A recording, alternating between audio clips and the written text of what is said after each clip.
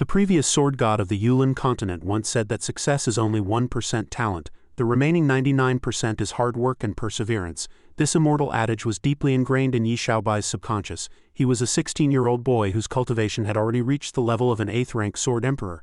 At this moment he was training with his master while reading a book. His master flawlessly parried every one of his sword strikes. Too slow. Focus your power on a single point. Haven't you eaten? His master was no ordinary man either, having already reached the cultivation of a 9th-rank sword saint. The moment his concentration wavered, his master brought his sword down without mercy, making it exceptionally difficult for him to block. Yi Xiaobai trembled all over as if his arms were bearing a 1,000-pound weight. His master spoke gently. I can overpower you with just one hand. It seems you haven't worked hard enough. Remember, talent is the most useless thing. To reach the highest realm you must work harder and be more persistent. A glimmer of light flashed in Yi Xiaobai's eyes. A formidable power instantly enveloped his entire body. He violently knocked his master's sword away and roared, "Master, watch this." His master smiled, nodding in satisfaction.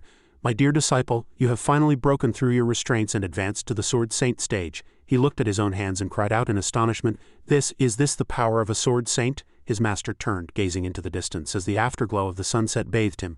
"To become a 9th-rank sword saint at the mere age of 16, you're only a little bit slower than I was in my day," he reminded and cautioned him. "But you must know the real difficulty is just beginning.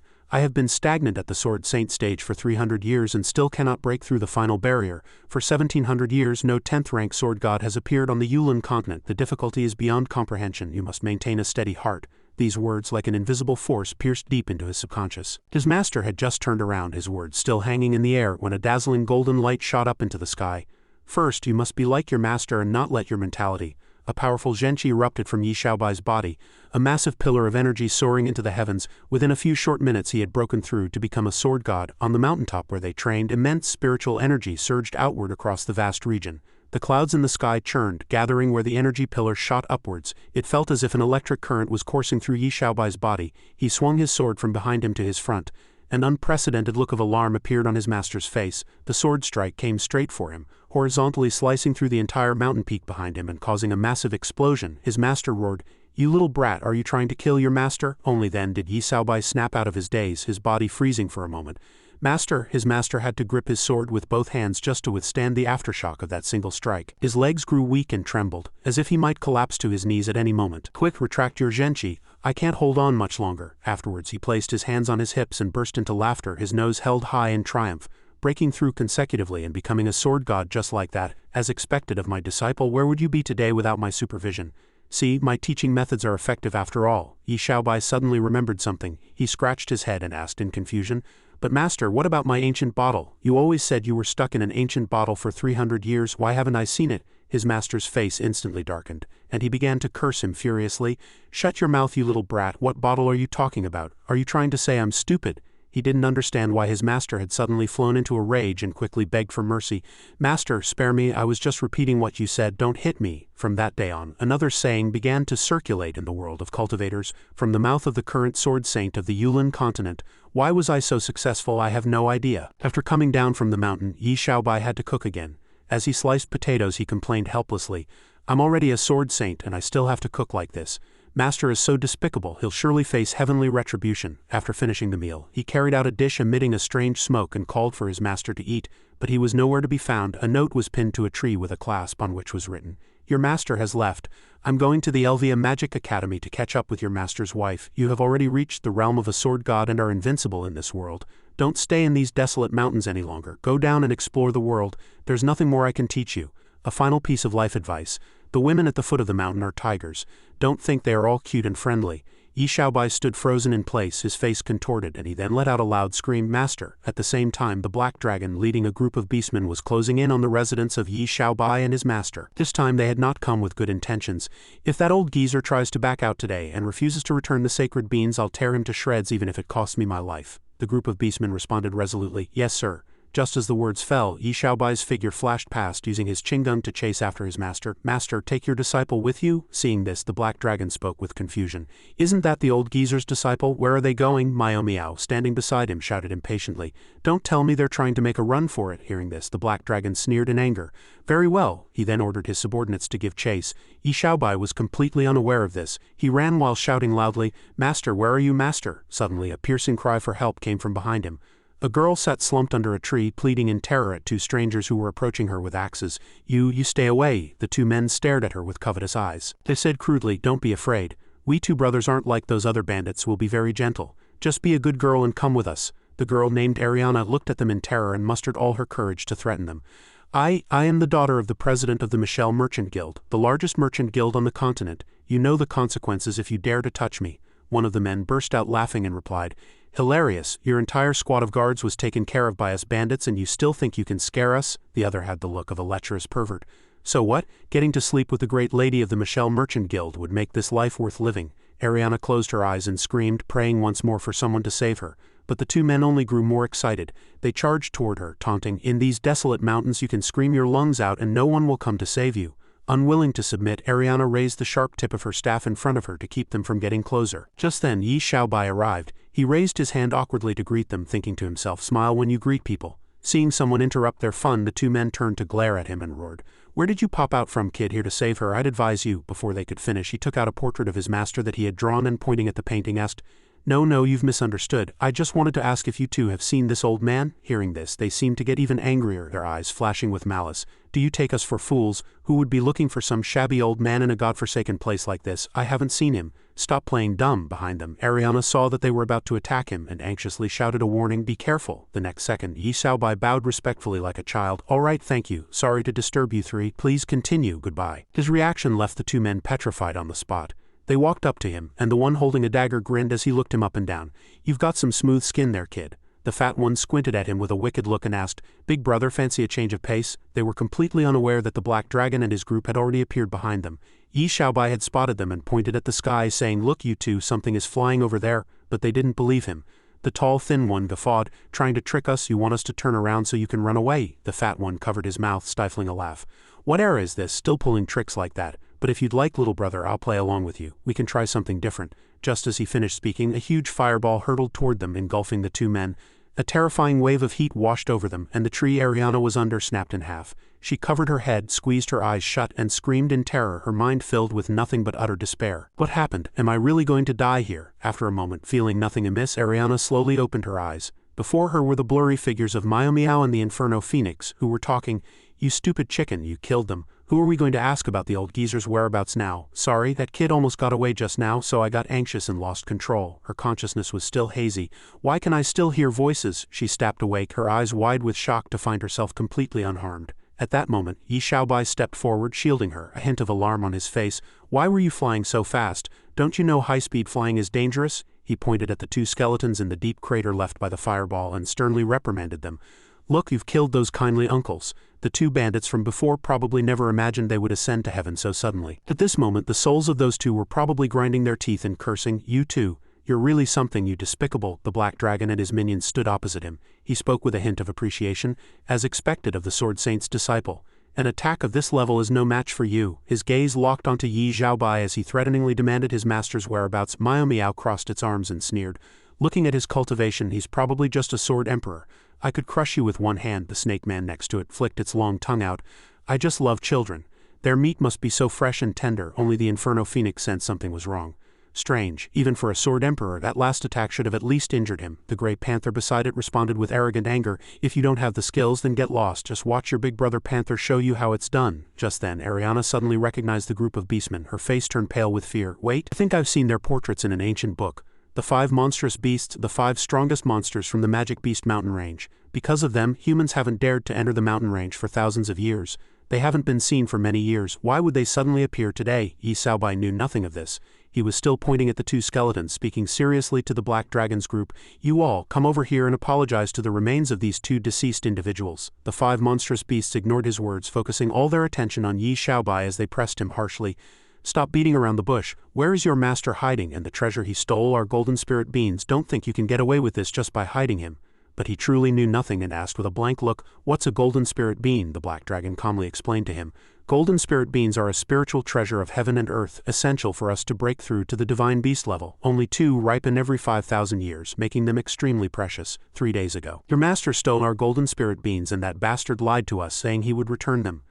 Meow lowered its head, getting close to his face. It brandished its claws and roared in fury. If you don't hand him over today, this old fox will show you a fate worse than death. It raised its large paw with sharp claws threateningly next to his face. With just a light squeeze, your head will be crushed to bits. So where is that old geezer? Tell me now. Before he could speak, Ariana rushed over and pushed him aside, forcing a smile.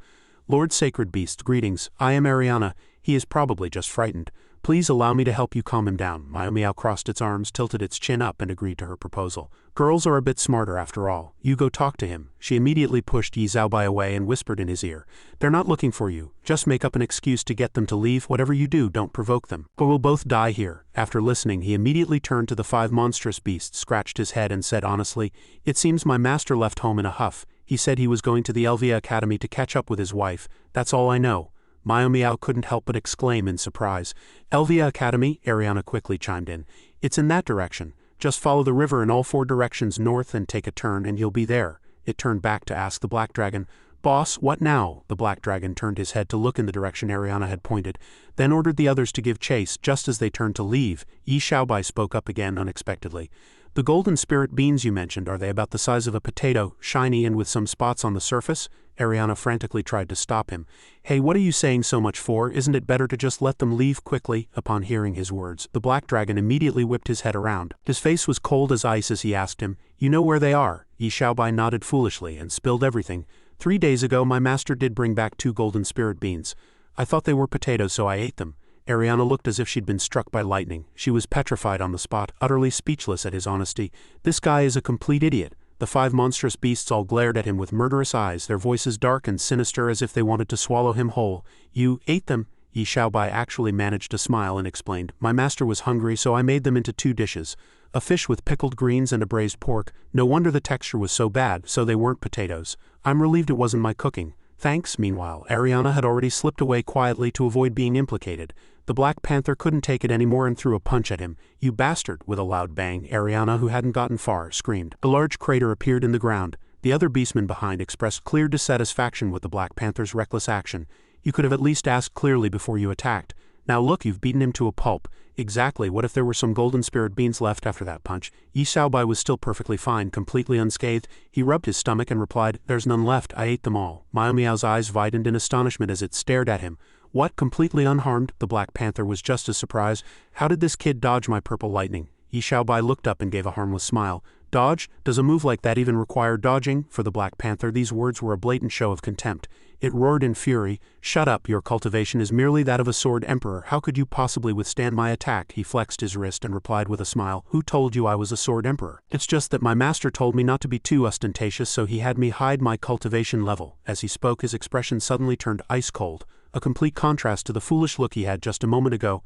"I am now a sword god." The Black Dragon and the others were stunned by this statement. A sword god? Then, as if they had just heard the funniest joke, they all burst out laughing. Ariana, hiding behind the tree from before, whispered to him, "You won't scare them like this. Just apologize and let them leave." But Yi Zhaobai paid her no mind. He crossed his arms, sighed, and muttered to himself, "Master was right after all. You can't solve problems with just your mouth. You still have to use your fists." Meow pointed at him, laughing as it said, "There hasn't been a sword god on the Yulan continent for thousands of years, and a wet behind-the-ears brat like you dares to call himself one. How many years have you been cultivating? Do you take us for fools?" But when it looked again, he was gone, leaving only Ariana hiding behind the tree. While they were distracted, Yi Zhaobai had already leapt into the sky, diving down like a bolt of lightning.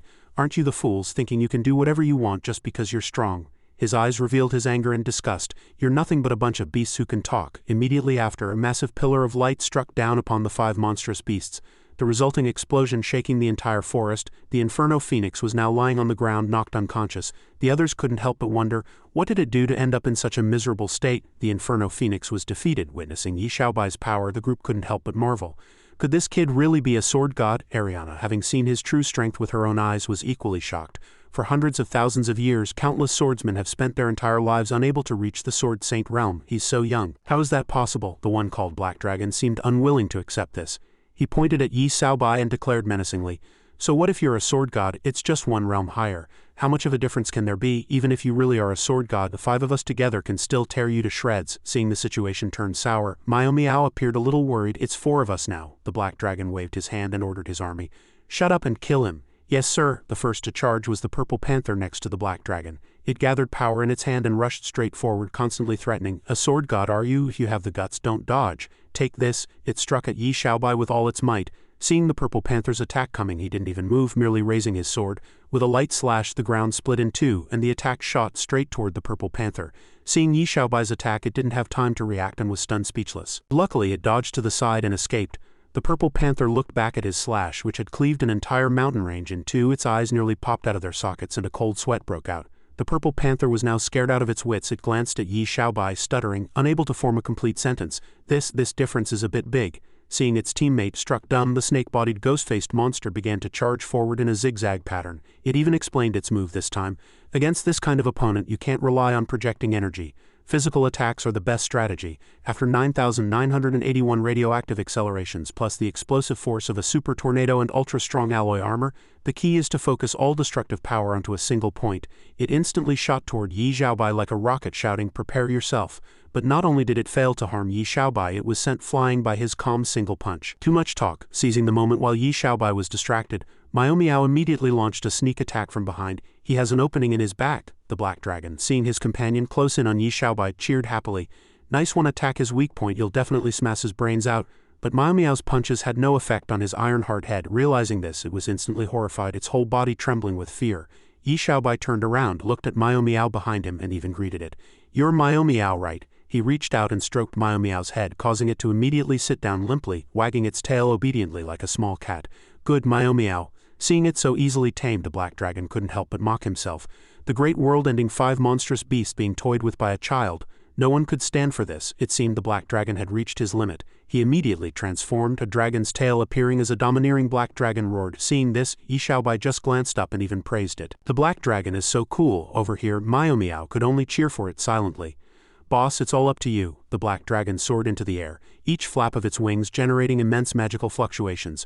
Hiding behind a tree, Ariana fearfully warned Yi Xiaobai, "The magical fluctuations are terrifying. Run, you'll definitely die otherwise." This stance, is the boss going to use that move? The black dragon was already gathering a ball of lightning in front of its mouth. Even at this point, Yi Xiaobai remained completely calm, watching the black dragon above and muttering to himself, as expected of the leader, to be able to command heavenly lightning. But holding that ball of electricity in your mouth, doesn't it feel tingly? The black dragon's ball seemed to have reached its peak, and it immediately fired the ball of lightning at Yi Xiaobai. As the ball was about to hit, Miao got scared and tried to run, but he grabbed its tail, preventing its escape. "Where do you think you're going? Help me." He swung his sword back, looked at the ball, and prepared to attack. Yi Xiaobai pointed his sword tip straight ahead and unleashed Heavenly Sword, second form. The powers of the black dragon and Yi Xiaobai clashed, but Yi Xiaobai's divine sword technique seemed to be slowly piercing through the black dragon's lightning magic. The force penetrated the black dragon's body. After being hit, a hole was pierced through the black dragon's abdomen, and it fell slowly. It was now unconscious, blood spewing from its mouth. Yi Xiaobai pointed his sword to the sky and declared, "I'll spare your life for now." After all, seeing the black dragon fall before him, he thought to himself, "Well, I did eat 2 of your beans." The purple panther went over to heal the black dragon. Now aware of Yi Xiaobai's strength, the black dragon begged him for mercy. This humble beast was blind and failed to recognize Mount Tai, offending Lord Sword God. "I hope that you, my lord, a gentleman, does not hold a grudge over a common person's offense. We were wrong. Please spare us, Lord Sword God." Yi Xiaobai leaned leisurely against Miao and reminded them, "Remember this, in the future, whether you're a human or a beast, you need to be more humble." Having been spared by him, the group of monsters immediately nodded in agreement. The black dragon even cupped his hands in thanks. Yes, your lesson is well received, my lord. We sincerely apologize to those 2 innocent victims who died tragically." Cuddling Miao's soft body, Yi Xiaobai made a demand to the group of monsters. "Now that things have come to this, you should show some sincerity, shouldn't you? A few empty words won't do." The black dragon seemed to understand. He pointed at Miao and immediately agreed, "Of course, we are willing to offer our our spirit cat. We'll give Miao to you as a gift." When he heard it agree to give him Miao, he was overjoyed. "Really, boss?" Yi Xiaobai then hugged its soft body and announced, "Good Miao, from now on you're my pet." Betrayed by the black dragon, Miao could only weep silently, not daring to resist. "I am the world-renowned netherworld white tiger, not some Miao." Suddenly, Miao heard a secret message. "Shut up and listen to me. We still have a way to kill this kid. We need you to endure this humiliation for now." It was a telepathic message. The black dragon was laying out a plan for it. "You lead it to the forbidden forest. Even if this kid's skills reach the heavens, he won't make it out of that forest alive. Then we can have our revenge." He was very confident in Miao this time. After hearing the plan, Miao's eyes lit up and it immediately accepted the mission. "It's all up to you, comrade netherworld white tiger." "Roger that." It lowered its body, wagged its tail, and let out a meow, seeming very eager. "Then let's go. Let's continue looking for master. You're a cat, not a dog, and not a cat either." At this point, Yi Xiaobai finally remembered Ariana behind him. He turned to look at her and asked curiously, "Right, what was your name again? Ariana, was it? Do you want to come with us?" Hearing him ask this, she flew into a rage and once again reminded him of her name. "I'm Ariane." Her attitude did a complete 180, suddenly becoming gentle and kind. "Since you invited me, I'll go with you." Yi Xiaobai completely ignored her and left with Mao. "Mao, are you hungry? I'll grill some fish for you." Ariane chased after them, annoyed that he still hadn't gotten her name right. "Wait for me, it's Ariane, I'd better catch up." Ariane, Black Dragon and his men watched Yi Xiaobai's retreating figure, plotting something. "Boss, can we really get our revenge on that kid in the Forbidden Land? He's a sword god after all. Don't worry. A sword god is nothing. What's waiting for him in the Forbidden Forest is our god, a ferocious beast." Night slowly fell and moonlight bathed the entire forest. As soon as they entered, Ariane and Mao trembled with fear, sticking close to Yi Xiaobai. Walking like this is so slow, the two of them began to shiver uncontrollably. The sounds here filled them with terror. "Hey, didn't you hear those horrible sounds? This place is filled with the wails of lost souls. Yeah, if we speak too loudly, we'll attract disaster." But Yi Xiaobai just calmly pointed upward and explained, "Are you crazy? What lost souls? It's just a bird." Ariane and Mao looked in the direction he was pointing. A green bird was perched on a branch. It was the source of the sound. Seeing the bird, Ariane couldn't help but marvel. "I never thought there'd be such a beautiful bird here. What species is it? I've never seen one before." But it suddenly turned its head to look at them, no longer the beautiful bird from a moment ago, but a face filled with terror, letting out a scream that seemed to come from hell itself. Seeing its true form, Ariane and Mao screamed in fright. Their cries immediately startled the flock of birds roosting in the trees, and they charged straight for the trio. Seeing the flock, Yi Xiaobai simply widened his eyes and praised, "What a bunch of cute little guys. How are they cute?" Ariane crouched down and grumbled, "I knew it. I should have listened to myself and taken the main road." Mama was just as scared, explaining itself while secretly complaining, "I was just trying to show you a shortcut. The beast god here is after those two. I hope I don't get dragged into this." Yi Xiaobai looked back at Ariane and asked curiously, "You don't like them?" She immediately scrambled over to him, pleading, "What's the point of talking about likes and dislikes now? We can't get out." He swiftly drew his sword and slashed at the flock. "Why didn't you say so earlier?" His strike lit up the area like a flame. "I don't like them either." The force of his attack stretched to the very edge of the forest, striking a distant mountain peak with undiminished power.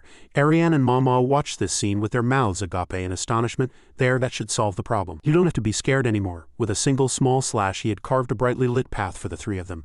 "Isn't it a little too bright?" Mao broke out in a cold sweat, thinking to itself, the Forbidden Forest, which has existed for tens of thousands of years, was just destroyed by a single swing of his sword. Yi Xiaobai raised his sword again to offer another swing, but Mao quickly waved its paws in refusal. "One more swing over here should do it." No need." Suddenly, a magical wind began to blow. He looked up at the sky, puzzled. The wind's picking up. A purple ball of energy, brimming with immense magical power, began to form high in the sky. Looking at the energy ball, Ariane had a bad feeling. It looks like something else unpleasant is coming beside her. However, Mao's eyes lit up with secret delight. It's here. The beast god has finally arrived." The beast god materialized, questioning Yi Xiaobai. "What little brat is this? How dare you damage the Forbidden Forest?" Seeing the beast god, he seemed intrigued. Meanwhile, Ariane was in awe at seeing it in person. Was this the legendary ancient beast god that resides in the Forbidden Forest, a place even the Beast King wouldn't dare to set foot in? And we just foolishly wandered right in. Great, I can watch the show from a safe distance. The beast god furiously brandished its greatsword and demanded, "Who dares disturb this king's cultivation?" Its blade slashed straight down at the two standing figures. The beast god's massive blade slammed down, shaking the entire area. An explosion erupted where it struck and Mao was sent flying. But as the beast god looked down at where Yi Xiaobai was, a question formed in its mind. A powerful force had blocked its descending blade. With just a small sword, he had parried the beast god's enormous weapon. He even taunted it. "You're pretty big but not very strong. Did you skip dinner?" Mao, though blown far away, was still cheering for the beast god. "Lord Beast God, you can do it." At that moment, the beast god was enraged that its attack had been blocked. Bastard! It immediately swung its blade, unleashing several slashes at Yi Xiaobai. But its attacks couldn't even touch him. He just stood there casually, starting a countdown. "I'll give you 10 seconds to use your full strength. 10, 9, 8, 7, 6, 5. But before he even finished the countdown, he grew impatient and swung his sword. "Enough! This is a waste of time. You're not strong at all." He pointed his sword at the beast god. "Die!" The force of his attack shot straight towards the beast god, making it turn pale with fright. The attack pierced through its body, utterly annihilating it. Standing outside the forest, Black Dragon and his men began to doubt their plan. "Boss, was it really a good idea to have the White Tiger lead him into the Forbidden Land?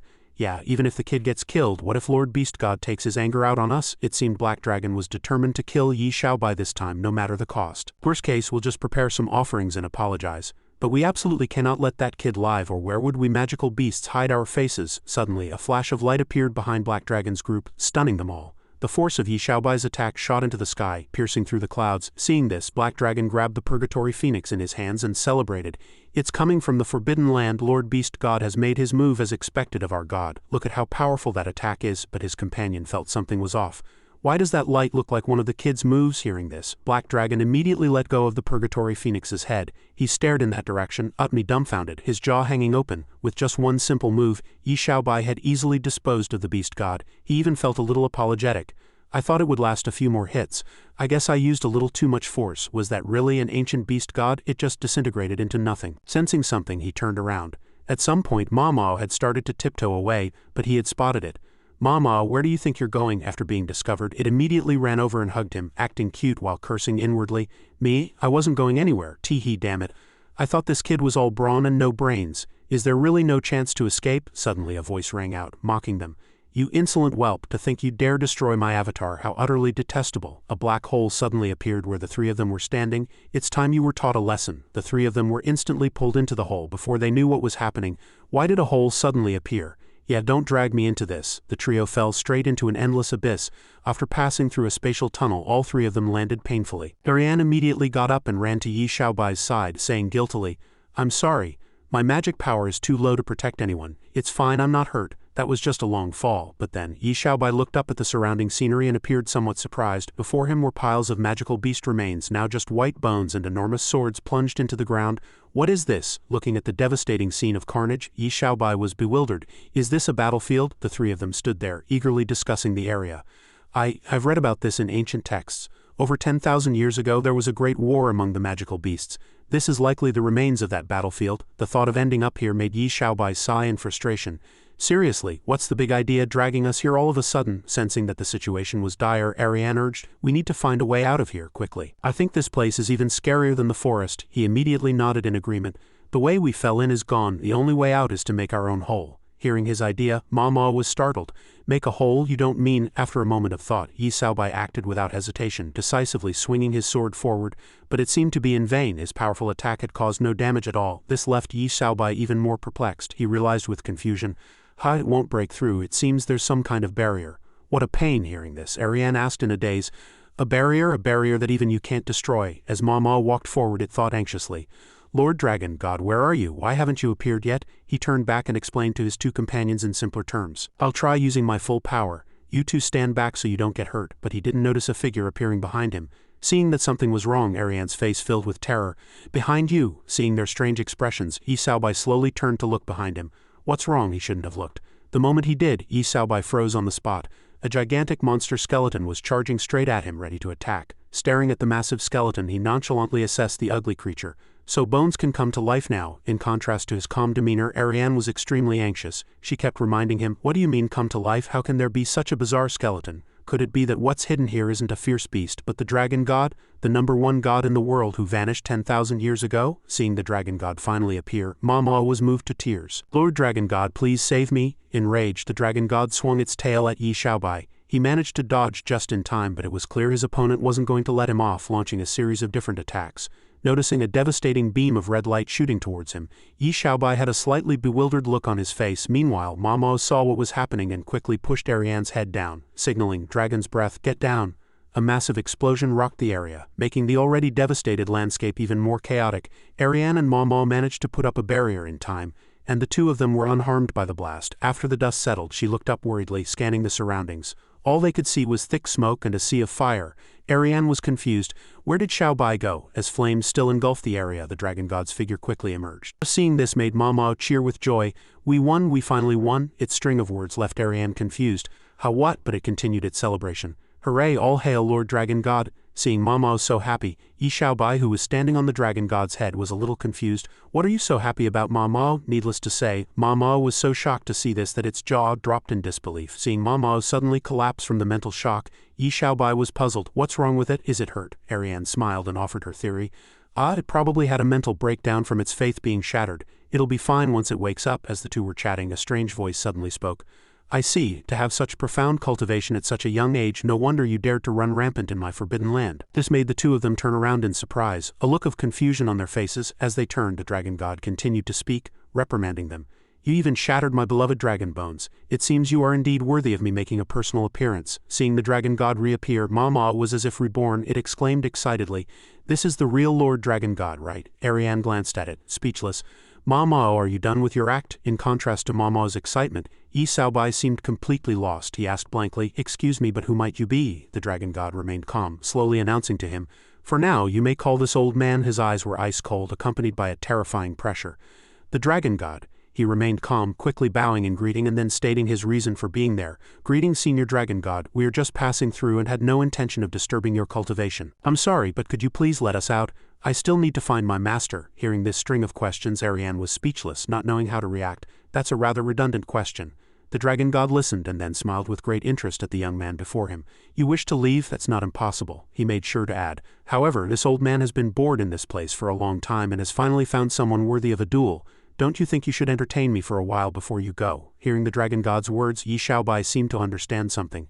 "Huh, so you're saying you can't get out either, and you're just lonely from waiting for so long?" The moment he finished speaking, the place fell into a dead silence. No one said a word. Sensing the awkward atmosphere, the dragon god quickly summoned a sword and announced, "Since you use a sword, this old man shall also use a sword to test you. This blade is named Qinggong. With this treasured sword I can defeat you with a single hand." This statement left Ariana baffled.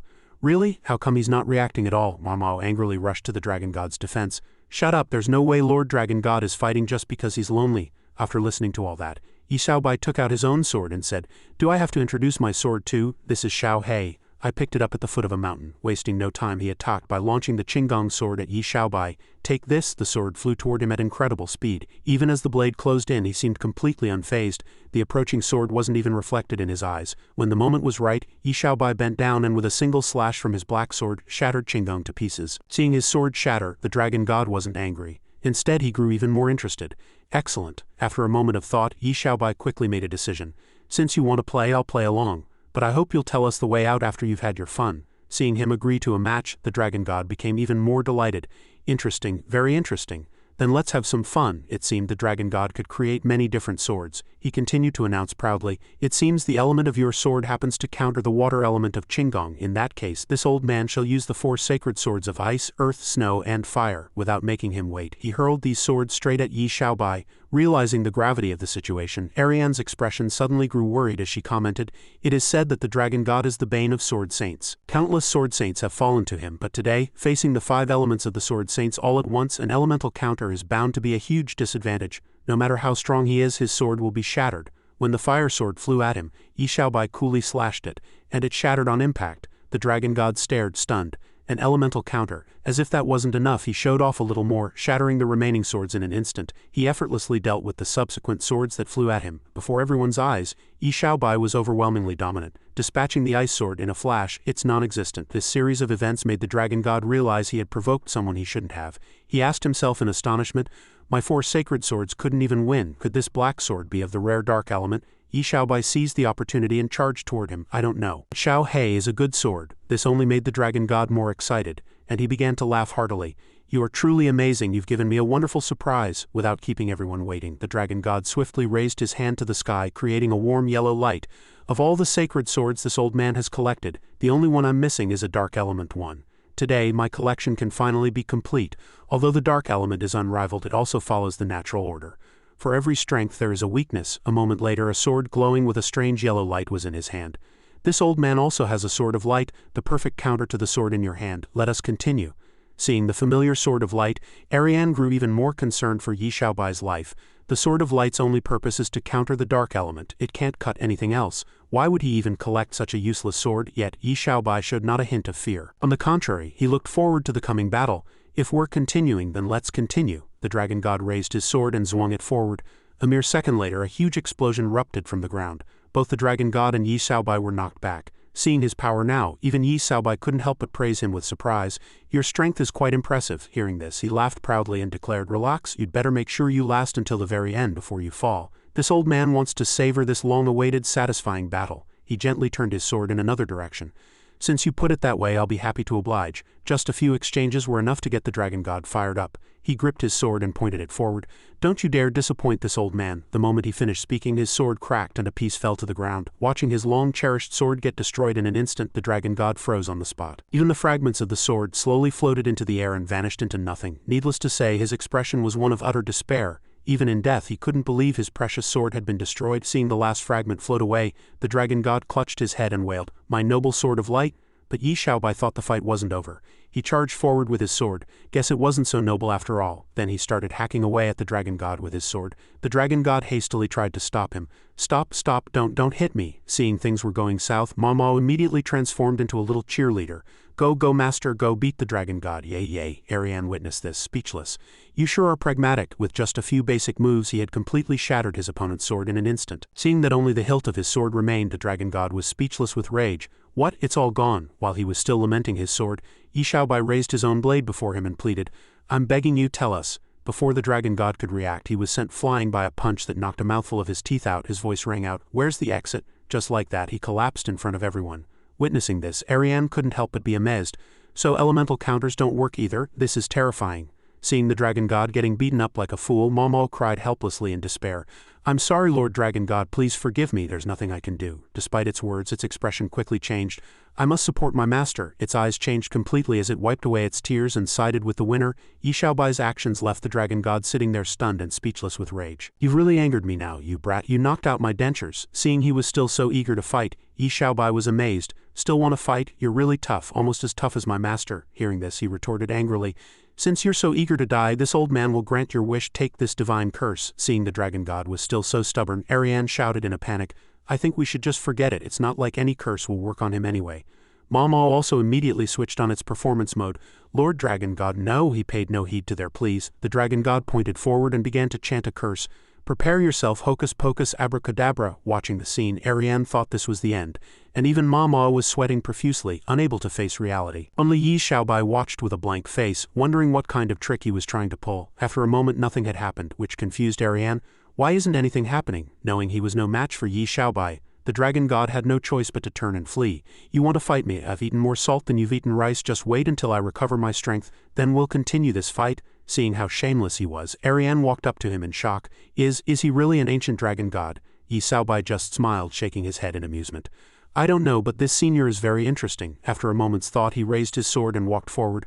I'll try breaking this barrier again. Suddenly, a cheerful voice called out, Master, I found the exit. This made Yi Xiaobai freeze in disbelief. You found the exit. Ariana also slowly turned her head. Manhwa was wagging its tail happily, pointing to a sign and reporting, Look, it's an exit. The sign clearly says exit. Looking at the crooked handwriting, Yi Xiaobai was surprised. Weren't these words just written? Ariana nodded and added, The ink isn't even dry yet. After pushing aside a large skeleton, he was surprised to see a dark hole in front of them. Well, there really is a hole. It looks pretty shallow, but let's go check it out. Hearing this, she grew worried. Aren't you afraid it's a trap? Yi Xiaobai couldn't care less. In front of everyone, he jumped straight into the large hole. What's there to be afraid of? Seeing him jump, Ariana and Manhwa immediately followed. That's so you. Just as the three of them left, the dragon god smugly emerged holding an inkstone, taunting them. Brat, today you'll learn. In the face of wisdom, a brute is utterly useless. There was a chilling tone to his voice. Waiting for you below is the very sealing power that has trapped me here for 10,000 years. When the three of them arrived in an extremely cold space, Yi Xiaobai was a little surprised. They quickly discovered a magic circle drawn on the ground. This must be the core of the barrier here, right? After examining the magic circle closely, Miao seemed to recognize something. I know this kind of formation. We just need to channel our inner energy to activate its core. Yi Xiaobai pointed to himself and suggested, Then let me do it. But Miao waved its hand at the two of them with full confidence. Don't worry. I, Miao, am one of the 5 great sacred beasts. Just watch me work my magic. With that, it quickly placed its hand on the formation in front of it, thinking, I just need to channel a little bit of inner energy. Sensing something was wrong, a look of terror gradually spread across Miao's face. Wait, what is this powerful suction? Just like that, its life force was being gradually drained, causing it to scream wildly in despair. Seeing Miao in danger, Yi Xiaobai immediately ran forward. Miao, Elena also noticed something was wrong and quickly warned. The formation is absorbing its inner energy. If it doesn't break free soon, it'll be drained dry and die. And so he kept pulling at Miao, who shrieked in terror. It's gonna break, it's about to break off. Seeing that pulling was useless, Yi Xiaobai gripped his sword ready to act. I'll smash this pillar to save you. Elena rushed over and tried to stop him. No, if you destroy the formation, there's no telling what terrible things might happen, and we might never be able to get out. She looked at the stone pillar covered in runes, her voice filled with worry. "No, if you destroy the formation, there's no telling what terrible things might happen, and besides we might never be able to get out. To save it, the best way is to continue activating the formation's core. But all its inner energy has been drained, and it only made the pillar light up a tiny bit." After hearing this, Yi Xiaobai seemed to understand everything. No wonder even the dragon god was trapped here. There was simply no one in the world who could provide enough inner energy to activate this core. He asked calmly, "So all we have to do is use inner energy to make this whole thing light up, right?" Seeing him state it so casually, she was bewildered. "Simple?" Yi Xiaobai quickly walked up behind Miao Miao and instructed, "Miao Miao, I'm going to give you a push from behind." It was confused. A push, feeling a force surge through its body, it immediately screamed in terror. At the same time, the stone steel began to slowly change. Seeing this, Elena immediately became excited and cheered them on. "Look, it's working, it's happening so fast," Yi Xiaobai immediately added, cheering Miao Miao on. "Take as much as you need, you can have it all of it." With the efforts of the three, the magic formation was gradually being unlocked. "Hang in there, keep it up." After just a moment, the formation finally emitted a strange light. A yellow glow enveloped the area, making the three of them ecstatic. "The core is lit, we did it." Noticing Miao Miao still standing there in a daze, Yi Xiaobai walked over worriedly and asked, "Miao Miao, are you okay?" It was trembling pitifully but forced itself to answer, Master, I'm fine." A massive beam of light appeared before the dragon god. Perhaps he himself had never expected this. Recalling the long years he had been trapped here, he was so moved that tears streamed down his face. 10,000 years, am I finally getting out? At the location of the formation, a white-haired old man appeared via a projection. He laughed loudly. "Old dragon, you've finally cultivated enough power to activate the formation I prepared for you. Have you been in this ancient battlefield for 30,000 years or 50,000? But the time was just right to wear down that violent temper of yours. Don't go causing another tragedy of mass extinction for humanity." Xiaobai exclaimed in surprise. "Is this a message left by the creator of this formation?" Elena added. "It must be the senior who trapped the dragon god here. I wonder who this legendary figure is to be able to imprison the dragon god," the old man on the screen continued. "Anyway, all you have to do now is shout the activation phrase for the formation, and you'll be able to return to the surface. The password is," he pointed to the sky. "Duel, carry me." The three of them were speechless. "Is this guy asking for a beating?" Xiaobai felt helpless. It seemed this was the only way out. Though reluctant, he had no other choice. Suddenly, someone shouted from behind them. "Wait!" The dragon god appeared, stammering an explanation. "Young friends, don't be afraid. I didn't come here to fight. I just wanted to ask if you could take me up with you. If you're willing to help, I will reward you handsomely." After hearing this, the three of them exchanged a glance, and finally, Xiaobai smiled amicably. "A handsome reward? There's no need for that. My master used to say that adversaries can become friends. We can be considered friends now. If you're willing, you can of course come with us. Really, however, to test your sincerity, you'll need to show a small token of it." The dragon god was so moved he was speechless. "Young man, you are truly kind-hearted. Just tell me what you need me to do. I would go through fire and water for you." He laughed heartily and replied, "No need to go through fire and water. You just have to shout a few words." Elena and Miao Miao held up a sign with 6 characters written on it. "Duel, carry me." The dragon god was shocked. "Oh my god," Yi Xiaobai ignored his face, which was as black as the bottom of a pot, and said cheerfully, "It's simple, right? Just say it and you'll see the light of day again." However, the old man roared, "Shut up, what do you know?" Xiaobai said forcefully. "So you're not even willing to do something this small?" He pointed a spear at the other's face. "In that case, we won't insist. You can just stay here then. And don't complain to me about it anymore." At that, the other party relented. Sorry, I was rude for a moment." Recalling his ordeal, he began to sob. This person named Will was an incredibly powerful human, the god of alchemy. Back then, the two of us fought a great battle on this apocalyptic battlefield for 9 days and 9 nights. In the end, I was defeated and sealed here by him. This person named Will was an incredibly powerful human, the god of alchemy. Back then, the two of us fought a great battle on this apocalyptic battlefield for 9 days and 9 nights, and in the end, I was defeated and sealed here by him. Tears streamed down his face. "The loneliness, desolation, and solitude I have endured all these years are beyond your imagination," he began to wail. Xiaobai immediately went forward to comfort him. "You've suffered, but you have to be brave. Just shout that phrase and it will all be over." Elena and Miao Miao muttered to each other on the side. "There must be a demon living inside him," Miao Miao agreed. "That's right," the dragon god thought to himself as he cried, "it's right. It will all be over. Will. His heart ached with pain. The handsome, dashing, invincible, and unrivaled dragon god of the past is already dead. Now I just want to leave this godforsaken place. I want to soar freely in the sky, leap through the currents of water.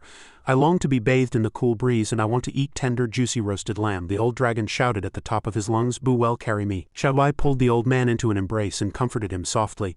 "Go on and cry. You'll feel much better if you let it all out." The pillar flashed with dazzling lightning, and everyone shouted happily, "It's activating." He grabbed the old man's hand and yelled, Let's go, the other party thought joyfully. I can smell it, that's the smell of freedom. After everyone had passed through, the gate closed gently, leaving only a rippling circle of water. They arrived in a vibrant, lush forest. The dragon god let out a sigh of relief. We're finally out. Xiaobai carried the white tiger and Elena on his shoulders and complained, it was just a teleportation circle and they passed out. They're so weak, the old man thanked him happily. Young man, I will never forget this great kindness. Please accept this gift as a token of my gratitude. The dragon god took out a sparkling magenta bracelet and said, this is a spatial storage ring I found on the ancient battlefield, it's for you. He took the bracelet and said, a spatial storage ring, I probably don't have a use for it but thank you anyway. Xiaobai turned and walked away waving his hand. Goodbye old sir. The old man watched his retreating back, a sense of anticipation in his heart. A genius of the sword at such a young age, the future of the world may very well revolve around him. How exciting. On the way Elena woke up and asked, what happened to me? You fainted in the teleportation circle. Want an apple? She asked. Where's the dragon god? Xiaobai replied. He stayed on the mountain. Said he needed some time to adapt. Suddenly Elena sensed something.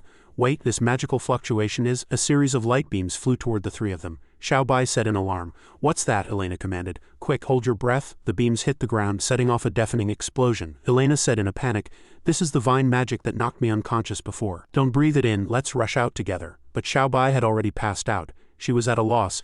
He's the sword god, how could he be knocked out by such a childish magic trick? She thought anxiously. This is bad. They're here and there are quite a few of them. My chances of escaping with these two are slim. Thinking this, Elena lay down on the ground and feigned sleep. Might as well pretend to be asleep for now, they probably won't act immediately. The three of them lay quietly on the ground as several figures gradually surrounded them. They began to speak. Finally found them. That's the woman the client wanted. Why is there a tiger and this kid in black too? A vicious-looking bandit said. Probably her attendants who escaped. Ignore them, just take the woman. No, take them all. We can't have them making excuses not to pay. The tiger can be slaughtered for meat and I'm sure someone will take a liking to the boy. Good point. While pretending to be unconscious, Elena secretly wondered, the client who paid, aren't they bandits? Why does it sound like someone hired them? At the bandits' hideout night had fallen and the atmosphere was strangely eerie. One bandit suggested, come on, let's go eat. Another hesitated. Didn't the boss tell us to keep a close watch on them? He waved his hand. Then you stay and watch. I'm going to get some meat. Hearing that, the man also ran off. Why should I stay? I want some meat too. In the cell, Elena said. Xiaobai, wake up. He seemed to be dreaming, muttering nonsense in his sleep. She whispered in his ear. We found your master. Xiaobai jolted awake. He asked eagerly, where's master? She immediately signaled for him to be quiet. After hearing the explanation, Xiaobai asked in alarm, we've been captured by bandits. Where's my black sword? And Miao is gone too, she explained. They took your black sword. The white tiger isn't locked up with us. Hearing this, he cursed in anger. How dare they? Elena immediately stopped him. Wait, don't rush out. Holding his hand, she explained. I overheard the bandits say that what happened to our caravan was likely orchestrated by someone. That person will show up soon. Let's not alert the enemy yet. Xiaobai asked, puzzled. Caravan, isn't it just you? She sighed. You finally asked about my origins. We were a caravan from the Mitchell Merchant Guild, one of the top guilds on the continent. We were attacked by bandits while transporting goods through the Demon Beast mountain range. They used a knockout smoke to disable the guards, and I was the only one lucky enough to escape. The fate of my uncle, Briller, and dozens of guards is unknown. Elena trembled all over as she said resentfully, our caravan's route was confidential. There's no way the bandits could have known. Someone must have leaked the information. I have to catch them and avenge my uncle and the guards, she pleaded earnestly. So can you help me? Xiaobai suddenly covered her mouth and said warily. Someone's coming. A soldier leading a sub-chief reported smugly. Sub-chief, see, we caught the right one this time, didn't we? The masked man, addressed as the chief, said with certainty. That's right, it's her, he ordered. Bring her out and take her to that lord. The soldier responded loudly, yes sir, and opened the cell door. After Elena was dragged away, a subordinate asked, what should we do with this kid? The sub-chief said without turning his head. He's a reward for that guy. He danced with joy. Thank you, sub-chief, he asked another subordinate. How much longer until she wakes up? The man replied. About the time it takes for an incense stick to burn. Elena thought anxiously, damn it, I'm all alone now. Xiaobai will be able to catch up, I have to hold on. Don't you dare, the subordinate guarding Xiaobai was overjoyed, planning to do something improper. Asleep again? Such a delicate, fair-skinned little boy, how adorable. He took off his clothes, looking overjoyed. My lucky day. He was completely unaware that Yi Xiaobai was already standing behind him, radiating killing intent. After finishing off the bandit, he put on the mask to disguise himself, muttering, this mask is so ugly. I can barely see anything with it on. Suddenly, a soldier walked over and asked, Old one, what are you loitering around here for? Xiaobai guiltily made an excuse. And nothing, just letting one rip. With that, he quickly slipped away, leaving the guard looking bewildered. A sudden realization hit him. Wait, he drooled perversely. His ass looked pretty nice tonight too, didn't it? The sub-chief brought Elena to the front of a room. He knocked on the door. I've brought the person. Come out and take a look. Who could it be? She wondered. An old man with a scar near his eye appeared, he praised. Very good, you've finally caught her. I'll have someone send the payment over tomorrow. Excellent. Lord Briller is indeed a man of his word. Elena was shocked. Uncle Briller? He revealed a sinister smile. Oh, Elena, if I had let you get away, my plan would have been ruined. Luckily, Lady Luck is still on my side. Your uncle will send you down to join them. Suddenly, she leapt up and launched an attack at him. Seeing this, he burst out laughing. As expected of the young mistress of the Mitchell Merchant Guild, feigning unconsciousness to uncover the truth, his subordinates panicked. What? She's awake? Flames ignited in Elena's hands as she furiously demanded. I never thought the one colluding with the bandits would be you, Uncle. Why? Why would you do this? Why? It's all because of that senile grandfather of yours, that old coot who refuses to die. I've dedicated most of my life to the guild, but he only remembers my older brother who died for it, and wrote a will making you a mere girl, the heir. His tone was contemptuous. What makes a wet behind-the-ears little girl like you qualified to compete with me? She was stunned, only able to utter, What? Briller laughed wildly in triumph. So since he has no respect for his elders, don't blame me for being ungrateful. I'll deal with you first and go back and take care of him slowly. Hearing this, she was so heartbroken that she burst into tears. No, this can't be real. You're my uncle. You took me fishing, taught me to ride, showed me the world, and you even saved my life without a second thought. He revealed the truth with a cold expression. You fool. That was all an act. She was too shocked to speak. Briller grew impatient. All right, enough nonsense. I still have to report back to that old geezer. Just disappear quietly. Elena screamed loudly in defiance. No, meanwhile, Xiaobai was frantically searching for her. Damn it, where did they take Elena? This place is huge. Seeing a fire light up in the distance, he said happily. Found it. This place is a real maze. With that, he unleashed a flame and set fire to the building in front of him. Forget it, I'll just go in a straight line. At the same time, Elena took a hit to her shoulder and looked to be in great pain. Briller, holding a longsword, looked down at her mockingly as she fell to the ground. How pathetic. The Mitchell Merchant Guild falling into the hands of a good-for-nothing like you is an intolerable mistake, he sneered. So I'll be the one to correct this mistake. Elena refused to give in and immediately cast a fireball spell. He said contemptuously, You're at death's door. Anything you do is futile. With a swing of his blade, Briller said smugly. Goodbye, however. The blade hit the ground and its tip shattered into several pieces. They panicked. Elena was gone. Where did she go? Suddenly, on the roof, a figure stood before the bright moon, quietly looking down at them. They shouted, Up there, who's that guy? It was Xiaobai, holding Elena. He spoke coolly, Elena, I'm here. The sub-chief pointed angrily at the sky, and the two masked men followed his finger with their gaze.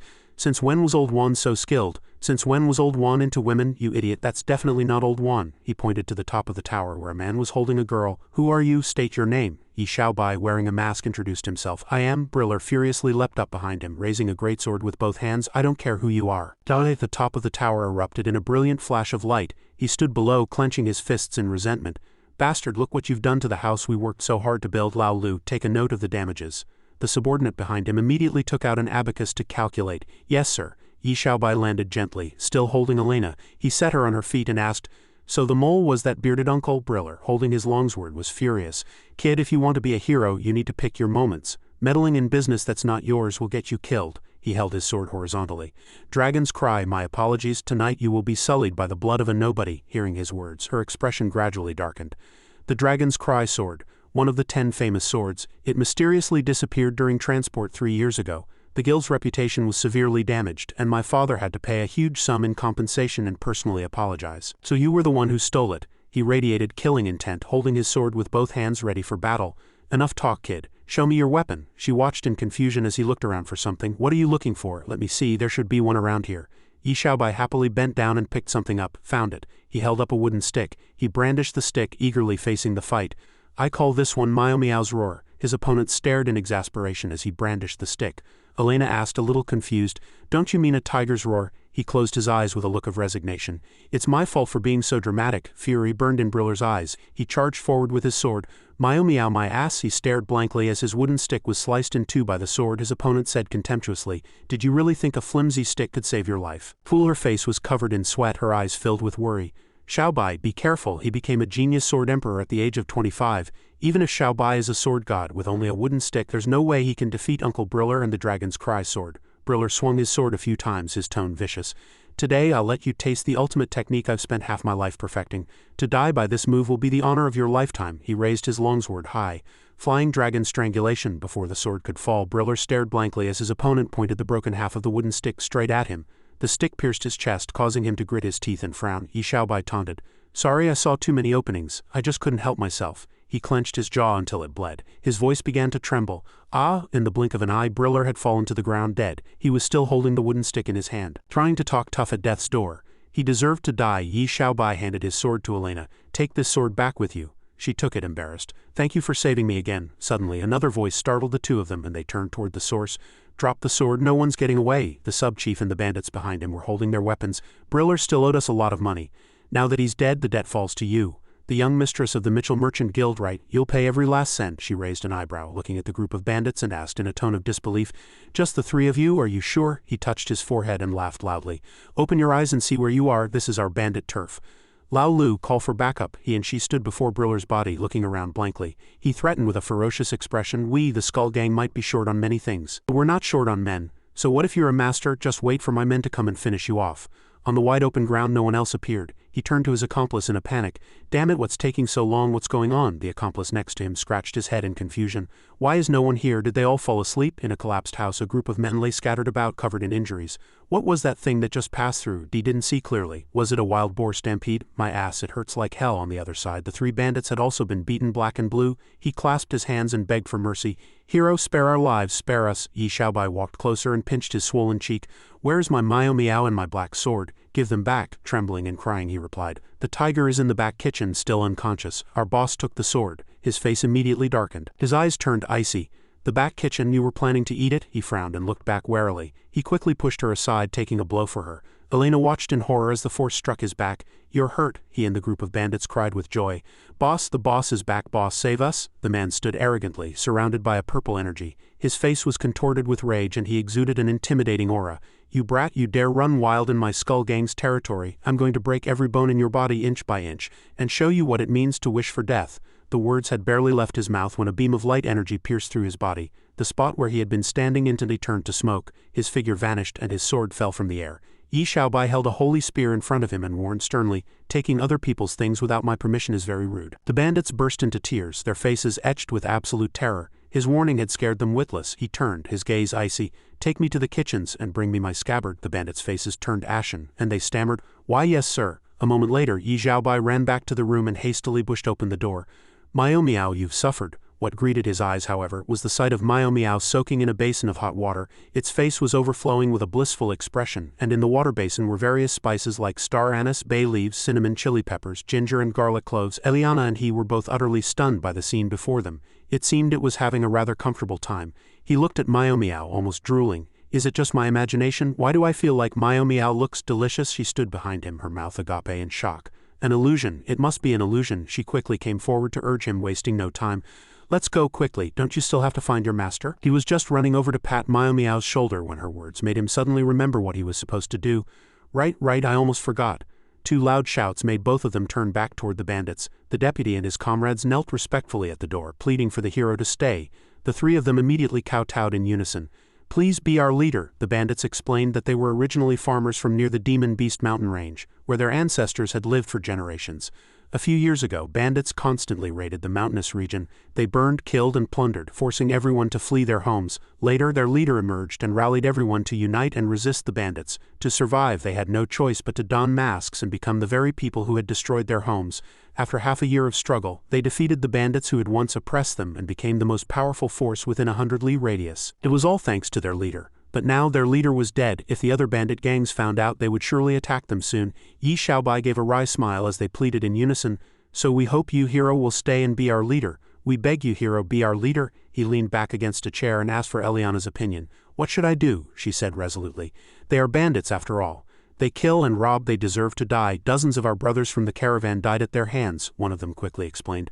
"No, that's not true. None of us dared to kill anyone except for the leader. Your men are all locked up in the cells out back." Eliana was overjoyed. "They're still alive," the deputy leader confirmed. "Yes, Bryle demanded they all be silenced, but our leader didn't kill anyone. He just locked them up." Sure enough, everyone had just been stripped of their belongings, but their bodies were unharmed. Seeing her, everyone cried out in joy. "Miss, it's Miss Eliana. Thank goodness, miss. You're safe. She's come to save us." In this moving reunion, Eliana was moved to tears. Yi Xiaobai was only concerned about one thing. "Why aren't they wearing any clothes?" She couldn't help but sob. "Everyone's safe, I'm so glad." The two groups rushed toward each other, pouring out their endless worries, though an iron gate still separated them. Unexpectedly, he also shed tears. "Is this the legendary undying true love?" Miao Miao looked on with disdain. "Does it have to be this dramatic?" Yi Xiaobai tilted his head back, holding back tears. "Deputy leader," he called out. The deputy leader jumped. "Sir," he announced, "if you haven't killed anyone, then I believe you are good-hearted bandits." Full of righteous spirit, Yi Xiaobai agreed to stay, hoping they could build an organization filled with the same sincere bonds as before. They were ecstatic. "Hooray, we have a leader again!" Cries of "Long live Chief Xiaobai" echoed throughout the cellar. Eliana asked in surprise about his plans to find his master. Yi Xiaobai had already decided he would deal with that after ensuring their safety. "Be careful on the road, don't get robbed by bandits again." She gave him a meaningful smile. Eliana promised she would come back for him after arranging matters at home. Alternatively, Yi Xiaobai could go find her at the Mitchell Merchant Guild headquarters. "Eliana's grandfather would surely love to meet you," he, oblivious and naive, replied. "He's your grandfather, not mine. Why should I meet him?" His innocence was truly driving her mad. Yi Xiaobai beamed and bid her farewell. "Goodbye, have a safe trip." Eliana spurred her horse into a gallop and rode away without looking back. She even wished him a lifetime of being a bandit here. The guards were also startled and quickly followed. Yi Xiaobai asked in confusion, "Why didn't she say goodbye to me?" Miao Miao, having long foreseen a dark future, said, "Master, you're destined to die without descendants." Suddenly, someone reported, "Enemies are attacking." A man on the watchtower yelled, "Northwest, 3 kilometers away." No sooner had he spoken than an arrow pierced the lookout's heart with terrifying accuracy. His body stiffened. "Damn it, it's the Skyfire stronghold. Everyone, prepare for battle." Yi Xiaobai wondered in amazement. From 3 kilometers away, what could have possibly hit him? The deputy leader reported that it was a fire bullet, the latest creation of alchemists, with a very long range. He guessed that although Skyfire stronghold wasn't very strong, they had a lot of these fire bullets. The former leader had only been able to fight them thanks to his heavy armor. They must have heard the news and come for revenge. The lookout had already been carried down, and the men quickly tried to stop his bleeding. 3 kilometers away, a group of people lay in ambush with guns. The leader of Skyfire's stronghold was annoyed that the wind had altered the bullet's trajectory, preventing a fatal shot. He feigned sympathy for his victim.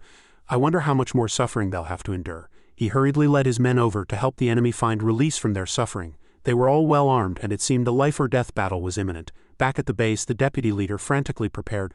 "Quick, to the gate to meet them. Bring more rocks. Block the main gate. We can't let them break through," a man shouted. "Deputy leader, we can't block the gate." His eyes widened. "Why not?" the man said in a panic. "The chief is outside and refuses to come in." The deputy leader was also shocked. "What?" Yi Xiaobai stood proudly in the middle of the road, looking completely defenseless. None of them could understand why he was standing there so brazenly. "Isn't he afraid of being turned into a sieve? He must be crazy." Others thought that Yi Xiaobai just didn't know how powerful the fire bullets were. Suddenly, laughter came from nearby. The leader swaggered over, putting away his gun. "Why aren't you hiding inside the walls? Are you too scared to move?" he taunted. "Don't all members of the Skull Gang wear masks? Are you new?" He admitted that he was the new leader. The opposing leader burst out laughing. He'd heard that Iron Ghost died last night, but he hadn't expected them to pick a new boss so quickly.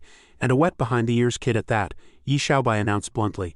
"I was waiting here to tell you. Stop causing trouble for my people or I'll slaughter every last one of you." The leader was stunned for a moment, then scoffed and laughed. "Slaughter us? You've got to be kidding me." The leader snapped his fingers and dozens of guns immediately appeared. The people inside the walls were instantly aghast. "Damn it, their firepower is even stronger than we thought. So many guns, the chief is a dead man." He aimed the gun at the point between Yi Xiaobai's eyebrows and commanded arrogantly. He only wanted to wipe out these animals from the Skull Gang.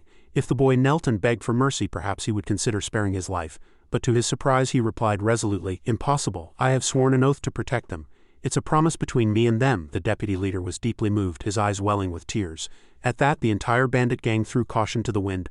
"Brothers, we can't let our chief down. Charge, let's fight them to the death. Charge." The Skyfire stronghold leader was enraged. He pulled the trigger. "Then I'll grant you your wish." Despite the close range, Yi Xiaobai dodged with ease. Both friend and foe were dumbfounded by his incredible evasion. The Skyfire leader's face turned ashen. Who in the world are you?" He smiled confidently and repeated, "I told you, I'm the leader of the Skull Gang." The gunman was drenched in a cold sweat. He'd shot at this so-called leader. What the hell kind of leader is he? He was still unharmed, a wisp of smoke rising from his shoulder. "Preying on the weak, killing the innocent. An apology won't be enough to atone for your sins." Faced with Xiaobai's powerful words, the gunman was terrified. "My barrel is specially tempered. Is your head made of iron?" Unable to beat his opponent, he turned and fled. You just wait." Of course, he wasn't going to let him get away. Xiaobai gave the order and it appeared instantly.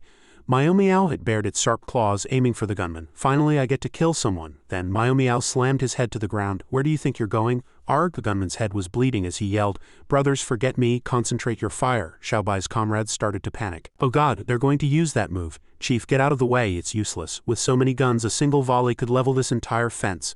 "I don't want to die." The enemies began firing continuously, the bullets flying toward Miao Miao, who was pinning the gunman to the ground. It was startled. Just then, Xiaobai swiftly appeared in front of the incoming bullets. His eyes widened. You want to hurt my Miao? Then Xiaobai swung his sword, cleaving the bullets and triggering a massive explosion. You'll have to get through me first. Flames blazed with a few bullets still glowing inside them. His counterattack was terrifying. The fiery light cut a straight line through the air at that moment. Even Xiaobai himself was stunned. He said innocently, "Oops, I used a bit too much force and sliced open that cliff over there. I forgot to hold back again." The cliff face collapsed with a boom, sending dust and smoke everywhere. Miao's paw was still on the gunman's head. Witnessing this scene, the gunman was petrified with fear. His eyes bulged and his mouth fell open as he screamed. He thought, finally someone feels the same way I do. Everyone was completely stunned. Before them was an unreal and mystical sight. Xiaobai sighed while the gunman scrambled to escape. "My god brothers, come and see a god. I almost crushed the hostage. Look what you did, you scared him stupid." He was scared stupid by you, okay? The two of them turned around at the same time and saw their leader standing tall and mighty. The crowd cheered excitedly. "With you here, we're not afraid of anything. We're determined to wipe out all the other bandit gangs in the Demon Beast mountain range, kill anyone who defies us, seize all the resources in the mountains and kill all those bastards," Xiaobai suddenly shouted angrily. "No, that's not it." His reaction terrified the bandits. Xiaobai held out a hand and declared, "I'm staying here. Not to help you slaughter all your enemies, but to protect you from being bullied. You are to be good-hearted bandits, understand?" The second-in-command asked timidly. "So, can we still go robbing?" He answered angrily. "No," despite the pressure, he continued. "But we're bandits after all. If we don't rob, what will we eat?" Hearing this, Xiaobai fell into thought. "Oh well, if you starve to death, so be it. Besides, it's too late to plant crops now, and whatever a farm could grow would just get stolen by other bandits anyway." After a moment, he had a flash of inspiration and a new idea. "I've got it. We can rob other bandits. Their stuff was stolen anyway." The men hadn't expected such a viewpoint. "That works." Without further hesitation, Xiaobai turned and raised his hand. "Our target is robbery. Let's go. Take me to the nearest bandit gang." The place was incredibly imposing. The main building was a magnificent castle surrounded by steep mountains and guarded by lookouts. The Black Wolf gang. Several guards heard a noise. "Friends of the Black Wolf gang, good evening, good evening." He led a group of men forward. Xiaobai demanded calmly, "Please hand over your food quickly. Hand over all of it." They looked bewildered. "It's the Skull Gang. Have you all gone mad with hunger, daring to swagger over here and demand food? And what's with the spyglass? What are you playing at? I don't see their leader." The second-in-command spread his arms to introduce him while Xiaobai stood confidently with his hands on his hips. "This is our new chief. He's incredibly powerful. Our chief is merciful and doesn't want to kill anyone. If you want to live, hand over your food. Half of it will do." The men of the Black Wolf gang burst out laughing. They looked at him with contempt. "Holy crap, where did this clown come from? Did you find some brat to come here and daydream? Oh, so scary, we're so scared, we should reward him with something." Xiaobai was infuriated by their mockery and the sickening way they were acting. "Was your father a wild boar from the mountains? You act just as disgustingly." "Was your father a wild boar from the mountains? You act just as disgustingly. You bunch of trash, go melt into puddles." Soon after, a battle broke out here.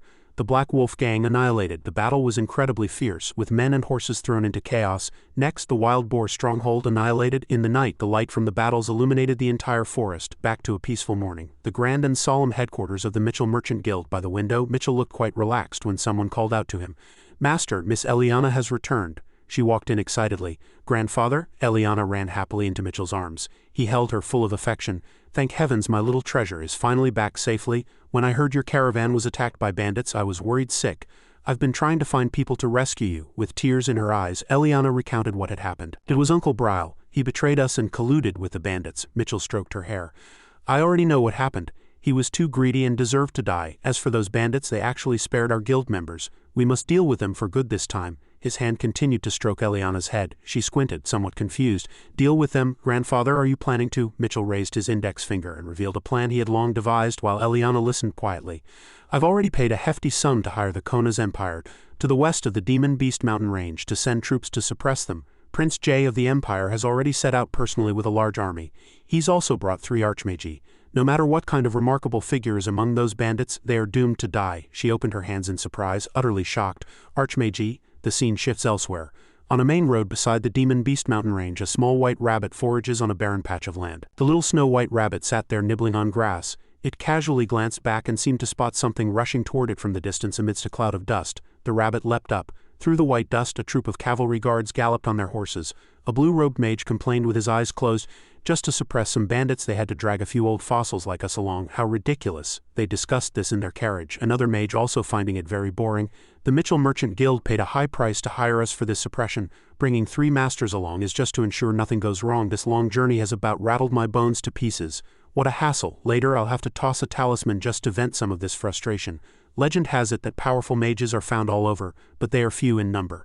They possess wondrous magical powers. On the vast continent of Yulin, besides swordsmen, there is another group not to be underestimated: magicians. Unlike swordsmen, who rely on physical strength, magicians focus more on cultivating their spiritual power, able to gather terrifying forces with simple incantations. This has also led to a system of ranks. From highest to lowest, magicians are divided into God of Magic, Saint Mage, Archmage, Magus, Magic Scholar, High Mage, Intermediate Mage, and Novice Mage. These elderly mages all wore hats and had long beards. For a medium-sized kingdom, having one Archmage is like having a guardian deity. And when 3 Archmagi gather, it's said that not even a living sword god could escape death. Ha ha ha! A quote from Prince J of the Kona's Empire. At this moment the battlefield was a complete mess. A foot stepped on a dry branch. Prince J leaned proudly on his sword. Who wiped out the bandits? Did that old man Mitchell hire someone else besides us to quell the rebellion? He barked an order, and a legion of black-armored soldiers appeared. Greyhound squad present. Prince J rested a hand boredly on his shoulder and sighed. Go check if there are any villages nearby, grab a few bumpkins and ask them what's going on. If there really are no bandits, this prince can't have come all this way for nothing. We'll just use those villagers to make up the numbers. His demand was utterly unreasonable, but they still accepted the order in unison. In an impoverished village, a pile of goods lay between a few small huts. An old farmer walked out of his hut with a hoe. Oh heavens, please send some rain. The crops are dying of drought, our whole village. Suddenly his eyes shot wide open. The old farmer had spotted the pile of grain and was stunned on the spot. For the poor this was a heaven-sent treasure. Villagers poured out one by one, overjoyed. The old farmer knelt and kowtowed. There's grain, wow, we won't starve anymore. Thank the heavens for their mercy. Behind some bushes a group of people hid, watching the villagers surround the grain. Oh so much, thank the heavens. Seeing the villagers' happiness, they too felt happy. The second-in-command smiled proudly. One of his men said with a smile, "Look how happy the villagers are. This grain is enough to feed them for half a year." "Why, thank the heavens, the chief told us to bring this. They should be thanking him. Our chief is truly on another level." They had quietly done a good deed. The second-in-command waved his hand and ordered, "Let's go. Time to get to work.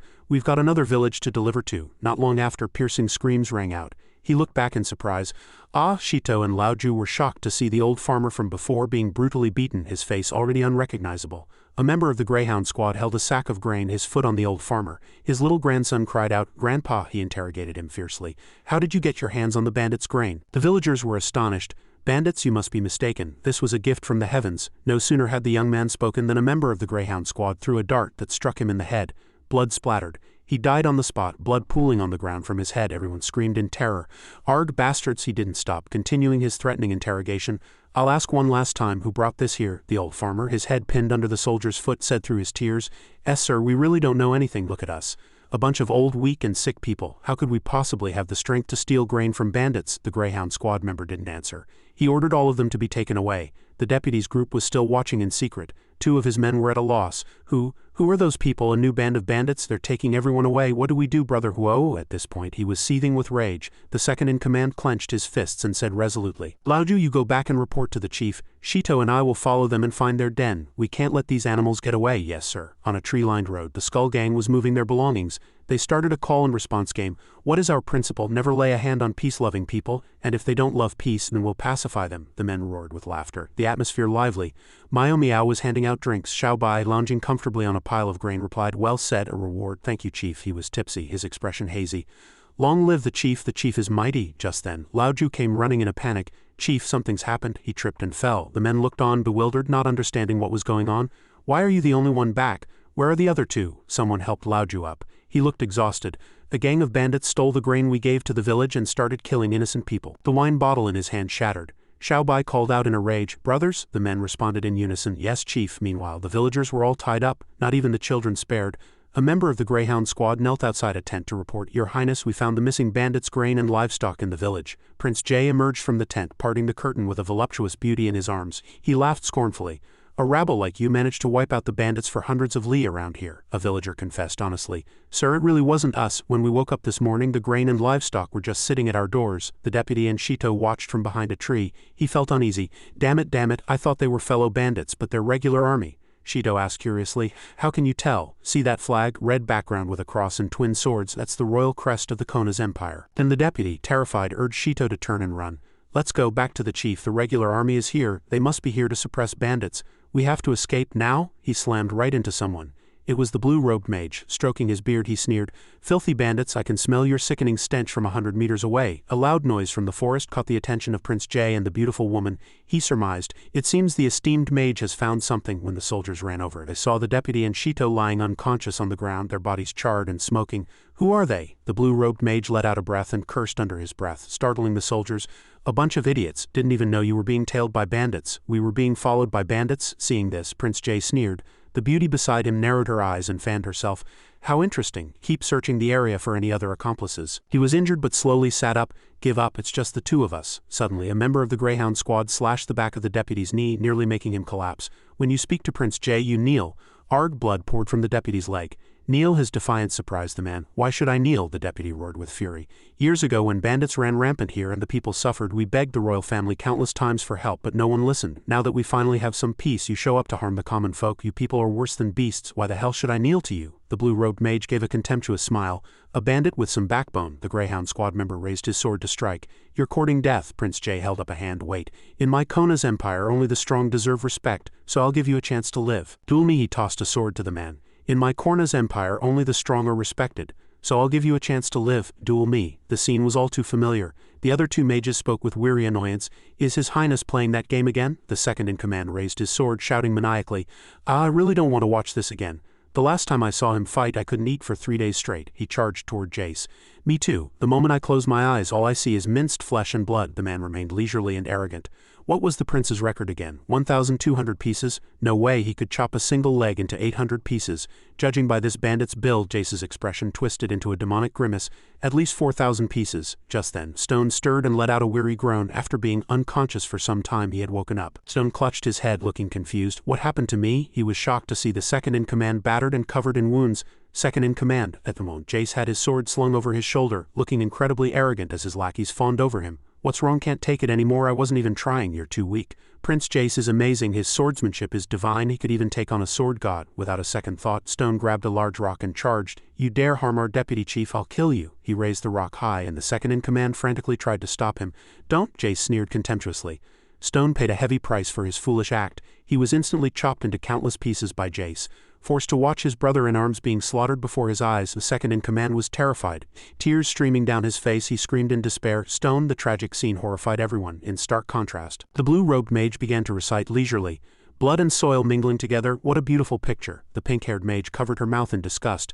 "You really have a dark way with words." Meanwhile, the red-robed mage pointed to the sky and said, "Hey, you two, look up there." A dazzling beam of light connected to the mountain peak, its flight path extremely strange. "Is it a flying-type magical beast?" Jace wiped the blood from his blade and stomped on a remaining piece of Stone's flesh. "Feels good. Now it's your turn." The second in command could no longer control his emotions. He charged, weeping as he attacked. "You monster chief, we'll meet again in the next life." Jace excitedly prepared to engage. But just as the two were about to clash, an unidentified object fell from the sky, landing between them. This startled Jace. Dust billowed, obscuring their vision. What was that? A hand reached out from within the dust cloud. Seeing this, the pink-haired mage said in surprise, "Oh, that's odd. I never thought there'd be a magical beast with claws that look like human hands." The blue-robed mage glanced at her and said, "You old fool, that's clearly a person." At that moment, the second in command was sobbing his heart out. Chief, Xiao Bai was climbing out of the crater. Drunkenly, he pointed at the enemy and warned them like a child. "Nobody touches my friend." Xiao Bai's disheveled state made Jace burst out laughing. "Hilarious. So the bandit chief is just a kid, and a drunk one at that. Who are you trying to scare?" He looked down on Xiao Bai and offered him a ridiculous choice. "You can barely even stand, kid. You're in over your head. Either call your army or come and face me one-on-one." Jace laughed like an evil monarch. The moment the words left his mouth, his face was knocked sideways by a heavy punch. Then Xiao Bai unleashed a flurry of powerful fists, completely overwhelming him. No one saw that coming. Soldiers were stunned. His Highness was hit by that drunken kid. Is His Highness just toying with him? Why didn't he dodge? This little bandit can barely stand, so how can he punch so hard? At that moment, the second in command shouted with grief and rage, "Chief, avenge Stone!" The tide had turned completely in his favor as Jace was being beaten to a pulp by Xiao Bai, who then followed up with a lightning attack.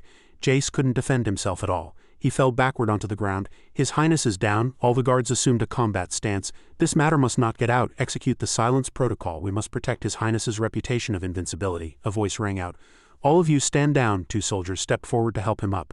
Jace made an excuse. "I was just careless and slipped." This kid's fists, his face was swollen and his teeth were knocked out, yet he stubbornly tried to save face, claiming it didn't hurt at all. "The warm-up is over. Now I'm getting serious." Seeing this, the mages were full of admiration. "Sinews of bronze and bones of iron, truly befitting the future king of our nation. Such kingly aura is astounding." Turns out he just slipped. Alas, my eyes must be failing me, how did I not see that? He began to execute his technique. To die by my hand is an honor for a bandit like you. Jace then swung his sword at Xiao Bai and a net of sword slashes appeared once more. The second in command urgently shouted, "Chief, dodge!" However, he showed no fear and instead swiftly countered, causing the sword net to become even denser. Jace was horrified, thinking, this density is more than 10 times mine. Before he could react, he was struck by thousands of crisscrossing sword auras. Jace was stunned. Wasn't this the secret technique lost to his royal family for 100 years? His body was sliced into countless pieces. Myriad blade execution, and just like that, under Xiao Bai's sword, Jace was turned into a pulp of flesh. In that moment he realized his opponent was not a bandit, but a god of slaughter. With one fierce strike, Xiao Bai instantly reduced all the soldiers to ashes. The second in command couldn't help but be shocked. The entire camp was reduced to ashes just like that? He looked at Xiao Bai with a troubled expression. Such a brutal technique, the chief isn't this kind of person. He slurred his words drunkenly. You bastards, how dare you touch my people? The mages stood within a protective barrier, discussing the situation. We were careless. How are we going to explain this to His Majesty when we get back? Not even his bones are left. Are we supposed to bring back a handful of dirt and tell His Majesty, this is your son? As if His Majesty would believe that. He'll definitely grind us into juice at this point. The blue-robed mage was the calmest. Stop arguing, you two. The prince's body is gone and the entire army has been wiped out. No matter what, we can't escape responsibility. I never expected the bandit leader to be an expert at the sword saint level. Prepare the attack talismans. We'll avenge the prince first. The 3 archmages began to channel the power of their staves and chant magical incantations. Immediately, something strange happened to Xiao Bai. He felt confused. A barrier then formed, surrounding the 2 of them. The second in command anxiously warned, "Chief, that's an imprisonment talisman," but Xiao Bai paid it no mind, pushing him aside. Let's see what tricks they have up their sleeves. The second in command was stunned. The talisman formation was complete and it shot down toward the ground. He was hit by the terrifying attack from outside the barrier. The second in command screamed in terror.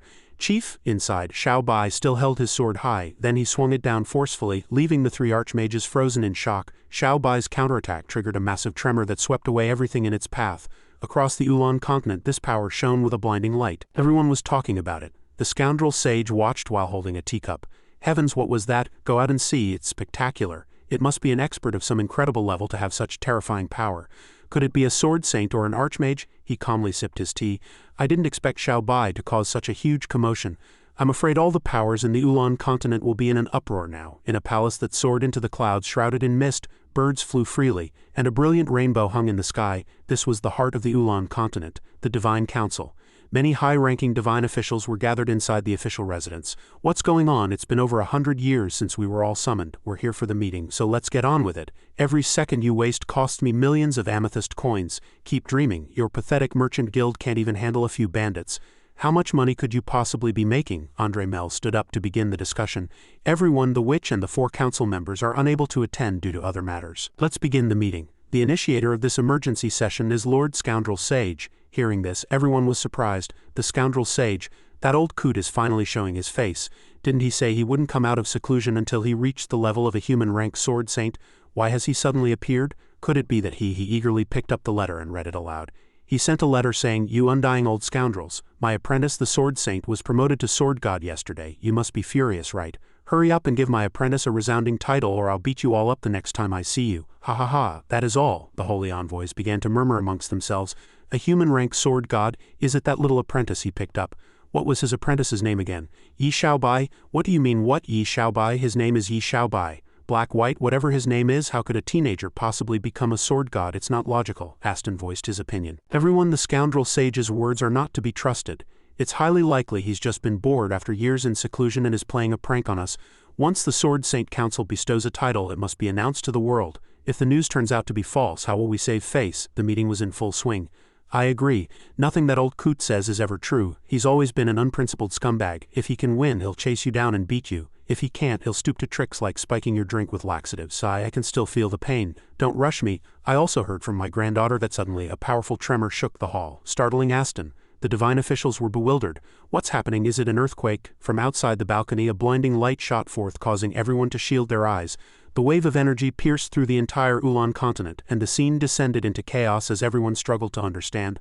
What is this? A forbidden spell? Impossible, unless the god of magic himself were reincarnated. Otherwise, not even 100 Saint Magisters could produce such power. TIR seemed to have guessed something.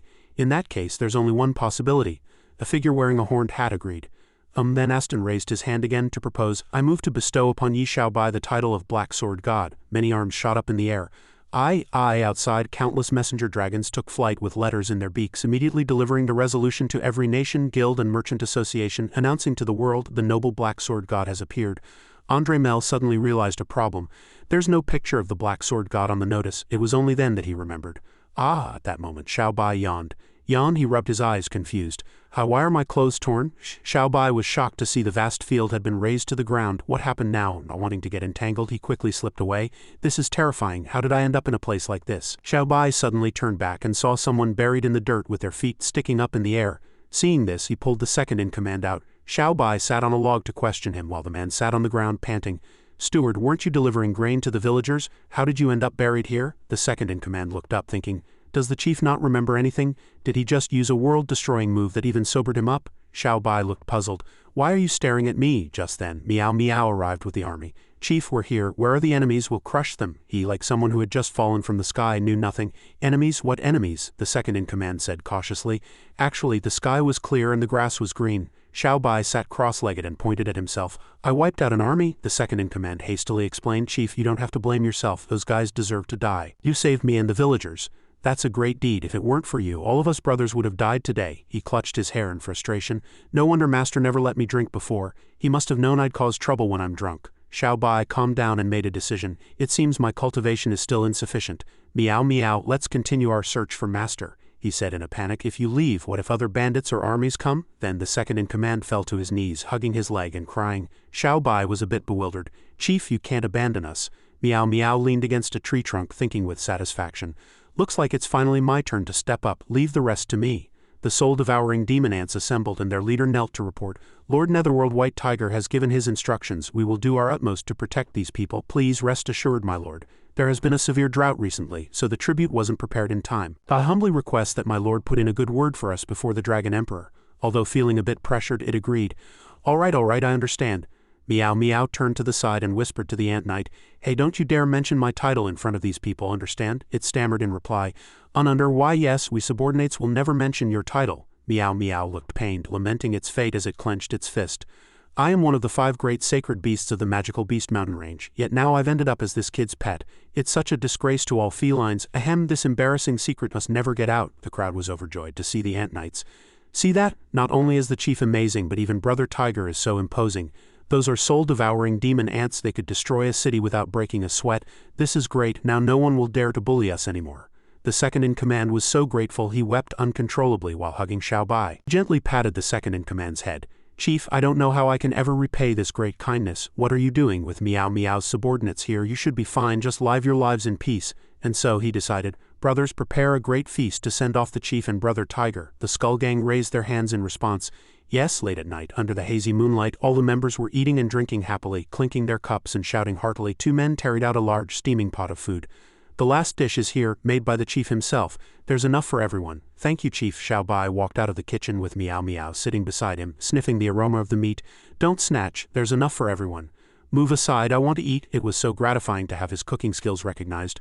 Why do I keep smelling a hint of danger? The next morning, the 2 of them stood alone in the empty territory. Why is no one here to see us off? Meow Meow was angry and wanted to go settle the score. Those bastards, I'll teach them a lesson. He acted tough, but a tear still hung in the corner of his eye. Leaving isn't hard, it's saying goodbye, that is. They're probably hiding in some corner wiping their tears. It's better not to see them. Hearing this, it was so moved it wanted to cry. So that's how it is? This is true friendship. And so, Xiao Bai's gaze became even more determined. What's the point of being all weepy? Let's go. The 2 walked along a road bathed in brilliant sunlight.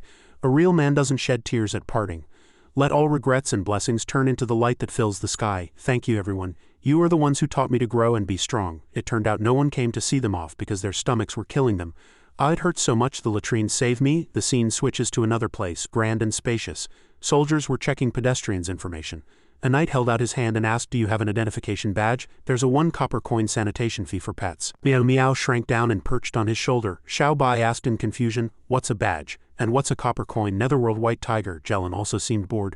We've got a country bumpkin here. Take him to the Swordsman Certification Guild to register and have him clean the toilets for a month to pay off his debt. Follow me, he crossed his arms and complained. So annoying, we should just kick out poor slobs like this. Why do we have to bring them in? Xiao Bai's eyes lit up. Whoa, he had never seen such a magnificent building before. So this is a human city. In addition, there was a massive stone statue of a swordsman. It's so grand. The Swordsman Certification Guild looked very exciting to Xiao Bai. He pointed and said, "This building is much prettier than the ones on the mountain. Stay put and don't wander off. If you get caught by the city guard, don't blame me for not warning you." Meow meow suddenly got angry. How condescending. "Let's teach them a lesson." He was alarmed and quickly stopped it. "Don't, I swore an oath not to act unless someone provokes me. This is also a form of training." It had no choice but to back down. Xiao Bai suddenly glanced toward a commotion. "Can't you watch where you're going? Hey, I told you I needed some money for the road." Several men were bullying a girl and the child was crying in fear. "Are you looking to die?" "I'm sorry, please let me go." But they didn't let her go. Fallon said coldly, "Let's go, don't cause trouble." Lucifer spat on the ground, adjusted his hat and shot a hostile glance. "Don't forget the mission the evil lord gave us. We need to find out how many people are in the Swordsman Certification Guild." Suddenly, Xiao Bai deliberately bumped into Fallon. HMPH, seeing this, Lucifer cursed. "Damn it, you think you can just bump into someone and walk away? Hey, you stop right there." Not only was he unafraid, but he was provocative. "That's right, I'm the one who bumped into you. What are you going to do about it?" Xiao Bai's arrogance made Lucifer extremely nervous. "You want to hit me? Come on, hit me, do it." Meow meow looked a bit troubled. No, don't come any closer. Stay away from me." And just like that, the threat was successful. The men ran off. "Sigh, what a shame, another fight I didn't get into, all because your acting was too over the top." Then he produced a money pouch, much to Meow Meow's surprise, "But we did get something out of it. This should be filled with coins, right?" Jelen walked down the stairs. "Who told you to go over there? Get back here now, I'm taking you to clean the toilets." Xiao Bai emptied the money pouch. He sneered. "Look, isn't this money? How could a poor bastard like you have?" A pile of gold coins tumbled out of the pouch. Xiao Bai was also a bit surprised. Jelen's jaw dropped. "Huh?" Xiao Bai innocently picked up a gold coin to examine it. "This color, it's not a copper coin, my lord." At this point his mouth was watering with greed. Jelen began to grovel. "1 gold coin is worth over 100 copper coins. My annual salary isn't even 3 gold coins. To think you have so much money and were just joking with me, really." It was only then that Xiao Bai realized he was holding gold coins and his eyes lit up. Meow Meow became even more smug. "Oh ho!" So Xiao Bai tossed him a gold coin. Jelen immediately became obedient. "Then you can have this. Just let me off from cleaning the toilets." "Thank you for your generosity, my lord." After receiving the money his words became much smoother. "This way, my lord. Allow me to take you to get your registration badge." Xiao Bai pointed in another direction. "By the way, look at those two over there." It was the same men from before, now standing in a secluded corner. They look shifty, like they're up to no good. Jelen frowned, looking annoyed.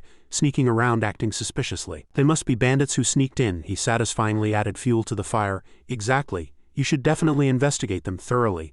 The men were spying, completely unaware they had been spotted. Fallon considered, "Be careful, don't expose us." Lucifer grinned sinisterly. "Don't worry, my nickname is the Little Prince of Mathematics." A moment later Jelen appeared, startling the two men. "What are you doing? Show me your badges." "Huh, what badge?" They became flustered. He patted his clothes. I have it. Just a moment." Lucifer forced a smile and pointed. "Mine is with him too." Fallon grew suspicious and a little scared. He checked his pockets and found them empty. Both of them panicked. "Where's the badge?" "The money's gone too." "What?" Jelen sneered sinisterly as he questioned them. "Go on, keep up the act. I knew you two were no good from the start. Bandits, are you?" Jelen drew his sword threateningly. They were terrified. Lucifer raised his hands in surrender. Fallon tried to argue. "Of course we're not bandits. We're good law-abiding citizens." He denied it frantically. Right, Jelen demanded. "Cut the crap, come with me for questioning." Sensing things were going south, they exchanged a look, and with that the two of them made a desperate run for it. "Running is the best option," he gave chase. "Stop," but they didn't get far before they were enveloped in an orange light and they froze. Before they could defend themselves, they were struck by a terrifying blow. Jelen was overjoyed. "Huh, you took action personally?" Atop the official residence, an old man looked majestic, flanked by several black-clad guards. "Lord Harris," the surrounding citizens shouted in admiration. "It's Lord Harris. Lord Harris, the president of the Ulan Continent Swordsman Certification Guild, has come to Iliad City. Long live Lord Harris." The two treacherous men were already down on the ground. He and his guards jumped down. Jelen knelt respectfully. "Second-rank swordsman Jelen, at your service, Lord Harris." He immediately asked for news. "Have you received the notice? Have you found any trace of the Black Sword God?" Jelen reported clearly. "Upon receiving the notice, we immediately mobilized our forces to intensify the search, but we have yet to find the esteemed Lord Yi Xiaobai." Harris closed his eyes in thought. I see. If the Black Sword God has left the magical Beast Mountain range, he will likely pass through Iliad City. If we can recruit him before anyone else, it will surely strengthen the guild swordsmen." He mobilized his guards and walked straight into the magnificent building. "Continue the search. Report immediately if you find anything." "Yes, sir." Just then Jelen turned around. But Xiao Bai was gone. He was puzzled. Where did that young master go?" A hand reached out holding a few strange badges. "I wonder what's so special about these 2 badges. I should find someone to ask." It turned out he was now in a luxurious house. "Master, can I change back now? This form is so uncomfortable." "No, you'll scare people." Xiao Bai sensed something unusual. This feeling, there's no mistaking it. He leapt up with joy, sending meow meow flying. Master, just then Harris also entered with a group of men. The purple-haired guard opened the door and welcomed him respectfully. Your room has been prepared. Please rest here.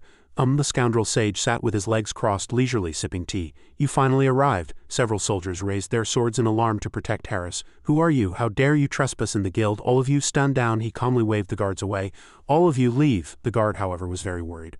President, this old man's origins are unknown. What if something happens to you? Seeing the purple-haired guard was being too dense, Harris revealed frankly, even if all of you attacked together, you couldn't touch a single hair on his beard. He is the strongest swordsman alive today. But it's the scoundrel saint. Upon hearing this, he became instantly excited. The strongest? Could it be the 9-star scoundrel saint? The man seated at the head of the table waved a dismissive hand. Nonsense, I'm not the strongest anymore. Harris slowly approached, retorting, that's not for you to decide. A guild's assessment is what counts. Have him come see me. The scoundrel saint grew suspicious, his expression tense. Playing tricks in front of me? You just want to rope him in as a figurehead, don't you? I came here today to warn you, don't drag Xiaobai into your power struggles. As he finished speaking, the two old men exchanged a complicated glance. Harris clutched his head, reeling from the unprecedented shock. Isn't his name Yi Xiaobai? So it's actually Hey Xiaobai? The scoundrel saint snapped. Hey my ass, you people don't even have his name right. The man remained in a daze. Where is he? The scoundrel saint asked with a frown. Sit down. His face was extremely serious. Listen up. I'm about to tell you something very important concerning Yi Xiaobai's origins. Harris was completely stunned. That winter, the scoundrel saint was walking along a snow-covered road. Women from the world below are tigers. They're not as lovely as you think. The cry of a baby pierced the freezing air. Drunkenly he heard it by chance. The snow fell heavily, and the scoundrel saint looked bewildered. He peered over the edge of a cliff, somewhat surprised. A child on the mountain in this weather? The sight before him was fantastical. A baby lay beside a black sword with a phoenix circling protectively above. The scoundrel saint froze on the spot. He shook his head hard, rubbed his eyes, and when he looked again he was even more aghast. Two majestic, giant holy officials had appeared, flanking the child. The scoundrel saint stood paralyzed, speechless. In his shock he fell backward into the snow, his gourd-shaped wine flask rolling away. Lord Sword Saint, a pair of feet in black stockings, stepped into view. Impending appeared and made a request of him. This child, I ask that you raise him. The scoundrel saint lay motionless. She brought the infant to his side. When that day draws near I will come to see him. I leave everything in your hands. At the time, the scoundrel saint's mind was muddled and he didn't react. Now, sipping hot tea, he recounted the story, and that's how it happened. From that day on I quit drinking. The story was too fantastical for Harris to believe. So all that bizarre stuff, did you see it with your own eyes, or was it just something you imagined while you were drunk? He closed his eyes gently, holding his teacup. I don't know, but her clear voice is deeply engraved in my mind. For all these years I've been waiting for that day to come. The scoundrel saint poured out his heart while Harris listened. For the past 10+ years, Xiaobai has never left the mountain, always training by my side, but now he has already surpassed me. I have nothing left to teach him. For his final lesson I can only let him venture down the mountain and find his own way in the world. A dangerous, murderous glint flashed in his eyes. His power is unrivaled in this world. When it comes to cunning, he's no match for you people. So before I return Xiaobai to that girl, don't even think about getting your hands on him. Faced with the scoundrel saint's warning, Harris was extremely wary. Of course, I have no designs on him. Suddenly, the scoundrel saint scrambled away. Harris was greatly surprised. Hey, what's wrong? I've been here too long. As if chased by a ghost, he immediately leapt out the window. Farewell. Harris poked his head out to look. Just as the scoundrel saint left, Xiaobai burst in. He skidded to a halt, stomping right through the floorboards. Harris was astonished. Xiaobai anxiously looked left and right. Master, I know you're here. Come out. He began searching everywhere. From Harris' coattails to the carpet. Stop hiding, I made you shredded potatoes. Master, meeting for the first time, he seemed a bit bewildered. This is the sword god? Though he had mentally prepared himself, seeing it in person was still a hard fact to accept. He jumped onto the table and held the teacup the scoundrel saint had just used for his cat to sniff. Meow meow, remember Master's scent and lead me to him. He's so young. At this point Harris had to accept it. Opportunity only favors the prepared, and I am that person, he thought to himself with a sense of pride. Fine, I'll accept reality. Then Harris smiled and raised a hand. Hello there, young man. He's the powerful assistant who will help me dominate the world. Xiaobai, looking lost, ignored him and prepared to climb out the window. Luckily, Harris grabbed the belt on Xiaobai's back in time. Stop this nonsense, Master. Wait for me, Xiaobai, wait. He turned his head. How you know me? Harris was in a difficult spot but remained composed, not forgetting to hold onto his belt. Yes, your master just left, but he had a message for you. Why don't we sit down for some tea and talk? After they were seated again, he said seriously, your master said he has nothing left to teach you. From now on you must venture out bravely on your own. Hearing this, he began to cry sadly. So you really are abandoning me? Harris quickly comforted him. It's not like you'll never see him again. He chuckled awkwardly. By the way, Xiaobai, I greeted you just now. Why did you ignore me? He answered innocently. Master told me long ago that if I ever ran into you, I should stay far away. Harris asked curiously, how did you know I was the person your master was talking about? Xiaobai's answer made him grind his teeth in frustration. You look exactly as Master described. White hair, catfish whiskers, triangular eyes, untrimmed nose hair, and a really sleazy smile. Damn that old scoundrel. He suddenly turned back. Right, I need an identity badge. Could you please help me register? Harris agreed. He took out a small crystal plate. Of course it's a small matter. Although Xiaobai didn't quite understand, he tried to touch it. Just place your hand on the crystal's surface and infuse a little energy. Then Harris suddenly tried to stop him, but as his finger touched it, a light began to glow. The sliver of Xiaobai's energy was so immense that the crystal instantly exploded with a bang. Several people were left scorched black, staring at each other. He had misunderstood Harris and pointed an angry finger. Master was right, you're not a good person. Harris waved his hands frantically, trying to explain. That low-quality crystal couldn't handle your internal power. Let's switch to another one. It'll definitely work. Xiaobai proceeded to test the new one. This one was pitch black. This is a treasure I found in some ancient ruins. It's a top-grade crystal, specially for the powerful. Its name is Yu Rong. A moment later, the crystal turned red. He was quite surprised. It displays different colors based on the amount of your internal energy. As a sword god, it will show the most brilliant red. Suddenly, Xiaobai proposed, I don't want to reveal my identity as a sword god. Can I lower the rank? Can you teach me how? Just withdraw a bit of your internal energy. The crystal turned yellow again. Harris said, Yellow represents a level 7 sword emperor. Xiaobai was still not satisfied. Still too high, I want to go lower. Then it turned blue. Level 4 mid-rank swordmaster. No, at this point he was finally satisfied. This is exactly what I want. Xiaobai held it up excitedly. Harris was flabbergasted because it was white. A level 1 apprentice swordsman, he beamed with a brilliant smile. Hiding my strength sounds like a good idea. A level 10 sword god posing as a level 1 apprentice swordsman. There has to be a limit to how discreetly he plans to take out Roy. He was still not giving up, preparing to climb out the window after bowing in thanks. Thank you for your trouble. Farewell. He held out a hand to stall for time. Please wait, an idea struck Harris. He held a divination sphere in his hand, smiling. Please wait. No, I have to find a way to win him over. Unexpectedly, Xiaobai showed interest in the object. Do you have something else for me? You probably don't know your own attribute yet, do you? Our meeting is fate. Let me test it for you. He was eager to touch the divination sphere. Really, then please test it for me. Come, place your hand on it. When Xiaobai touched it, purple arcs of electricity began to circle the sphere. The reflections of several people appeared on its surface. Guess what your attribute will be. Every attribute has its unique symbol and diverse forms. In this world, all energy belongs to one of 7 attributes. Fire, earth, ice, wind, lightning, light, and dark. Whether for a swordsman or a mage, one's attribute is determined at birth and cannot be changed. People hold crystal balls to determine attributes by color, but not only do attributes have relationships of promotion and restriction, they also vary from common to rare. Therefore, many cultivators judge each other's strength by comparing attributes. Harris proudly used himself as an example, mainly to show off. But this is all nonsense. Take me for example. Even though I have the extremely rare dark attribute, my becoming a sword saint had nothing to do with my attribute. Beyond one talent, I put in 99 effort. But from the beginning until now, the crystal ball had shown no reaction at all. Xiaobai was a bit disappointed. A true master never cares about attributes. Testing them is just a way to pass the time when bored. The crystal ball is still the same. It's not reacting at all. Is it broken? No reaction. How can this be? Harris turned away, raising his precious item. Impossible. This is my high-grade model, he asked, a little annoyed. You're not messing with me, are you? Hearing this, he angrily proved it to Xiaobai. The crystal ball had now turned black. I am the esteemed president of the Swordsman Certification Guild. Why would I deceive you? It reacts as soon as I touch it. See, it's black. Don't get so worked up. And why can't it read mine? Just then, a special possibility occurred to Harris.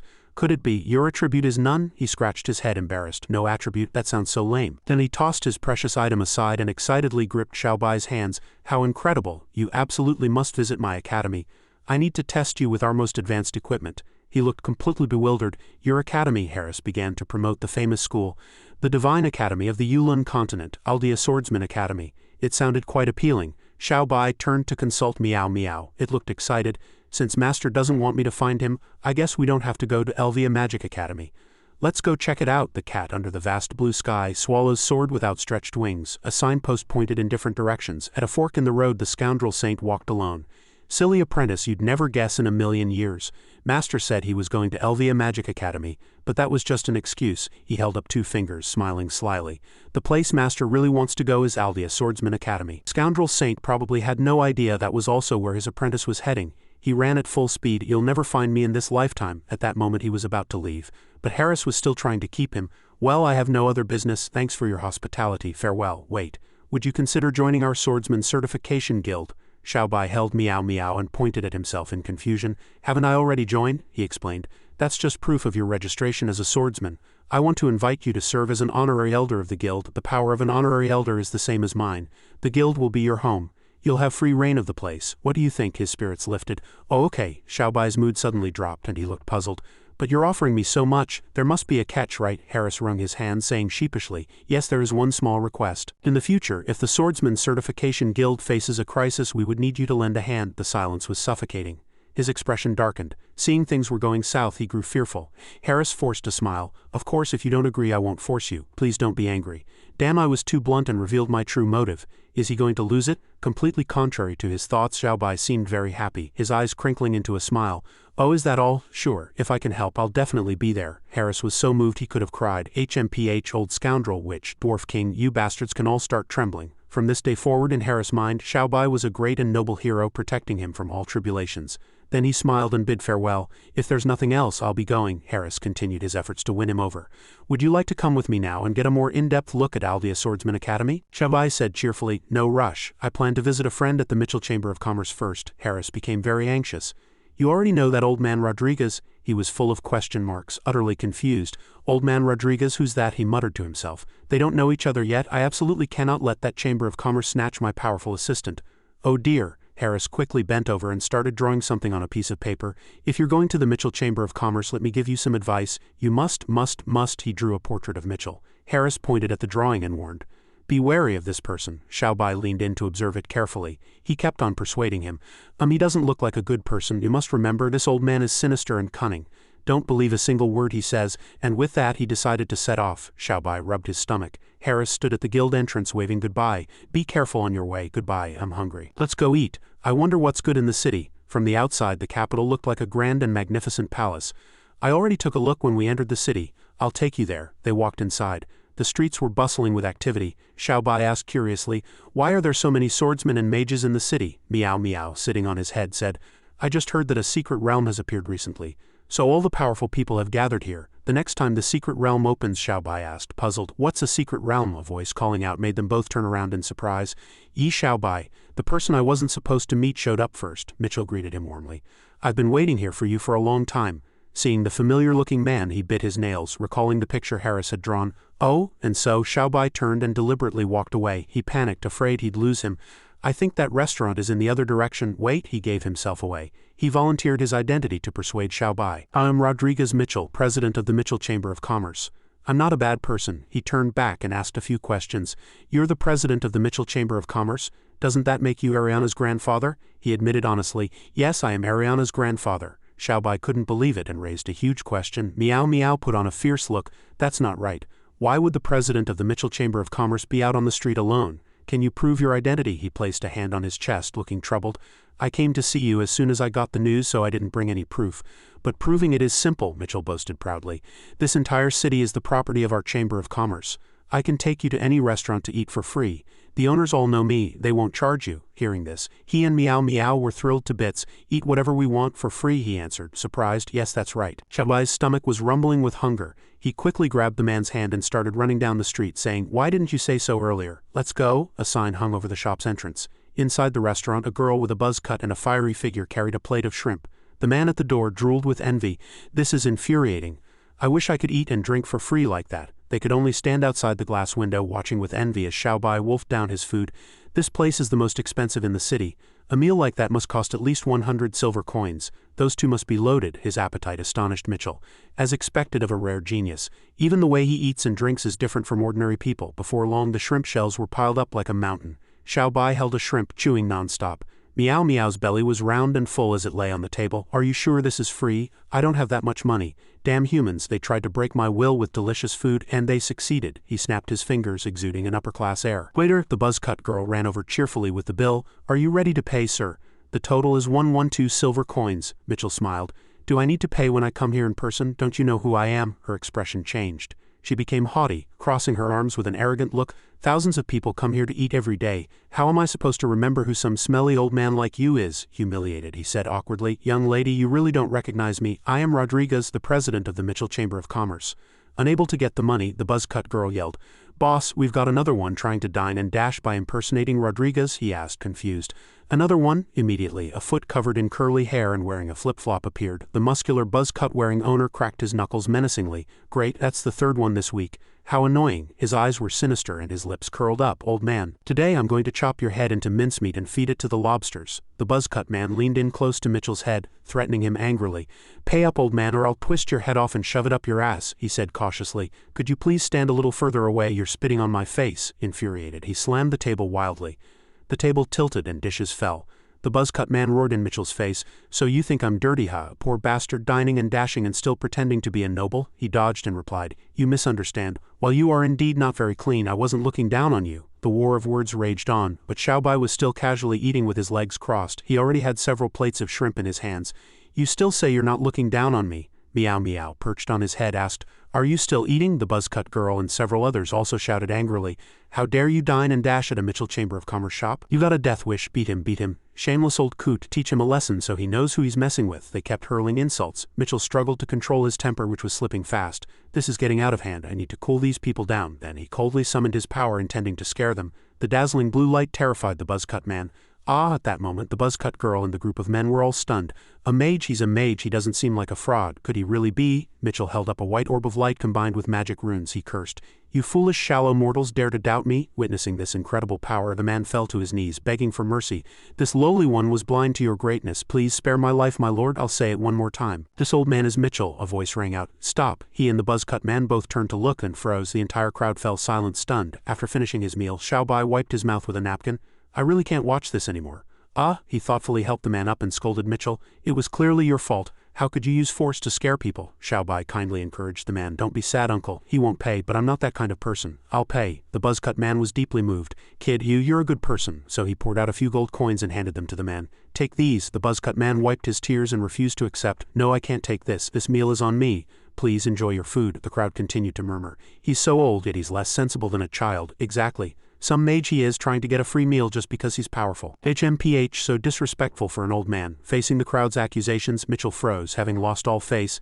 Couldn't you have waited for me to finish speaking? I didn't even have a single bite. Leaving the restaurant, Xiaobai walked straight ahead. Sigh, it feels bad to get a free meal. Meow meow, silently complained in its heart. It's not your first time. He held out his hand, following behind him. That was just an accident. They haven't seen my face. Suddenly, Xiaobai stopped mid-stride and looked back, startling Mitchell. This time I'll find someone from the Mitchell Chamber of Commerce to vouch for me. You're still not giving up? Elsewhere, many people were standing in neat lines. Mitchell Chamber of Commerce treasure auction. Seeing the scene before him, Xiaobai was quite surprised. What are all those people doing here? He explained excitedly. The annual auction is being held here, filled with rare treasures. Countless people would kill to get in. Everyone working here is an official employee. They'll recognize me at a glance. You can go in through the VIP entrance in a bit. Several girls in sexy black bunny outfits were enthusiastically handing out tickets to guests. Everyone, please have your money ready. Please line up in an orderly fashion. No sooner had she said it than Mitchell broke the rules and walked straight to the front. The two girls looked at him in surprise. Countless disdainful gazes were fixed on him. Mitchell inquired, how are ticket sales going? The pink-haired girl answered frankly, they're okay. We've just sold the last of the remaining tickets. Everyone watched him in silence. Then Mitchell spoke proudly. Ladies, do you recognize who I am? They asked back in confusion. And you are? Completely different from what he had expected. A single sentence struck a blow to Mitchell's heart. From this, I've learned a lesson. Some people are dead, but they live on forever. Some people are alive, but they are already dead. Seeing this, several men nearby who were ogling the beautiful women became indignant.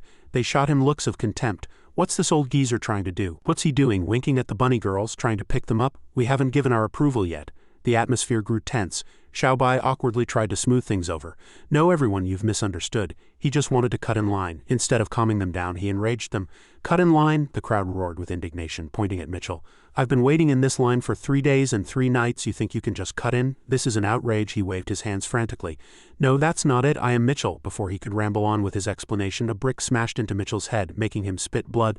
The group of men rushed forward and started punching and kicking Mitchell. We've been itching to deal with you for a while. Even the head of the Mitchell Chamber of Commerce can't just cut in line. Suddenly they stopped their assault. Looking down in a daze, sometime during the beating he had vanished, leaving the group of men utterly bewildered. Where'd he go? At that moment Mitchell was kneeling on the ground with Xiaobai supporting him. Xiaobai asked with concern, "Are you all right?" Mitchell had been beaten quite badly, but he stubbornly insisted he was fine. "I'm fine." A beating of this level is like a scratch at best. The moment he finished speaking, blood spurted from the corner of his eye and his mouth. Then Mitchell collapsed to the ground unconscious. Xiaobai quipped from the side, "You call these internal injuries fine?" Just then, Ariana happened to be passing by. Seeing them, she opened the door and came out. "Xiao Bai," Ariana said, pleasantly surprised. "What are you doing here?" Xiao Bai was also a little surprised. "Ariana," Mitchell, his face covered in blood, suddenly sat up. "Ariana, Ariana," she ran to his side worriedly. "Grandpa, why are you coughing up blood?" Mitchell quickly grabbed Ariana's hand and said, "Quick, tell me who I am. What is my identity? Tell me now." Although she didn't understand what was happening, she answered him. "You are Rodriguez Mitchell, the president of the Mitchell Chamber of Commerce. Are you okay?" Just hearing that, his spirits lifted and he regained the imposing air that people had forgotten today. To Xiao Bai, this seemed perfectly normal. "Yeah, so what?" Mitchell hugged Ariana and began to cry pitifully, leaving her at a loss. "They all didn't recognize me. I feel so wronged." Xiao Bai could do nothing about him. Well, just let him be. In the bustling capital city, Xiao Bai and Ariana chatted as they strolled. "Grandpa said he wants to print some personal photos to hand out and told me to show you around the city. Would you like to eat something?" "No, thanks. I just ate." She suddenly pointed at Meow Meow, something she had wanted to ask about earlier. "That cat on your head is the Netherworld white tiger, right?" To hide its true identity, he had to lie and say its name was Meow Meow. He winked and gave a thumbs up, confirming it. Xiao Bai's expression turned wary. It seemed Ariana already knew, and she for her part looked thrilled. "Nether, Lord Meow Meow," it stuttered nervously.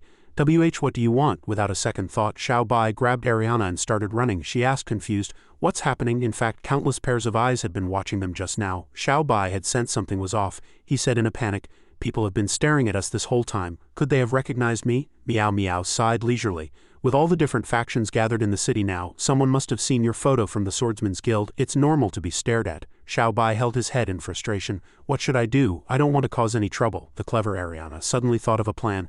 "I have an idea. I guarantee they won't recognize you." The two of them turned to look at Xiao Bai. She held Meow Meow to her chest as it struggled relentlessly. Ariana's face was full of excitement. "Not bad, right? It's so natural, no one would ever think of it." She had dressed him up as a beautiful girl. Xiao Bai was a little shy. Ariana's eyes gleamed, the great sword god appearing in women's clothing. She couldn't wait and excitedly pushed him along. Xiao Bai asked nervously, "This won't cause any trouble, will it?" Ariana replied happily, "Of course not. Just as long as you don't make any men fall in love with you." The road to the temple was heavily guarded by soldiers.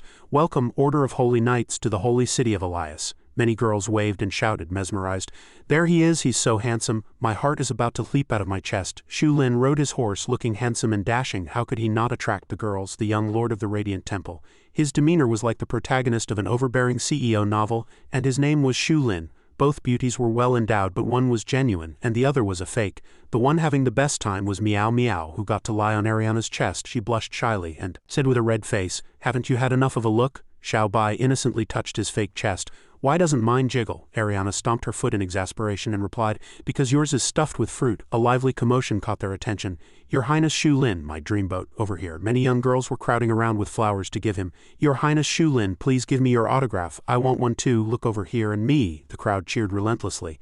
Ariana wore a displeased expression. "What's that narcissist doing here?" Xiao Bai asked casually. "You know him." She told him that man was Shu Lin, the next master of the Radiant Temple and the youngest sword emperor in history. His handsomeness was simply perfect. He seemed very popular. While all the other girls fawned over him, Ariana just turned and walked away coldly. "The sight of him makes me want to puke," she said. "Let's go." Suddenly a few bright red flowers were thrown in their direction. She lifted her foot and dodged. Ariana stared angrily with a sharp gaze. "Shu Lin, has lust clouded your mind and blinded you? How dare you block my path?" Shu Lin rode over on his horse to chat. "Miss Mitchell, still as fiery as ever, I see. My apologies, my hand slipped just now. I missed my throw." He tossed a rose with an entranced look, not yet having a chance to ask. Xiao Bai's eyes widened, looking very cute. The flower had landed right in his hair, and who might this young lady be? All the women screamed, a mix of shock and jealousy. "There it is, His Highness Shu Lin's signature move." As if struck by lightning, Ariana recoiled in shock. The women were dying of jealousy. Xiao Bai blankly touched the rose. "What does she have that I don't? It's not fair. Who is she to attract His Highness's attention?" "Ah, that bitch." Shu Lin dismounted his horse personally. Holding a wondrous white butterfly in his hand, Shu Lin began his charm offensive. "Even in a crowd, your radiance shines like a dazzling flame. I am but a moth, irresistibly drawn to you." Faced with these honey-sweet words, Xiao Bai felt a wave of nausea. He remembered Ariana's warning. Although he was in drag, his voice would give him away. "Remember, do not speak, no matter what. This weirdo is terrifying." Xiao Bai secretly shot her a pleading look. The two of them were busy enjoying some watermelon. She smiled encouragingly. "You can do it." How comical. Shu Lin bent down gently and held Xiao Bai's body. "Forgive me, but you are simply too captivating." Who would have thought? Both Ariana and Meow Meow did a spit take. The women were devastated. They jumped up. "Why would His Highness Shu Lin hug someone like that? I can't accept this." While the scene was incredibly romantic, he closed his eyes, savoring the moment. Xiao Bai was like a kitten being claimed by a big shot. Yes, this feeling, firm and sweet like an apple. In his fantasy, Shu Lin imagined himself caressing a pair of plump peaches. This is what I've been searching for. It's perfect. He smiled gently and caressed his cheek. The man and woman locked eyes. Shu Lin calculated that sweet talk and a heartfelt hug hadn't worked. It seemed it was time for his final move. Just as he was about to give Xiao Bai a passionate kiss, he covered Shu Lin's mouth. Enough! The climax was interrupted, leaving Ariana and Miao Miao greatly disappointed. Meanwhile, the girls on the side breathed a sigh of relief, feeling fortunate. Shu Lin praised him admiringly. I never thought there was a woman in this world who could remain rational under the dual assault of my looks and my skills. You truly surprise me. He seemed to have noticed something was off. Xiao Bai angrily shook off Shu Lin's hand. Unable to stand it any longer, he furiously revealed the truth. I'm a man, you can get lost now. The words pierced through his brain. Shu Lin froze on the spot. I'm a man, I'm a man, I'm a man. The girls also fell silent immediately. I hit on a man again. He still hadn't snapped out of it. Xiao Bai impatiently pulled 2 apples from his chest and threw them away.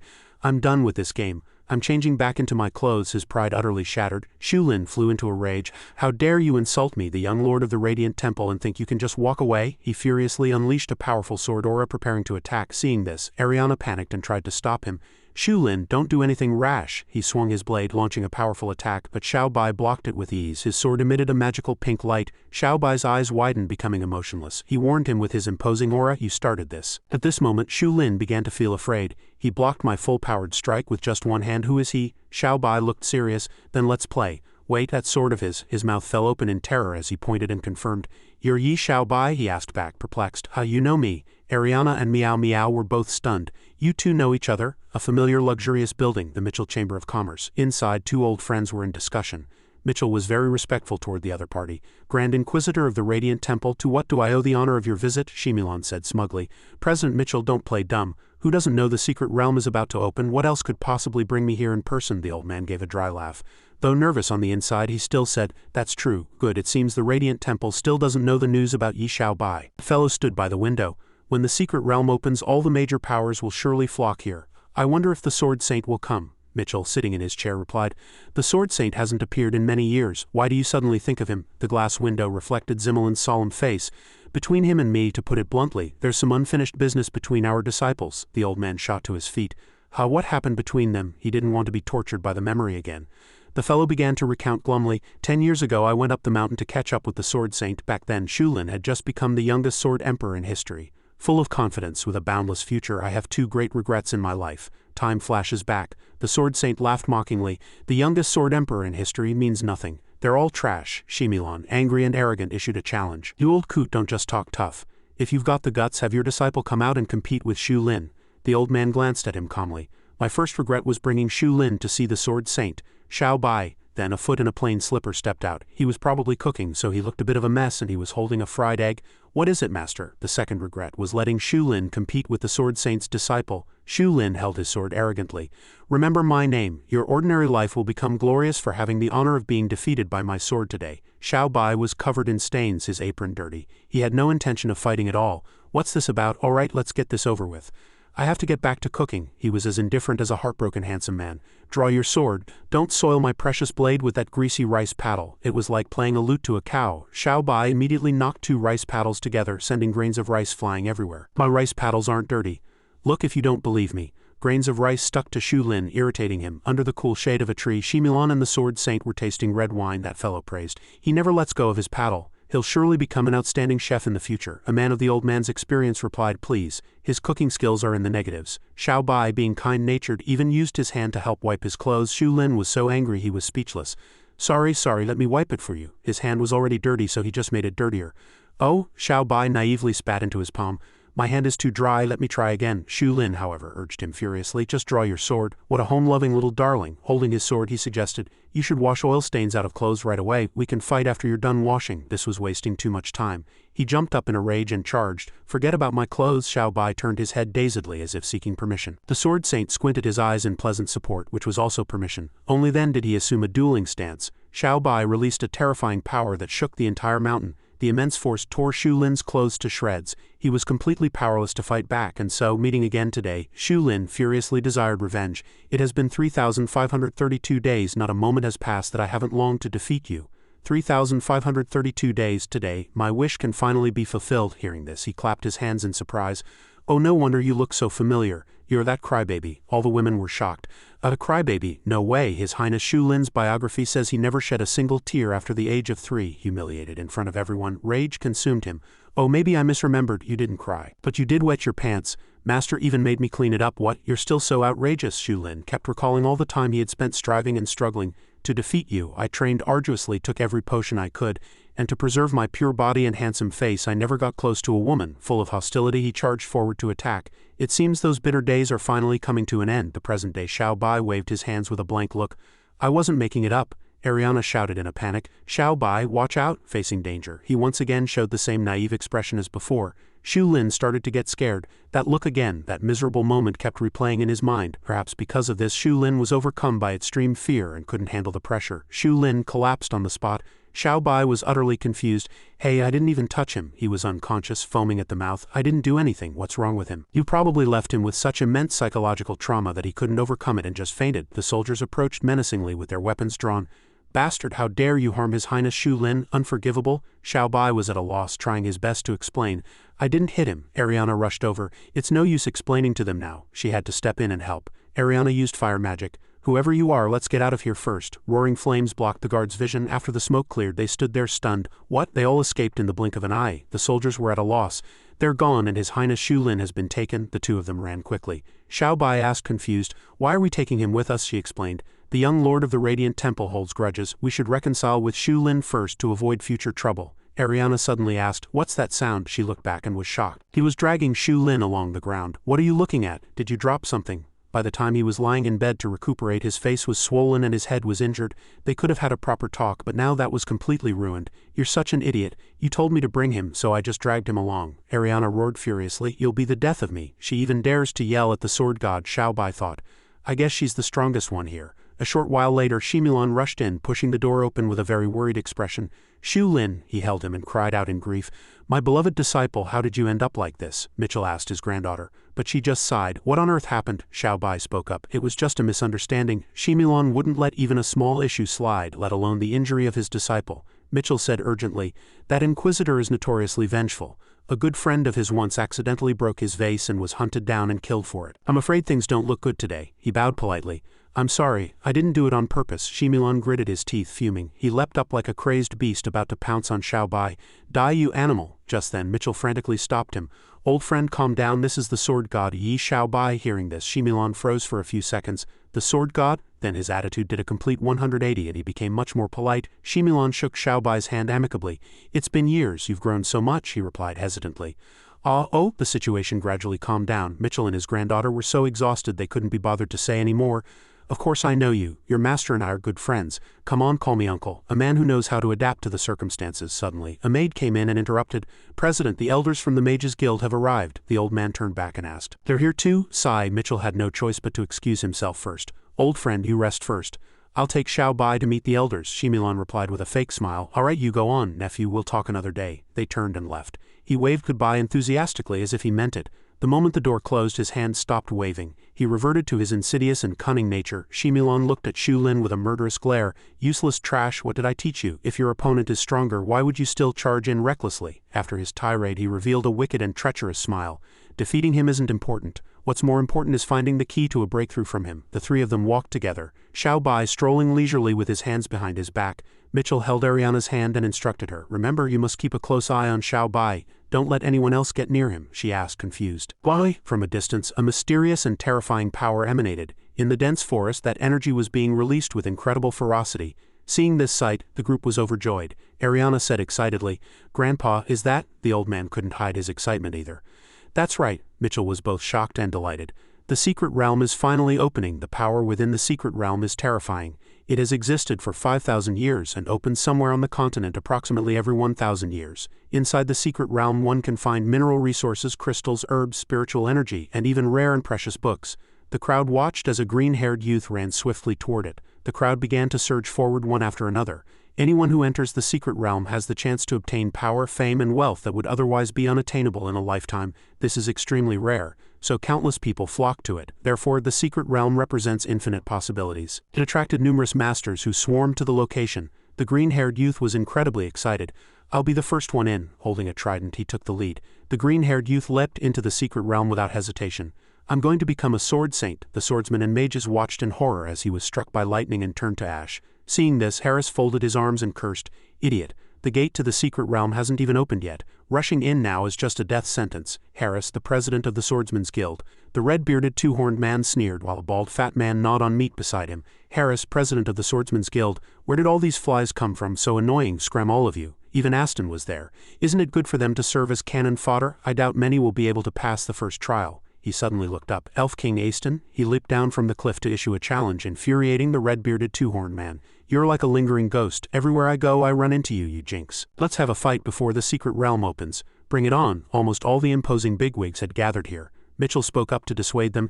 It's not good for everyone to start fighting the moment you meet. The Council of Gods should be united. The president of the Mitchell Chamber of Commerce, Rodriguez Mitchell. The younger people were all dejected. A girl in a purple dress covered her mouth and said worriedly, "All the big shots from the Council of Gods are here. It looks like this secret realm will be theirs." A brown-haired youth sighed. "I wonder what will be left by the time it's our turn." A fat green-haired boy encouraged them. "Don't lose hope. Maybe if we make it through the secret realm once, we'll become big shots too." Harris pointed and jeered. "Old Aro, are you getting senile? You dare to brave the secret realm with just these few people?" He frowned and retorted. "On the contrary, I feel I might have a few too many. In fact, I brought a helper this time." Hearing this, the old man grew suspicious. A helper? He was talking about the red-bearded two-horned man who laughed mockingly. "Have you gone stupid from having too much money? Who on this entire continent is worthy of being a helper to the likes of us?" Then Mitchell excitedly spread his arms and warmly welcomed Bai and Ariana. "Lights, fireworks, the works. I proudly present my grandson-in-law." Harris was dumbfounded, frozen as if petrified. They looked down on him without even understanding the situation. The red-bearded two-horned man roared with laughter. "A white badge, a trainee swordsman." Aston covered his mouth and sneered. "He doesn't look too bright either. What does old R.O. see in them?" Ariana shyly tugged on her grandfather's beard. "What grandson-in-law? Don't say such nonsense," Mitchell said happily. "It's bound to happen sooner or later." "Ouch, ouch, gently, gently." Suddenly a voice interrupted them, startling them both. "I object to this marriage." Lord Estic stepped forward proudly and announced, "From the holy city of Junlias, the city lord's son." Estic, listen up. Ariana is mine and no one can take her from me." She wore a disgusted expression. "Estic, you know where you are. How dare you come here and cause trouble?" He affirmed it self-righteously. And his guards beside him also jeered. "As long as it's within the territory of the holy city of Junlias, it's my turf. I can be wherever I want, right?" Lord Estic, with his hands on his hips, roared imperiously at Bai. "If I want someone to get lost, they get lost, understand?" He paid him no mind, simply looking up at the sky. "Is it going to rain?" Seeing that he was being ignored, he became furious. "Don't play dumb with me, get lost." Sure enough, the sky filled with dark clouds and thunder boomed with unusual intensity. Things were looking bad, the red-bearded two-horned man said in shock. This terrifying aura, could it be the return of a demon god? Within the blood-red clouds several deities appeared. "The secret realm belongs only to the dragon god. All you ants must withdraw." Mitchell looked up in terror. The dragon god has appeared again," Harris stated. "With an aura this oppressive, who else could it be?" Dark clouds gathered, thick with killing intent, as an old man gradually appeared. "You worthless scraps don't deserve to live." The crowd stared in astonishment. The dragon god's aura was incredibly majestic, his posture chilling to the bone. "I'll give you one way to live." The old man's face was ferocious. "Scram." The dragon god looked down upon the weak crowd, thinking with satisfaction. "Excellent. This entrance was perfectly timed. Only by appearing before everyone's eyes can I officially proclaim to the world that I am the invincible dragon god." Lord Estic was scared out of his wits, while Bai remained standing calmly. The old god must have seen him. The dragon god suddenly became terrified. As if he'd seen a ghost, he scrambled back into the clouds, leaving his subordinates completely bewildered with no idea what had just happened. "Cue quick. Run." The black goat god shook his head in disappointment and sighed. "The dragon god has really gotten old. He's so inarticulate. It looks like I'll be replacing him sooner or later." Just then, Bai innocently pointed to the sky and said, "How they look terrified to see you, completely at a loss." The remaining gods instantly flew into the clouds. Bai asked in confusion, why did they all leave?" This also left Tyre inexplicably surprised. They were dragon gods, all right, but why did they suddenly leave? The red-bearded two-horned man was also surprised. That group of dragon gods seemed to have seen something. Their faces turned pale with fright. Aston said hesitantly, "In that direction, there's only—" Suddenly, soldiers surrounded Lord Estic and Bai. He looked embarrassed. What was going on? Bai remained as naive as a little bunny. Lord Estic puffed out his chest, placed his hands on his hips, and looked extremely proud. "This young master is the young lord of the holy city of Junli. I wouldn't be afraid even if 10 more dragon gods showed up." He was obsessed with his image. Bai clapped his hands in admiration. Aston sensed that something was amiss. He pushed Estic to the front to draw attention, humbling himself in hopes of getting through. "He's certainly something else," the red-bearded two-horned man commented. No wonder Rodrigo chose him as an assistant. This kid is really cunning. He went on high alert and ordered, "Once we're inside the secret realm, keep a close eye on that kid for me." His female subordinate acknowledged. Yes, then he cautiously laid out his plan. "Follow that kid wherever he goes and figure out what he's all about. Try to win him over," the one-eyed underling agreed. "Understood," the swordsmen and mages exclaimed. The entrance is open. A strange formation appeared at the secret realm's entrance. Everyone rushed forward. "Let's go, we can finally get in." Everyone frantically poured into the secret realm. At this moment, Lord Astique put on a gentlemanly air, extending a hand in invitation. "Ariana, let's go in together. I'll protect you," but she ignored him and excitedly grabbed Xiao Bai's hand, running off. "I don't need your protection." Projected by his crush, he pouted, his eyes welling up with tears as if he were about to cry. "Kid, you're digging your own grave," the red-bearded two-horned man ordered his portly subordinate. "Hurry and follow them. Run ahead, don't lose them." Harris waved and said, "Quick, follow me." Just then, in the distance, two thugs were hiding behind a tree. Farron said happily, "Thank heavens we made it in time," Lucifer, pinching his nose, suggested. "Let's find a place to take a bath first." Hearing this, Farron flew into a rage and roared, "What time do you think it is to be thinking about a bath? If we mess up the evil lord's important business, our lives are forfeit." Lucifer frowned warily and replied, "Even with just the two of us we might not succeed." After careful observation, he said calmly, "With just the two of us, success is indeed not guaranteed. The evil lord said so." The crowd swarmed into the secret realm. "As long as we stick close to that kid." Inside the secret realm was a white space with everyone holding their weapons.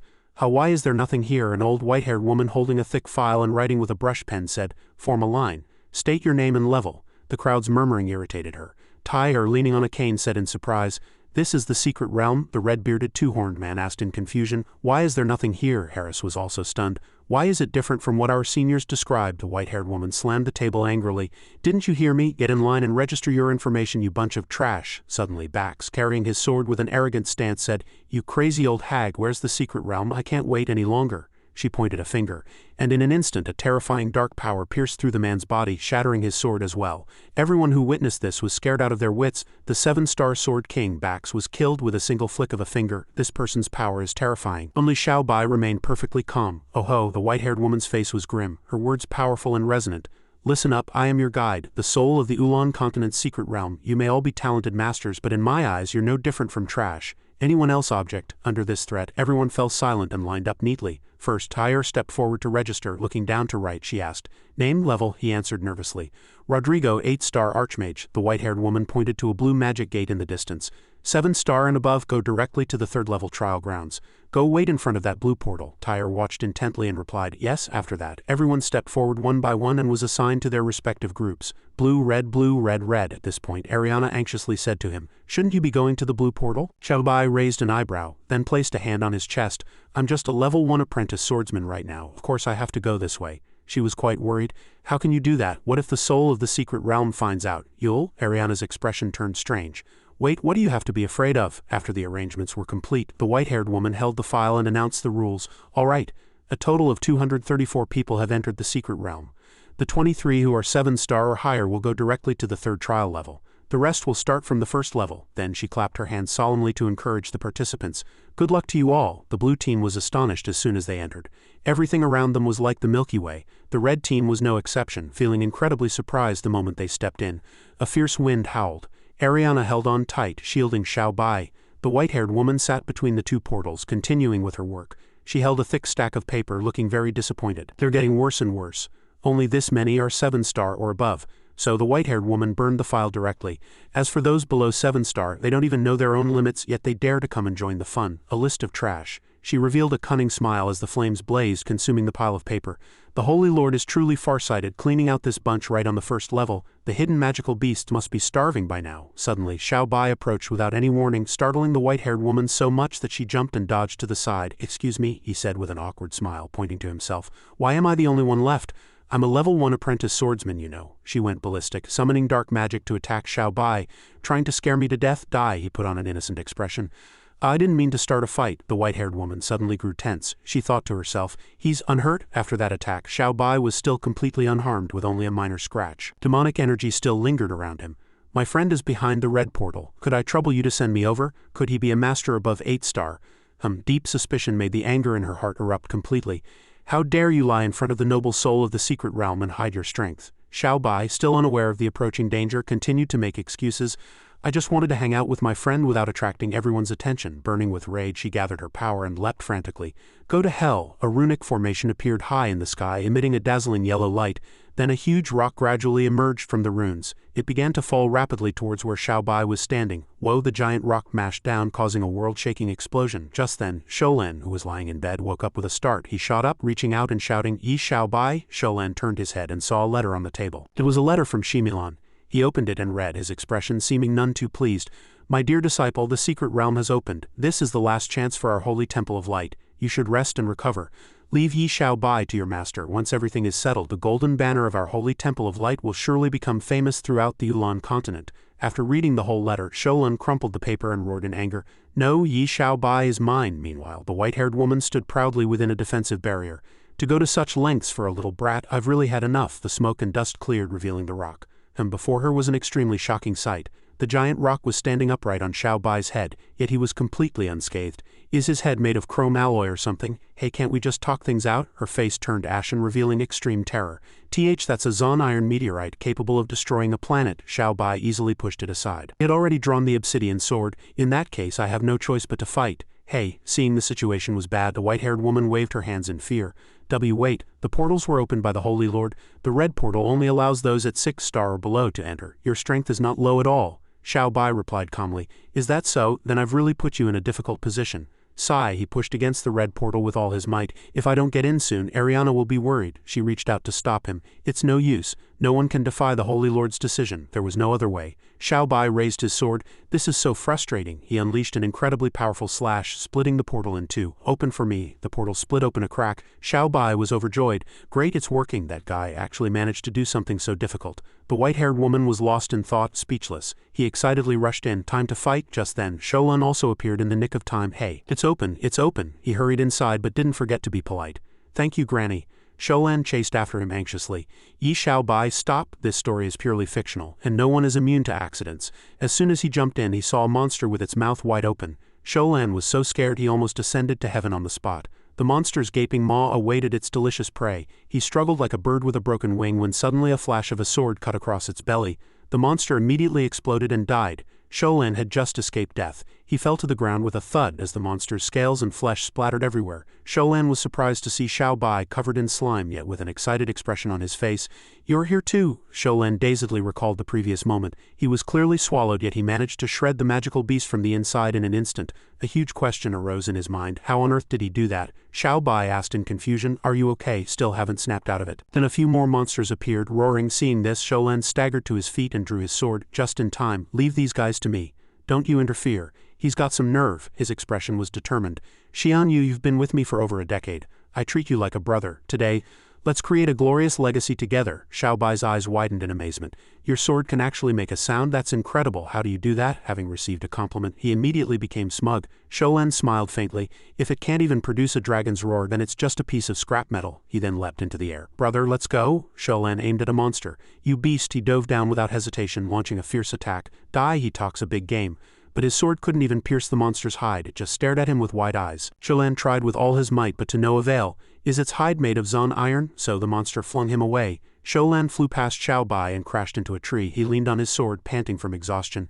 Damn it, who threw this banana peel? It made me slip. Such poor manners. Xiaobai looked back with concern, wanting to help. Are you okay? How about I take over? These words reached Sholan's ears. He was once again reminded of everyone's humiliating comments about him. Can you even do it? No reaction at all. How can a man be like this? You can't do it, can you? Sholan was furious, thinking to himself.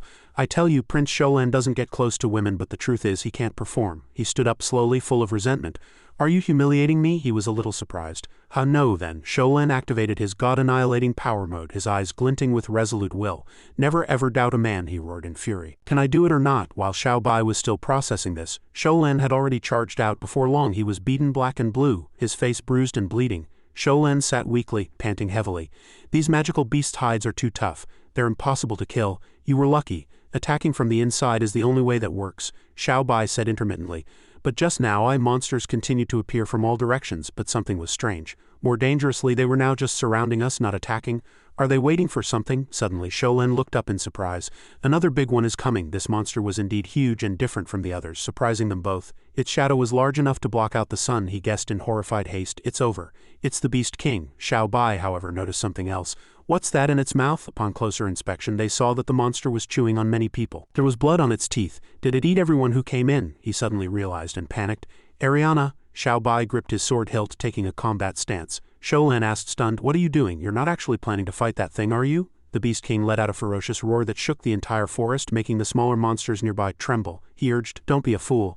Help me get out of here. It's coming to eat us." The giant monster bared its sharp teeth and looked down on them. He charged forward with his sword. Sholen couldn't stop him at all. Yi Xiao Bai. At that moment, the surrounding smaller monsters also pounced one after another. He cut off their heads without hesitation, even though the monsters' hides were like Zon iron. Xiao Bai dispatched them cleanly and efficiently, greatly surprising Sholen. By now, the Beast King had spotted its enemy. It viciously lifted its foot, intending to stomp him to death, and so Xiao Bai was stomped under the Beast King's foot, sending dust flying. Sholen in the distance was also affected by the shockwave. He struggled against the strong wind. Its paw was immense, with sharp claws. From under its foot he leapt up, completely unharmed. Tiny Xiao Bai was facing the Beast King head-on. "Give me back Ariana and Meow Meow." He swung his sword a perfect arc across its neck. "Give them back." The Beast King's head was severed in an instant. It collapsed with a thunderous crash and white dust enveloped everything. Xiao Bai landed stylishly. That last strike left Sholen too stunned to speak. He concluded, "I get it now. The key to becoming stronger is..." Sholen was ecstatic, with tears in his eyes. He had realized it's that black sword. The Beast King's corpse lay behind him as Xiao Bai stood quietly. "Ariana, Meow Meow, may you rest in peace." Then Sholen approached cheerfully, saying fawningly, "Hero, you're amazing. Are you tired? You've worked hard." Xiao Bai was a bit confused. What the heck? They stared blankly in one direction. He pointed in that direction. While he was distracted, Sholen stole the obsidian sword and slid it into his own scabbard. "I'll take your sword first, and we'll have a proper honorable fight." Xiao Bai was suddenly overjoyed. "Ariana," he stood aside, stunned. "What?" He thought they were all dead, but it turned out they were perfectly fine. The group waved hello, and she called out excitedly, "Xiao Bai." Meow Meow had already transformed into its large cat form. "Master," he smiled happily and walked over. "You're all okay, that's great." Not paying attention, Sholen stabbed himself in the butt with the sword. "He's really a lost cause. We were scattered by the magical beasts. We saw the commotion over here and came, and sure enough we found you." The group gathered around the Beast King's corpse. Ariana leaned in and curiously whispered in his ear, "How did you end up with Sholen? He didn't give you any trouble, did he?" Xiao Bai answered frankly, "Nah, don't worry about me." At this moment he shed tears from the immense pain. Xiao Bai seemed to have misunderstood. "Look, he's so happy that everyone's safe. He's crying tears of joy. Is that so?" The group looked up at the sky in unison, surprised. Over on the blue team's side, knights and mages gathered together. Above them, lightning crickled, and in the middle was a peculiar galaxy. Only by passing the first trial can you enter the second trial. Space was torn open, and the participants were sucked in, free-falling. Below is a complex maze. "What is that thing?" Xiao Bai landed safely, holding Ariana. Many spatial rifts had appeared in the air, so it was inevitable that everyone would fall. "Help!" The two of them stood and watched as everyone was sucked into this place. From up high, Sholen sneered. "A bunch of trash, not even a shred of adaptability." He smugly imagined his own stylish landing pose, but his sword failed to stick into the wall, and so the fantasy was shattered. Sholen slowly tipped backward. He was about to hit the wall next to him. He couldn't hold onto the sword either. "No?" Sholen slammed heavily into the wall. Perfectly reasonable. Just like that, Sholen bounced back and forth between the walls before finally falling to the ground. Ariana and Xiao Bai stood there watching blankly. "Ouch, my heavens," he asked curiously. "Why didn't you just fall straight down?" A lump had formed on his head. Sholen roared angrily, "Because I wanted to. Is it any of your business?" His face was dark as he schemed. "Ever since I met this guy, I've been constantly getting hurt. If this keeps up, this bastard's bad luck will be the death of me. I have to get his sword as soon as possible." They were startled by a sudden voice. "Welcome to the second challenge. You are about to face an arduous battle. A total of 87 people have entered this challenge, divided into 7 teams located in different parts of the maze. Only the first team to find the king's scepter can proceed to the next challenge." Everyone was at a loss. As for the losing teams, they will be buried in this maze forever. "Astique squad," he anxiously ordered his squad members. "Did you hear that? Hurry and find the king's scepter. Whoever finds it will be handsomely rewarded by me." "Yes, sir." Suddenly a giant poisonous spider appeared and attacked the participants. "Ah, help, a demon beast." A few mages confidently made their move. A young man holding a red-covered book announced, "It's just a spider. What's there to be afraid of?" The one with the hat cursed. "Overestimating your own abilities." They simultaneously launched 2 attacks at the beast's body, but dealt no damage whatsoever. It had already devoured the first person. At this, the pair of proud mages turned and fled in terror. The brown-haired youth said in confusion, "No damage at all. Are they demon beasts?" The one with the hat shouted. "Let's run." In the maze, people fled in all directions. "Quick, spread out, don't stick together." Lord Astique's luck was something else. He was being chased by the demon beast. A group of people escaped the poisonous spider's pursuit as it crawled into another alley. Astik fled for his life in terror. Why is it chasing me? The participants gathered to discuss a strategy. If we want to survive, we have to unite. That's the only way we'll have a hope of finding the scepter. Then we need to elect a commander. They all froze when they saw someone. That's right, only a true master can lead us to victory. Ariana and Xiao Bai looked on blankly, while Sholen limped behind them leaning on his sword. The strongest person here can be no other than him. The crowd cheered as if they had found their savior. He looked up and saw the young lord of the Holy Temple of Light, the youngest sword emperor in history, His Highness Sholen. Everyone was ecstatic, but it seemed they had made a mistake. The young lord of the Holy Temple of Light, the youngest sword emperor in history. Your Highness Sholen, you were the one who defeated the Beast King on the previous level, right? You truly are our guardian deity. Xiao Bai breathed a sigh of relief. Great, none of them know it was me. Ariana's expression was peculiar. But would Sholen just go along with this mistake? He was in a foul mood. Sholen gritted his teeth in resentment. Then he excitedly showed pride. That's right, it was I. The Holy Temple of Light grants you light. Follow Big Brother and happiness will be yours forever. As long as everyone is willing to follow me, I will definitely lead you all to the pinnacle of your lives. Sholen proudly clenched his fist and encouraged them. As long as we work together, no difficulty is worth mentioning. Let's go find that, whatever it is, scepter together. Many people regained their fighting spirit, raising their weapons.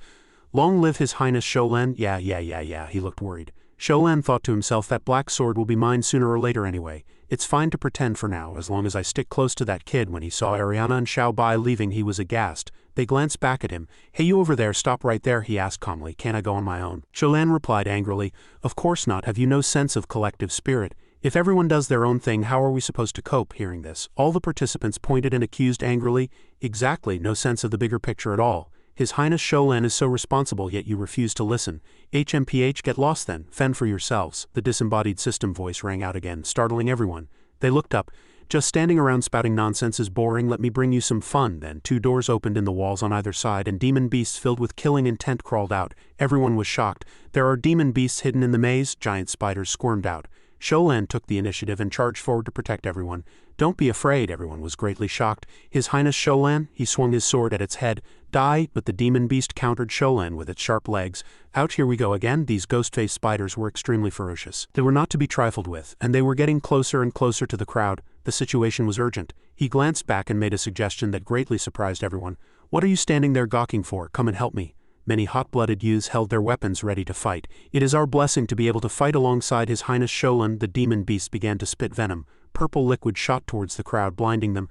My eyes, it's venom, dodge it. The ghost-faced spiders kept spraying venom, and the scene descended into chaos. Who stepped on my shoe? I can't see anything. Help! Xiao Bai immediately rushed forward to support them. Good chance, Ariana reminded him worriedly. Be careful, it's poisonous. He easily sliced off its lower body. In the winding maze, a golden light flashed by at high speed. The object moved in different directions. At that moment, Astik was on the ground reaching out his hand. The evil demon beast raised its leg, preparing to eat him. Help afterward. Someone stepped in and saved Astik. The ghost-faced spider's body was split in 2. That should do it. He looked back in terror at the demon beast's huge shadow. What happened? Astik's men swarmed over. Young master, we're here to help you. Go, young master. He sat there stunned, completely bewildered. What? The soldiers were both surprised and overjoyed. What's going on? Am I seeing things? Did young master Astik destroy the demon beast?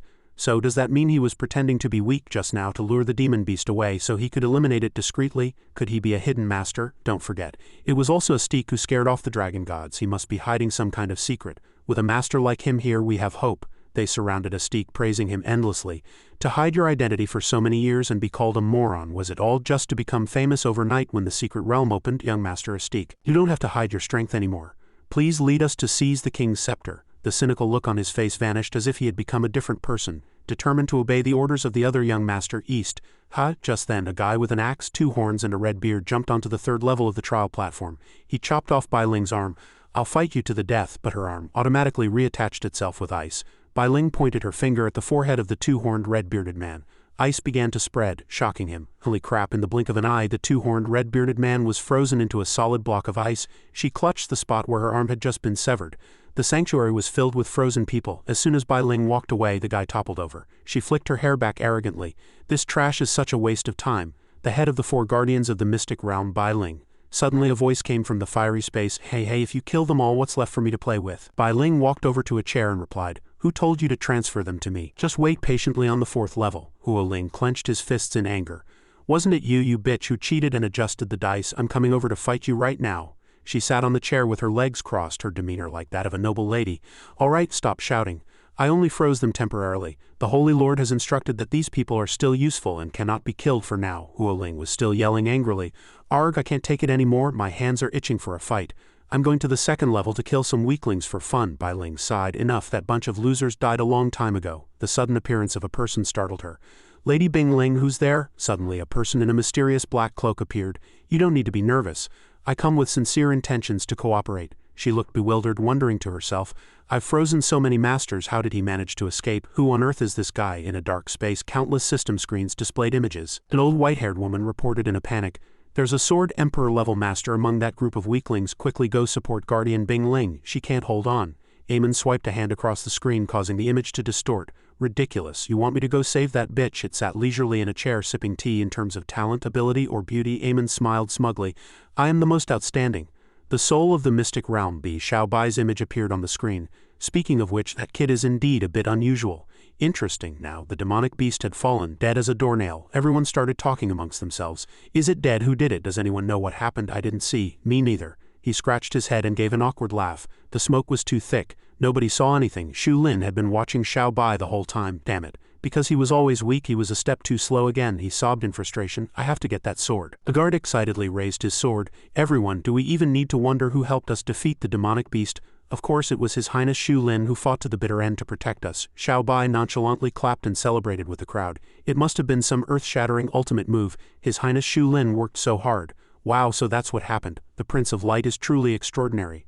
I feel more powerful now." This greatly surprised him. "Next time you use your ultimate move, just give us a heads up. We'll all close our eyes, we promise not to peek." "I see. No wonder he has captured the hearts of countless maidens yet has no scandals. He's truly a man of discipline and principle." Now Eamon was also observing him.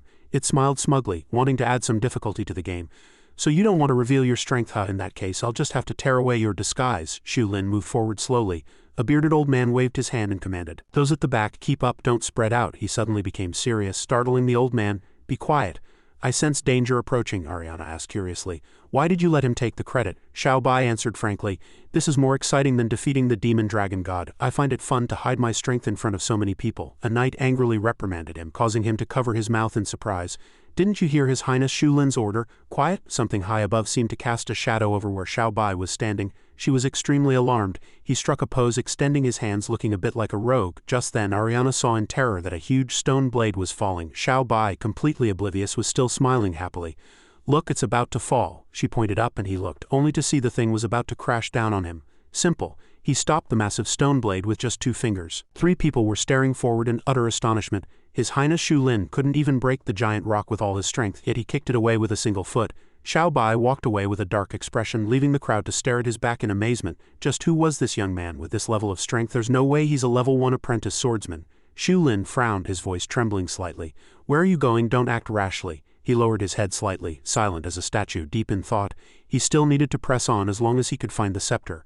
A blue light shot out from somewhere, causing the people below to cry out in curiosity. "What's that?" Xiao Bai looked up slightly, frowning when he heard a voice. "If you want to save your chamber pot, come here." Eamon watched Xiao Bai from afar through a screen, an inscrutable, evil expression on its face. "But you'd better be prepared to die." Eamon bared its teeth and laughed eerily, its eyes turning crimson and incredibly frightening. "The closer you get to the center of the maze, the more complex the paths become. The higher the level of the demonic beasts, and the more terrifying the fatal traps. You might lose your life when you're only halfway through." Xiao Bai was being targeted by a modern electronic scope. At that moment he turned his head as if he had noticed something. Eamon was startled and quickly backed away. "Did he spot the particle beast I'm using for surveillance?" "No way." In the gloomy overcast sky, an eye with wings slowly flew over. "This is a special species of the mystic realm. The people of the Yulan continent definitely wouldn't know about it." The eye flew from the sky toward the ground where an insect was resting. Suddenly a strange light appeared before the insect's eyes. A razor-sharp beam shot down, slicing the divine eye in two. The screen in front of Eamon suddenly glitched, making it exclaim in shock. To think he could slice apart a particle beast smaller than a speck of dust with a single sword stroke. Xu Lin watched the stumbling Xiao Bai. He couldn't help but ask, "You're not really planning to go through, are you? This is a maze. Even if you know the direction, you can't get through. You'll definitely get lost." He swung his sword in frustration, his eyes filled with a hint of anger. "Can't I just walk in a straight line?" He swung the sword at the wall, the force so powerful it created sparks. Xu Lin shouted in terror. "You actually destroyed the maze wall. Your strength is terrifying." He froze, watching Xiao Bai stare at the smoking wall with an expression of admiration. "Wow, it's really sturdy." Xu Lin wondered to himself. The wall didn't break.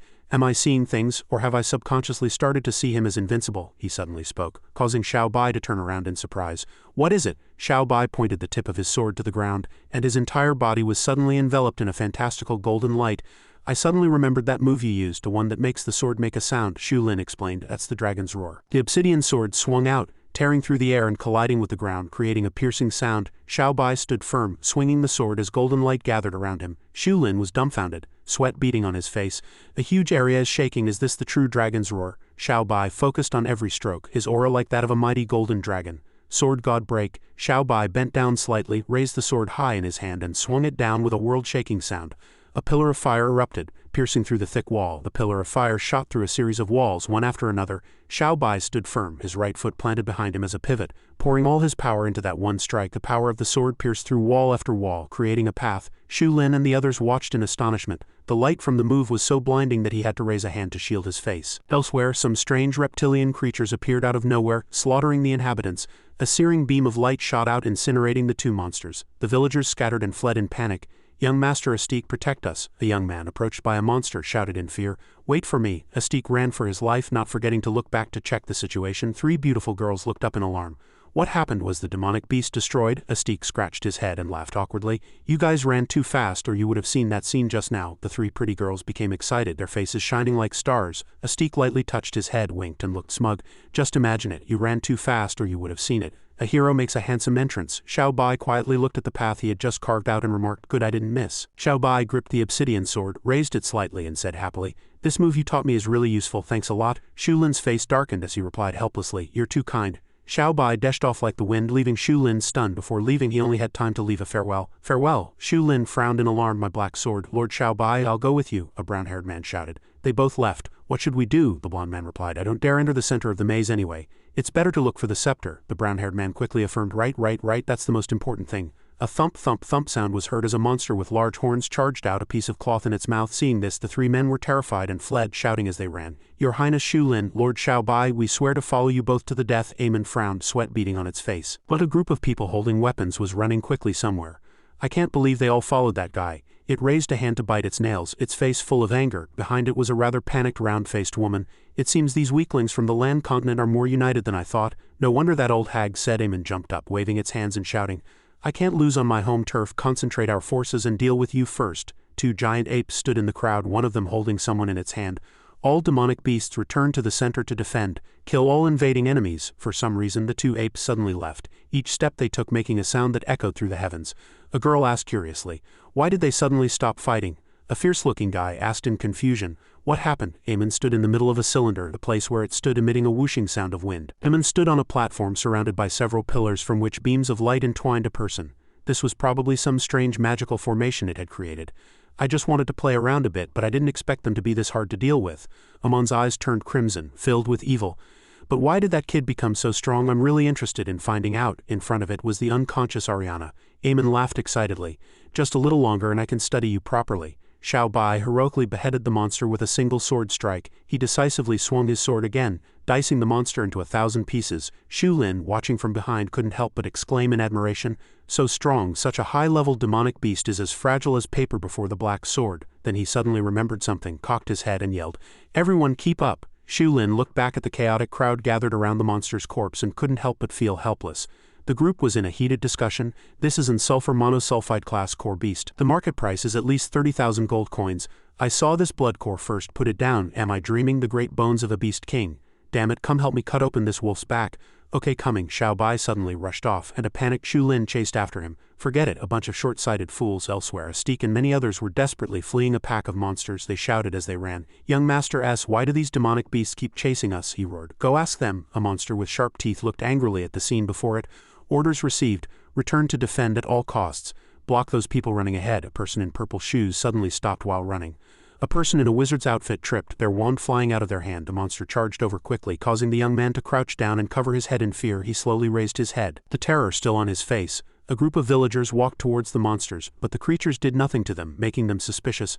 How strange. They don't seem to want to attack us. It's true what's going on. Astique walked over with a confident smile, thinking to himself, in a critical moment like this, it doesn't matter if you can outrun the demonic beasts. As long as you can outrun everyone else, you're safe.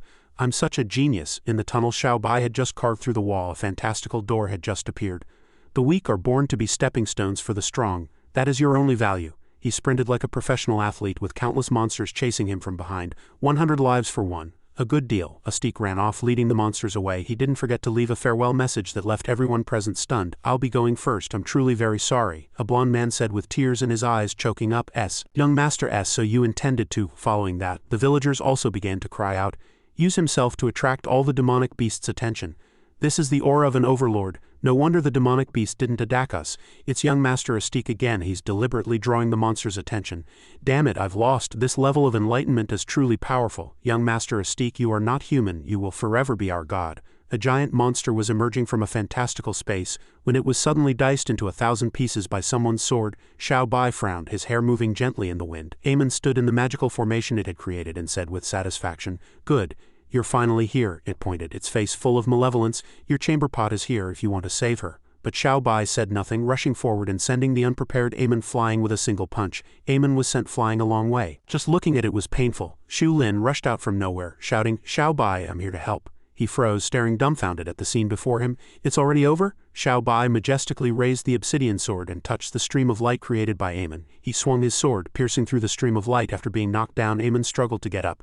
"Those are the shackling ropes created by the soul of the mystic realm itself. How could they be cut by your dull sword?" Seeing this, Xu Lin shouted in fear and ran to Xiao Bai's side. "It's still alive." It walked slowly, putting its hands on its face and making some incomprehensible gestures as it went. "Were you trying to take me down with a sneak attack just now? A pity, but your fist is still too slow." Xiao Bai tossed the obsidian sword to him, his eyes watching Eamon with a hint of vigilance. "Because I think punching your head will be more satisfying." After tossing the sword to Xu Lin, he made a request. "Lin, help me out for a second." "Thanks." Hearing this, he was ecstatic. "Why be so polite?" Xu Lin hugged the obsidian sword tightly, so excited that tears streamed down his face. "I finally have you. This must be a special fate for us to become a family after this long journey." Eamon charged over, its expression eerie and dangerous. "Punch my head, you're killing me." "Listen up, there is no one in this world who can hurt my head, not a single one." Suddenly a shrill scream rang out, stunning it. Where did Astik come from? He was so scared he was crying a river of tears and snot. "Why am I the only one left?" Xiao Bai was very surprised to see him. "It's you?" He ran in, saw what was in front of him and thought in surprise. "That kid, and Ariana is here too." Whether it was luck or misfortune, Astik tripped and tumbled through the air several times, creating what he himself would consider a masterpiece. "Don't panic, be elegant." A 3.5 tuck somersault, a half twist straddle roll, a 90-degree turn into a forward roll, and a perfect landing. Eamon stared blankly at this scene, stunned. Suddenly someone shouted to shoo it away. "What are you doing, you ugly freak? Get out of the way!" An eerie scene appeared. The entire space was shrouded in deep crimson, with countless human bones faintly visible, a horrifying sight. Here's the situation. A master has mixed in with the low-level crowd. His existence could very well bring a great disaster to the mystic realm. Bingling stood with one hand on her hip, the other gently stroking her chin in thought. The soul of the mystic realm hasn't reported back. Could it be true, as he said, that someone was able to break the Holy Lord's control and enter the low-level trials? A blue circular vortex appeared. She gently reached out to touch it. "Let's take a look and find out. That soul of the mystic realm's power is second only to mine. I refuse to believe it can't even defeat a single ordinary person." The image of Astik's historic trip, which sent him hurtling straight toward Eamon, appeared before her. Seeing the sight, Bingling bit her lip tightly, sweat pouring down her face. To think he could actually injure the core of the soul of the mystic realm. Is there really a master here? Meanwhile, back at the scene after their intimate collision, he and it were both screaming and clutching their heads. Astik held his head and gave it the friendly finger, cursing, "Where did you pop out from, you idiot, standing there blocking the way? It hurts like hell." Xiao Bai shouted a warning from behind. "That's the administrator of the maze." Hearing this, he was terrified. His attitude changed faster than flipping a page. "Dad, is your head okay?" It clutched the tiny bump on its head, its voice trembling with anger. "Good, very good. You've thoroughly enraged me." Then Eamon spread its arms, and with its movement the wind within the barrier intensified. "Prepare yourselves." Tens of thousands of swords attacked at its command, terrifying Astik. "Go!" The swords rained down on him, and Astik yelled in a panic. "Dad, spare me." Eamon focused its power to control the swords, cursing inwardly. "Damn it, my head is injured. I can't aim properly." Xu Lin hugged the obsidian sword tightly, a bad feeling rising in his heart. "I'll grab the goods and run." He was about to run when he was blocked by countless ferocious bears. Xu Lin gripped the sword in his hand and smiled confidently. "Perfect, let me test this sword." But before he could even swing the sword, he was swatted and severely injured by a bear. Xu Lin was sent flying toward Xiao Bai, who was startled and quickly dodged. The obsidian sword landed back in Xiao Bai's hand. He smiled smugly. "Perfect timing, thanks a lot." He pressed his lips together, crying a river of tears internally. "So you had me hold it for a few minutes just to give yourself a chance to show off, right?" Meanwhile, Eamon raised its hands to the sky and declared smugly, "Too late, you can't possibly escape this attack." Both trials are under my control. I can create as many as I want. Xiao Bai gripped the obsidian sword, his brow furrowed slightly as if concentrating his power. If your advantage is quantity, then I can only rely on quality. A beam of blue light shot from the building area straight into the sky. Eamon stared in terror at the shimmering sky. You call this quality? Eamon spread its legs and unleashed countless swords. Bigger isn't always better. We'll see who's tougher. Behold my ice and fire sword formation. Ariana was still suspended with electric chains wrapped around her body. Xiao Bai stood in front, unleashing a long slash of sword energy that made even Astique scream and run. Amon's swords hovered in the air, so stunned that even it was dumbfounded. Is this reasonable? You can shatter the maze walls with one strike. I'm asking you, is this freaking reasonable? Shu Lin suddenly burst into tears, his face as red as a tomato. This is true strength. The power of a man. Xiao Bai frowned. He was very serious at this moment. Eamon was breaking out in a cold sweat but still tried to remain calm. You scared me to death. I thought you were something special. A few seconds later it started laughing smugly again, completely unscathed, but the clothes on its back were torn and its body was no longer intact. It was still chattering away. If you have any other bluffs, bring them on. A true gentleman stands tall and unyielding. Frowning even once means I've lost. No sooner had the words left its mouth than something grazed its cheek, stunning Eamon. Xiao Bai pointed his sword forward. If you don't release her, the next strike won't miss. Only then did it start to feel scared. He isn't bluffing. Eamon quickly raised a white flag, a fake smile on its face. All right, I'll let her go. We can all be friends. Why be so serious? Although it had surrendered, he did not lower his sword. Where exactly is my friend? Shu Lin's eyes widened. What does he mean? Astique behind them was also getting restless. Isn't she behind you? Turn around and look, you idiot. Eamon suddenly remembered something. Chamber Pot, your friend is right behind you. Just stand below her and the restraints will be released. He stepped on a spot on the ground in front of Ariana. Xiao Bai suddenly raised his sword and thrust it straight at her chest. Shu Lin and Astique were stunned. Ariana's eyes turned purple. She widened her eyes and clenched her jaw. A pile of fanged excrement was enveloping her body. That's a piece of shit with fangs. Blood sprayed out from the piece of shit. The two guys started shouting in turns again. Shu Lin yelled, my Ariana has turned into a giant piece of shit with fangs. Astique roared, you idiot, the piece of shit turned into Ariana. Xiao Bai just turned to glance at Eamon and it immediately panicked. Calm down, it was just a joke. I'll let her out right now. It pointed at a glass case behind it. See, she's just temporarily unconscious, not a single scratch on her. It kept looking back at him fearfully as it walked. Please wait a moment, I'll go in and untie her. Eamon placed its hand on the glass door handle, then suddenly snapped a lock onto both handles. Astique whispered to Shu Lin. What is it doing? Shu Lin also seemed suspicious of it. I have a feeling that guy tricked us. Eamon suddenly burst out laughing. You'll definitely regret letting me in here. This glass is the strongest substance in the world. No one, no matter who they were, could hope to break the divine golden curtain from the outside. Its voice came from within. I may not be able to beat you, but I can sure annoy you to death. If you've got what it takes, come and get me. It had no idea that it had successfully enraged him. A leopard can't change its spots. It was a complete waste of time. He rested his chin in his hand and looked up. So this is the legendary divine golden curtain. Someone had once brought a piece of the divine iron curtain out of a secret realm and used it to forge a national treasure. A magic mirror. For thousands of years, countless powerful warriors had tried to seize this treasure, but all had returned empty-handed. So this is the divine golden curtain. What are we going to do? He slashed at the curtain wall countless times, but it seemed to have no effect.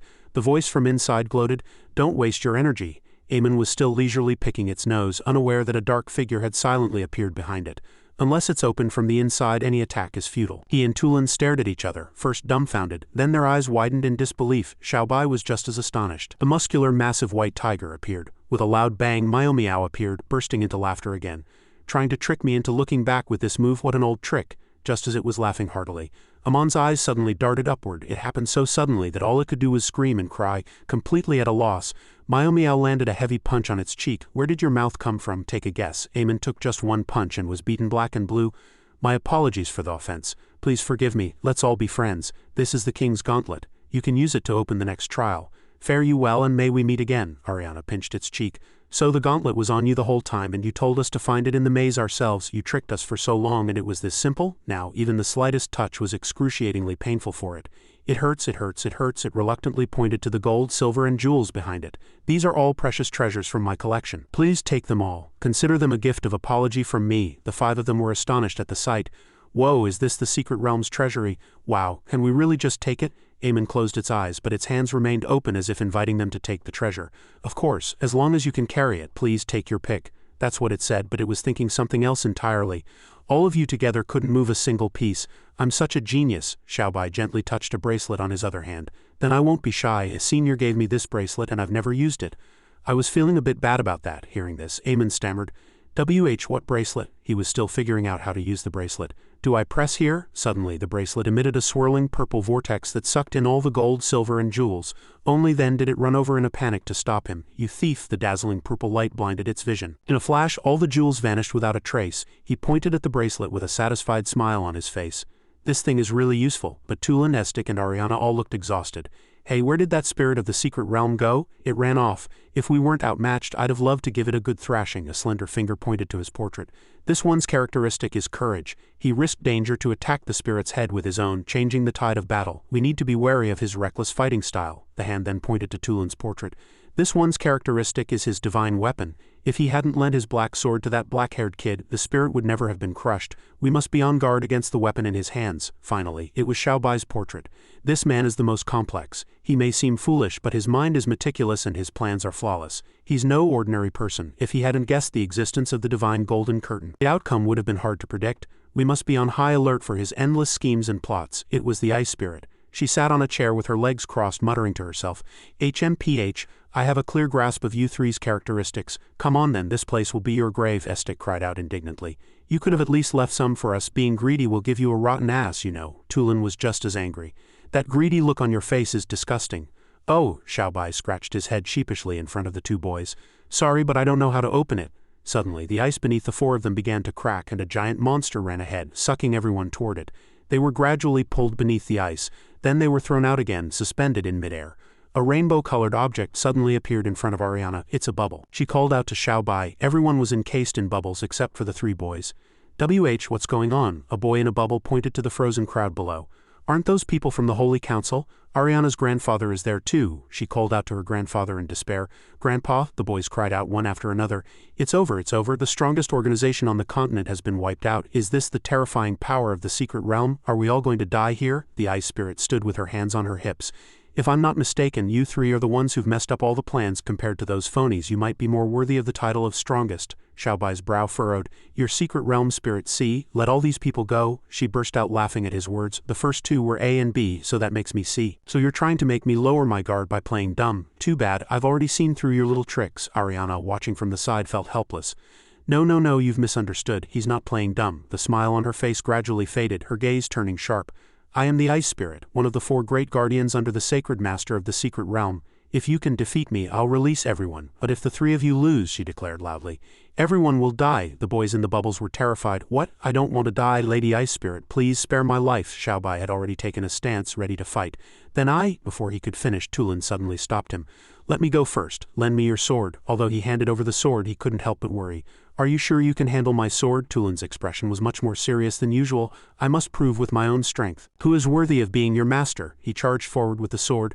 I am the strongest. But with just a gentle wave of her hand, she sent Duelling into agony. Enough, he fell heavily to the ground. Xiaobai walked over and comforted him.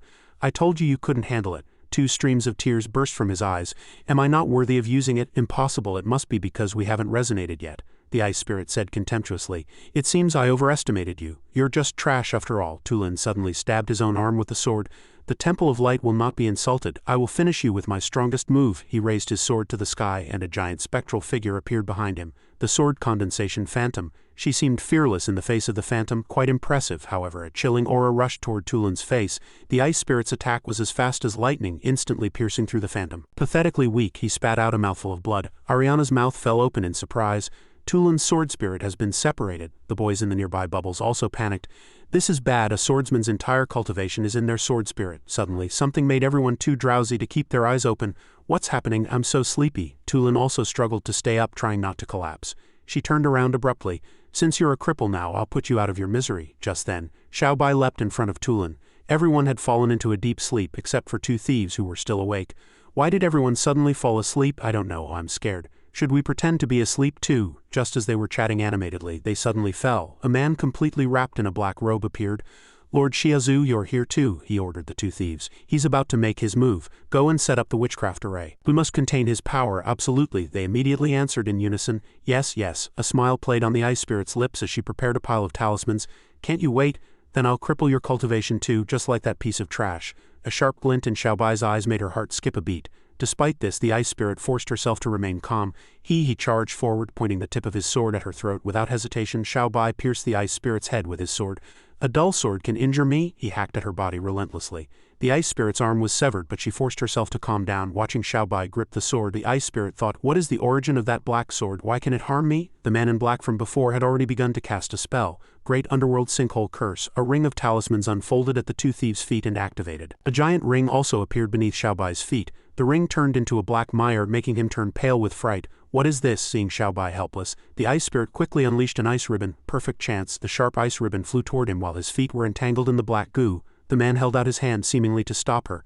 Lady Ice Spirit, leave the body intact. She crossed her arms smugly. It's over, but the block of ice unexpectedly shattered. The shards flew back toward the man in black. It's empty. A girl appeared, supporting Xiaobai. The ice spirit's eyes widened in astonishment. You are... She gently stroked his head. No one will ever harm him. It was Bing Ning. My dear little brother. Tulin's body sat motionless, his sword spirit already separated. The people in the bubbles were deep in sleep and the others were all unconscious. Xiaobai was also unconscious. Even this kid is down. Thousands of questions flooded Estic's mind. Why is he down? Why am I the only one still awake in such a critical situation? Is fate playing a trick on me? Special type. He was holding a small brick. At this point I can only rely on myself. Bing Ning suddenly spoke. You're right, he jumped in surprise, but still answered. That would be me. She turned back and instructed. I'll leave Xiaobai in your care for now. The ice spirit flew into the air, her entire body emitting countless ice crystals. Today is truly a day of double blessings. Not only do I get nutrients, but I've also captured the traitor who disappeared years ago. He carried Xiaobai on his back, trying to get him away as quickly as possible. Bing Ning retorted in kind. I'm afraid your double blessing is about to become a double tragedy. She released a thick layer of ice where she stood. Let's see how long you can keep up that tough talk. Estic was also speeding up his escape. Run, the ice spirit attacked while scolding furiously. Why did you betray the sacred master? Betray us? Why did you leave the secret realm? She continued to spew malicious words. Spit out all the secrets you know. A freezing aura enveloped the area, causing him to trip and fall, landing on top of Xiaobai. I'm freezing to death. Despite the thick ice, Bing Ning was unharmed. She slashed at her opponent with her sword. Despite the pain, the ice spirit kept shouting, no wonder this sword can cause me pain. It's because of you. Bing Ning said nothing and continued to slice through her opponent's body. Cracks appeared on her face, almost splitting it in two. Bing Ning then announced, it's time to end this. As soon as she spoke, a great fire erupted behind her. The ice spirit leaned against a tree, barely managing to stand. Saved. A woman who controlled fire appeared. No wonder the ice spirit was beaten so badly. That person was the fire spirit, another of the 4 guardians of the secret realm. Her words were full of sarcasm. So the once strongest guardian under the sacred master, the sword spirit, has shown herself. Although exhausted, the ice spirit still advised, be careful. Her sword is our counter. The fire spirit didn't attack directly but used a dirty trick instead. I'll hold her off for now. I've already notified the other 2 to come for backup as soon as possible. Bing Ning plunged the tip of her sword into the ground using the hilt as a pivot. Dealing with 2 guardians at once is a bit strenuous. That's enough for today. Her body transformed into a ferocious fire dragon. At this point, do you really think you can escape? She said no more, silently concentrating on her technique. The moment the fire dragon breathed fire, Bing Ning's water shield blocked the attack. Her feet slowly descended to the ground. Estic hadn't run far. I'm on your side. On one of you. He fell again, crying as he tumbled. I don't want to die. Before he could regain his senses, he suddenly fell out of that maze. The people in the bubbles also began to wake up. The people who had been frozen gradually regained consciousness. The ice spirit desperately wanted to pull them back. She shouted, the sacred master's nutrients. She stopped her. It's dangerous, don't go. Estic fell out of the magic portal. He looked around. This is the outskirts of the Holy Land, Elias. She opened a portal. We're back. Bing Ning floated in a vortex of water, her skirt fluttering. Convey a message to the master of the secret realm for me. Tell him to stay where he belongs and stop coveting other worlds. The ice spirit cursed at her furiously. How can you ignore the curse of leaving the secret realm and remain unharmed? Sword spirit, how did you do it? She retorted just as fiercely. I'm not the sword spirit. My name is Yi Bingning. The fire spirit and she were both stunned.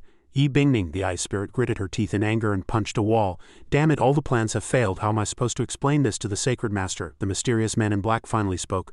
There's still a chance to turn the tables. Please take me to see the sacred master. Estic pointed anxiously at the bubbles. Big-chested sister, can those people still be saved? Bing Ning, while pressing her forehead against Xiaobai's, replied, the magic will wear off soon. Just be patient. I'll wake Xiaobai up to help you. Soon after, a dazzling purple light emanated from both of them, and she frowned, looking very uncomfortable. Bing Ning suddenly collapsed to the ground, making Estic turn pale with fright.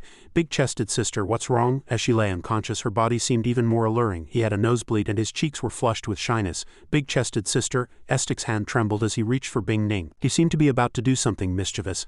I swear on my name as the young city lord, I will take full responsibility for you. Just as he was getting excited, Xiaobai spoke up. What are you doing? Estic crawled on the ground in embarrassment. I wasn't doing anything. I'm going to rescue people. He pretended to run over and help the people in the bubbles.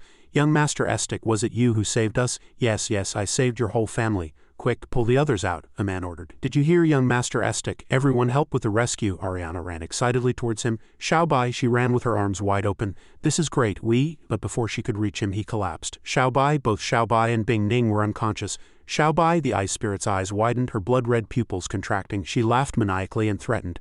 Xiaobai, this day next year will be the anniversary of your death. The ice spirit raised her hands to the sky, gathering her power to form two giant ice balls that stuck closely together. She said smugly, so what if you're the sword god, you can't protect the people you care about?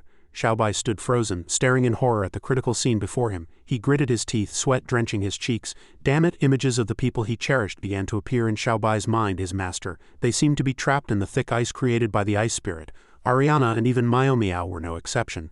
Miao, the ice spirit poured all her power into this attack, she yelled. Go to hell together. The two ice balls then came whistling down below. Xiaobai raised his hands using all his strength to hold up the two massive, slowly descending blocks of ice. He declared confidently, You think you can beat me with those flimsy ice balls? I won't. Suddenly a gentle voice called out. Xiaobai. He woke up groggily, realizing the final battle had just been a dream. Bing Ning was blushing as she leaned close to his face, asking with gentle concern, You're finally awake. Seeing her in his daze, Xiaobai instantly became wide awake. His eyes flew open as he stared at Bing Ning in disbelief. Suddenly a loud bang drew everyone's attention, and they looked around in confusion. Bing Ning let out a chuckle. Look at you, so scared, what a coward. Xiaobai sat on the floor in a daze, stammering, Who are you? Hearing the loud noise, Ariana pushed the door open worriedly. Sister Bing Ning, did something happen to Xiaobai? Seeing her, Xiaobai looked as if he'd seen his savior and immediately asked, Ariana, how did we escape? Ariana looked at him in surprise.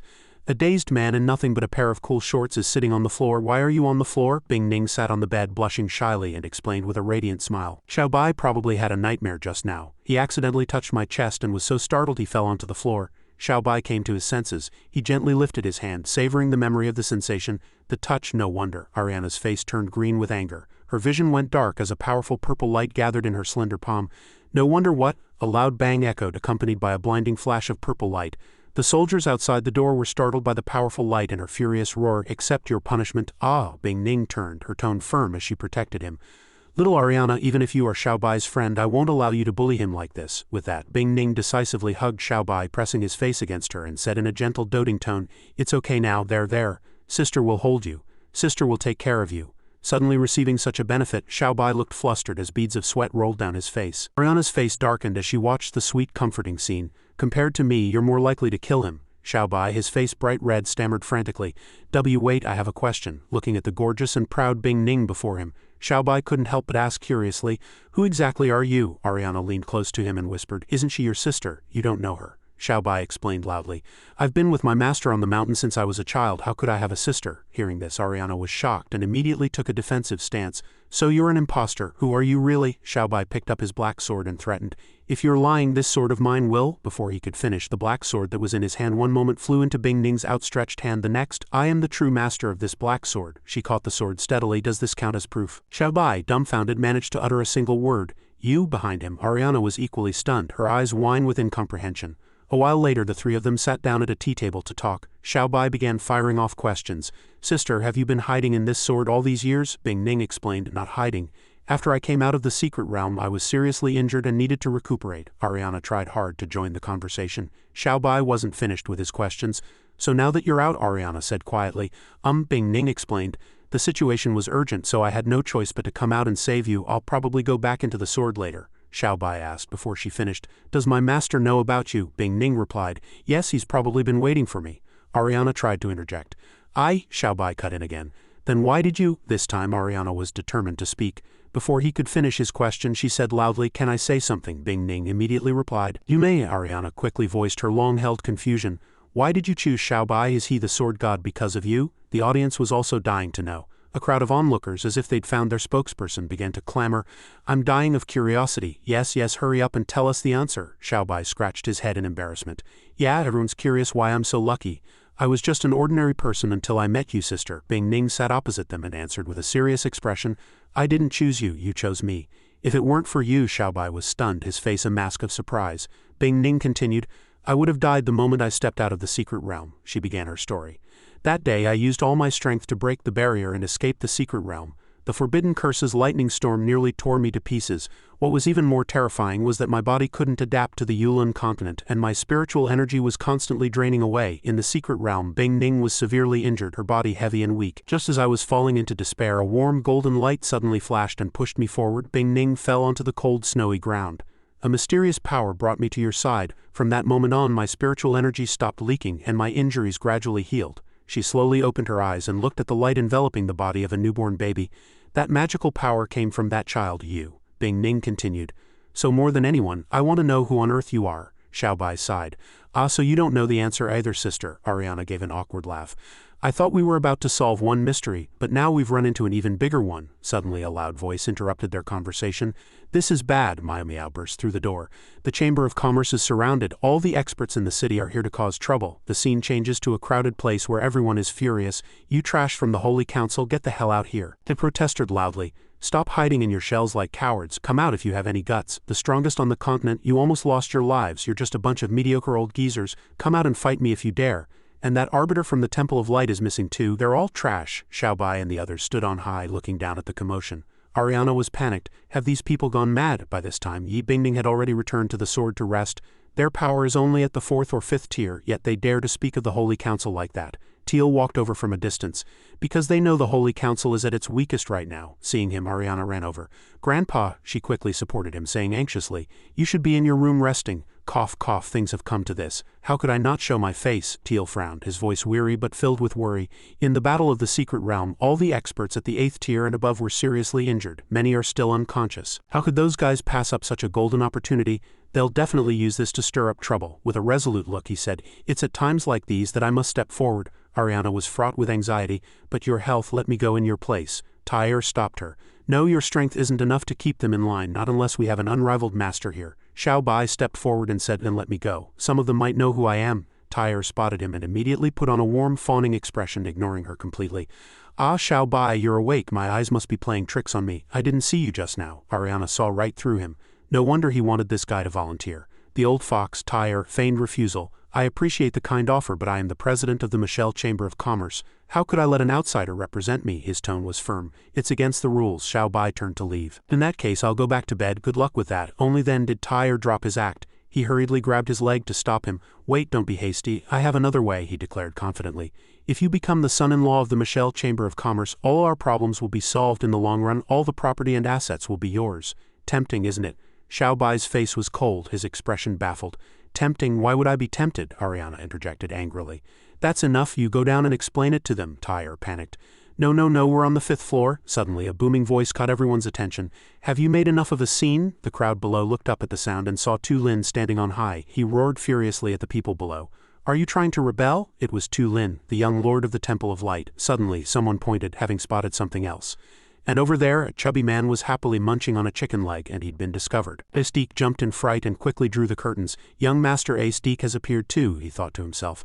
I was just hiding here to watch the show. Why is everyone looking at me? The crowd below whispered amongst themselves. They're all at the Michelle Chamber of Commerce. It means they've sided with the Holy Council. That's terrifying. How can we possibly win? What about those two? No way, you don't know. His Highness Tu Lin, Aestique, and a guy named Yi Xiaobai are the strongest rising stars to emerge from the secret realm, they all began to discuss. No, rising stars isn't enough to describe them. In the words of that terrifying she-devil from the secret realm, they are humanity's 3 giants. Harris lay on a hospital bed looking exhausted. Why did the powerful figures in the secret realm want to wipe us all out this time? This has never happened before in history. Aston, lying on the next bed, sighed. Barely escaping with our lives. This is worse than death. These old bones of mine are probably going to get rheumatism. A tall man in a horned helmet anxiously fidgeted nearby. Help me up, quickly. Several nurses scrambled to stop him. Your injuries are too severe. Don't move, a man with a worried expression spoke up. It was horrifying. We're all masters, yet we were completely powerless, someone next to him added. Do you think the people from the secret realm will still hunt us down? Harris lay quietly, gazing out the sunny window. More than the people from the secret realm, we should be worried about whether those thugs outside will cause trouble. The scene shifts to the crowd gathered downstairs, every face filled with unease and extreme fear. Damn it, the 3 giants are all together.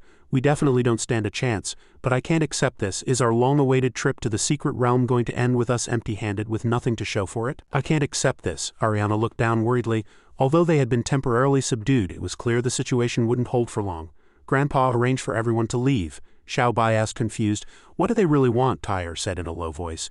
Humans die for wealth as birds die for food. Ultimately, they just want the rare treasures from the secret realm. Although my chamber has some reserves, it's nowhere near enough to satisfy their greed. Xiao Bai asked with excited curiosity. Is that all? A green-haired man below shouted up at them.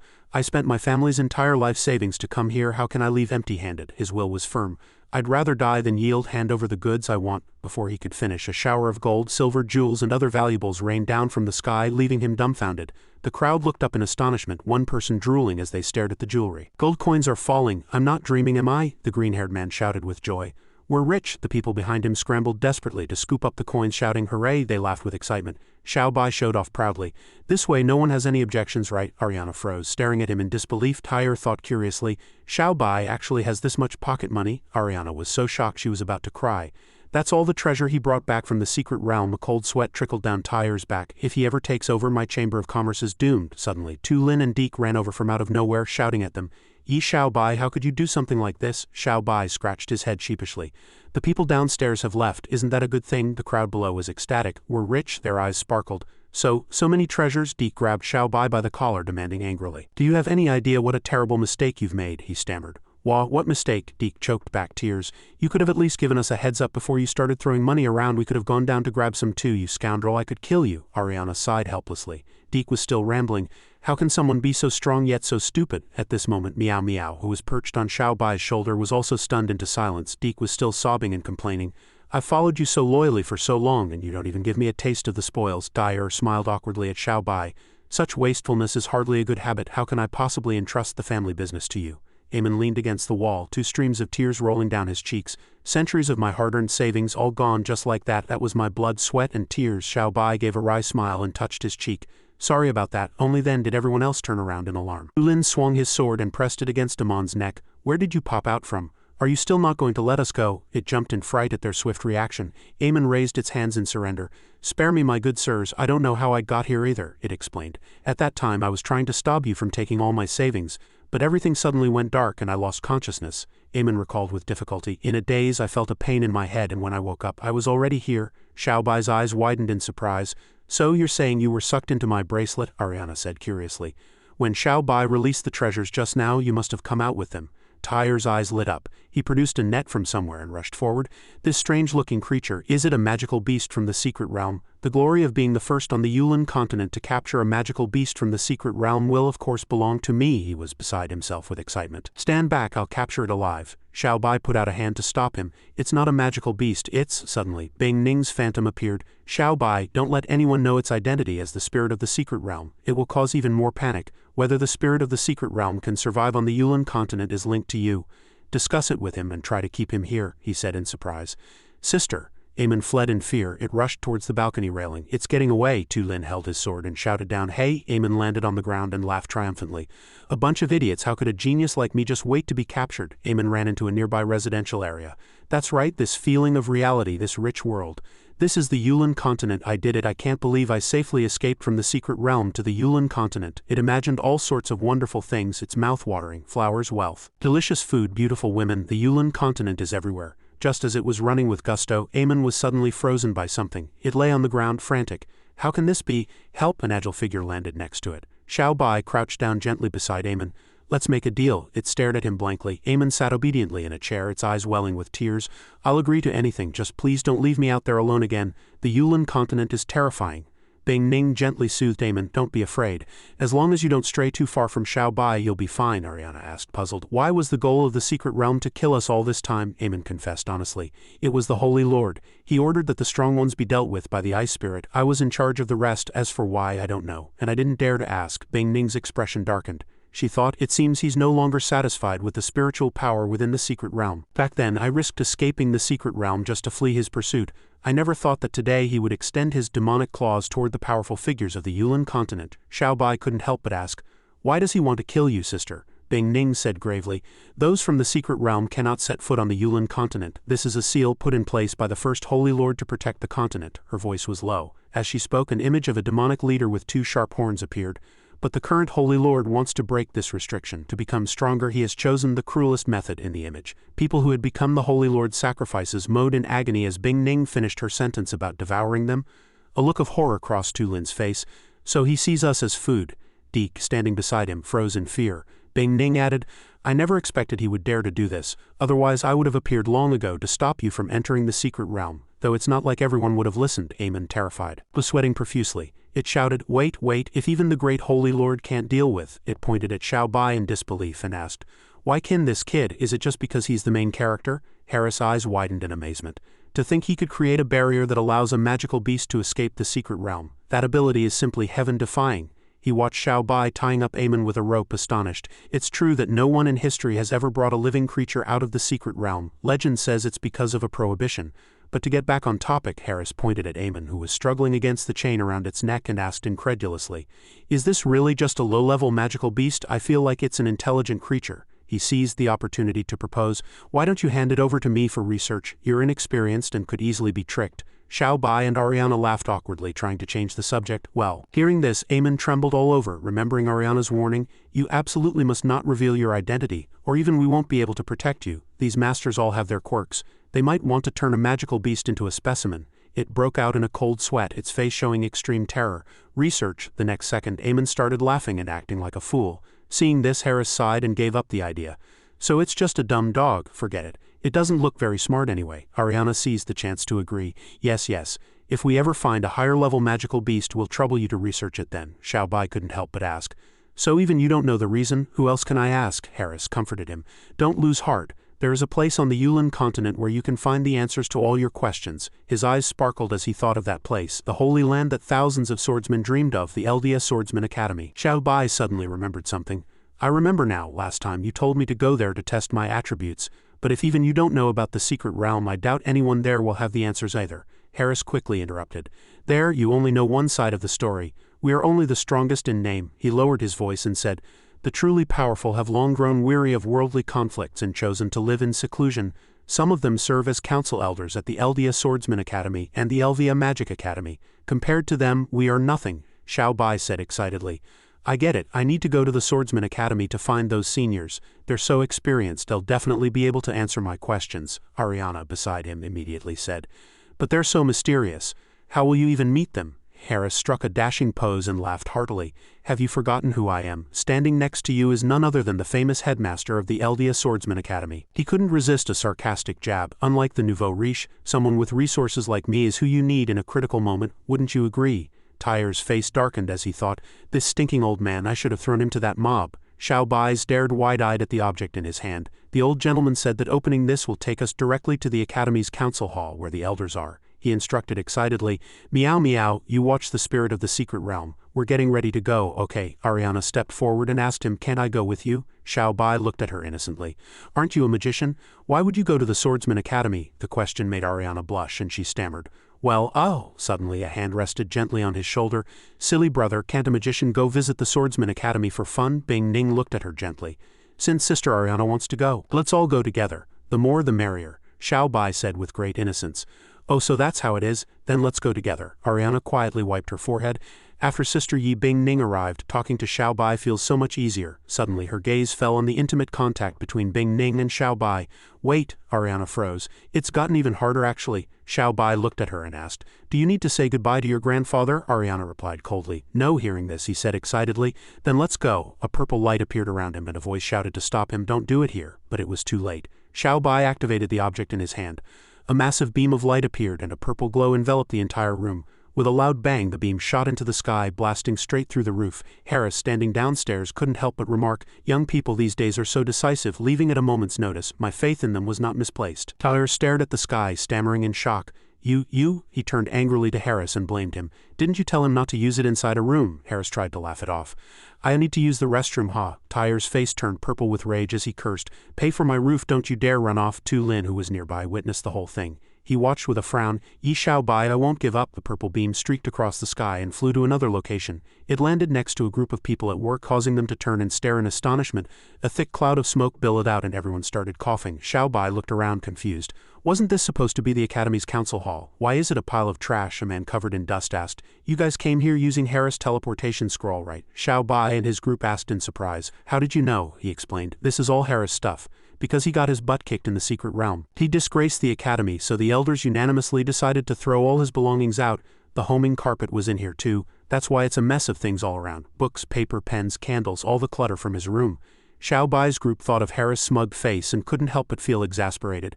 The old man had even boasted, "Don't worry, with my status and reputation, I guarantee you'll live the good life at the academy. Total VIP treatment."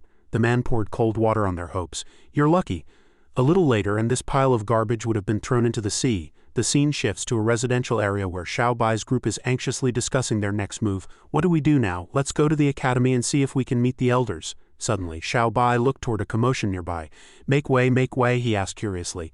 "Why are you all in such a hurry? Did something happen up ahead?" A merchant beside him explained. "You're here for the entrance exam too, right? What are you waiting for? Hurry up or you'll be late and won't get in." Xiao Bai smiled sheepishly. "We're not here for the exam, we're looking for someone." "Sir, do you know how to meet the academy's elders?" The merchant suddenly burst out laughing. "Kid, I've been doing business here for 30 years and I've never even seen an elder's face. You're not even a student of the academy and you want to meet an elder? Are you worthy?" Hearing this, Xiao Bai grabbed Ariana and turned to leave. "In that case, let's hurry up and take the exam. That way we can meet the elders." She couldn't help but ask in surprise, "Will that work?" Several fierce-looking guards at the gate said in unison, "No entry ticket, no exam." "Get lost," Xiao Bai muttered to himself. "Crap, we need an entry ticket. Should I just beat them up and go in?" Ariana quickly stopped him. No, let's think of another way." The red-haired guard, ignored by him, scowled and thought, "Is this trainee swordsman out of his mind?" Suddenly a loud voice from the roadside caught their attention. "Old man, are you crazy? Not even 10,000 violet crystals are enough to buy your entry ticket." An old man sat leisurely in a chair, letting several soldiers nag at him. "You won't even give our young master face. Are you tired of living? Stop wasting time with him, just grab it." The old man paid them no mind and was sleeping soundly. "Damn it, he's playing dumb." A soldier angrily moved to attack the old man. "If you won't do this the easy way, you'll do it the hard way." Just then a loud voice stopped him. "Stop!" Xiao Bai stepped forward and pointed at the soldier's face, displeased. "That's the old gentleman's entry ticket. You're not allowed to snatch it." Suddenly, a fellow in expensive clothes leaned out of a carriage and shouted angrily, "Where did this brat come from? He's got some nerve. Beat him to death for me." Hearing this, the soldiers immediately rushed to attack Xiao Bai. "How dare you interfere with our proud and valiant young master Nagi the Falcon? Looks like you don't know the meaning of death." Xiao Bai paid the soldiers no mind. With a simple flick of his finger, he took down 3 of them, sending them to the ground in pain before they could even react. "This is the sacred, whatever swordsman academy this is, how dare you act so insolently?" Scram! The young master was terrified. He was too scared to say a word, scrambled onto his carriage and fled at top speed. Xiao Bai turned to the old man and asked in a gentle voice, "Sir, do you have an entry ticket?" Seeing this, the 2 gate guards conversed arrogantly. "Here comes another sucker." The red-haired guard watched with his arms crossed. "That old man has been scamming people here for years. He's probably fooled 1,000 if not 800 people, and I've never seen anyone get his ticket. Why hasn't the academy kicked him out yet?" The gray-haired guard sneered. "Why do you care so much? Just enjoy the show." Meanwhile, the old man lowered the fan covering his face and looked at Xiao Bai. "Kid, you think you can get an entry ticket just for chasing off a few thugs? You're too naive." It turned out he was Duel. Xiao Bai quickly waved his hands to explain. No, I'm not asking for a handout. Name your price." The old man smiled slyly. "I don't want money, but you have something on you that interests me." As he spoke, he looked toward where Ariana and the others were standing and chuckled. For example, Meow Meow seemed to sense his ill intentions and put on a threatening expression. "Meow," Eamon chuckled inwardly, "so he's an old lecher. You're in for it now. Messing with this guy's women leads to a very bad end." Thinking of this, it couldn't help but laugh schadenfreude. Duel continued, his eyes glued to them. "So, want to make a deal?" Suddenly an image of the old man engrossed in a book flashed through Xiao Bai's mind. He seemed to remember something. Xiao Bai spoke up, eagerly rolling up his sleeves as he asked the old man, "Do you happen to have a kidney deficiency?" Duel jumped in fright and vehemently denied it. "How did you know? What nonsense are you spouting?" Xiao Bai smiled innocently. "Don't worry. I can tell if your kidneys are healthy just by pressing a spot." The old man backed away in fear, stammering, Why you, what are you trying to do?" Xiao Bai's hand moved toward Buell's waist. "If your kidneys are deficient, you'll feel extreme pain." Ariana behind them was speechless with shock. The old man cried out in pain, his eyes turning red as his hands recoiled.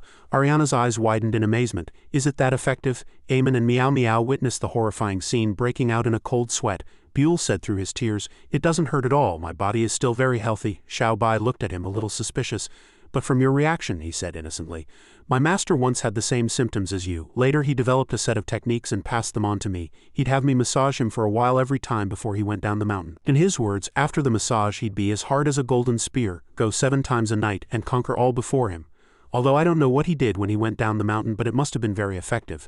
The old man was astonished to hear this. Buell was dumbfounded. He asked, "How old is your master?" He replied in an innocent tone, "Of the same age as you." Hearing this, the old man couldn't help but rip off his shirt bearing his torso. "Then what are we waiting for?" Xiao Bai once again rolled up his sleeves eagerly. Buell twisted his body, showing off his physique. "To be able to contribute to the advancement of medicine at this age, I can die with no regrets. Don't hold back just because I'm a delicate flower, do it." Xiao Bai extended his hands and said humbly, "Then I shall take the liberty." With that, he unleashed a series of combination punches on the old man.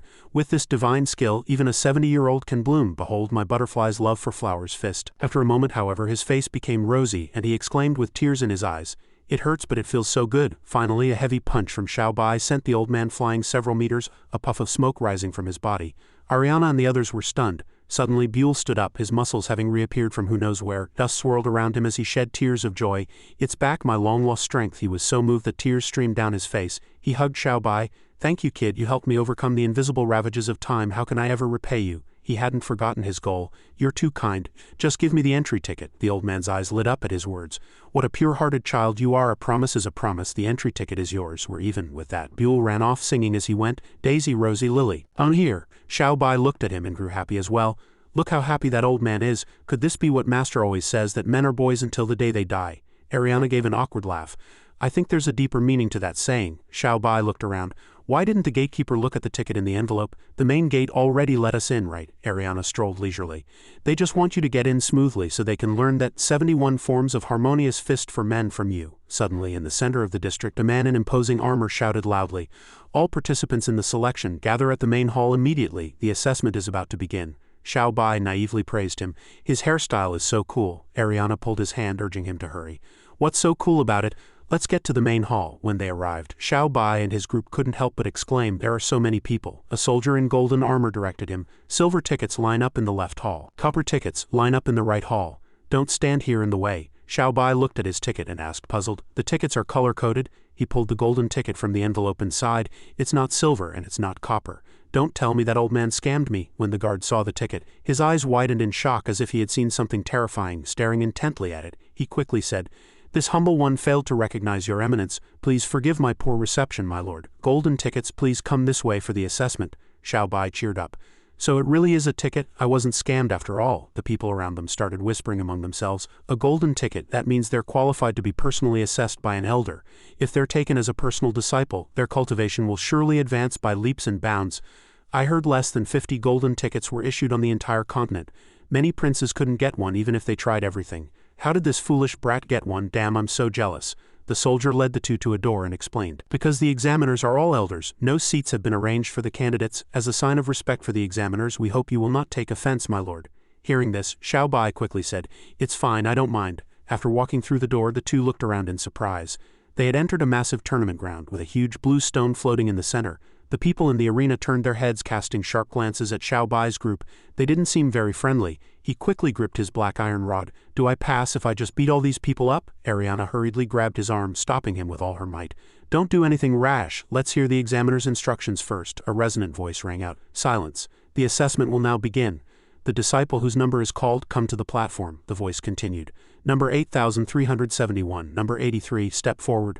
A naive-looking girl, surprised to hear her number, lifted her head. Xiao Bai couldn't help but ask curiously, "Why can that quartz stone talk?" Ariana added, "I heard this is the latest achievement from the world of alchemy. Through magic and intelligence arts, they've given the quartz a certain degree of intellectual power." The girl who had just been called stammered, "Greetings, esteemed examiners. My name is Victoria Ancha Cham, Earth Attribute, and my current cultivation is Sword Emperor." The voice from the stone continued, "We invite the Earth Attribute Sword Saint, Master Pario, to conduct the examination for this disciple." The voice announced the rules. "Master Pario will strike you with a single slash at the power level of a Sword Emperor. You only need to block it, however. You have only one chance. If you fail, you will be eliminated." Hearing this, she resolutely replied, "Understood." As soon as she spoke, a blue light suddenly shot forward, flashing before everyone's eyes. A large figure holding a sword lunged, appearing right in front of Ancham. Ariana exclaimed in shock, "This isn't an examination. He's trying to kill her." Pario swung his sword at Ancham, his body surrounded by a blue spiritual aura. But she blocked it with earth. The earth slowly spread until it completely covered him. Seeing this, Ariana's jaw dropped in amazement. "I didn't expect her to be a dual magic and martial arts user. Is she a genius?" Benna sneered while munching on popcorn. "What's there to be so surprised about? Anyone who gets a golden ticket is a top-tier genius. I really don't know how you two managed to sneak in here." Faced with the kid's words, the two were speechless. "You two don't look like you have any skills. What right do you have to compete here? You didn't get in through connections, did you?" Standing aside, she muttered unhappily, I think you're the one with no skills. Since ancient times it has been difficult to master both swordsmanship and magic. Many can only choose one, but those who can master both are truly exceptional talents. Meanwhile, after turning Pario to stone, Anchim had used up nearly all her strength and jumped down. He was completely petrified, and cracks appeared on his face with a kacha sound. Then Pario shattered into pieces, causing her to scream. An examiner immediately created a barrier to prevent the stone fragments from flying everywhere. Xiao Bai crossed his arms and said with dissatisfaction, she already had him immobilized. Why didn't she take the chance to attack? Hearing this, Benna burst out laughing. You're killing me. This is an entrance exam, not a battlefield. Your goal is to find a master, not to fight to the death. On the other side, Anchim was covered in injuries, panting from exhaustion. At that moment, Pario had also emerged from the pile of rubble, and a voice announced, the assessment is over. Thank you for your hard work, Teacher Pario. Before she could even profess it, she was startled by the good news. Victoria Anchim passes. Admission granted. Anchim quickly stood up straight and bowed solemnly. Thank you, teachers. But he just turned his head and walked away. HMPH. Next, number 567,023. Step forward. Benna waved his hand and whispered a warning. These teachers are all pretty grumpy. If you get on their bad side, your life here will be difficult. Meanwhile, someone was attacking Xantus with the FG clan's secret fire dragon fist slash, only to be sent flying by her kick. Ignoring the man lying motionless on the ground, Xantus spoke nonchalantly. You let me win. I haven't even drawn my sword yet. He slumped to the ground and said miserably, eliminated. Next, I'm not fighting anymore. And so, the announcements of elimination came one after another. Eliminated. Next, then it was Benna's turn and he was still busy eating. Number 567,567, please come to the platform. Benna waved his hand, still trying to chew the last few bites of popcorn. Hey, coming. He struggled to squeeze his chubby body through the crowd in front of him. Excuse me, please make way, someone asked curiously. Such a cool number. What's this fatty's background? Someone immediately judged. No idea, but he looks useless. Another person agreed. Probably the young master of some rich and powerful family. Just wait for him to get beaten to a pulp, a girl next to them sneered. He already looks like a pig's head without being beaten. He walked onto the platform and stood up straight with confidence. Please guide me, teacher. Benna's next word shook the crowd even more. Level 2 apprentice swordsman. Hearing this, Joseph roared in anger. Kid, I don't care where you got that ticket, but how dare a mere level 2 apprentice swordsman come here and waste our time? Don't even think about leaving here alive today. The announcement sounded, and the match began. All right, then we invite teacher Joseph to assess this student. Benna, good luck. He stepped forward, his expression extremely grim. Kid, I'm very angry. The consequences will be severe. Then Joseph crossed his twin swords and released a wave of energy at him, but it was all absorbed by the bracelet on Benna's wrist. He then created a shield, stunning everyone. Even Joseph couldn't hide the look of disbelief in his eyes. What followed was a wave of noisy discussion. Holy crap, so that's how it is? No wonder he dared to take the exam with only level 2 strength. So he's relying on equipment, Ariana said to Xiao Bai. The bracelet on his hand is identical to yours. He was still completely focused on the match. Yeah, Benna struggled to maintain the shield, complaining awkwardly. What kind of junk did they give me? This is bad. Joseph didn't give up. He roared, get ready to take my slash. A single magic artifact is worth at least 1,000 gold coins. I'd like to see how many you've brought. On the other side, a soldier maintaining the barrier said grimly. Joseph is about to go berserk. Increase the barrier's hardness by 20. Another soldier immediately replied, understood. He swung his twin swords fiercely and charged like a blur, leaving Benna no time to react. In my whole life I've hated opportunistic brats from powerful families like you the most. You think you're so great because you're rich? He waved his hands frantically. Teacher, you misunderstand this stuff. Benna shot out countless small daggers that flew towards him. As all free, the onlookers seemed to have their minds blown. This enraged Joseph even more.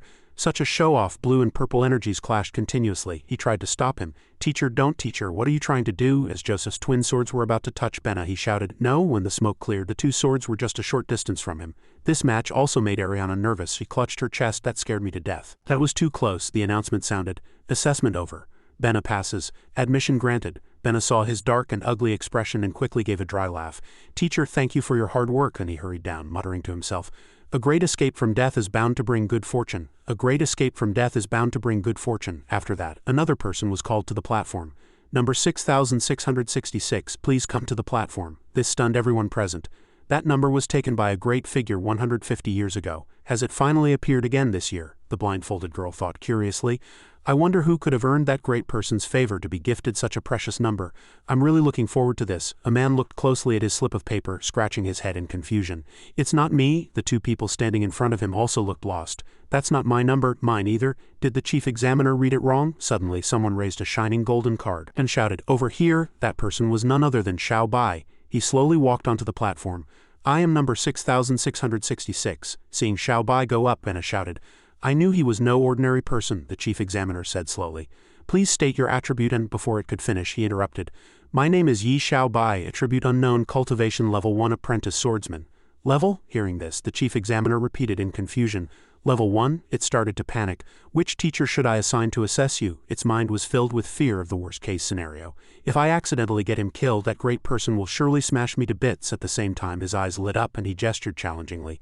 No need for all that trouble. Everyone here, regardless of attribute, just come at me together. His words made everyone gasp in shock. What, challenging everyone? A group of people were already enraged. He's too arrogant, he's completely looking down on us. As for Benna, his jaw nearly hit the floor. Oh my God, Ariana could only facepalm in exasperation. He's looking for trouble again. An examiner immediately ordered, Guards, get this insolent brat out of here. The golden-armored soldiers responded in unison, Yes, sir, but the chief examiner stopped them. Wait, it quickly explained, if it were any other candidate we could certainly dismiss it as nonsense, but he is the candidate approved by that person. Following that, the teachers were called to the platform. In that case, we invite the following teachers to the platform for the assessment. Teacher Xantus, Teacher Kuhn, Teacher Whiting Zhuji, Teacher Mr. Everyone's mouths fell open in disbelief. What? The chief examiner actually accepted the challenge? Am I dreaming? Amidst the chaotic discussions, the teachers walked out one after another. And they assigned 10 teachers at once? This has never happened in the Academy's history. Benna watched the spectacle while munching on popcorn. No matter how horribly he dies in the end, he'll be famous in the history books. Kuhn pointed at them, his tone firm. But he is the candidate approved by that person. In that case, we invite the following teachers to the platform for the assessment. Teacher Xantus. Xiaobai frowned slightly and called out in a low voice, Teacher Kuhn. At this moment, a tense atmosphere filled the space. Have dinner. Benna didn't understand a thing, but he ventured a guess. Is this his tactic? To deliberately provoke his opponents? Then Ariana just said helplessly, Trust me, he's never thought about tactics. Xantus crossed her arms, looking at him with a sharp gaze. Since you're so eager to die, I won't hold back. The person next to her also prepared to charge. Perfect, we always have to hold back. I've been penned up for a while. Pario gripped his sword. Let's finish him off quickly and cleanly. The 2 soldiers maintaining the barrier were sweating profusely. The examiners are going all out. Increase barrier hardness to 100. Xiaobai remembered the sword saint holding the book 12 Ways to Cook Potatoes, and he pointed out, As teachers, you don't focus on imparting skills. Xiaobai's eyes were cold, his tone firm. Instead, you take pleasure in tormenting students. I can never forgive you for that. At the same time, 3 teachers attacked him simultaneously. To boast to such an extent, they leapt up, surrounded Xiaobai, and then roared, You can try again in your next life. He's so engrossed in the tense match he forgot to eat. They surrounded him in an instant. They're too fast, Eamon judged.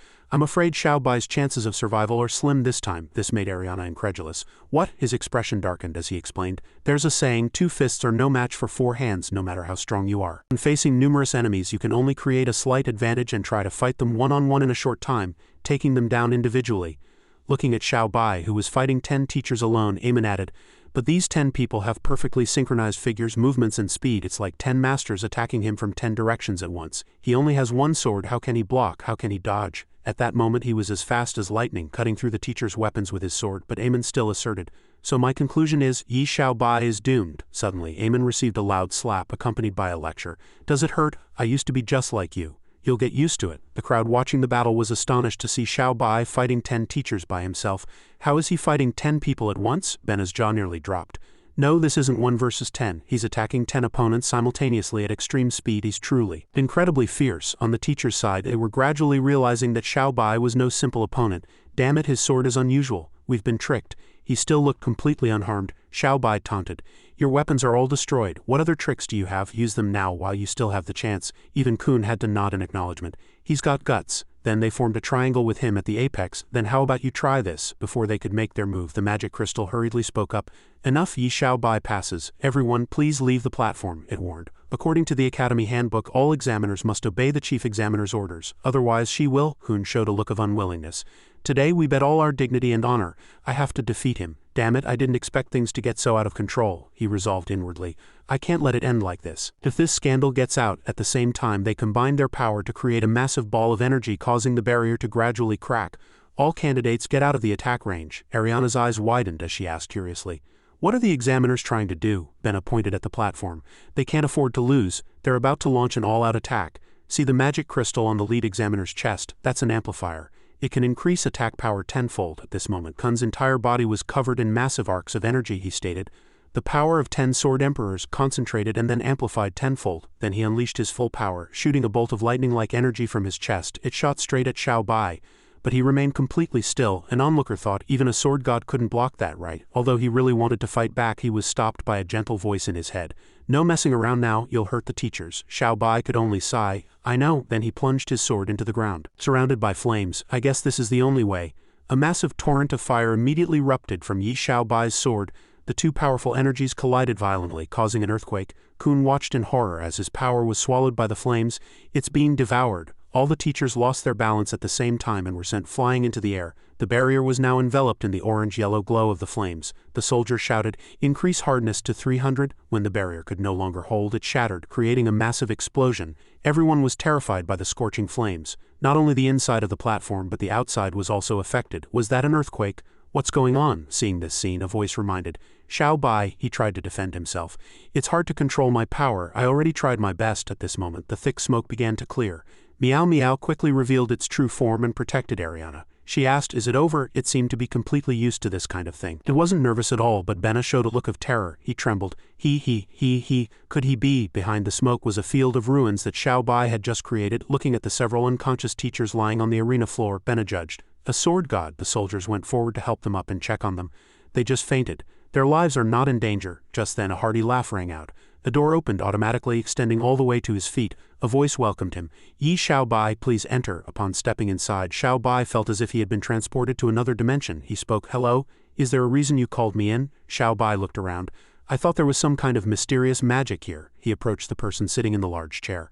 Oh, so it was just someone hiding in here. When the chair turned around, Xiao Bai found it even stranger. What was sitting in the chair was actually a teardrop-shaped object with a mouth, hands, and feet. I am no longer human. His eyes widened in surprise. Feeling it was even more mysterious now, seeing his reaction, it asked, puzzled, "You're not afraid of me?" Xiao Bai gave a happy little smile. "You look cute. What's so scary about you?" It clapped its hands, praising him generously, as expected of a sword god. Speaking of which, it was my oversight. I never expected the new sword god to be you. I can only blame that idiot Harris for getting the name and portrait wrong. Suddenly he scratched his head and casually asked, "Excuse me, are you a crystal ball that gained sentience?" This made it very angry. Is that a polite question to ask? My body is already dead, so my soul is just temporarily residing in this magic sphere. Isn't that obvious? Then it jumped down from the chair and walked towards him. Never mind that. What I'm more curious about is, since you're already a sword god, why did you come to Elda Swordsman Academy? Xiao Bai held up his index finger and continued his assessment. I came to find the Academy's elders. I hope they can help me solve the mystery of my origins. Are you an elder? It wanted him to stop asking these strange questions. Let's change the subject. I'm not an elder, just an examiner who helps the Academy select talent.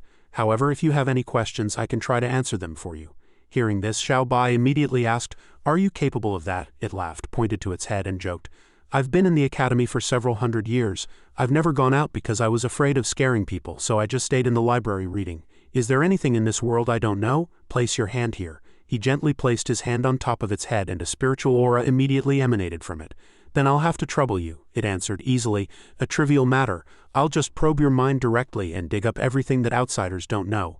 At that moment it had entered Xiao Bai's mind. How is this kid's mind a barren wasteland? There's nothing here. Suddenly it saw something unexpected. What it saw was its own massive form. This scene scared it so much that it fled in a panic. As it shouted, Xiao Bai grew more curious. "What did you see?" It was panting, standing far away from him. What in the world are you?" Suddenly it seemed to remember something and jumped in fright. Then it hurriedly shouted to drive Xiao Bai away.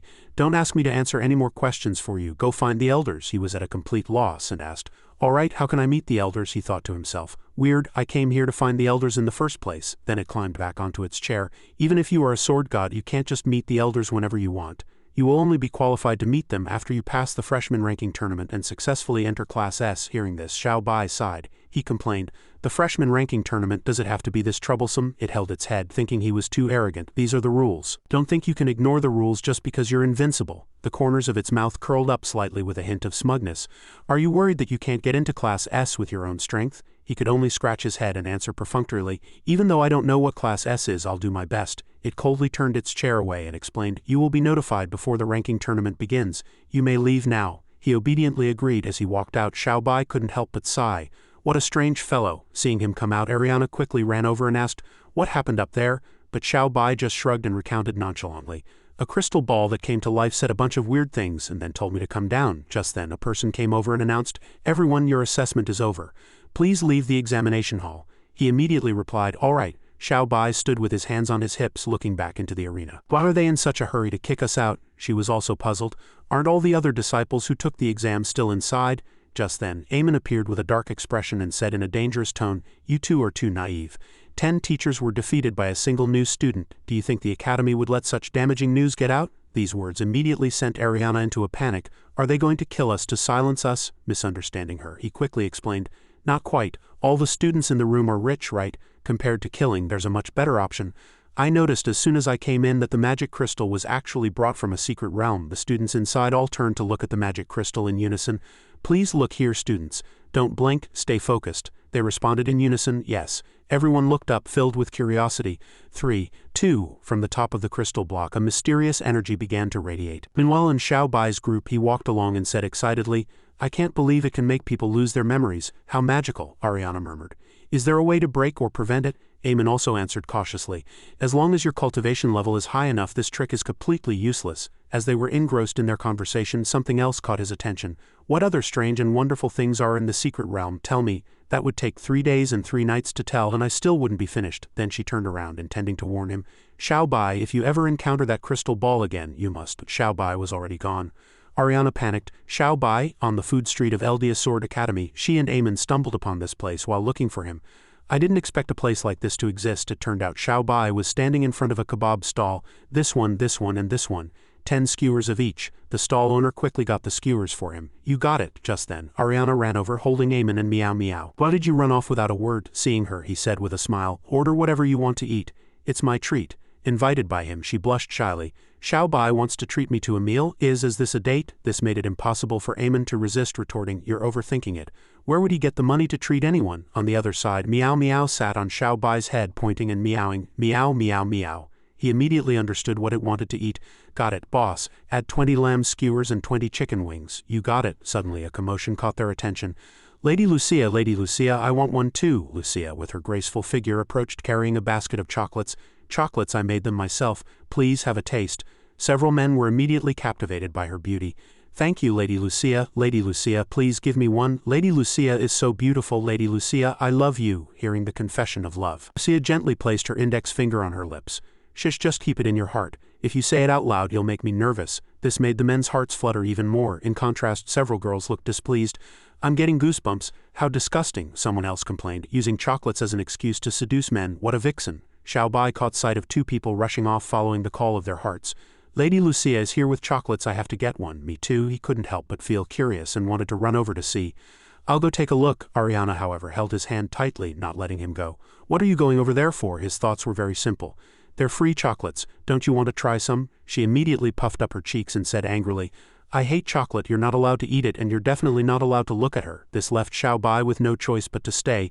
"Fine, I won't eat them." "Why are you so angry?" Meanwhile, the man grilling the skewers couldn't escape her beauty either. "This Lady Lucia is the #1 beauty of Eldia Sword Academy.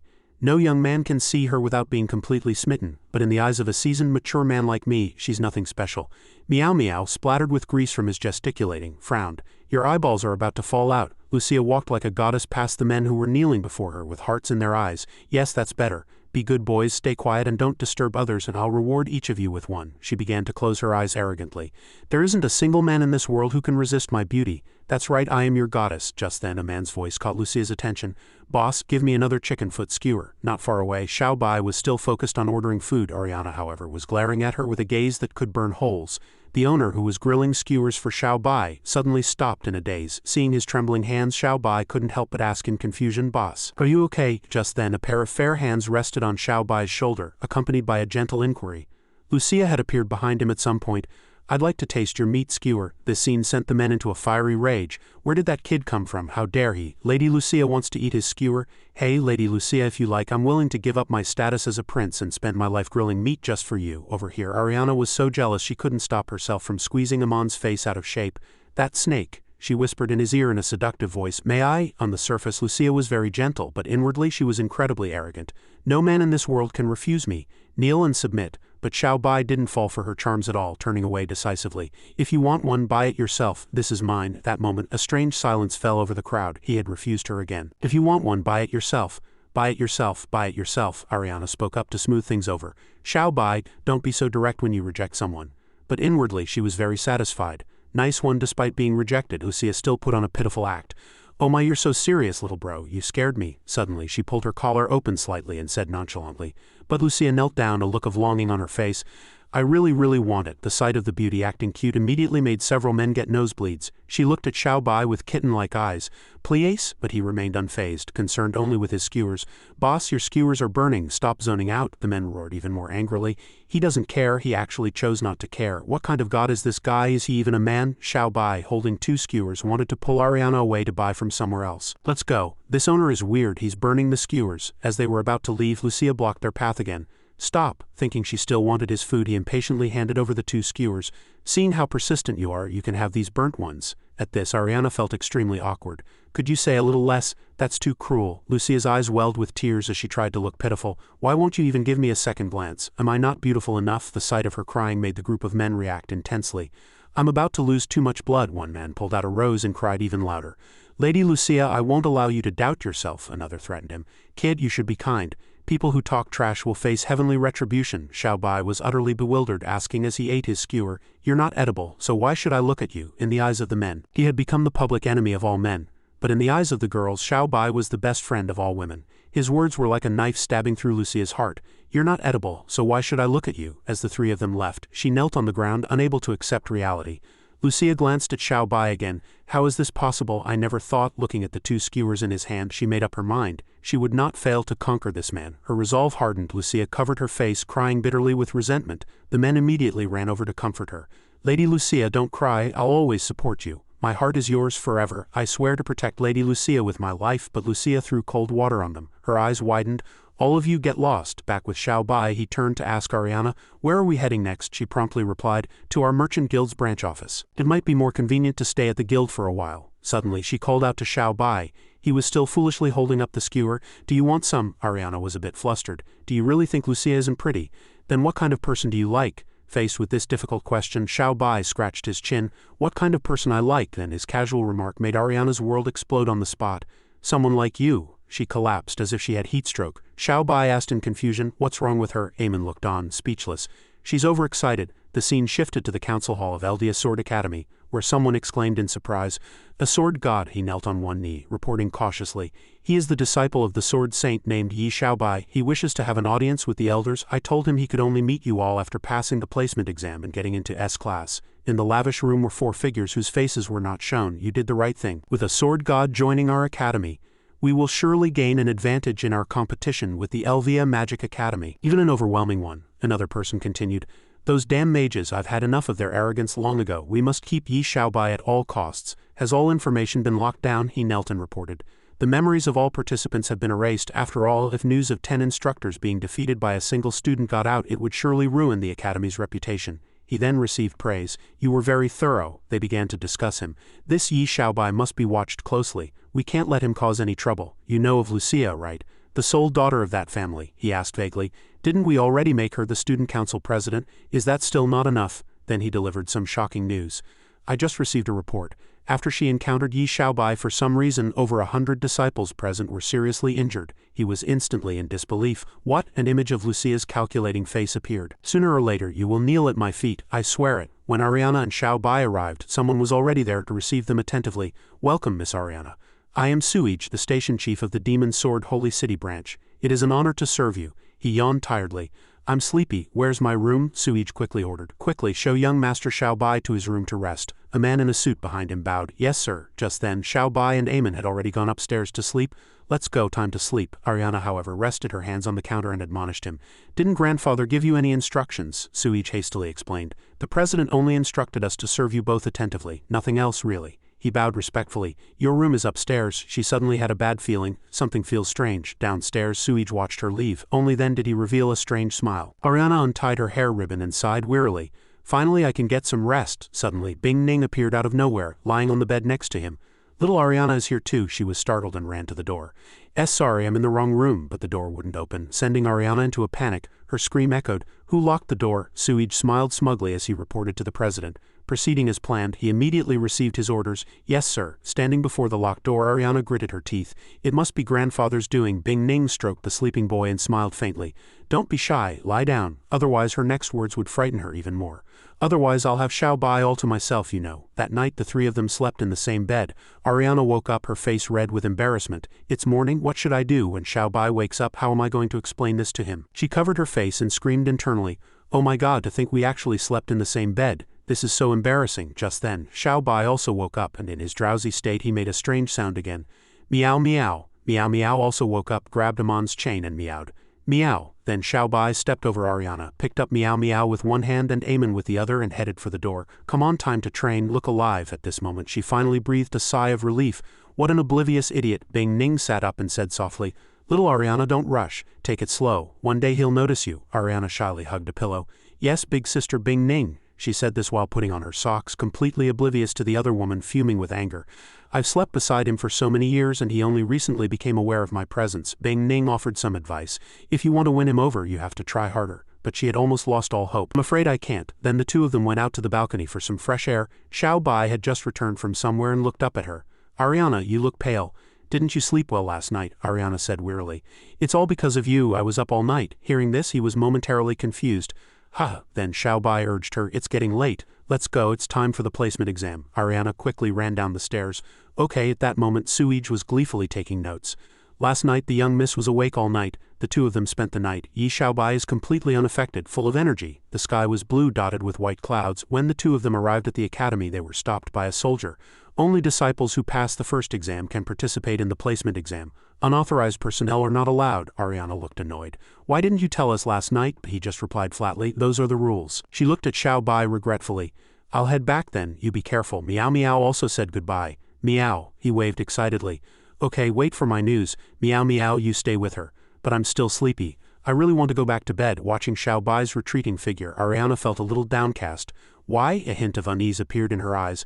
I have a bad feeling about this. Inside the academy many students had already gathered. He sighed, resting his chin on his hand and complaining, is the placement exam going to be another fight? It encouraged him from the side as it ate. Don't worry, no one can beat you. Getting into S-class is a sure thing. Benna, holding a large box of popcorn, called out to him. It's you? Xiao Bai pointed to himself and asked, bewildered. You remember me? Hearing this, Amon was momentarily panicked. Didn't they erase your memories yesterday? He chuckled. My grandpa modified their equipment. How dare they try to erase my memory? This made him curious. Who's your grandpa? Benna explained humbly. Just an ordinary person compared to you, not worth mentioning. I really didn't expect the sword god Yi Xiaobai to be you. You're already invincible, so why come to the sword academy? Xiao Bai answered honestly. I have something I want to ask the elders. Yesterday they said I could only meet the elders by passing the placement exam and getting into S-class. Hearing this, he immediately did a spit take. S-class? Then he explained. You've been tricked. S-class students are strictly disciplined and obedient to the administration. They're the school's most trusted lapdogs. If you join S-class, you'll become a lapdog too. Then Benna put an arm around his shoulder, his tone full of pride. F-class is the choice for real heroes. To be more persuasive, he began to point out F-class's 3 competitive advantages. 1. F-class decides whether the academy is chaotic or not. The strongest newcomers of every generation choose to study in F-class. It's a place the academy can't control. The strongest have the biggest say. 2. It's a gathering place for monsters with the greatest combat power. Only the most powerful and extraordinary talents on the continent enter F-class. The number 1 in the class is the number 1 in the world, the best proof of strength. 3. They're the elders' darlings and are fiercely protected. The direct supervisor of F-class is one of the strongest elders, and this elder is extremely protective of his own. With him backing you, what is there to fear? The more Xiao Bai listened, the more convinced he became. Hearing you put it that way, F-class does sound more interesting. Benna smiled brightly. This is the intel I've gathered on this year's supernovas. I guarantee their goal is to get into F-class. He still looked confused. Supernovas? Then he started talking about Wu Ta. He's the precious son of the Rose family, Mullison Suede Babwentama Suai, or Wu Ta for short. He's the first descendant of the family in nearly 2,000 years to draw the Rose Sword. He has inherited the power of the Divine Sword and is not to be underestimated. He's also the number 1 seed besides you. Next is that little girl with pigtails, Victoria, whom you've already met. She's a gifted prodigy who practices both magic and swordsmanship. Her mastery of both is top-notch and very impressive. And then there's her impressive figure, which is said to be a source of trouble for her. After that, Benna mentioned Tu Lin, the young lord of the Radiant Temple, holder of the record for the youngest sword emperor, Tu Lin. I heard his sword spirit was destroyed, but he's still very powerful. At this, Xiao Bai was very surprised. Tu Lin is here too. An image of a sunny-looking boy appeared as he spoke. Then there was this one. The most mysterious one, Estic, son of Elias, the lord of the holy city. Before the incident in the secret realm, there was zero intelligence on his combat power, but in the realm he became famous in a single battle, becoming the strongest. He reportedly did very well in this entrance exam too. The more mysterious he is, the more you need to be on guard. He immediately recognized who it was. I know this one too, Eamon finally spoke up. In the secret realm he was hailed as the strongest only because he took the credit for your achievements, but you had nothing to do with this entrance exam. So how did he pass? Is he really hiding his true strength? But Xiao Bai didn't care and just smiled happily. I don't know, but the three of us can meet again. I'm so happy. Estic stood with his hands on his hips, looking smug. After what happened before, I finally know what it feels like to be respected as a strong person. It's so much better than being the city lord's son. He clenched his fist, his eyes filled with determination. Yi Xiaobai, I swear I will never rely on your help again. I will catch up to you, step by step, and even surpass you. I passed the entrance exam without you this time, and that's the proof. Just then, someone walked over to greet him. Estic, how did you rest last night? Estic scratched his head and replied shyly, I slept very well, thank you, uncle. He patted his shoulder. Don't mention it. I've long been telling you that you should come to the Sword Academy, but you refused to come. I'm very happy you finally made up your mind this time. Roy affectionately patted his head and then advised. You are the only hope of our family, so you must protect your hair. What I mean is, on your path to becoming the strongest, you must take care of your hair. Don't stay up late, understand? Estic answered loudly and energetically. Yes, I will remember uncle's teachings. Just then an announcement boomed out, all quiet. Listen to the instructor's directions. Standing above, he announced loudly, Students, the placement exam is about to begin. I will now explain the rules. An image of a vast island appeared as Roy spoke. The exam will take place on this island. Remember these points. To get into a class, go to the corresponding location. E300, D250, A100, S50, B150, C200. The numbers behind them are the estimated number of students to be recruited for each class. Hearing this, Xiao Bai was a little confused. There's no F point. Benna immediately explained, F class is a hidden point. We'll team up later, and I'll take you there. After that, each student was given a black card inlaid with a golden red gem. You will now be given magic crystal cards. Each person starts with 300 points. During the exam, you can gain points from your opponents by defeating them. Anyone who loses their magic crystal card is automatically eliminated. He stirred them up with his powerful voice. Roy said sharply, The exam will last for 1 day, ending at sunrise the next day. The class roster for each meeting point will be determined by the point rankings. I advise you to act within your capabilities. Don't blindly gather in one place or you'll just become cannon fodder. Immediately after, someone raised their hand with a question. Excuse me, what does defeating an opponent mean? Does it mean killing them? Hearing this, his eyes sharpened. We do not encourage killing during the exam, but we do not forbid it either. Benna twisted his body, warming up. Damn it, they're actually allowing killing today. The elders have gone mad. This rule left Xiao Bai at a loss for a moment. Won't a lot of people die then? Without wasting a second, Roy raised his arm high and shouted, Now I will send you to the examination area. I hope you all compete with style and skill. In the next second, a strong light shot out from the top of the academy. The energy surrounded the students, causing them to panic. What's happening? Some guessed. A teleportation circle. Noticing that Xiao Bai was still in a daze, he hurriedly stuffed something into his hand. Big bro Xiao Bai, take this. And wait for me to find you. Xiao Bai squeezed his eyes shut, feeling the pain that washed over him. A moment later, they had arrived on an island in the sea. He looked around and couldn't help but marvel. Eamon also spoke up. It seems everyone was separated. Before them was a vast forest with enormous trees. Xiao Bai exclaimed, This looks interesting. Back at the academy, Roy and 2 soldiers walked in. He pushed open a door and announced loudly, The newcomers have all entered the exam site. You may now depart. The people inside the room didn't show their faces, but they all exuded an air of mystery. Roy said softly, Go and enjoy the hunt. Then he took out a photo of Estic clutching his head wearily.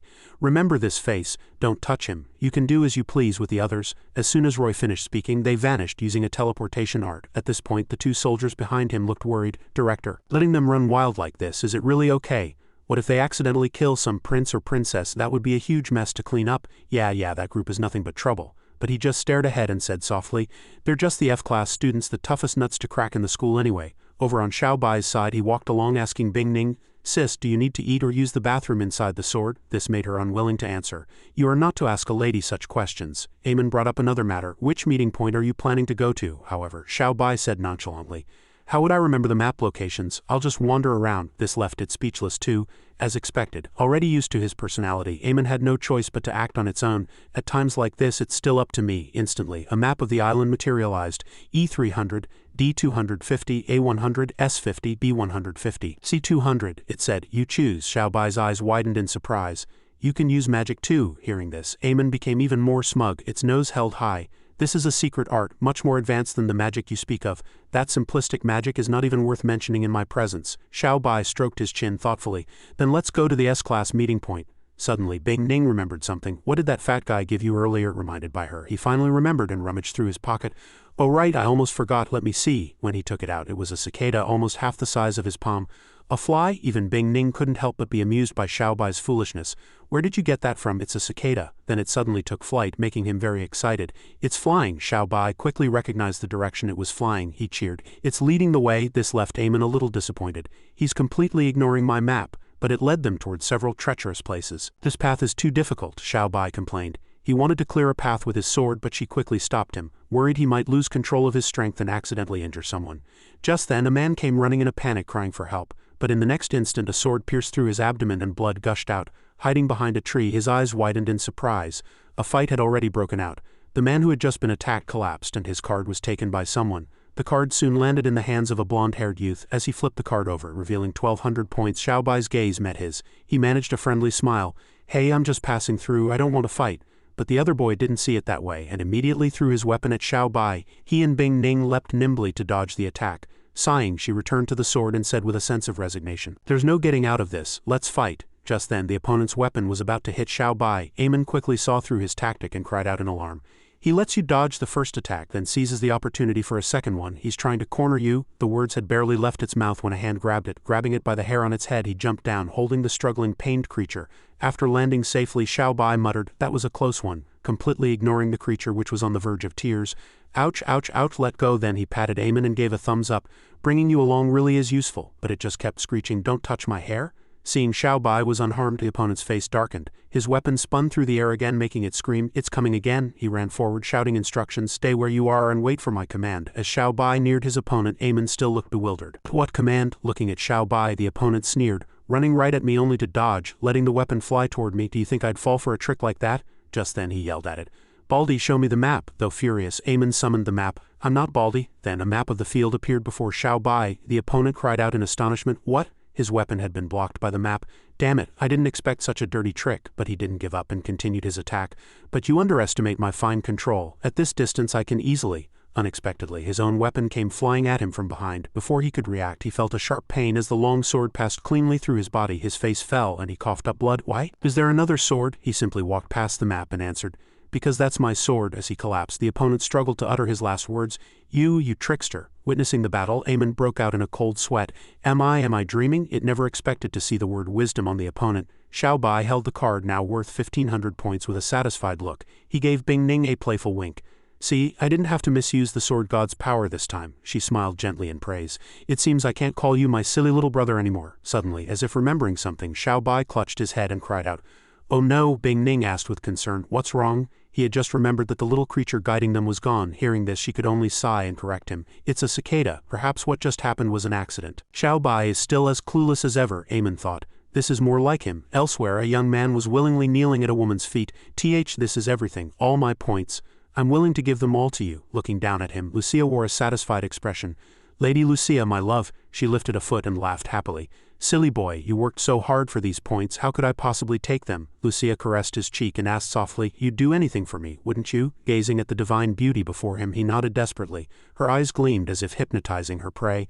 "Then bring me Yi Xiao Bai." Stick was swinging his sword, hacking wildly at whatever was in front of him. After a few clumsy swings, he finally managed to hit a chicken. As the chicken collapsed, Stick wiped the sweat from his brow, very pleased with himself. "You can't escape my thunderous 13 slashes." He then plucked the chicken and tied it to a stick. Stick frantically rubbed two stones together, trying to start a fire, but to no avail. He was getting annoyed.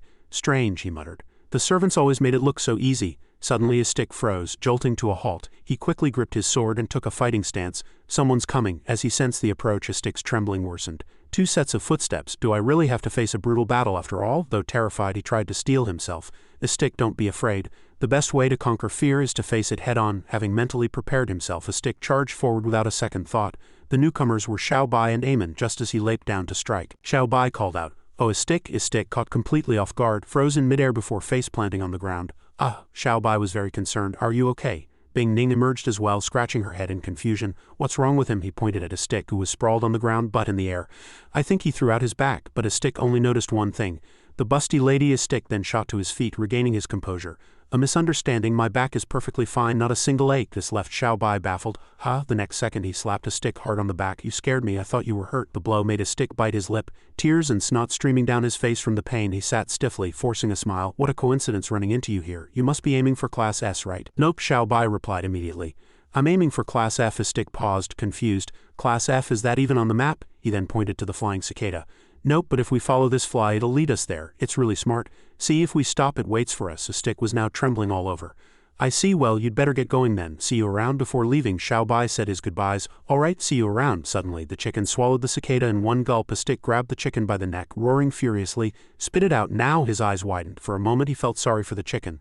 Plucked bare, yet somehow still alive. Bing Ning came closer and whispered, "Now we'll just have to wait for that fat guy to find us." Eamon spoke up from the side. "If you need, I could try to replicate it." But before it could finish, Xiaobai cut it off. "No need." He glanced at his stick, who was still dealing with the chicken.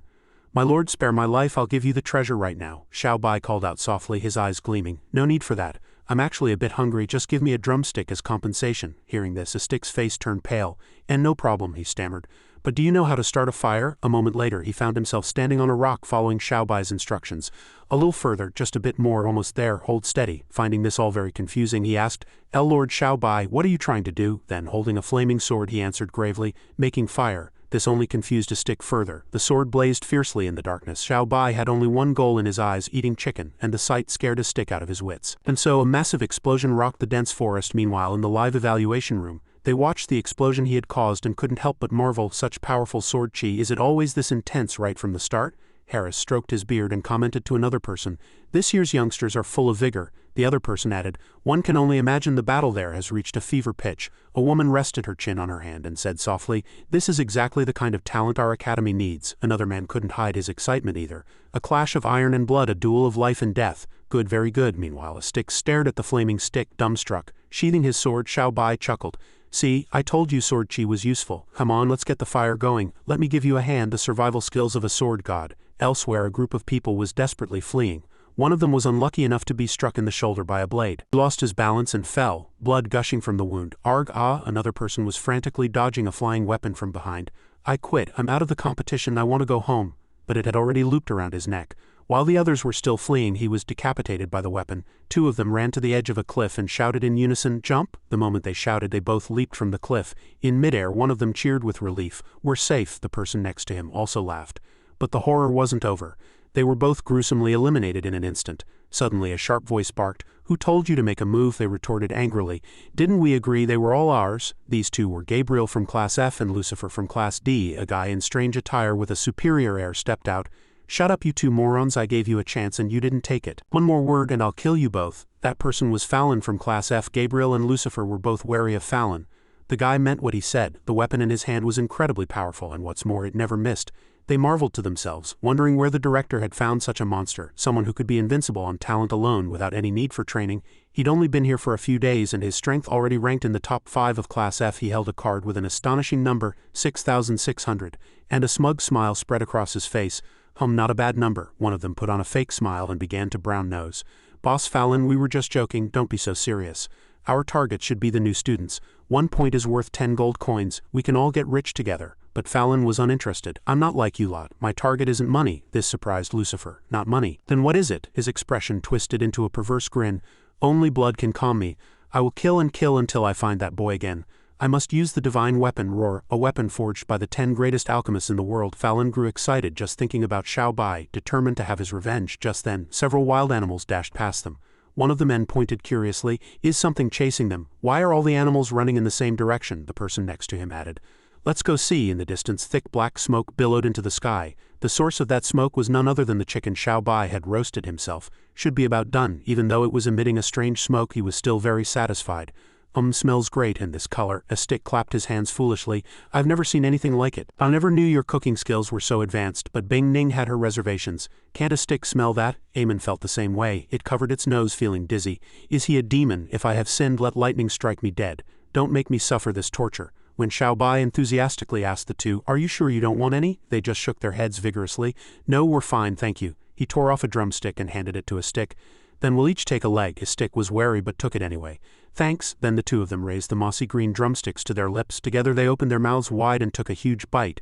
After the first bite, the explosive taste sent Xiaobai collapsing to the ground, while Istik's eyes lit up. Seeing him lying on the ground as if from food poisoning, Istik immediately cried out, "Lord Xiaobai!" Eamon didn't know how to react to this situation at all. "You actually got poisoned by your own cooking?" Seeing a spinning weapon fly toward them, she shouted a warning, "Istik, behind you." Istik looked back confused. "What?" Before he could react, it had wrapped around his neck.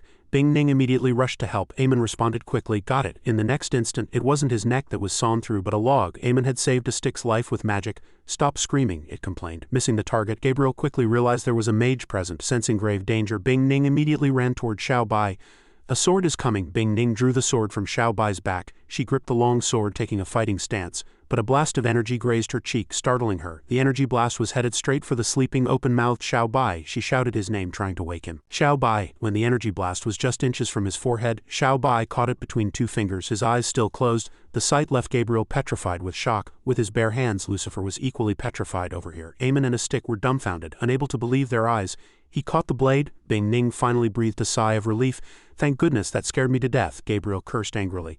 "Damn it, he humiliated me with just 2 fingers," the other one chimed in. "Hey man, what gives? The world's most unpredictable solitary light sword chi, and a sleeping kid can block it." Unwilling to accept this, Lucifer attacked again. "Let's see you block this." Bing Ning sensed the situation escalating. "This is bad." Xiaobai remained asleep, but just as he was about to be hit, his body began to sway from side to side. With every inch the sword thrust forward, Xiaobai would twist nimbly, dodging the attack. This terrified Lucifer even more. He dodged it. Bing Ning decided to sit on a nearby rock. "I was worried for nothing. Even unconscious, no one can hurt him." "Hey," Eamon said, handing her a slice of watermelon. "Have a snack while you watch." Seeing that Lucifer couldn't land a hit, Gabriel charged forward. "Useless, watch me." Once again an arrow flew straight for his neck. Gabriel thought he had him, but it only struck the ground. Gabriel froze in astonishment. "He vanished." Lucifer laughed with schadenfreude. "You couldn't even touch his shadow and you had the nerve to laugh at me." Suddenly he felt a hand on his shoulder. Xiaobai had appeared out of nowhere, his hands resting on both their shoulders, emanating a murderous aura. His face was dark, his voice thick with anger. "When people are trying to sleep, can you not be so noisy?" Not about to be lectured by a kid, they both yelled, "Attack like we need you to tell us." Before they could move, a chill ran down their spines. With a light leap, Xiaobai lifted them both into the air. What happened next left Gabriel and Lucifer utterly horrified. He mercilessly slammed their heads into the ground. After finishing, Xiaobai walked away, yawning wearily. "Ah, I'm so sleepy." Just as he was about to leave, the barrel of a gun was pressed against the back of his head. "Don't move." If Bing Ning was only mildly surprised, didn't expect it to be him. Istik was utterly terrified. "There's another one," Fallon cursed. "Those 2 idiots tried to leave me behind and hog all the glory. Now they know how useless they are, but I never expected to run into you here. Heaven is really smiling on me." Hearing this, Xiaobai scratched his cheek. Tried to recall. That voice sounds familiar. Then he clapped his hands, talking to himself and completely ignoring the gun pointed at his head. "Oh, I remember now. You're that bandit with the gun. You can't use a sword, so how did you get into a swordsman academy?" He laughed loudly. "Aha, that's easy. So what if I can't use a sword? As long as I can kill those damn mages, I get a direct pass into Class F, and I was sent here to kill new students like you." At this, Bing Ning and Istik began to whisper. "No wonder those 2 didn't fight like new students. They were from Class F," Istik asked in confusion. "Why are they here? Isn't this competition just for new students?" Eamon, standing by, couldn't help but guess. "They must be here to weed out more newcomers. They're the real hunters." Fallon puffed out his chest arrogantly. "I admit last time I was scared, to the point of a mental breakdown. But since then I've maintained a positive attitude, kept a healthy routine, exercised daily, and used happiness therapy to successfully overcome that dark period. Plus I've obtained the world's most powerful flintlock. Not even a sword god can withstand the divine weapon." Roar. His words made Istik's face turn pale. "Not even a sword god can withstand it?" But Fallon continued to boast. "With my godlike marksmanship and this indestructible divine weapon, I'm now a sword god reaper. I'm not afraid of you anymore. Enough pleasantries. Yi Xiaobai, turn around and look me in the eye." But it seemed Xiaobai hadn't heard a word. "Can I move now?" Fallon was left speechless, scared out of his wits. In his eyes, Xiaobai was a demon. He ignored the danger and casually went over to fiddle with the gun barrel. "Wow, this gun really is on another level." Fallon was on the verge of tears, unable to fight back. "Director, I still can't get over him." Fallon recalled the past. He was sitting in an interrogation room, facing a barrage of rapid-fire questions. Name, Fallon, age 31, special skill, precision shooting. For the last question, Roy looked at Fallon with a sharp gaze. "If you were to encounter the person who hurt you again, what would you do?" He had been answering seriously. After a moment's pause, a look of resolve appeared in Fallon's eyes. "I would do nothing because no one has ever hurt me. My heart is like still water without a single ripple. I am a marksman. I feel no emotion." This answer made Roy clap in approval. "Excellent. I'm very satisfied with that answer." As the 2 shook hands, Roy said softly, "Congratulations, you've finally overcome your inner demons." After standing up, he responded politely, "Thank you. I wouldn't be here today if it weren't for you." I am greatly indebted to you. Then he placed a large box heavily on the table. To celebrate your recovery and welcome you to the Eldia Swordsman Academy, I have a gift for you. Opening it revealed an exquisitely designed gun. Fallon looked at it, feeling a bit nervous. I've never seen a gun of this design before. Picking up the gun, he was puzzled by how light it was. Is this a new model? Roy replied immediately. That's right, it's a divine weapon forged by 10 master alchemists called Roar. But at the end of the day, it's still a flintlock. It won't be much use against an opponent at the level of a sword emperor or a magus. He held up a bullet surrounded by energy. This spirit gem is the soul of Roar. With this you can even slay a god. I'll hold on to this spirit gem for the time being. Staring at the bullet, he couldn't hide his excitement. When I feel you're ready, I'll give it to you. Back in the present, Fallon clutched his head, wailing, Demon, you're a demon. Seeing this, Xiao Bai stepped forward in concern. Are you okay? A stick was also very confused. He was fine a moment ago. What happened? Bing Ning, as if seeing right through him, explained he seemed normal, but facing Xiao Bai again must have triggered his underlying fear. He's had another breakdown. But Eamon said, I have a bad feeling about this. By now, Fallon was nearly hysterical. I'm a marksman without emotion. I shouldn't be wavering. It's all your fault. Xiao Bai looked blankly at the gun pointed at him. Ha! He fired repeatedly, screaming, die, but they were still able to dodge. Get down! A stick covered his head, sweating bullets. T2 terrifying, a direct hit would turn you into. In the thick smoke he couldn't see Xiao Bai and panicked. Brother Xiao Bai has been turned into Swiss cheese. However, Xiao Bai was standing there completely unscathed as if nothing had happened. This made Fallon tremble. Why you? Fallon shouted. What are you, a man or a ghost? Xiao Bai gently rubbed his hand. Ouch, that hurt. He put on an innocent bunny-like expression. Of course I'm just a normal person. This made the others think to themselves. Even though we know he's telling the truth, he's just asking for a punch in the face. Still not giving up, Fallon held up the special bullet. Don't think I'm out of options. Let's see you take this. Seeing this, a stick scoffed. You're going to shoot Lord Xiao Bai with that? Eamon also added fuel to the fire. Sigh, the guys completely lost it, but Bing Ning alone recognized the bullet instantly. This is bad. That bullet contains an immense amount of spiritual energy. As he loaded the bullet, he said arrogantly, even if you are a sword god today, I will become a god slayer. I've never tried this, but I hope it works, he prayed inwardly. Then Fallon aimed the menacing barrel at him. Xiao Bai, now's your chance. Attack. Contrary to what they expected, Xiao Bai and a stick just responded blandly. Wow, that's amazing. Then Fallon roared, and lightning-like energy erupted from his body.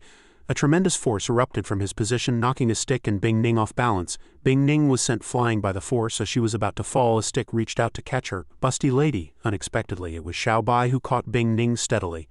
And a stick could only stretch out his hands uselessly, saying, I've got you. She still hadn't left his side. Xiao Bai, that gun is strange. Xiao Bai replied, I can see that. Then he carried Bing Ning and walked towards the man on the other side. Fallon was still pulling the trigger with all his might. Then Fallon's finger moved decisively, aiming directly at his prey. Seeing this, her eyes widened in clear astonishment. The moment the bullet was fired, Xiao Bai had already leapt away to dodge it. Far across the vast ocean there was an island in the distance. The bullet tore through the water with immense force, heading straight for the island. Meanwhile, in the Feng Wong livestream, everyone was stunned by the scene. What was that? They all chattered anxiously, unable to sit still. Sword energy of this magnitude, only a sword god could produce that. Are you kidding me? There's a sword god on the island? Isn't that Yi Xiao Bai? Gasps echoed throughout the room. He's actually among the newcomers. Just what kind of enemy is this to make Yi Xiao Bai go all out? I thought he would complete the practical training with ease, but it seems he's run into trouble. Back with Tuea. At this moment his eyes widened in disbelief. No, that's not ordinary sword energy. Then Luo Yi shot to his feet, looking extremely anxious.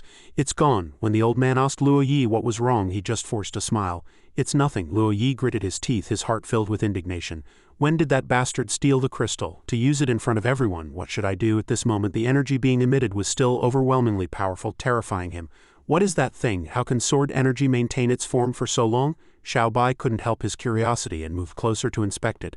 It's incredible, but she quickly blocked his path. The attack range is terrifying. There's no end in sight. He continued to fire wildly, trying to eliminate Xiao Bai. In the end, the two of them also separated, jumping away to dodge. He and Ah Meng ducked, covering their heads on the ground, back with Tuea. At that moment, a group of people were searching in a panic. No, that's not ordinary sword energy. Suddenly, they all stopped in their tracks, only to be engulfed by the flames. Some tried to run, but it was useless. They're gone. The force continued to radiate, stretching all the way to the forest on the other side. The people in the observation room pointed at the screen in amazement. The entire island is about to be flattened. At this moment, the students on the island were all urging each other to flee. Run, the sword energy is moving too fast. A girl, sitting by a rock with nowhere to run, screamed, We're doomed. I'm going to die. I don't want to die. Suddenly, the sword energy sliced through a piece of fabric on her chest, and then the energy dissipated. Why did it disappear? Did it suddenly run out of energy? The girl stared blankly at the destroyed landscape ahead as Fallon's face was gradually revealed. He stammered, You. It turned out that Xiao Bai had blocked the energy with his sword. He immediately showed a look of admiration. Whoa, he blocked it. Meng also cheered enthusiastically. Go for it, teach him a good lesson. This scene left him dumbfounded. Impossible, this is impossible. No one in this world can block that attack. Fallon fired wildly into the sky. An illusion. This must be an illusion. Die, you demon. Xiao Bai frowned and moved lightly. You really are. Then he appeared behind him. Die. But Fallon still refused to give up, ready to fight to the death. In your dreams, he swung his blade and a bloody scene unfolded. Lord Eisdyke watched with satisfaction as Xiao Bai beheaded him. This big problem was finally solved. The gun, having lost its wielder, was unintentionally pointed at Xiao Bai. She quickly appeared by Xiao Bai's side, warning. Danger? He immediately leapt away to dodge the attack. Then, with a boom, an earth-shattering explosion occurred. The blast was immense, shaking the ground. The people in the observation room were also extremely shocked. What's happening? What kind of move is this? A forbidden spell. Seeing this, he raised the corners of his mouth in a meaningful smile. Although he didn't know what exactly happened, judging by the explosion, it must have been a backlash. Good. If they're turned to ash, there's no way it can be traced back to me. The smoke cleared, revealing the wreckage of the explosion. The ground itself had cracked open. Xiao Bai's group jumped down from a portal. Wow, we're back again. A moment ago they were all sitting together in a box-shaped space, he exclaimed. The destructive power is terrifying. He wiped his sweat, feeling incredibly relieved. If we hadn't dodged in time, we would have been burned to a crisp. Over here, Xiao Bai gave Meng a thumbs up. Not bad. I didn't expect you to know space magic. He was very proud of his accomplishment. Although I can only create a small space and can't directly connect two spaces like the City Lord, it's good enough to save our lives in a critical moment. Then he remembered his scorecard hadn't changed. If the badge is destroyed, the points can't be updated. Lord Eisdyke was resting, his gaze fixed on Fallon's gun. As he tried to hide it, Xiao Bai noticed. He asked curiously, "What's wrong with you?" As if caught in the act, he could only laugh awkwardly. "No, nothing's wrong." Meng found Lord Eisdyke's expression suspicious. "Something's not right. You're definitely hiding something from us. Show us your hands." With no way out, he repeatedly waved his hands and shook his head. "It's nothing. I was just so scared my legs went weak." He started to threaten. "Get up. You're definitely hiding something under your butt. Get up now or I won't be so nice." Hearing this, Eisdyke turned pale with fear, breaking out in a cold sweat. He knew he couldn't hide it any longer and lowered his head. "Since you've put it that way," Eisdyke stood up, but there was truly nothing behind him. "See, there's nothing." Xiao Bai gave Meng a sharp knock on the head. "You guessed wrong." It turned out he had the gun wedged behind him, and his whole body was trembling. He called out to Eisdyke, "Let's go, we'll find a place to rest." Although Eisdyke was very uncomfortable, he forced a smile. "Big brother Xiao Bai, you guys go ahead. I have something else to attend to, so I'll leave first. Have fun." Xiao Bai watched him hurry away, looking baffled. Why did he just up and leave? Meng still looked suspicious. That guy is definitely up to something. Just as they were about to leave, a figure swooped down from the sky. The person's sword nearly touched him. Their eyes met. Xiao Bai observed the person carefully. Whoa, his sharp gaze swept over him. Oscar struck out with his palm again, but Xiao Bai still dodged it. Two-hit killing slash. "Let's see you dodge this." Then he simply tapped the back of his head lightly with his sword. "Who are you?" Before Oscar could react, he spat out a mouthful of blood. Watching him collapse, Xiao Bai could only scratch his head in confusion. He fainted. Did I use too much force? Meng, however, seemed completely unconcerned. "Just ignore him, let's go." Suddenly a loud shout caught their attention. "Big brother Xiao Bai!" Benna, riding a mechanical beast, waved cheerfully. "I knew no one but you could cause such a huge commotion. It really is you." As soon as he jumped down, Xiao Bai confessed honestly. "The fly you gave me got eaten by a chicken, so I couldn't come find you." But Benna didn't seem to mind. "It's fine, aren't I here now?" Then he looked around the battlefield and asked curiously, "What on earth happened? You've nearly flattened the entire island." Xiao Bai denied it awkwardly. "You're mistaken. It wasn't me." From behind him, Oscar threatened in a low voice, "Turning your back on me was your final mistake." But Xiao Bai wasn't flustered at all. Instead, Oscar saw the tip of his sword pointing at his own lower body. "Don't make a scene. I don't feel like killing anyone today." Oscar immediately threatened loudly. "You dare threaten me? Then let's see whose sword is faster." He glanced at the other man and said softly, "All right." But Benna had already called out his name, Oscar. Oscar was also slightly surprised to see him. "Benna," but the next second his face turned pale. Xiao Bai still looked bewildered. I thought we had already started." Oscar collapsed. He screamed, trembling and clutching his lower body. "Oh my," he could only hurry to admit his mistake. I'm sorry. Next time I'll definitely wait for you to finish your move before I react." Benna said helplessly from the side. "Are you crazy? How dare you challenge big brother Xiao Bai?" At this moment the anger in his heart grew even stronger. "Bastard, you've really pissed me off now. Prepare to face the most terrifying revenge." Benna worriedly warned Oscar about his impulsive behavior. "Oscar, don't be rash, big brother Yi Xiao Bai is..." But he wasn't listening at all. Oscar said furiously, "Even if he's your friend, he must die by my sword today." After that, he circled Xiao Bai with speed and nimble footwork. "I came here to hunt the strong. The stronger you are, the more excited I get. You caused that explosion earlier, right? Even though you're powerful in the eyes of an assassin, you're nothing but a plump piece of prey. Because you have one weakness, and that is speed." Xiao Bai didn't understand what Oscar was saying and asked naively, "Is he your friend?" Because he was moving so fast he couldn't hear what he was saying at all, Benna quickly explained. "His name is Oscar. He's the grandson of Harris, the president of the Critics Guild. He's a dark element swordsman who inherited the power of the Berserker Sword Saint. Although his class is assassin, he always likes to duel people head-on. After learning Oscar's identity, he felt a bit troubled.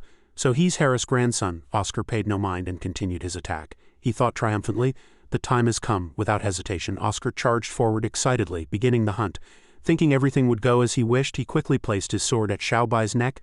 The hunt is over. Before he could make his move, Oscar was sent flying to the side with a single slap, his face puffed up like a pufferfish as he flew away. He defeated his opponent without even using his sword. Oscar flew farther than expected at this moment. He was finally able to process what had just happened. Xiaobai thought guiltily, I already made a point not to use my sword, but I still hit him a bit too hard. He then tried to comfort himself. But Harris voluntarily got himself expelled from the academy, which forced me to take the entrance exam just to see the elders. He shouldn't hold a grudge against me for this, right? Ah Meng, standing by, felt a bit helpless and thought he clearly could have dodged that slap. There's definitely some personal grudge mixed in there.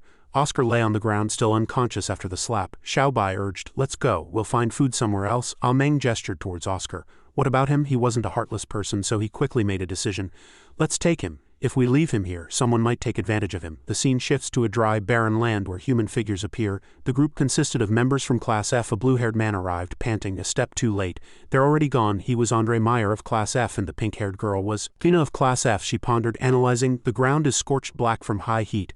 Which expert could have done this? The purple-haired woman, Lillian of Class F, stated her judgment.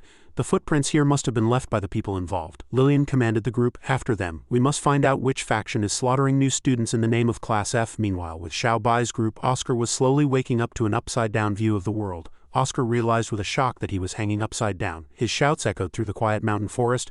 Who hung me here? Benna, you fat bastard, get out here. Just as he was in the middle of his tirade, a sudden movement in the water below put Oscar on alert. He started to get scared. No, it can't be, can it? From beneath the water, countless tentacles shot out towards him. Oscar screamed, ah! The tentacles began to wrap around him. The captured man could only cry out helplessly, help. Monster's pull was so strong that the rope snapped. Oscar swore, shit. The one that caught him was the king of the abyss, the 1,000-year-old giant octopus king. Suddenly, something flashed in the forest by the riverbank. A flash of sword light swept across, creating a massive wave. The giant octopus's body was no longer whole. It had been sliced in two. The scene left Oscar stunned. The water was split apart, revealing a path. On the bank, blurry figures appeared. As they came into focus, he saw it was Xiaobai, Ah Meng, and Benna. With the water parted on both sides, he lost his balance and fell. Oscar looked up at them, thinking, this guy is, from his perspective, their figures were still blurry against the sunlight. He marveled, a god? The next second, the water began to return to normal when a magical force suddenly pulled Oscar to the shore. That was Ah Meng's magic, you're lucky. We finally pulled you back. Your sword. Yi Xiaobai ignored him, concerned only with everyone's meal. Go collect all the tentacles. That part is the tastiest. Benna was already prepared to gather them. Coming right up, Oscar immediately demanded. So this was your plan all along, to use me as bait? Caught. Xiaobai explained guiltily. Sorry, we didn't get your permission, but there really wasn't any more suitable bait, so we had to. He was trembling with anger. This is outrageous. Realizing he was in the wrong, he said guiltily. If you're too angry, you can hit me. I promise I won't fight back this time, Oscar shouted emotionally. What's the point of saying that now? But in an instant his attitude changed completely. He kowtowed and knelt. To be able to offer myself to Big Brother Xiaobai is my honor for 3 lifetimes, never mind my body, even my life. If Big Brother Xiaobai needs it, I am willing to offer it up. To show his sincerity, Oscar swore an oath. I, Oscar, am willing to follow Big Brother Xiaobai, even if it means being crushed to pieces. Xiaobai refused with a wry smile. But I don't plan on taking you as a follower. But he interrupted, not wanting to be rejected. Oscar brought up his life again. If you don't agree, I'll have no choice but to kill myself. This made Ah Meng shout in alarm. What kind of logic is that? He now had only one goal in mind. In short, it was one sentence. You have to take responsibility for me. Then he admitted his impulsive behavior. Before today, my life's goal was to become the best in the world, but after meeting you, I know I have absolutely no chance. Only by following you can my life not be in vain. If you don't accept me, then I can only choose to be reincarnated. Seeing Oscar acting foolishly, Benna soothed him. Oscar, you blockhead, how could the kind Big Brother Xiaobai possibly refuse you? Hurry up and help prepare the octopus. Big Brother Xiaobai is hungry. Benna's words seemed to motivate him. Coming right away, thank you Big Brother Xiaobai. This left Xiaobai feeling helpless. I'm not, you can't, forget it. At this point, Xiaobai offered helplessly. I can help too, but the two of them stopped him. No need, you just rest, all you have to do is wait to eat. Benna became tense, his eyes filled with determination. You little punk just got taken in by Big Brother and you already want to show off. With me here, how could I let you hog the spotlight? Let's have a real duel of strength with our cooking skills. The other was not to be outdone. Don't think you can just walk all over me because you helped me. Today I'll use my divine cooking skills to show Big Brother Xiaobai who the most capable assistant really is. Ah Meng watched them with annoyance. I have a question. If we're going to grill the octopus, its words made them both freeze. Did you bring any barbecue sauce? Both were stunned by the question, then looked at each other with concern. That's right, there's no barbecue sauce here. Without its soul, the grilled octopus will be a huge disappointment to Big Brother Xiao Bai. Xiao Bai, eager to show off his cooking skills, took the opportunity to say, "Why does grilled octopus need barbecue sauce? If you don't know how to do it, just let me show you a thing or two." Benna and Oscar refused in unison. "No," Ah Meng, exasperated with the group, had to make a suggestion. "Looks like we have no choice but to find her. A woman I believe could be called a god of cookery." The scene shifts to the Mithril Merchant Guild where Ariana is soaking in a bathtub looking troubled. It's too hard to guess. It's so frustrating. Looking at the currently troubled Ariana, she thought to herself, "No matter how you look at it, Sister Yi Bingning is better than me. Maybe I should do something to make Xiao Bai unable to leave me." Suddenly, a cosmic black hole appeared before her eyes, and she looked on with confusion. The voice calling Ariana came from the hole, scaring her so much she ducked underwater. The voices inside belonged to Xiao Bai and Ah Meng. "Where is she?" Ah Meng urged from the side. "Hurry up, the portal can't be maintained for long." Ariana blushed shyly. "What do you think you're doing?" He tried to explain the emergency. "The spirit of the mystic realm said your barbecue is super delicious. Do you have any sauce left?" she yelled from her side. "Close the portal first." Oscar was skeptical about the information. "The spirit of the mystic realm, this strange creature is actually the spirit of the mystic realm." Benna paid no mind, still praising his big brother, as expected of Big Brother Xiao Bai. Ariana went to get the seasoning and walked over shyly. "Hey, this is all that's left. It's enough for 2 people. Xiao Bai wanted more. There are 2 more people." She couldn't help but pinch his cheek. "Why didn't you say so earlier?" The grilled octopus was ready, its aroma infused with the rich sauce making everyone's mouth water. But after a long wait, Ah Meng couldn't wait to pick it up and eat. "This is the taste, an absolute delicacy from the heavens." Watching Ah Meng's exaggerated praise, Xiao Bai couldn't help but ask, "Is it that dramatic? Isn't it just regular barbecue sauce?" It didn't want to argue. "Just try it and you'll know." He didn't think much of the sauce. "I don't believe it." But the moment the deliciousness entered his mouth, it seeped into his every cell, making Xiao Bai feel as if his soul was melting into the deep blue sea. He also started shouting, "This is so good, I'm gonna die," with the matter resolved. Ariana wanted to continue relaxing. She sighed, "Finally I can get back to my bath." Suddenly, Xiao Bai popped out of the portal full of praise, which made Ariana slip in shock. Ariana, your cooking is amazing." On the other side, Ariana's fury had reached its peak. Xiao Bai, who was in the middle of eating, was hit directly on the head with a pillar by her. But he paid it no mind, thinking, "Did I only just realize today that everything I've eaten before was crap?" Seeing such a scene for the first time, Oscar asked cautiously, "Benna, who is that woman? Why is Big Brother Xiao Bai completely defenseless against her?" Benna, proud that he was a step ahead of the newcomer, said somewhat arrogantly, "You really are slow. You still don't get it. Ariana Mithril is the wife Big Brother Xiao Bai has his eyes on." Hearing the surname Mithril, he seemed to have a realization. "The Mithril Merchant Guild, she's," Benna continued. "That's right. The sole heiress of the Mithril Merchant Guild, the current president's own granddaughter." Oscar also explained why he recognized Ariana. "No wonder I found her so familiar. I must have seen her before when I followed the old man to banquets." A sound from behind put Oscar on alert. He warned Benna, "Someone is approaching at high speed. Their killing intent is strong. They might be after Big Brother Xiao Bai." But he paid it no mind, completely ignoring him. "Let them come. They'd just be coming to their deaths." But Oscar was more considerate. "We can't let them disturb Big Brother Xiao Bai while he's enjoying his meal." Then he charged off in the direction of the sound. "I'll go take care of them." Benna, on the other hand, found it boring. "Well, good luck then," he thought to himself. "This punk is so eager to show off." The sound was made by the trio from Class F. They were speeding up their search. "The footprints have disappeared, but the direction must be right. Keep chasing." Oscar, holding a dart, launched an attack from above, throwing it at the enemy without hesitation. Being professionally trained, Andre quickly noticed and leaped backward with his teammates to dodge. The dart embedded itself in the ground, cracking it, and purple magic began to form like tiny bolts of lightning. It instantly caused an explosion. Smoke and debris filled the air, obscuring their vision, and Class F was put on the defensive. Andre gritted his teeth, an explosion combined with smoke. Such a treacherous move. "Is it an assassin?" Oscar burst through the smoke, thrusting his sword straight at him. Lillian agilely blocked the attack with her sword just in time. Fina didn't hesitate, angrily striking out. Where did this pest come from, using such a despicable sneak attack? Fina's attack speed was fast, forcing Oscar to use all his strength to dodge. He retreated defensively and immediately questioned them. "These skills don't seem like those of a new student. Are you here to hunt the new students from Class F?" Andre didn't understand Oscar's insinuation. "Hunt?" Oscar ignored him, wanting only to defeat the people in front of him. "Assassination tactics are no fun. Let's start the duel." As soon as he finished speaking, Oscar swung his sword repeatedly, unleashing several curved waves of sword energy straight at them. Although he didn't understand his words, Andre had to attack or he would die. "Can't worry about that now, I'll deal with him first." but perhaps he had underestimated Oscar's moves. Challenging us with sword energy of this intensity, you're really overestimating yourself. Then Andre deflected all the sword waves and launched a counterattack. It's over. Oscar quickly blocked the attack with his sword, a smug look on his face. Only then did he begin to realize the problem. Wait, his sword is unusual, but it was too late.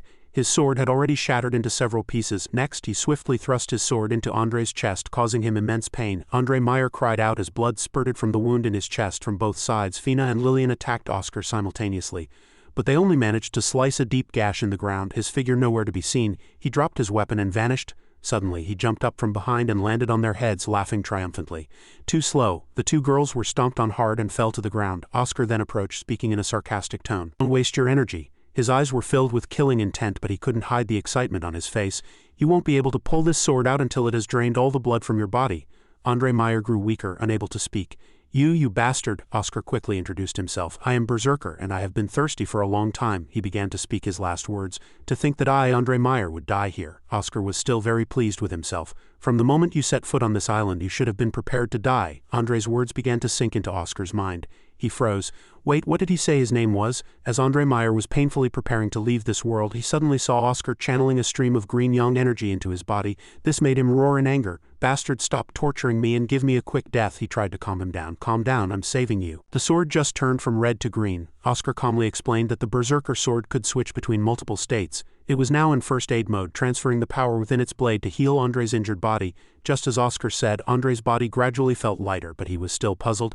It's true that it's in me, but it doesn't hurt at all. In fact, it's quite comfortable. But why? His face tensed, growing serious. I have a question. What is your relationship with Ariana? Although he didn't understand the question, he answered truthfully. I'm her second cousin. You know my cousin. Oscar's demeanor changed as if possessed, which made Andre curious. So we're family. This means I almost killed the second cousin of Little Bai's sister-in-law. What a sin. On the other side, Lily and Vina woke up. Oscar's kick had been incredibly powerful, a fact Lily had to admit. That was a hell of a kick, knocking us out like that. Refusing to admit defeat, she asked resolutely, You're not going to kill us? Are you trying to humiliate us? Oscar became wary. They're not Ariana's sisters, are they? Andre quickly denied it. No, then. Faster than flipping a page, he turned to taunt them. What a pair of foolish women. Before he could finish, he elaborated on their relationship. One is my girlfriend, and the other is my older cousin's girlfriend. Oscar's expression froze again, his face contorting. The disdain from a moment ago vanished, replaced by a completely different persona. He dropped to his knees and begged, Sisters-in-law, I'm so sorry. I was blind to your importance and have offended all three of you. Lily was stunned, finding it hard to believe someone could change their attitude so quickly. What did you do to him? Andre Meyer was also perplexed by Oscar's words and actions. I didn't do anything, but he seems to know Ariana. Oscar, now completely submissive, pitifully grabbed Andre's hand.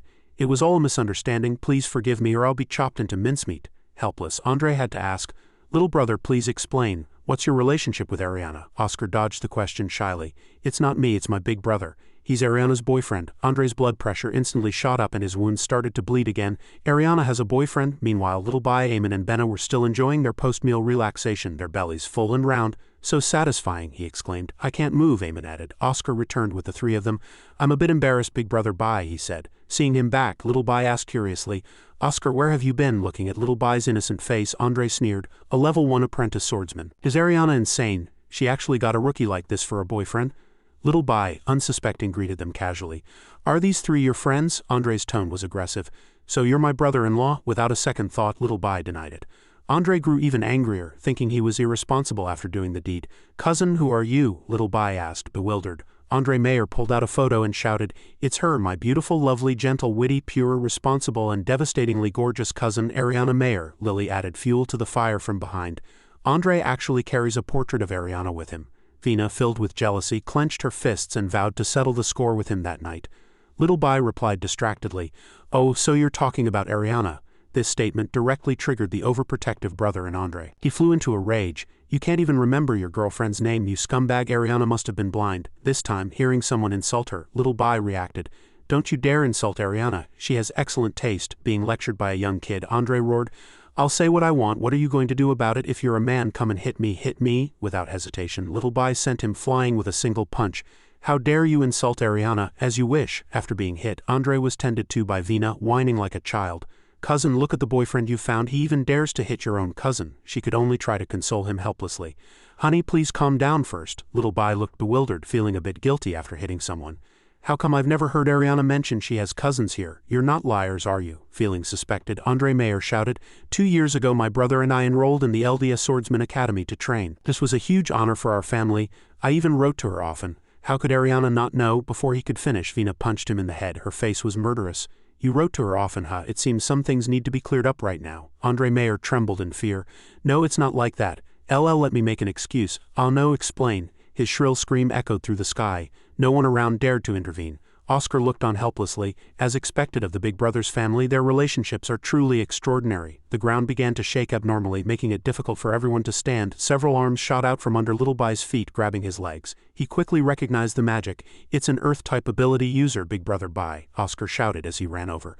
Lily urgently warned everyone, danger, get away from the ground. Huge spikes erupted from underground, forcing everyone to leap into the air. Andre Mayer held Vina. What powerful elemental control, he thought warily. Oscar continuously chopped at the spikes. He ordered Benna, save the boss. Benna charged forward without hesitation. You don't have to tell me. Benna fired his cannon continuously. I'll cover you. Despite Benna clearing the way, Oscar still couldn't get close. Damn these obstacles, I can't get near him. Andre leapt up and unleashed a move. A massive green magical force appeared, shattering the outer shell. Fang flash, Oscar was stunned by the move. Andre walked over slowly, explaining confidently, don't be surprised. If I hadn't been careless and underestimated you earlier, you wouldn't have had a chance to strike. This is the true power of Class F. Eamon looked at the ground in panic. It's over, he's been captured. Lily carefully checked the ground and reported, the ground is still. It seems their target was our brother-in-law. If he's captured by that mysterious force, his chances of survival are slim. Hearing this, Andre burst out laughing, repeating, slim chances of survival. Seeing him laugh, she stomped on his foot angrily. What the hell are you gloating about? Oscar vented his frustration on a nearby tree. Damn it, Amon's body went limp, collapsing to the ground. Oh no, without him to protect my body. Before he could finish, a massive explosion erupted from the spot where Little Bai was trapped. Oscar vaguely recognized him walking out from inside, holding the person who had caused the tremors. I ate too much. My reaction time is a bit slow. Little Bai's voice was a bit hurried as he urged, hey, wake up. Why did you capture me? The kidnapper was terrified. He confessed it was Lady Lucia's order to bring Night Bai to her. Hearing this, he said softly, Lucia, I think I've heard that name somewhere. Andre Mayer guessed in surprise. Lucia, she's never actively sought out any guy before. Could it be? Then he angrily grabbed Little Bai's collar and cursed. You scumbag, how dare you two-time her? But Little Bai still didn't understand who this person was. Just then, an introduction was heard. Lucia is the student council president of the LDS Swordsman Academy, the leader of the Misty Cloud Capital, one of the 3 major factions in Class F, and a princess of the Auguste Empire. With top-tier power and known as the Celestial Illusion Enchantress, she has immense popularity in the academy. And even the elders dare not provoke her. After hearing all this, Vina was stunned. Only then did Little Bai explain, I didn't provoke her either. I just saw her once at the food street. Andre Mayer repeated, just saw her once. Then he smiled with satisfaction. I understand, for my cousin's happiness I'll deal with that demoness. Little did he know that Vina was fuming behind him. Soon after, Andre Mayer suffered her punishment. Meanwhile, Little Bai was still bewildered. By the way, what are the 3 major factions of Class F? As if answering his question, Lillian's voice rang out. Every class in the academy has student-formed factions, which can also be called guilds.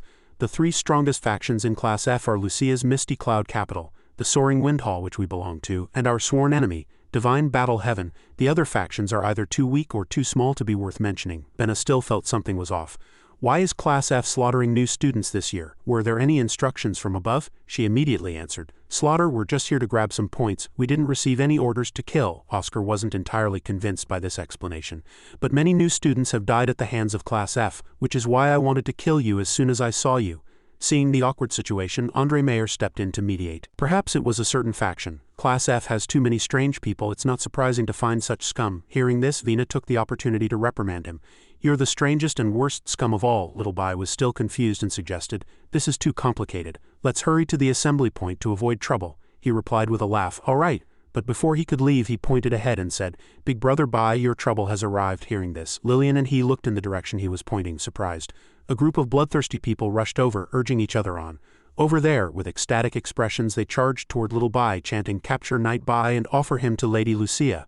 Vina noticed something was off with the group. It's Lucia's charm spell. How can she control so many people at once? Andre Mayer seized the opportunity to persuade her. Vina, let me down. We can't let our brother-in-law be captured by them. Lillian, Oscar, and Benna had already readied their weapons, full of determination. We'll protect our big brother to the death. It looks like we'll have to fight to the bitter end. But Little Bai stopped them. No need to be so tense. As they watched in bewilderment, he picked up his sword and said calmly, We just have to stop them from coming over, right? He didn't understand either.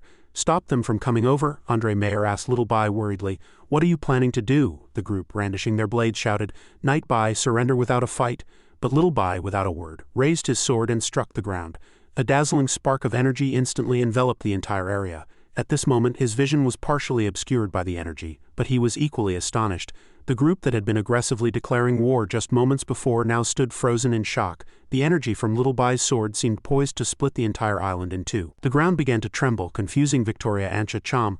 "Is it an earthquake?" Andre Mayer was lost in thought, looking dazed. Suddenly he jumped up nervously. Something might have happened, Little Bai also pondered as he observed, while Oscar was too shocked to speak. The moment the island was split in two actually happened, leaving everyone unable to believe their eyes. "Is this something a human can do?" Others watching from a distance were also very confused. "The island has been cut in half. Am I seeing things? What on earth happened on the island?" The group no longer acted rashly, standing frozen like wax figures. They stuttered, unable to speak. "Gee God, Sword God!" At the same time he noticed they had returned to normal. Bene Gesserit, did they sober up from fear? Little Bai sternly asked the group. "Who else dares to take another step forward?" They were terrified and denied it repeatedly. No, we wouldn't dare. It's a misunderstanding, all a misunderstanding." The group then quickly retreated in unison. Andre Mayer sidled up to him and whispered, "Brother-in-law, aren't you going to take their points? That's a huge sum of money." But Little Bai frankly refused. "No need. I don't know how to spend money anyway." Seeing this, Oscar and he discussed it suspiciously. "Big Brother isn't taking the points. Is he confident he'll pass the selection?" "He should be." As the group ran, they questioned each other. "How did I get here? What just happened? I don't remember either." One person recalled a fragmented memory. "I think I saw Lady Lucia and then," but that person seemed to have been startled by something. At the same time, someone noticed the ground was tilting, followed by screams. Screams echoed in the air. "Help!" Amidst the surging waves, a person screamed hysterically. "I can't swim." Standing on the shore, Lil Bai was unable to help and could only say awkwardly, "Sorry, I didn't expect that." However, a green energy beam shot out from nowhere, striking the water's surface. This was followed by a cascade of light, leaving Little Bai bewildered.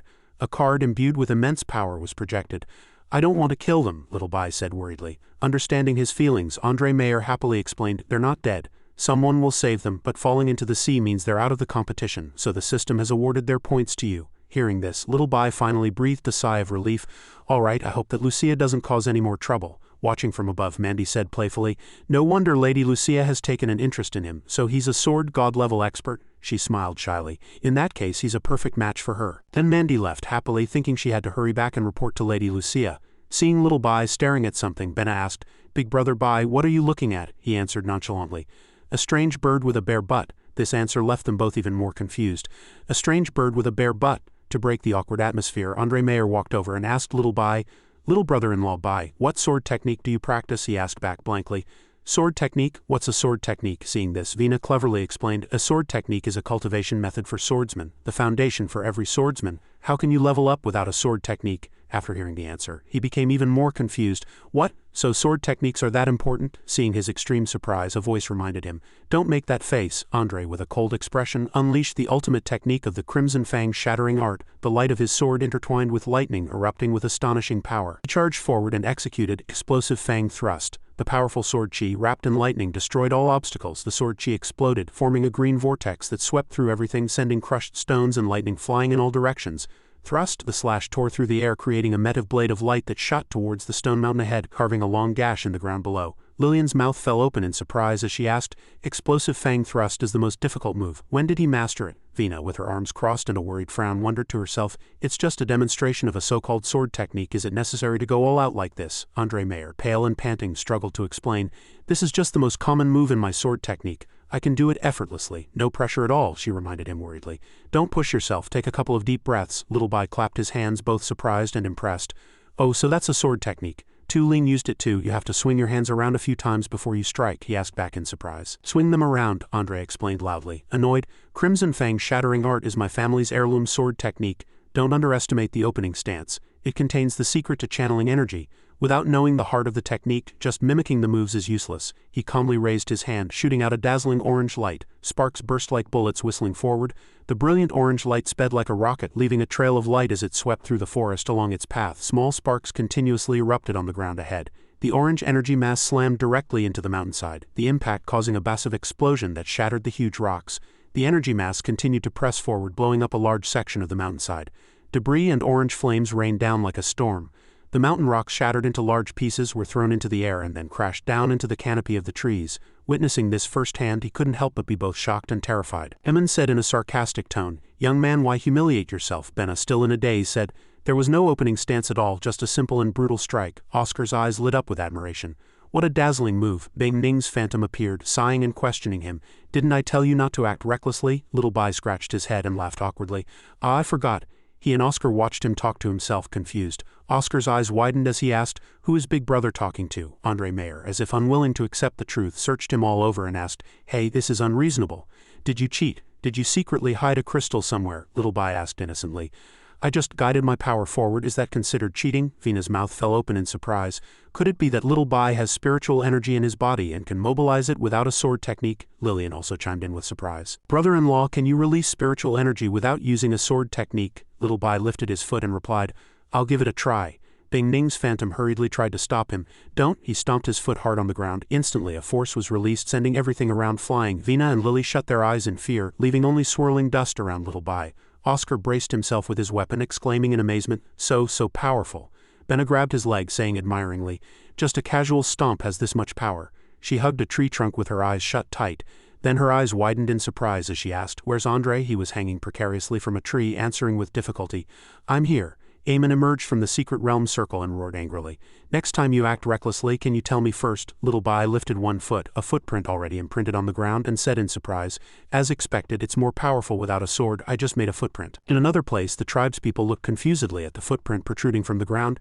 Two beautiful women walked over, trying to pull Andre down from the tree. She asked, puzzled, "We were all just blown away a little. How did you manage to knock down the whole tree?" While helping, she replied, "Who told him to stand so close to Little Bai? If it weren't for these two trees blocking the way, he'd be in the sea by now." He cried out in pain, "Gently, gently, my back is about to break." Suddenly, Little Bai walked over and stepped on the tree trunk. Andre Mayer's face turned pale as he asked coldly, "What do you think you're doing?" Little Bai replied calmly, "No need to struggle with pulling, just cut it down." As soon as he finished speaking, he raised his sword ready to strike.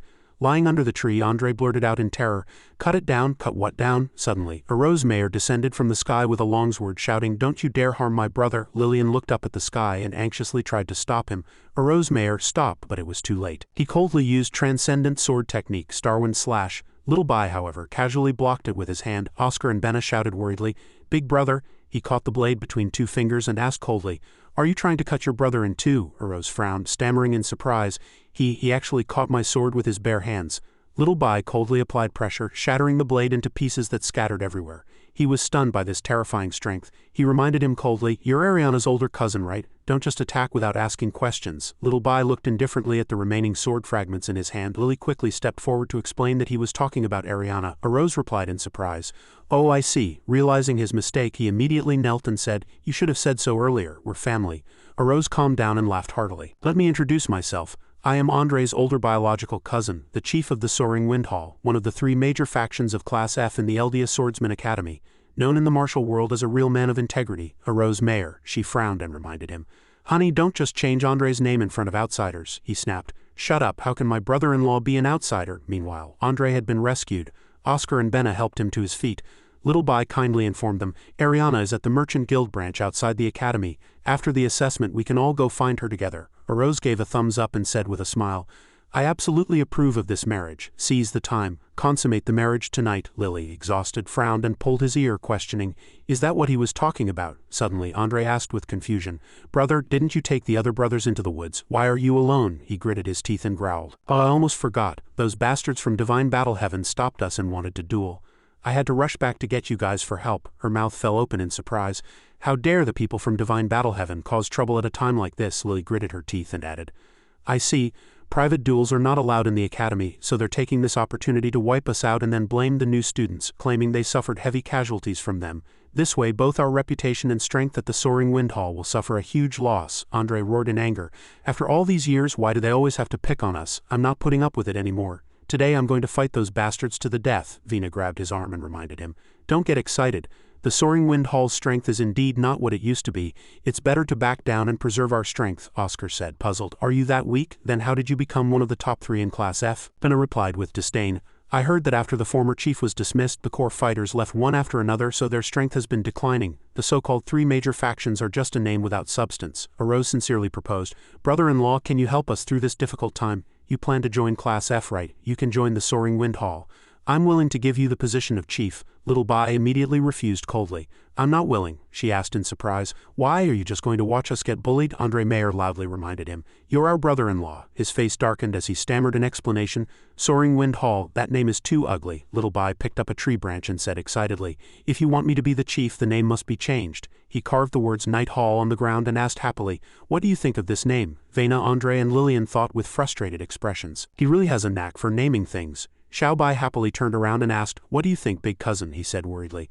Lingfeng Hall has been around for 30 years. If it's renamed under my watch, I'm afraid Eros Mayer will lose it. He clenched his fists and reminded him menacingly, big bro, you have to hang in there. She scratched her cheek awkwardly and said, and changing it to such a terrible name, he'll be nailed to the pillar of shame in the future. Eros crossed his arms, lowered his head, and pretended to be angry, saying, with all due respect, this name is just. To everyone's surprise, he burst into a happy laugh and gave a thumbs up affirming, it's brilliant. The other three were stunned, thinking we were too optimistic in our judgment of his character. He stood up, laughed happily, and patted Eros Mayer's shoulder, saying, I know you're surely reluctant to change the name. Don't worry, I'll definitely make it up to you in the future. Moved to tears, he replied. Brother-in-law, I don't even know what to say. You're truly, Xiao Bai explained with a grin. You're the first heir to the chief. If I'm not around, this position is still yours, so I hereby dub you the Little Prince of Night Hall. Meanwhile, in another part of the forest, a controlled person lay on the ground, gritting their teeth in pain. Countless people were being controlled for no reason. Axon, the chief of Shenzhen Tianxia, asked arrogantly, where's your chief? Did he abandon you to save his own skin at a time like this? A group of battered and bruised Class F fighters questioned angrily. Class F was tasked with evaluating new students. You ambushed us, disregarding the school's orders. Aren't you afraid of being punished after the assessment is over? His eyes glinted like a killer's as he roared furiously. Bullshit, you clearly made the first move since we arrived on the island. 7 of our brothers who were acting alone have died. Besides your Lingfeng Hall, who else would be shameless enough to play such dirty tricks? Section 4T. They frowned and growled. You're making baseless accusations. Axon coldly raised his magic axe and shouted, I'm done wasting my breath on you. Die. The Class F fighters' mouths fell open in terror. His attack was blocked just in time by Eros's sword. He cried out joyfully, big bro, Eros Mayer, chief. He pursed his lips, pushing back coldly and forcefully. Axon frowned and sneered. I thought you were hiding in some rat hole. You finally decided to show your face. Perfect timing. Let's settle all our scores, new and old, Eros replied with a sinister smile. I admit you're stronger than me, but from now on our Night Hall will no longer be bullied by any faction. Hearing the new name, the Class F fighters were confused. Nightclub, he smiled happily and announced to those behind him, brothers, I declare that from this day forward Lingfeng Hall will be officially renamed Night Hall. They still wondered in confusion. Are we breaking into the entertainment industry? Eros grinned and continued, I've also stepped down as chief. Please welcome our new chief. Ahead of them was Xiao Bai, eating a banana. He was surprised to find fruit in the forest. They exclaimed in surprise.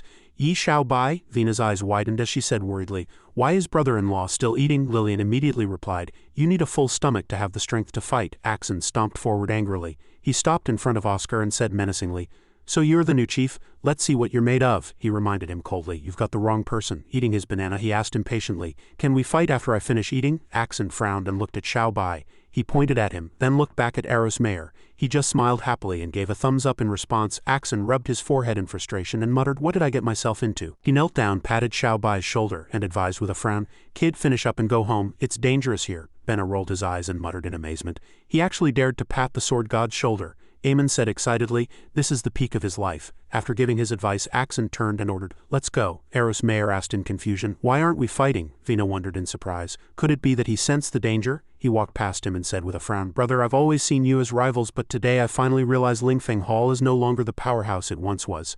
Moved to tears, Axon advised, you don't need to find a human shield anymore. I won't allow you to be so weak. From now on, live your lives without a care. I'll handle anyone who wants to cause trouble for Lingfeng Hall. Eros Mayer scratched his head and replied with an awkward smile. No, you've misunderstood. He's really strong, he thought. Feeling a pang of guilt, this misunderstanding was getting out of hand. Axon hugged him tightly and chided. You fool, stop explaining. I get it. Fighting and bickering with you was the best part of my student life, but as of today, my youth is over. Vena felt like she was seeing a rainbow-colored halo glowing and said in amazement, I think I've discovered something incredible. I finally know why Shenzhen Tianxia is always picking fights with us. So that's how it is. Eros Mayer gritted his teeth and realized in horror. No wonder I always run into him at the bathhouse. Xiao Bai, holding his banana, laughed happily and praised. So kind, this guy's not bad, Aemon quickly explained. You don't understand his true intentions. Everyone was speechless at the sight of the two boys hugging tidily. Suddenly a voice cut in, well, that's an eyesore. Wesker, along with his underlings, walked over from a distance saying, I was going to wait for you two sides to finish fighting before cleaning up the mess, but I didn't expect the leaders of both factions to be so close. he continued with a sinister smile. In that case, I'll just have to do it myself, Eros said angrily. Wesker, don't talk nonsense, Axon frowned and said menacingly. If you have a problem, bring it to me. From now on, Lingfeng Hall is under my protection, he blushed, tilting his head to look at him. Wesker's underlings burst into scornful laughter. He said mockingly, "What a match made in heaven," Eros shouted angrily. "Match made in heaven, my ass, I have a girlfriend, you know." Lillian, who had just been mentioned, was watching the show while holding a slice of watermelon. She replied, "Do whatever you want. I can bow out," Wesker said menacingly. "Enough talk, let's get down to business. Wiping out both Lingfeng Hall and Shenzhen Tianxia in one fell swoop will make this trip to the island worthwhile." Axon couldn't help but reply with a scornful laugh. "Have you been drinking horse piss? You think you can take us all out with just a few small fry? You're nothing but the dead last of Class F." He pulled down his hat and smiled sinisterly. "A true beast only shows its fangs when the moment is right." They threw their hats high in the air and said in unison, "From now on there will be only one strongest faction in Class F," Wesker and his underlings affirmed confidently. "And that is us, the absolute top gang." He frowned, recalling Wesker's formerly dashing appearance, and wondered, why is Wesker's head bald? "Didn't he always have hair?" Vina answered coolly. "It seems he was wearing a wig all along. This is their true appearance." Benna covered his mouth and laughed scornfully. "How hilarious. A bunch of baldies dare to challenge the two strongest factions in Class F," Xiao Bai warned coldly. "Don't underestimate them." Images of Lucifer and Gabriel flashed through his mind. The killer's eyes widened as he continued. "The three people I met before were also bald." He had a look of disbelief. "The mysterious faction that's been stirring up trouble and slaughtering new students on the island, so it was you." Wesker let out a scornful sneer and prepared to draw his sword. "That's right, but even if you understand now, it's too late." He immediately charged at Eros Mayor. "All of you will die on this island today," he exclaimed in astonishment. So fast. Just then, Axon appeared, roaring furiously. "Stay away from my Eros Mayor." The little prince of Night Hall felt his pride was wounded. "I don't need your help." The fight had already begun, and he quickly blocked Wesker's attack. As they moved, he sized him up. "Oh-ho, with this speed and power, you were hiding your strength before?" Wesker didn't hold back his mocking expression and reminded him smugly, "Don't call me the dead last anymore." The two clashed, axe against sword. During the fight, Axon exclaimed, "My bad." Wesker was sent flying and had to plunge his sword deep into the ground to steady himself. He held his axe effortlessly with one hand and said arrogantly, "Even if you weren't hiding your strength, you're still the dead last in my eyes." Wesker laughed scornfully, and the absolute top gang laughed along with him. At that moment, among the three spectators, Benna pointed at them and said, "What are you laughing at?" He also frowned. "Are you happy to see your big boss get beaten? Are you masochists or something?" Wesker reached out and took out a pill. "Those other brats had mouths as foul as yours.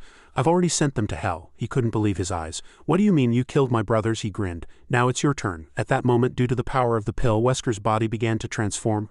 This confused the onlookers. Eros was stunned. What terrifying power! Axon frowned, his axe still held tightly in his hand. What did he just swallow? His muscles bulged as he opened his mouth wide. "That's right, it wasn't just Shenzhen Tianxia. I killed all the trash from Lingfeng Hall too." Wesker's body transformation was complete. "You're next." This enraged Axon even more. "Bastard, no wonder my fallen brothers all had fatal wounds on their backs." "So it was you." He recalled their false kindness. "Wesker, you're on the island too? I hear the new students this year are strong. Stick with us and we'll have your back." He scoffed. "Ridiculous. Trying to be heroes in front of me with their pathetic skills." Fueled by rage, Axon attacked him. "You animal!" However, Wesker didn't dodge, instead blocking the attack with his arm. Eros and the onlookers were stunned. What was that sound? Axon couldn't believe his eyes. You bastard," he said arrogantly. "Scared shitless, aren't you? The strong have arrived." Benna and Oscar were terrified. "It hurts just looking at it. Is this guy made of steel?" Even the axe cracked. Xiao Bai tossed away his banana and observed silently. "You see it now, don't you? The thing he's using," Eamon panicked. "It's from the mystic realm, but how could he?" His expression was serious, but he was already peeling another banana. "Let's wait and see. Their goal is definitely not as simple as just eliminating a few students." He let out a yell and threw his axe to the ground. "Damn it." Axon rushed forward, attacking him with all his might. "I refuse to believe it today." But it wasn't Wesker who was injured. Instead, Axon's own hands were bleeding. Wesker laughed with scornful arrogance. "Fool, still can't accept reality? How could you possibly defeat a body of steel?" At this point, Axon was truly enraged. With a mighty roar, he tore his own clothes to shreds, revealing his muscular physique. "All that hocus pocus just to flex your muscles, who doesn't have them?" He attacked him again with his fists. "Let's end this." The two extremes collided with their fists. The force of their attack was so intense that even the surroundings were blasted away by the pressure. The people nearby were hit by the aftershocks of the battle, flying pebbles as if reaching his limit. Axon's muscles tore and bled, and he cried out. But he felt no pain. "Who's the dead last now?" Wesker sent his opponent flying with a punch, roaring, "It's you!" The moment he fell, Eros Mayor and the others rushed forward. "Wesker's gone mad. Stop him. Avenge the chief." The two factions now truly clashed. Wesker ordered, "Kill them all." His men charged. Just as they were about to charge into battle, a streak of magic slashed between the two sides. Its immense destructive power cracked the ground. Amidst the stunned gazes of both sides, he spoke calmly. "Before we fight, everyone listen up. I'm setting some rules," Xiao Bai warned. "Whoever breaks them dies. Eros Mayer yelled, "Brother-in-law, this is a private grudge between us, stay out of it." Hearing this, he turned and sheathed his sword. "Oh, then please continue." His pride didn't last long. Eros Mayer tearfully hugged his leg, making everyone look away. But you're the chief of Night Hall now, you should take charge of this." Wesker made a gesture to halt the fighting. "Kid, where did you pop out from, you replacement for the dead? As a new student, you don't know when to lay low, you must have a death wish. Think your head's made of iron?" He sighed helplessly. "What's the conflict? Can't we all just sit down and talk it over? Why must we resort to fighting and killing?" This made him roar with laughter. "You're the most naive fool I've ever seen," Vina frowned. "Wesker, what's your purpose in doing all this? Is it just to kill us to vent your anger?" Wesker said leisurely, "Don't think I'm as stupid as you are. We've been planning in secret for so many years. Why would it be just for a few small fries like you?" He sneered. "Our ultimate goal is to eliminate the Elder of Class F, that damn crazy old man." This made his expression turn uglier. Jian Sheng. As if a switch had been flipped, he dropped his lazy demeanor, coldly drew his sword and demanded, "Who did you say you want to eliminate?" Roy was silent. "That old geezer Jian Sheng disappeared for so many years, and as soon as he returns he wants to take Class F from my hands. How could I just sit back and wait to be destroyed?" He had long been prepared. Fortunately, he had secretly cultivated a powerful force within Class F, the absolute top gang. Using the new student assessment as an opportunity, they would eliminate the factions loyal to Jian Sheng. Everyone was like a pawn to him. The outcome of heavy student casualties would force him to resign in disgrace, while he himself could also clear out those disobedient, stubborn elements. Roy was very satisfied. This plan could only be described with one word: perfect. "I'm such a brilliant villain." Just then a voice disturbed him in the bathroom stall. "Hey, is anyone in there?" Roy roared. "Get lost." "Back on the battlefield," Wesker said with displeasure. "How do you know that old geezer? It seems you're one of that old dog's lackeys too. In that case I'll get rid of you as well." Ignoring the jeers of his underlings, he pressed. "Where is Jian Sheng now?" Wesker mocked. "In the toilet eating shit." Xiao Bai was terse, but a single kick slammed him heavily to the ground. "Where's that tough body now?" Wesker was actually bleeding. "My body has turned to steel, but this kid actually..." His underlings immediately showed expressions of shock. "Chief, you're not so harmless looking anymore." Xiao Bai was getting serious. "Where is Jian Sheng now? Damn it, chop him up, kill him." He stomped on him with his foot. Seeing this, Wesker's underlings charged forward. "Damn it, chop him up, kill him." One of them rushed out trying to attack their big brother. "You think you're worthy?" A magical force attacked them. Benna, not to be outdone, controlled his robots, sending Wesker's underlings scattering. Arrows pressed the advantage. "Protect our chief." Axon had woken up by now. He commanded everyone. "Brothers of Shenzhen Tianxia, cooperate fully with Lingfeng Hall. From today on we have a common enemy." Understood. The two sides descended into a chaotic brawl. "Damn baldies, kill them. Don't you dare insult my hairstyle." Xiao Bai rubbed his forehead and sighed. "Didn't I tell you not to fight?" Wesker had recovered by now and shouted, "Brothers, it's time to unleash our power." He said it as if it were a noble goal. "For the Holy Master." Eros frowned and exclaimed, "Holy." Amon's jaw dropped in surprise. "Holy Master." Wesker's underlings raised their swords and cheered as if united in their cause. They all swallowed pills and became muscular. Oscar said urgently, "What are you standing around for? Attack." With that, he was the first to charge and attack. However, they were all unscathed. "You've got to be kidding me." They planned to swarm them. Roared Die, "We have bodies of steel, impervious to blades and spears." Oscar struggled to block with his staff, then called out to the person behind him, "Benna," but it seemed he was in trouble too. "I'm busy." Eros attacked with magic. All his attacks hit their bodies easily, as if they weren't even trying to dodge. But this time nothing happened. "Are you trying to tickle me?" Eros frowned, managing to take down two of them only after using all his strength. Before he had time to think, he was punched in the stomach by one of them. Eros gritted his teeth. "Why is a guy who doesn't even know any sword skills so strong? And he even gets my cousin." He really couldn't accept this. "A guy with no hair can easily defeat me just by taking a pill." Eros gritted his teeth, feeling as if all his hard work had become meaningless. "What's the point of my years of hard training? Is it just because I'm a side character?" he cried out. "It's not fair." Just then a voice startled Eros Mayer. "You fool, there's nothing unfair about it. The power they have now was bought at the cost of their lives," Xiao Bai explained. "Just stall for a few more minutes and they won't be able to hold on." They heard him but scoffed. "You think a bunch of losers like you can stall us for a few minutes? The only one who can threaten us is you." But with both sides in a chaotic melee, if you dare to use a large-scale attack, won't everyone die together? How about that? A real headache, isn't it? He didn't say much, but he had complete confidence in the sword god's power to secure victory. "You are truly ignorant." With a single move he swept through them as lightly as a feather. His attack drew everyone's eyes. He simply closed his eyes after slicing the enemies to pieces. "I didn't want to kill you, but compared to the extreme agony that awaits, it's better to let you pass away peacefully now." Everyone was shocked. With one sword in an instant he could sever so many steel bodies. Wesker was aghast. "How is this possible?" At that moment he coughed up another mouthful of blood. "Arg," Xiao Bai observed. "Has the effect of the pill worn off?" He was in a wretched state, looking as if he had aged many years. "Help!" "Help me," his wounds bled continuously. It hurts so much, Holy Master, save me." This shocked Arosmayer, who was watching everything unfold. He tightened his grip on his sword. "Is it finally over?" At that moment a figure flashed past him. Bing Ning rushed out. "Come out," the figure sneered. Well. The figure revealed himself. "I was planning to enjoy the show, but I didn't expect to be discovered." He looked at her protecting Xiao Bai and asked curiously, "Are you planning to save him again, Sword Spirit?" Xiao Bai and Bing Ning stood side by side. Eros was surprised. "Is that Xiao Bai's guardian Sword Spirit?" He couldn't help but let his imagination run wild. "I don't believe it. I have to touch her to be sure." At that moment, someone was very angry. "Who do you want to touch?" Ignoring the tense atmosphere, she had a cold expression. "No wonder things from the mystic realm appeared here. So it was your dirty work. Did you come for these new students this time?" The figure spread his arms and laughed maniacally. "That's right, this island has gathered the finest young bodies from across the continent. It's clearly a farm tailor-made for the Holy Master." He held his sword, ready to attack alongside her. "With us here, we won't let you succeed." Shimilon cast a spell sinisterly. "Then let's see you try. I'll let you experience the terrifying power bestowed upon me by the Holy Master." At this moment a green gas surrounded the two of them. It spread to where the corpses lay and then gradually expanded to cover everything. It was like a switch that made the corpses open their eyes. This startled many people. Arosmayer was terrified. The bodies are standing up." At that moment, as if commanded, they began walking towards him and her. The figure cackled. "Tremble before the ultimate necromancy. The corpses have become zombies. Fear is the most powerful existence." Xiao Bai couldn't understand it. He kicked one away.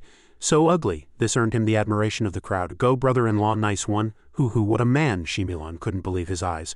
"Does this kid know those are reanimated corpses? Why is he as calm as a rock and treating them like shit?" Xiao Bai pointed seriously. "Stop playing tricks. Reviving a few corpses is useless. Let's go one-on-one." Bing Ning was worried for him. "One-on-one," the figure burst out laughing. "Ha ha ha, a newborn calf fears no tiger indeed.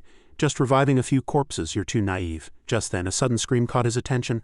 "Ah!" The green substance like a pool of sludge was sucking people in. Many people had their feet caught by it. "Get away, get away!" Then it gradually crept up their bodies and arms. "Ah!" And then a person turned into a reanimated corpse. "Arg, be careful, living people will also turn into corpses if they're touched. What do we do now?" Shimilon challenged arrogantly. "Xiao Bai, aren't you so tough? Let's see what you do now." Amidst the despairing scene, he seemed to be pinning all the blame on him.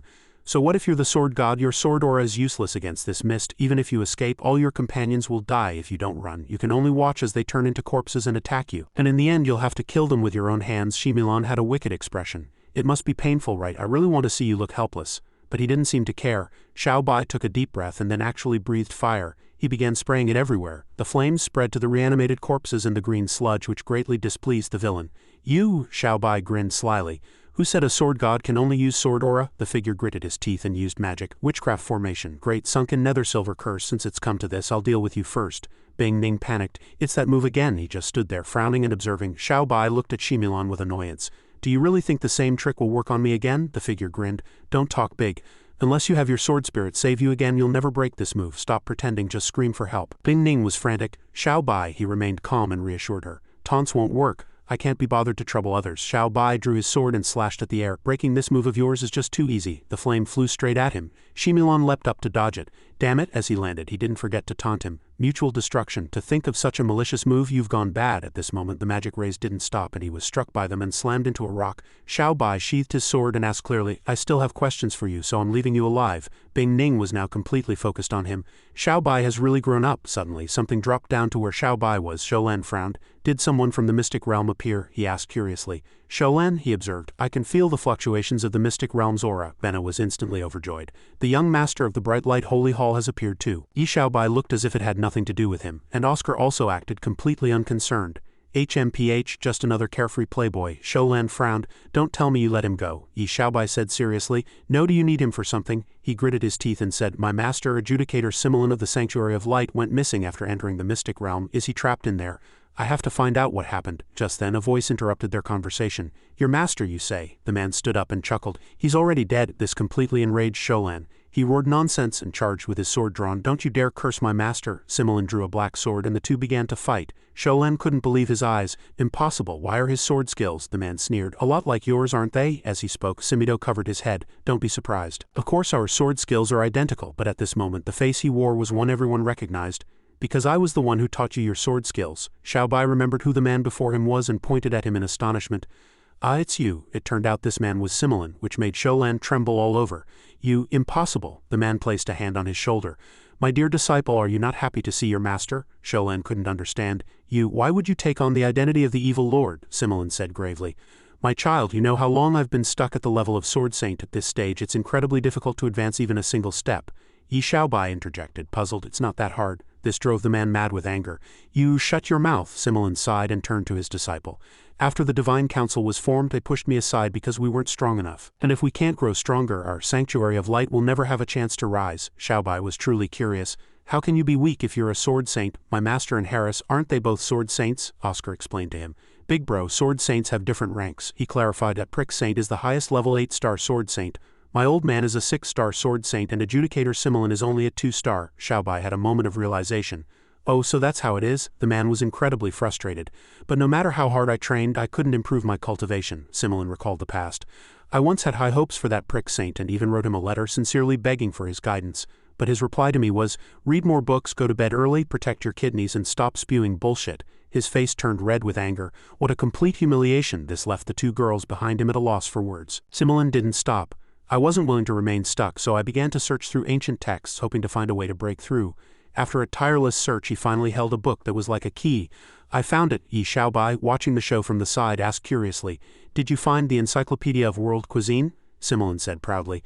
That's right, that book recorded how to make fish fragrant. He trailed off, speechless. The man suddenly realized he'd been tricked and roared, Get the hell away from me! This made Xiaobai angrily turn his face to Bing Ning. What's his problem? If he doesn't want to talk, fine, why get so aggressive? She also felt completely helpless. Similin sighed and looked at Sholan. In short, that book contains the most powerful cultivation technique from ancient times. With it, in theory, I can become infinitely stronger. He asked in disbelief. Infinitely stronger. Such a technique really exists? Similin conjured a magic sphere in his hand.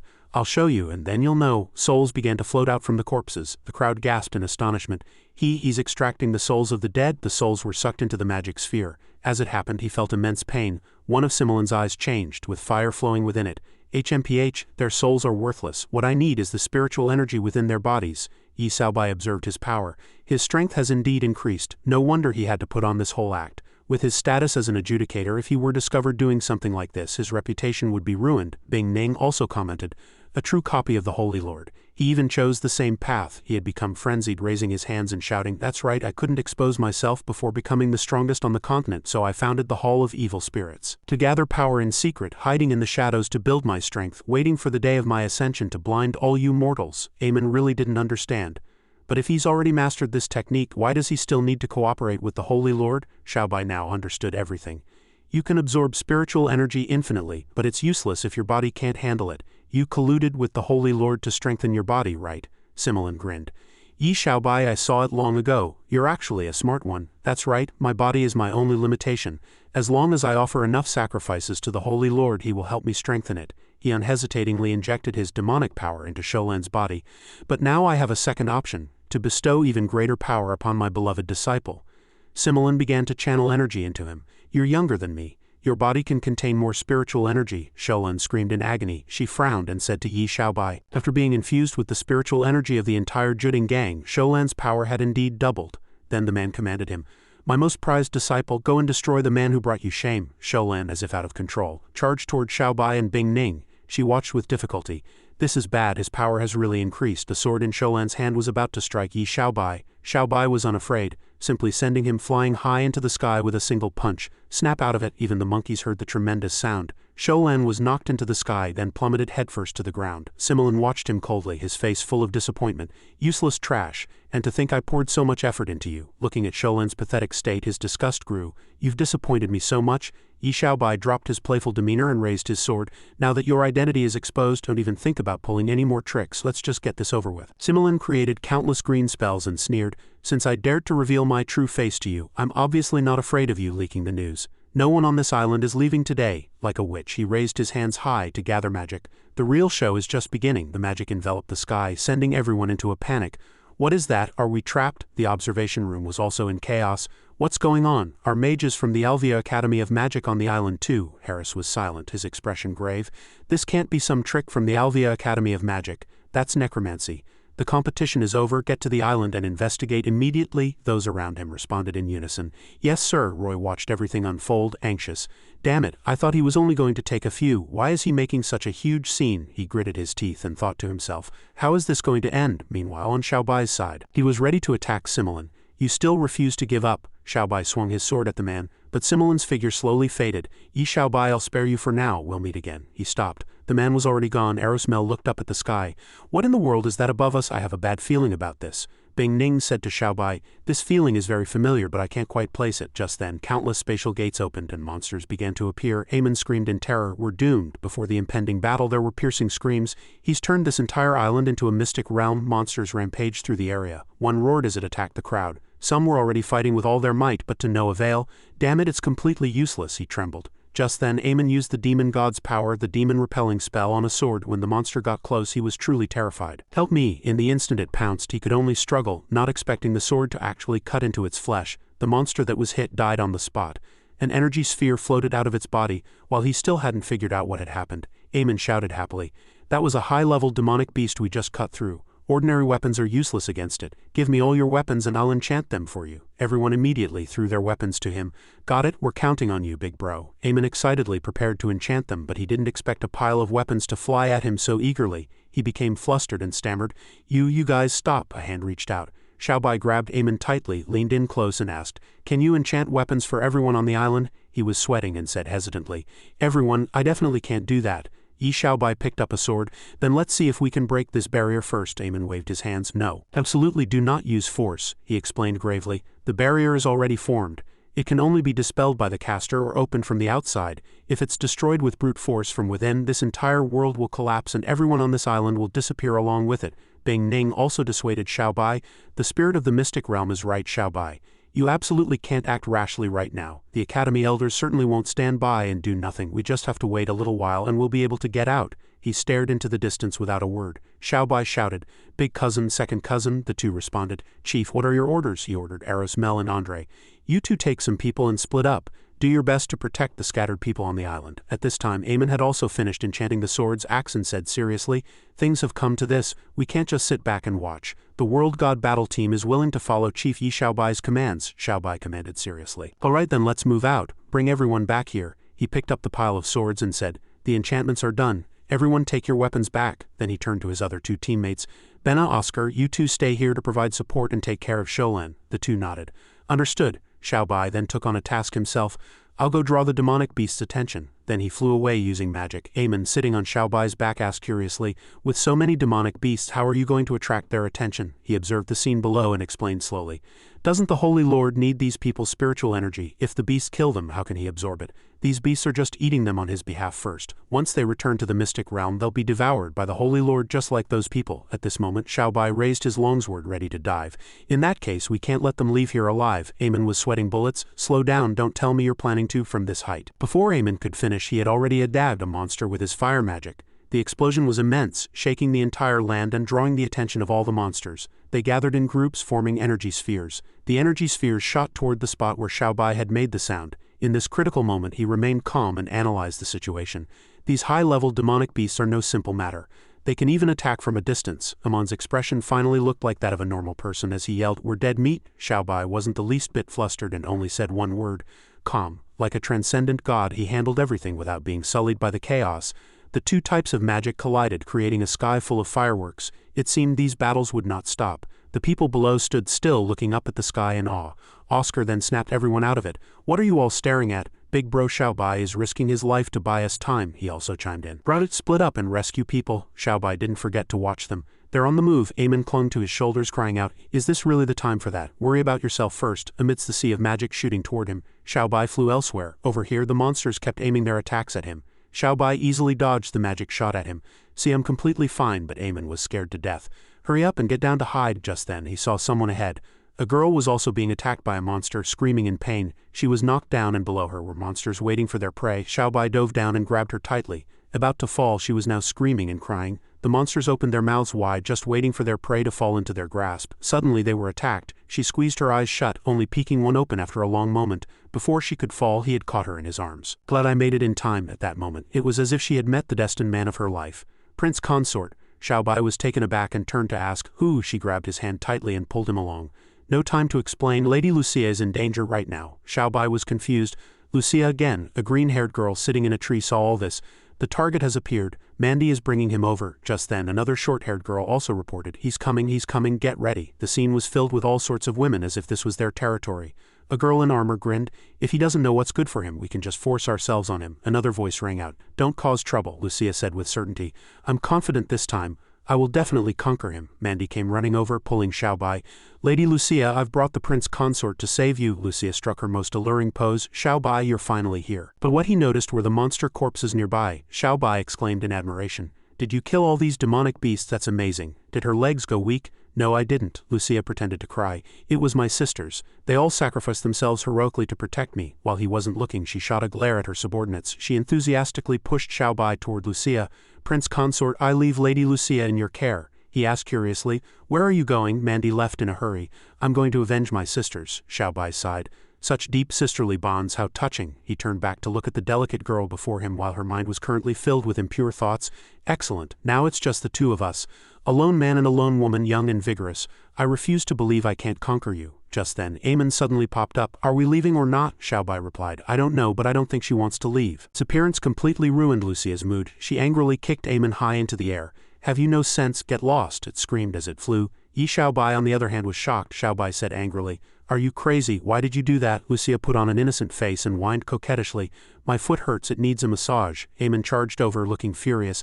That crazy woman, I'll never let you get away with this. But suddenly, Eamon was dragged away by someone. She blinked and advised. Just stay up here until they're done, it asked curiously. Done with what? Xiaobai looked at her foot. You sprained your ankle, Lucia nodded. But she was hiding a bottle of medicine behind her back, Lucia schemed to herself. This distance is good. To ensure I don't fail, I brought an aphrodisiac spray. Just a tiny bit can make two adult demonic beasts fall in love. She was full of confidence in her plan. How dare you ignore my beauty and embarrass me? This time, I'll make you fall head over heels for me and submit willingly. His hand touched Lucia's foot. Xiaobai asked with concern, does it hurt here? She felt a little shy, her heart seeming to pound like never before. He looked at her, puzzled. What's wrong with you? Lucia said shyly. Nothing. She really didn't understand her own feelings. Wait, I'm the one who's supposed to be conquering him. Why do I feel like I'm the one being conquered? In the distance, they hid behind a tree, monitoring everything. How's it going? Has the kid made his move yet? Can't see, he's blocked. Mandy, covering Amon's mouth, said, Don't worry, Lady Lucia will definitely handle him. That kid looks like an innocent novice with no desires. It wanted to say something, but its mouth was covered so it could only make muffled sounds. The green-haired girl said happily, There's movement. They're moving, the show is about to start. Just then, a noise interrupted everything. It was a monster. Eamon wanted to cry but could only let out a few muffled sounds. He thought to himself, it's an ultra-high-level demonic beast. We're dead for sure this time. Suddenly, someone attacked the demonic beast. They were furious, showing up at the critical moment to cause trouble and interrupt our show. Are you looking to die? The monsters panicked as if they'd seen a ghost. Eamon was surprised by what had just happened. A demon-repelling spell, it's different from my magic. There's another high-level mage on this island. She looked over at that moment and said happily, The prince consort is on the move. Xiaobai picked up Lucia. Time is short, I'll take you to the meeting point first. Being held by him like this, she could only let out a small, ah. Xiaobai also turned and shouted to them, You all follow too, especially the spirit of the mystic realm. He can't be too far from me. Lucia was stunned. Who are you talking to? They walked out, confused. Okay. Only then did she realize that he had known they were there all along. The battle raged on. The students continued to fight back the monsters with their swords. Hold the line, we can't let them pass. Inside the cave were the wounded being bandaged. I don't want to die, I don't want to die. Mama, someone save us, someone shouted. My sword broke, Oscar yelled. Anyone whose weapon is still enchanted, get up here and hold the line. A monster had already clamped its jaws on a living person who was screaming in agony.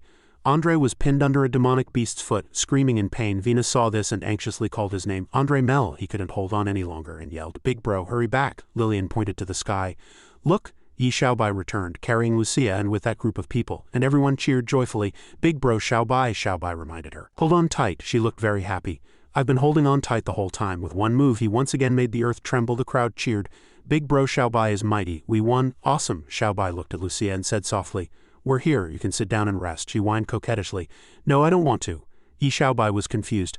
Seeing this, Lucia's subordinates were both happy and proud. How did Lady Lucia do it so amazing, such a difficult position? As expected of Lady Lucia, her core strength is top-notch, Xiaobai said with difficulty. But I have to go support the fight against the demonic beasts, she smiled like a blossoming flower. I understand. Lucia turned her face to her subordinates and said sternly, what are you all crowding around for? Would be put out of commission? Then I'll gladly help you. Hearing this, they scattered in fear. Yes ma'am, no I mean yes ma'am, they ran off to fight. Get the hell away from me, scram. Don't get in the way, and she herself pretended. My head hurts so much, I'm about to faint. Only mouth-to-mouth resuscitation can save me. Yi Xiaobai said helplessly. Where exactly are you injured? Just then they gathered around. Oscar said happily. Big bro Xiaobai, you showed up just in time. Xiaobai suddenly asked, is there a doctor? She's injured very seriously. She's about to faint. A girl ran out of the cave. I am a descendant of the medical saint family. Let me see, he pointed at the girl happily. It's a good thing we have her. Otherwise many of our injured here would have been in grave danger. She gently approached Lucia. Here, turn your head this way. Facing her, Lucia's glare was as if she wanted to eat the girl alive. She was so scared she fainted on the spot. The people around shouted anxiously. Doctor, what's wrong with you? Seeing this, Yi Xiaobai also grew concerned. Hey, she however happily leaned against Xiaobai's chest. Simoleon learned of the situation there through his magic. How is this possible? Besides the spirit of the mystic realm, there's someone else who can counter the mystic realm's beasts. At this moment a crack appeared, making him break out in a cold sweat. Simoleon hid in a corner behind a rock, observing everything. This crack also caught the student's attention. Oscar pointed at the sky. Look, someone is attacking the barrier, Benna said happily. The academy is here to save us, Xiaobai observed. The rescue team is here. Let's see what other tricks that evil lord has up his sleeve, Eamon sighed. Compared to that, you should first consider how to deal with your other problem. The problem it was referring to was Lucia, who was still clinging to Yi Xiaobai. Her subordinates tried to persuade her to no avail. Lady Lucia, so many people are watching, please have some restraint. Lucia said stubbornly. I don't want to. Xiaobai was helpless.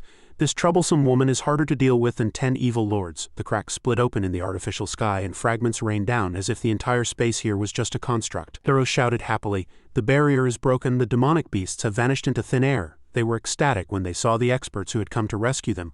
All 7 elders of the Aldea Swordsman Academy had arrived. No one could contain their joy. Hooray, we're safe. Harris shot a glance at Roy, startling him. He ordered, Roy, I'm putting you in full charge of investigating this matter. I want a complete report by tomorrow. Roy complied. Yes sir. That guy Simoleon, seeing the situation was not in his favor, angrily created a magical vortex, preparing to slip away. Just you wait. The scene switched to the academy. Students were running about chaotically spreading the news. Quick, there are over 100 injured in the TN-ranked auditorium who need bandaging. The cafeteria is being used as a temporary first aid station.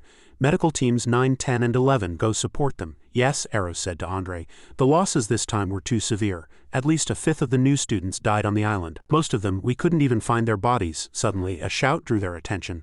Are you kidding me? Benna and Oscar were arguing with someone. He's the great hero who saved us all. How could he possibly be a traitor? The man frowned. You two better remember this. It was the 7 elders who saved us. They are your saviors. Don't talk nonsense and get yourselves into trouble, he said angrily. You're the one talking nonsense. Have you no shame just to suck up to them? The two of them walked over and asked. What's going on? He explained. They're saying Big Bro Xiaobai is the culprit behind this whole incident and that they've already arrested him. At that moment, Oscar was still arguing with a guard. You're shameless, the man snorted coldly. Eros was stunned. What? In the council hall, Xiaobai stood bored in front of a group of seated people. Roy presided. We have completed our investigation. The evil lord came to the island to commit these atrocities because of a personal grudge against you. The parties involved in the Mystic Realm incident can testify that you had a conflict inside the realm. Besides, you're the Holy Lord's primary target. He sighed. Isn't there even a chair? He asked, looking at Xiaobai with displeasure. Furthermore, Trial Island was severely damaged by your sword and can no longer be used for assessments, so you're the main culprit in this whole affair. He had suddenly been made a scapegoat and retorted in confusion. What are you talking about? I don't understand a single word, Roy shouted, pointing a finger at his face. Don't think you can do whatever you want just because you're the sword god. The Aldea Swordsman Academy will not tolerate this. You must pay for your mistakes. Xiaobai turned to leave. Suit yourselves. I'm not here to study anyway.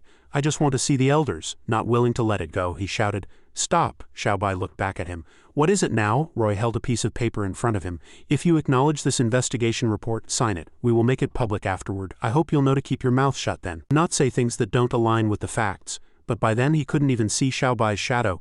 Where did he go? He appeared behind Roy, patted him on the shoulder and threatened with a menacing look. And what if I don't sign? This scared him so badly his face turned pale. The others in the room finally reacted. What do you think you're doing? Calm down, don't do anything foolish. Roy broke out in a cold sweat. I suggest you be sensible. Even if you're not at the academy, your friends still have to study here. I heard a few of them call you Big Brother and you have some relatives here too, right? He chattered on.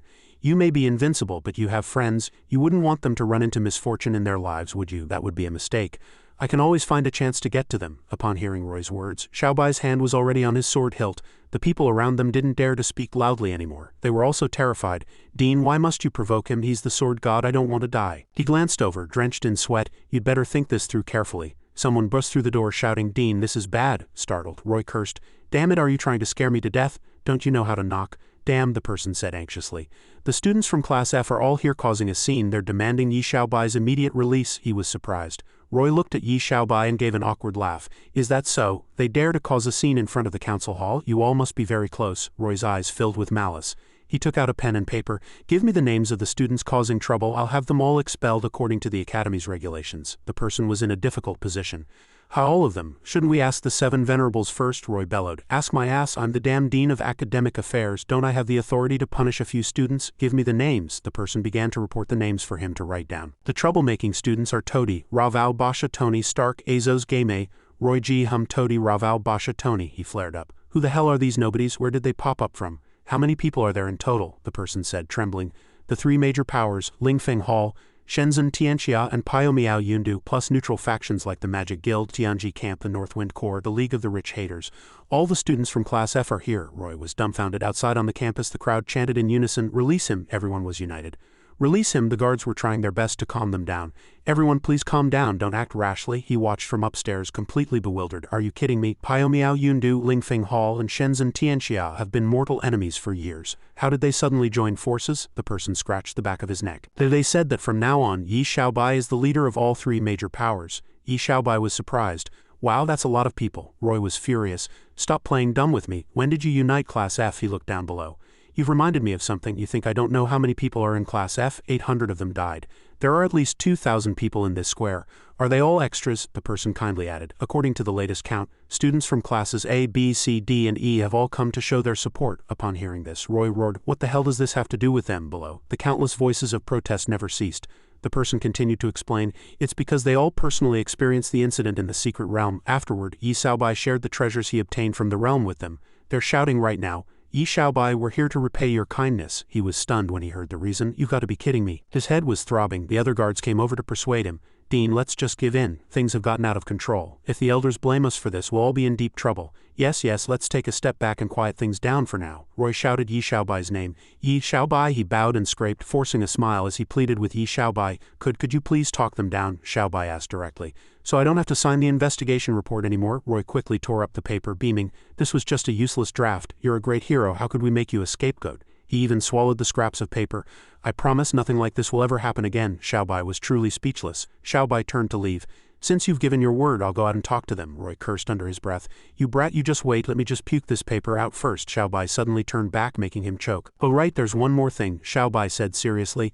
I want to see your elders, now. Immediately. Roy, as if he could breathe fire, replied with immense enthusiasm. No problem, I'll arrange it right away. Xiaobai was greeted by the crowd's enthusiastic cheers. He's out, big brother Xiaobai. Roy followed behind him, trying to explain. Oh students, it's all a misunderstanding. I was just having a little chat with student Xiaobai. Why would I ever harm him? Lucia was also there, gazing at Yi Xiaobai adoringly. Long time no see. My Xiaobai has gotten even more handsome, Monde chimed in. You two have been apart for less than 2 hours, Banner pointed at him. Stop trying to weasel your way out of this. You clearly wanted to make Big Brother Xiaobai the fall guy. The crowd then chanted in unison. Down with the dean, protect Big Brother Xiaobai, bastards. Roy forced a smile, though he was crying on the inside. With my meager abilities, how could student Yi possibly listen to me? If you don't believe me, let him explain it himself. Saying this, Roy hurriedly urged Xiaobai, Quick, calm them down, I'll take you to see the elders. Xiaobai raised his hand. The dean is right, I'm not so easily manipulated by him. At that, all the clamor finally began to subside. A student added, That's right, Big Brother Xiaobai is the sword god. Oscar finally realized. How could Roy possibly threaten him? It seems we were overthinking things. Xiaobai turned to look at Roy. But you're pretty cunning yourself, trying to use them to threaten me. If they hadn't shown up, I might have already signed by now. Roy was horrified. You! Hearing this, the crowd flew into a rage and countless miscellaneous objects were thrown at him. What? He used such a despicable tactic. He's worse than a beast. Roy endured it all, seething with uncontrollable anger. Have you no conscience? How could you say something like that? Xiaobai subconsciously moved a little farther away from him. So is our deal still on? Roy roared. In your dreams, don't even think about seeing the elders, he mused. But this is good too. If the kid hadn't let it slip, I wouldn't have known this trick worked on him. This bunch of cowardly students only dare to vent their frustrations with eggs and vegetable leaves, which means they're still afraid of me deep down. Roy was calculating. After calming them down, he would continue to force Xiaobai to sign the agreement, and he wouldn't have to take him to the elders. Everything is going according to plan again. I'm such a... As he was plotting, a durian flew towards Roy. Before he could finish the thought, his head was flattened by the durian. Who brings a durian to school? Have you no sense of public decency? Dean, are you all right? Xiaobai sighed. How am I supposed to see the elders now? Eamon, standing behind, also broke out in a cold sweat. When he wakes up, Xiaobai lost his patience. I can't wait, he shouted with all his might. Yi Xiaobai, the sword god and direct disciple of the despicable sage, requests an audience with the 7 venerables of the Eldia Swordsman Academy. Xiaobai shouted louder and louder. Yi Xiaobai, the sword god and direct disciple of the despicable sage, requests an audience with the 7 venerables of the Eldia Swordsman Academy. He shouted it once more. Yi Xiaobai, the sword god and direct disciple of the despicable sage, requests an audience with the 7 venerables of the Eldia Swordsman Academy. Xiaobai's voice echoed throughout the entire campus. A student covered his ears and said in confusion, "Why does Big Brother Xiaobai want to see the 7 venerables? This is just reckless." At that moment, countless figures appeared in the sky. Who is causing such a ruckus in my academy? The people below were sweating for him. They're going to capture Big Brother Xiaobai. Oh no, the academy's teachers are all here. Xiaobai was puzzled. I already announced myself 3 times. Why are they still asking? He really wanted to slip away. I think I'll just go to bed. Call me when you're done fighting. Roy sat up as if he'd just come back from the dead. Despite his head being covered in blood, he grinned and said, "You brought this on yourself, daring to cause trouble in the academy. The elders will never let you off." In the sky, many people were about to attack him. "We'll stake the entire dignity of the Eldia Swordsman Academy on taking you down." Xiaobai really didn't want to fight. "I just want an answer. Is that so difficult?" A voice broke the tense atmosphere. "Stop," Xiaobai was puzzled. "Ha, crystal ball, uncle." Although Roy was in a wretched state, he managed to ask, "Your Excellency the Grand Proctor, what brings you here?" He relayed the 7 venerables' command, "Bring Yi Xiaobai to the council hall. The rest of you, disperse." Xiaobai looked in surprise as his body gradually began to blur. Roy was shocked. "What? The 7 venerables?" Both of them vanished, leaving only Roy behind. "This is bad. I'm in trouble this time." The crystal ball uncle led Yi Xiaobai along a red carpet. According to the rules, only S-class students are allowed to meet them, but considering the special circumstances, the elders are willing to make an exception for you. Xiaobai followed behind, listening. "Ah, thank you." This time he met the 7 venerables directly. "Yi Xiaobai, you want to know what's special about your constitution, correct?" He didn't deny it. "Yes, someone told me this is the only place I can find the answer. I ask for your guidance, elders," Harris explained. Meanwhile outside, Lucia, who had been standing there for some time, sighed. "It's been so long, why isn't Xiaobai out yet?" Aloes and Andrian were whispering to each other. "This isn't normal. Why is Lucia so concerned about our brother-in-law? She's never shown interest in any man before. Could it be that our brother-in-law really has something special about him?" Suddenly a voice called out.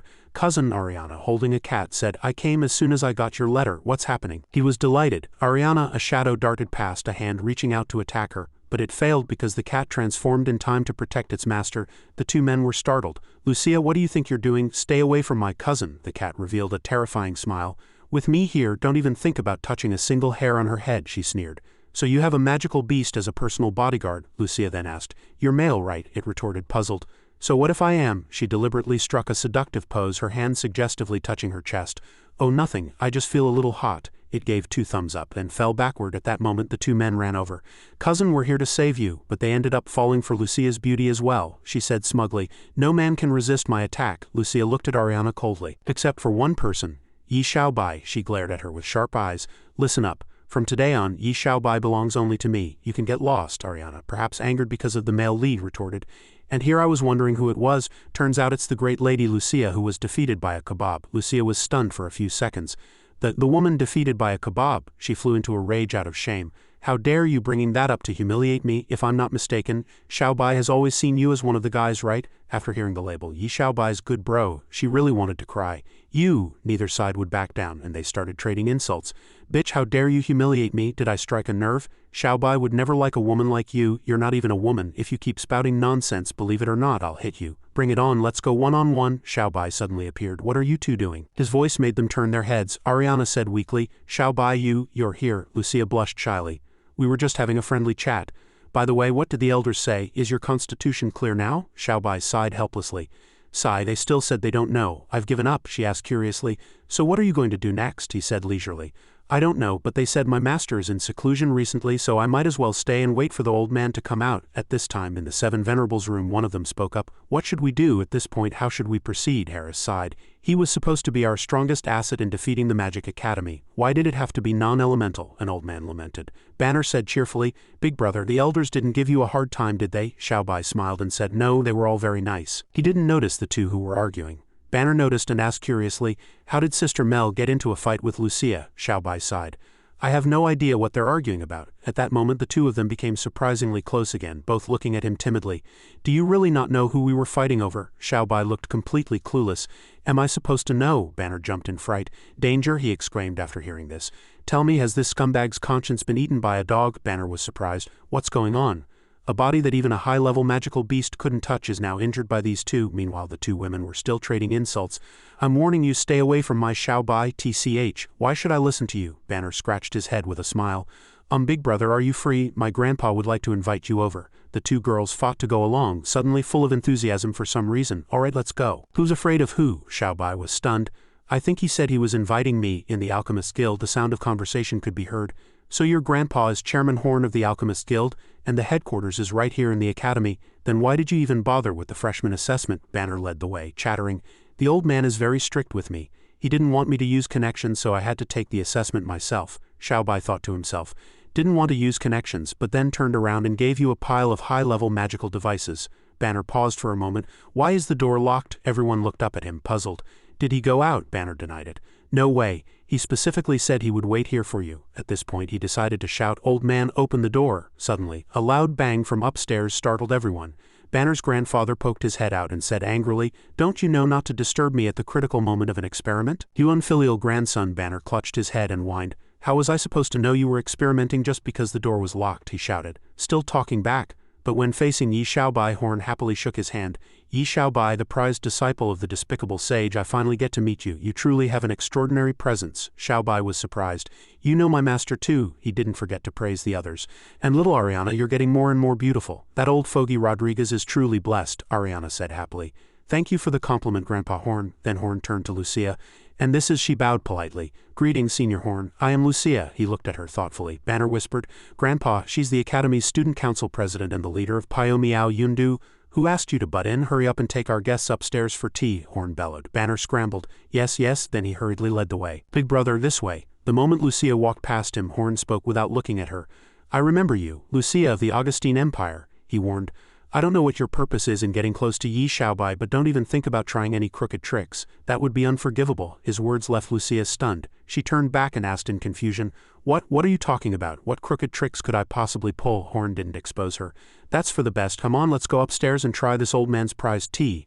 As everyone was looking around the room, he said cheerfully, That old codger, the despicable sage, went straight into seclusion in a huff as soon as he got back. Looks like you really got to him. He's been stuck for hundreds of years without a breakthrough, and then you just effortlessly. At this point, Horn burst out laughing. It's killing me. Just then, Xiaobai noticed something. Banner saw him and asked, Big brother, what are you looking at? Xiaobai pointed. What's in that room? Oh, that's just full of junk from failed experiments, Horn explained. But Xiaobai was very curious. Can I go in and take a look? Horn raised his teacup. Of course, feel free to look around. So Xiaobai opened the door. Inside, various items were indeed piled up in a mess. Banner whispered, Big brother, this is all just defective stuff. The old man's real treasures are displayed on the top floor. Later when we go up, ask him for something good. He'll definitely give it to you. Xiaobai was full of admiration. He exclaimed happily, Grandpa Horn is so amazing. Suddenly an item was tossed out. He caught it. Grandpa Horn, is even this just a defective product? Sipping his tea, he said, I know that to you. Alchemists are very mysterious and the things they make seem very advanced. This is indeed just scrap. But he didn't finish his sentence. Horn was shocked. Wait, how did that get in there? Xiaobai stared at the object. But I can clearly feel a tremendous power hidden inside it. Could it be an illusion? Banner asked from the side. He opened it. Horn didn't even have time to shout. Don't. A beam of light shot out, surprising Xiaobai. Green light illuminated the entire building. The beam shot straight into the clouds wreathed in smoke. A large hole was blown through the building. Xiaobai exclaimed. Wow, Horn was utterly shocked. My one-time use forbidden spell level magical device which I poured my heart and soul into was just used up like that. No wonder I couldn't find it anywhere. How did it end up in that pile of junk? Was I drunk last time? Xiaobai applauded in admiration. Even a piece of scrap can have this much power. As expected of Grandpa Horn, you're amazing. He was sweating profusely but tried to act nonchalant, laughing awkwardly. Just a standard procedure. Nothing to write home about. On the surface, Horn acted nonchalantly, but inside he was crying a river of tears. At this point, no matter what the truth is, I can't say a word. Xiaobai looked at him excitedly. Grandpa Horn, can I learn alchemy from you? I want to make magical devices too. Seeing this, Ariana tried to persuade him. Xiaobai, don't be silly. Do you think making magical devices is easy? Many mages can't even do it, let alone a swordsman like you. But Xiaobai didn't care. Let me try. I think this is really interesting. Horn patted his shoulder, moved. The fact that you could sense the forbidden spell level power in that scrap shows you have some talent. In that case, I'll teach you some simple alchemy. Xiaobai was full of enthusiasm. All right, then, under everyone's watchful eyes, he performed the magic. So-called alchemy is the process of using magical power to process and change the form of an alchemical stone, shaping it into the desired magical device. The purpose of a magic circle is to ensure the magical power doesn't dissipate and is fully utilized.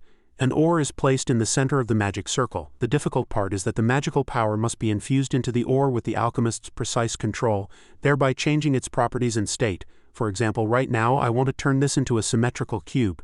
Then it turned into a cube, Horn explained in detail. The more complex the shape, the higher the difficulty. Creating a cube is a required lesson for beginners. If you're talented, you can master it in just 10 days. Even I took 3 days to do it back then. Now he only needs a few minutes. Xiaobai copied him but ended up making a polyhedron. Do I have to start with a cube? Lucia, standing beside him, was astonished. You made this? Xiaobai smiled happily. Yeah, I tried it while Grandpa Horn was talking, and I can't believe I succeeded on the first try. He happily praised Horn. As expected of the chairman of the Alchemist Guild, your explanation was so simple and easy to understand. At this, Horn was so shocked he froze. Is this kid here to upstage me? Horn was now sweating profusely. He coughed a few times. As expected of the sword god, your comprehension of alchemy is only a tiny bit worse than mine was back in the day. Banner beside them also succeeded and asked in confusion, but didn't you say you could only make cubes yourself? This dealt a heavy blow to Horn's pride. You talk too much. Do you still want your allowance or not? He put on the airs of a senior and chattered on. Making cubes is just child's play. Next, I'll show you the top-tier skills of an alchemist, Horn analyzed. In this world, there exists a substance invisible to the naked eye. It's like life, but it's not life. We call it an element. There are 7 elements in total: wind, fire, earth, ice, lightning, water, and dark. Everyone possesses magical power of one attribute. Magical power is what elements love most, the degree to which a specific element is attracted to magical power. It is elemental affinity. When we use magical power to mobilize the corresponding element, we can unleash extremely powerful effects. He conjured 2 different magical diagrams to explain. Whether it's sword skills or magic, the principle is the same. The swords or staves everyone uses are mediums for mobilizing the corresponding elements. There are swordsmen like this who strengthen their bodies through training in sword skills, allowing them to rapidly mobilize elements for an attack. Although it's convenient and fast, its power is limited. On the other hand, mages who use staves are adept at using external forces to mobilize more elements. With the right method, they can even unleash magical attacks 10 or even 100 times more powerful than their own strength, Horn said loudly. And the most reliable amplification tool is this. The thing he was talking about was a magic circle. Horn explained with great enthusiasm as he created one. The stronger a mage's cultivation, the more advanced the magic circle they can draw. This requires precise mastery over the elements and profound knowledge. If a magic circle isn't drawn perfectly, it's just a piece of junk. That's why in the world of mages, the older you are, the more valued you become. It's not a path you can walk with just a bit of talent, Xiaobai remarked with a sigh. Wow, that's amazing, Eliana said, equally excited. I can feel it. Such a strong elemental fluctuation. I never thought old Master Hong would have the cultivation of a Saint Magus. Hearing this, he got even more fired up. In that case, I'll really show you something. Old Master Hong, what did you make? Is it a welcome gift for the 2 lovely ladies? A small object was tossed to them. Lucia stared at the diamond. You're confused, aren't you? Thinking I went through all the trouble of that huge magic circle just to make this little thing. This made her frown. What do you know? This was created by gathering and compressing a massive amount of earth elements. Old alchemy only changed the appearance of matter, but this was a creation from nothing. It just goes to show how terrifying old Master Hong's magical cultivation is. Hearing all the praise, he couldn't stop grinning from ear to ear. Now, old Master Hong said, turning to Xiaobai. Once you learn to use magic circles as an aid, you'll be able to manipulate more elements during alchemy and create things that don't originally exist. So if you want to learn alchemy, you have to learn magic first. He saw old Master Hong hand him a book titled A Crash Course Guide to Magic, the official textbook for the 9-year compulsory magic education. He said softly, start with this book with your aptitude. I believe it won't take you more than 3 days to draw the most basic magic circle, Xiaobai asked, puzzled. 3 days? Is a basic magic circle that hard to learn? Eliana smiled. Of course, I was considered a talented student, but it still took me several days to draw a proper magic circle. Just then he left. You all have fun. I'm going to get some sleep. he agreed. All right, I'll study this for a bit. This made old Master Hong chuckle to himself. Hey kid, this time you'll learn that different fields are worlds apart. Young people need to face some setbacks to grow. A short while later, just as everyone had fallen asleep, a loud shout echoed. I did it. Benna rubbed his sleepy eyes. How is it time to eat? Xiaobai said excitedly. Quick, get old Master Hong out here. I drew a magic circle. Just then, Hong, who had also been woken by the noise, came over on his own. It's only been 3 hours. Are you sure you drew a magic circle? Have you tested it yourself? His eyes were shining. No, but I can feel the elements gathering. She had also woken up by now and walked closer to see. Do you know what your attribute is yet? Xiaobai said gleefully. I don't know, but I borrowed Sister Yi Bingning's ice affinity and found that I can manipulate ice elements. Lucia asked, confused. Who is Sister Bingning? Eliana gave an awkward smile. You'll meet her tonight. Just be mentally prepared. He scratched his head, not understanding. Big brother Xiaobai. Where's the magic circle you drew? He said happily. It's not in here. Didn't you say the bigger the better? It wouldn't fit in this room. Hearing this, old Master Hong burst out laughing. It wouldn't fit. That's the funniest joke I've heard in the last decade, she whispered to Xiaobai. Xiaobai, you were originally a swordsman, so it's normal that you don't understand magic. But you can't just make things up or people will laugh at you. You haven't even left this room, so where could the magic circle be? Besides, if old Master Hong's magic circle could fit, how could yours possibly not? He effortlessly created a sword. I can draw it just by controlling my sword aura, so why would I need to go outside? He explained matter-of-factly. Drawing a magic circle with sword aura. Interesting, so you're saying you're sure you didn't need to leave this room? Old Master Hong was halfway through his sentence when it dawned on him. Wait, could it be that you? Xiaobai ignored him, having already activated the magic circle he created. I've finished drawing it, but I don't know what it does. Help me take a look. A magic circle enveloped the entire building, and bit by bit the place was sealed in ice. Everyone was stunned as if they couldn't believe their eyes. The house is frozen. At this point he was so angry his nose started bleeding. A while later everyone was kicked out. He sighed. I wanted to learn more. Why did he have to kick us out? Eliana explained. You turned someone's home into an ice cellar. You should be grateful he let you go at all. As for her, the more she looked at Xiaobai, the more she liked him. He's truly worthy of being the man I've set my sights on. Meanwhile, inside the house, Benna and old Master Hong were struggling to clean up the mess he left behind. Master, this ice isn't normal. Even fire won't work on it.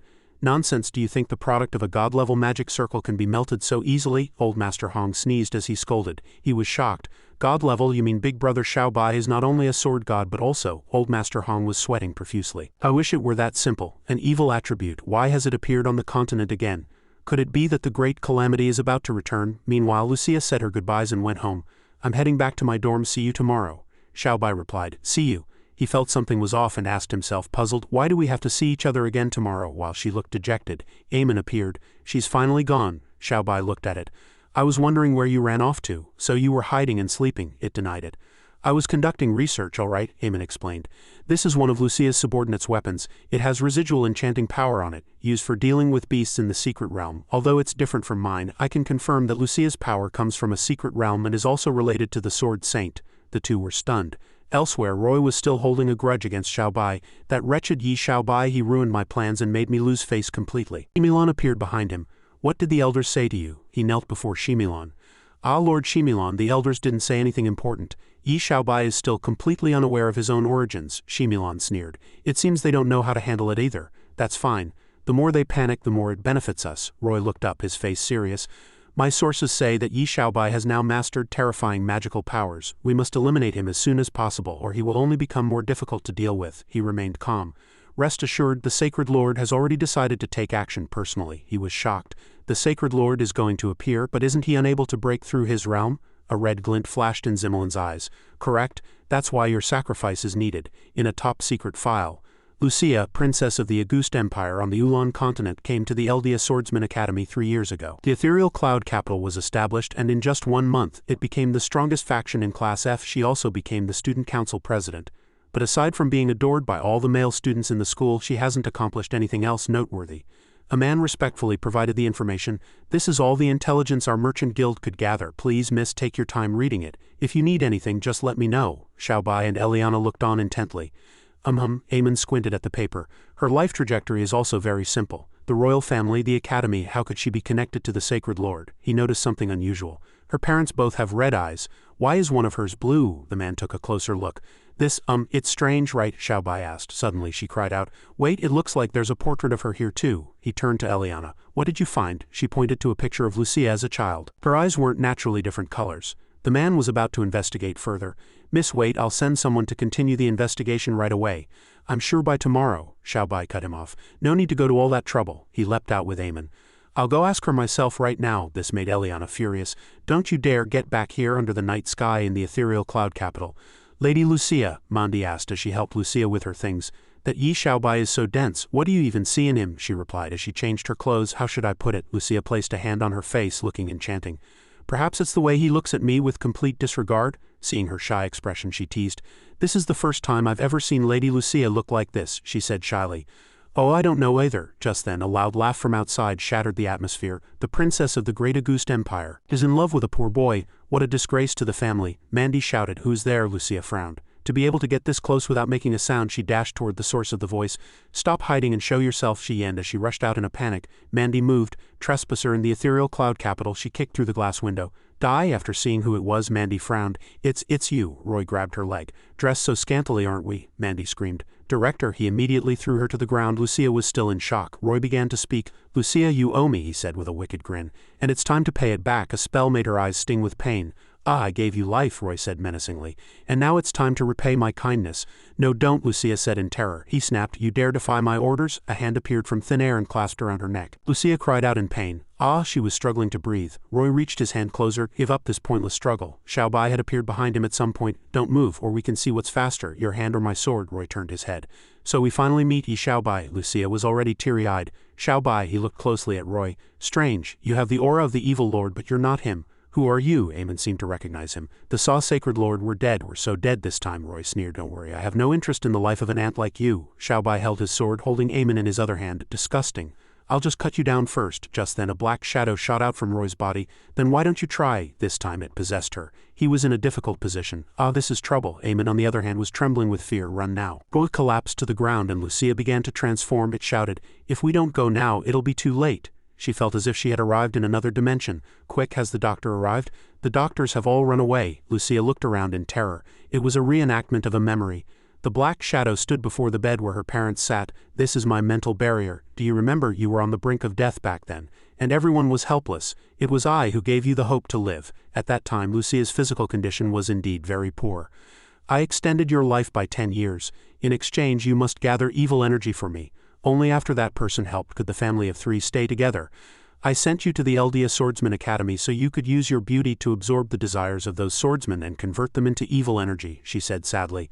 "I'm grateful you saved me back then, but that person wouldn't listen." "No buts. Are you thinking of violating our contract?" Just then, Xiaobai somehow entered. "Is there a possibility, just a possibility, that you were the one who poisoned her?" This shocked both of them. The person couldn't believe his eyes. How did you get in here?" "This is my mental barrier," he said apologetically. "Sorry, I was just curious what you two were talking about in here," Lucia asked in terror. "You said he was the one who poisoned me. Why would you say that?" The person screamed. "Slander, he's slandering me." Xiaobai calmly took control. "It's simple. We just have to rewind time a little further to find out." Cold sweat dripped down the person's face. "This is my mental barrier. How can he control my memories?" He clenched his fist. "Right here." The scene was projected again.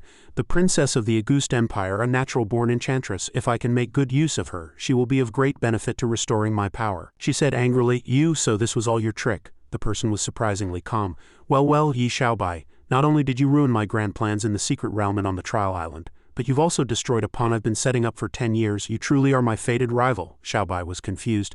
"Fated? I don't know what you mean." The person's body began to change. "The fact that you could invade my doppelganger's mental barrier must be because of that connection between us. Even if I can't exert 1/10,000th of my power, I can still take care of you just fine." The black shadow transformed before their eyes.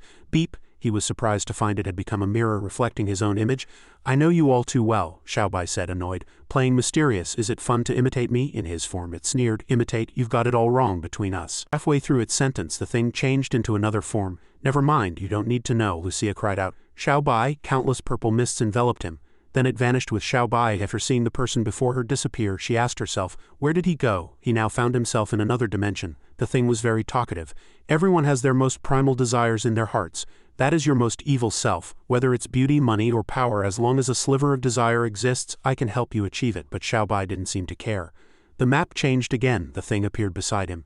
Xiaobai seemed to be falling under its control. "Speak your desire. Let it swell. Let it grow." The thing snickered to itself.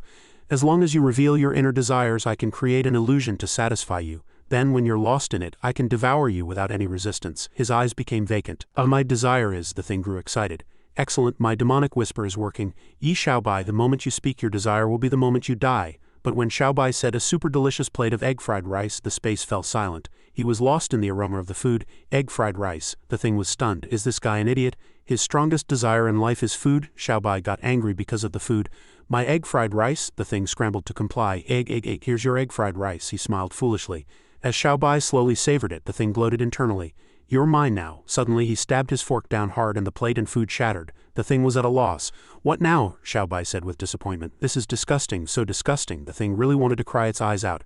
I've been in the secret realm for thousands of years. I've never eaten that stuff. How the hell am I supposed to know what egg fried rice tastes like? He shouted angrily. Give me egg fried rice. Give me egg fried rice. The thing was terrified. He's losing control because his desire isn't being met. Xiaobai's craving for food was so strong he even started using magic to force the creature. Give me egg fried rice. In the real world, Eamon was shaking the two motionless bodies. Why did you suddenly stop moving? Did you fall into his mental barrier too? The black shadow separated from Lucia, making her scream. Ah! Lucia collapsed in pain. Ah! Everyone woke up. It was confused. What happened? He didn't understand either. I can't remember, but for some reason I'm really angry right now. The thing was furious and ashamed. If this doppelganger of mine hadn't yet recovered its cultivation, how could I have been humiliated by you like this? Damn it! Xiaobai caught the keyword. Doppelganger. Eamon breathed a sigh of relief. You scared me to death. So it was just a doppelganger that escaped from the secret realm. The thing rushed toward her, shouting, Don't you get too happy either. Lucia screamed in panic. Ah! It was terrified. The thing possessed her, but this time there was a flow of magic and energy around them. Forcibly occupying a body like this will cost me some of my evil power, but at this point I have no choice. Half of Lucia's face became distorted. Prepare to face your fear. Yi! Before it could finish, he had already thrown a punch. Roy was woken up. Wake up, wake up. When he opened his eyes, the first thing he saw was Xiaobai's bruised and swollen face. Roy screamed, Ghost! He was tied up and interrogated. Roy answered while crying, Half a year ago, the evil lord found me. He said he could make me an elder if I provided students as sacrifices for him. I didn't know things would turn out like this. I'm a victim too. Lucia angrily pinched his face. After all the evil you've done, you still have the nerve to play the victim. I've never seen someone so shameless. Roy cried out, Ouch, ouch, go easy on me, missy. It hurts, it hurts, it hurts. He now held his sword to Roy's neck. You have two choices now. 1. Tell us where to find the evil lord. 2. I'll have your head, Roy said with certainty. He must still be in my room. They had already arrived at the location. Xiaobai pointed. Is this the room? He nodded. At that moment Shimilan appeared holding 2 hostages. You led them here, Roy stammered. Ah, Lord Shimilan. He feigned innocence, wailing. I was indeed captured, but my loyalty to you and the sacred lord is unwavering. Even under severe torture I didn't reveal a single secret. See, this is the proof of their abuse. But in reality it was just a mosquito bite. He stood in a sea of fire and said, It's fine. I anticipated this. There's a trap talisman imbued with the power of a forbidden spell inside the door. Even if Yi Xiaobai is a sword god, he'll be utterly annihilated. This move, I'm playing 4D chess here. Shimilan turned to report back to the sacred lord. Roy acted like a loyal dog. Lord Shimilan is wise, powerful, and majestic. One of the 2 victims was Ariana, she cried. Xiaobai! At that moment, he launched his attack. His eyes were cold as he watched Xiaobai charge with his sword drawn. He was terrified. Ah, he's coming, Shimilan said despicably. Stop or I'll cut them both down with you. But without giving him a chance to think, he continued to charge swiftly.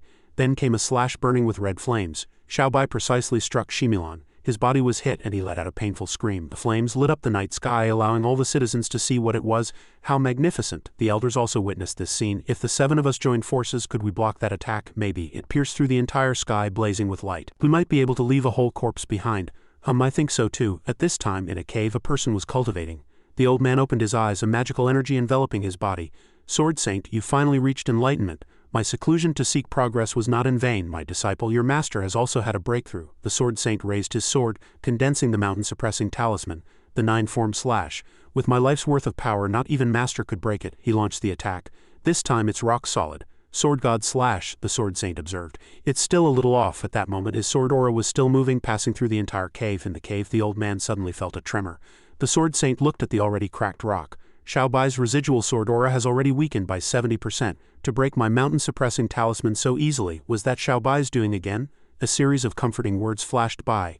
I love the world, a happy half-life, light up the future with passion. Trade effort for success, strive. The spring breeze blows, the war drums beat. I am the sword god, who do I fear? Fight. The mountain of swords has a path. Diligence is the key. The sea of gods is boundless. Diligence is the boat. The old man trembled and muttered to himself, This time I've truly reached enlightenment. No wonder it's always been a waste of effort. The principle is so simple. The Sword Saint was in tears. My disciple, can't we just lie flat and give up? Meanwhile, half of Zimmelin's body was charred. He was furious.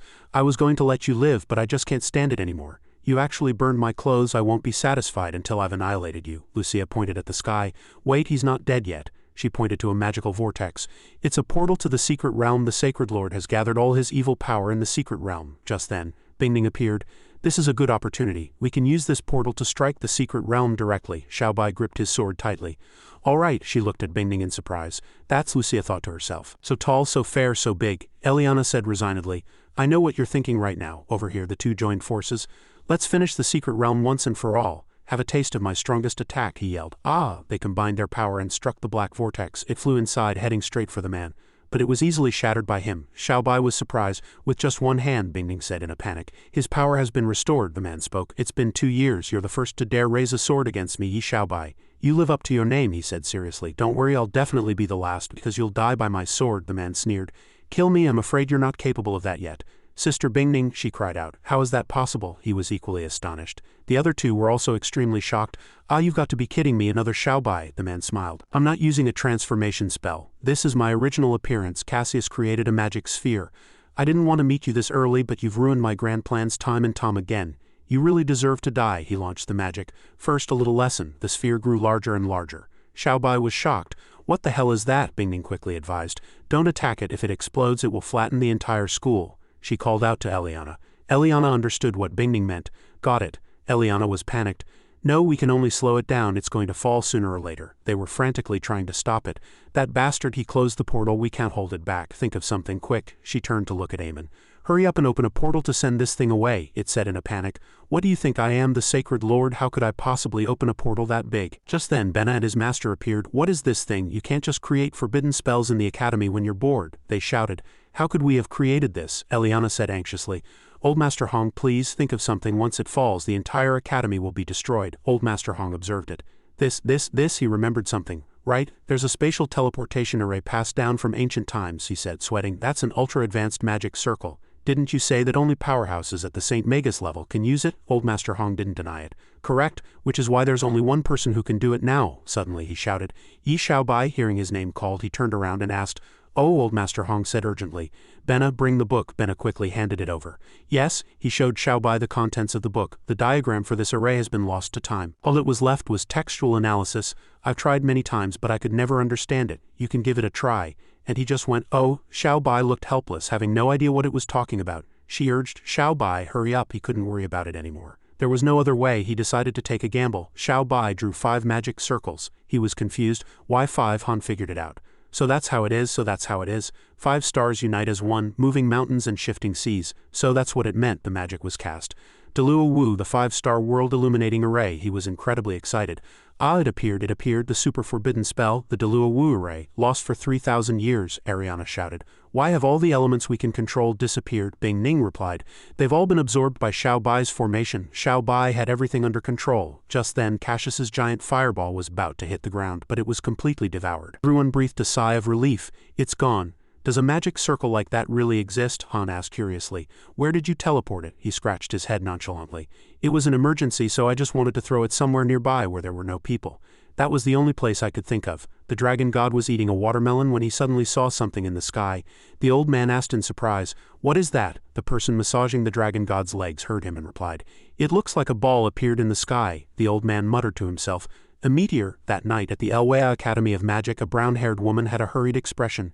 Dean, the magical fluctuation that just came from the Eldea Swordsman Academy, the person she was addressing, Evros Talmo, Dean of the Elwea Academy of Magic, simply said softly, I know, what kind of magic could be cast from the west yet cause such a terrifying explosion in the east, she continued. In any case, the Eldea Swordsman Academy has mastered a magic that we have not. This is very dangerous, Quis said with concern. Indeed, Evros turned and ordered, Find out immediately who caused such a huge commotion. She lowered her head. Yes, she found it very interesting. No matter who it is, I must recruit that person, no matter the cost. Upon receiving the order, Quis responded repeatedly, Yes, yes. Meanwhile on the bed, one man was sleeping with 3 women when a soft chuckle was heard. When had the scoundrel saint snuck in? Little fairy, you've appeared as expected. So many years have passed and this old man has been waiting for our reunion. A sword appeared from nowhere and nearly stabbed him. It turned out Bing Ning was still awake. If it weren't for Xiaobai, you'd be a corpse by now. The scoundrel saint quickly joked. I was just kidding. The two went outside to talk privately.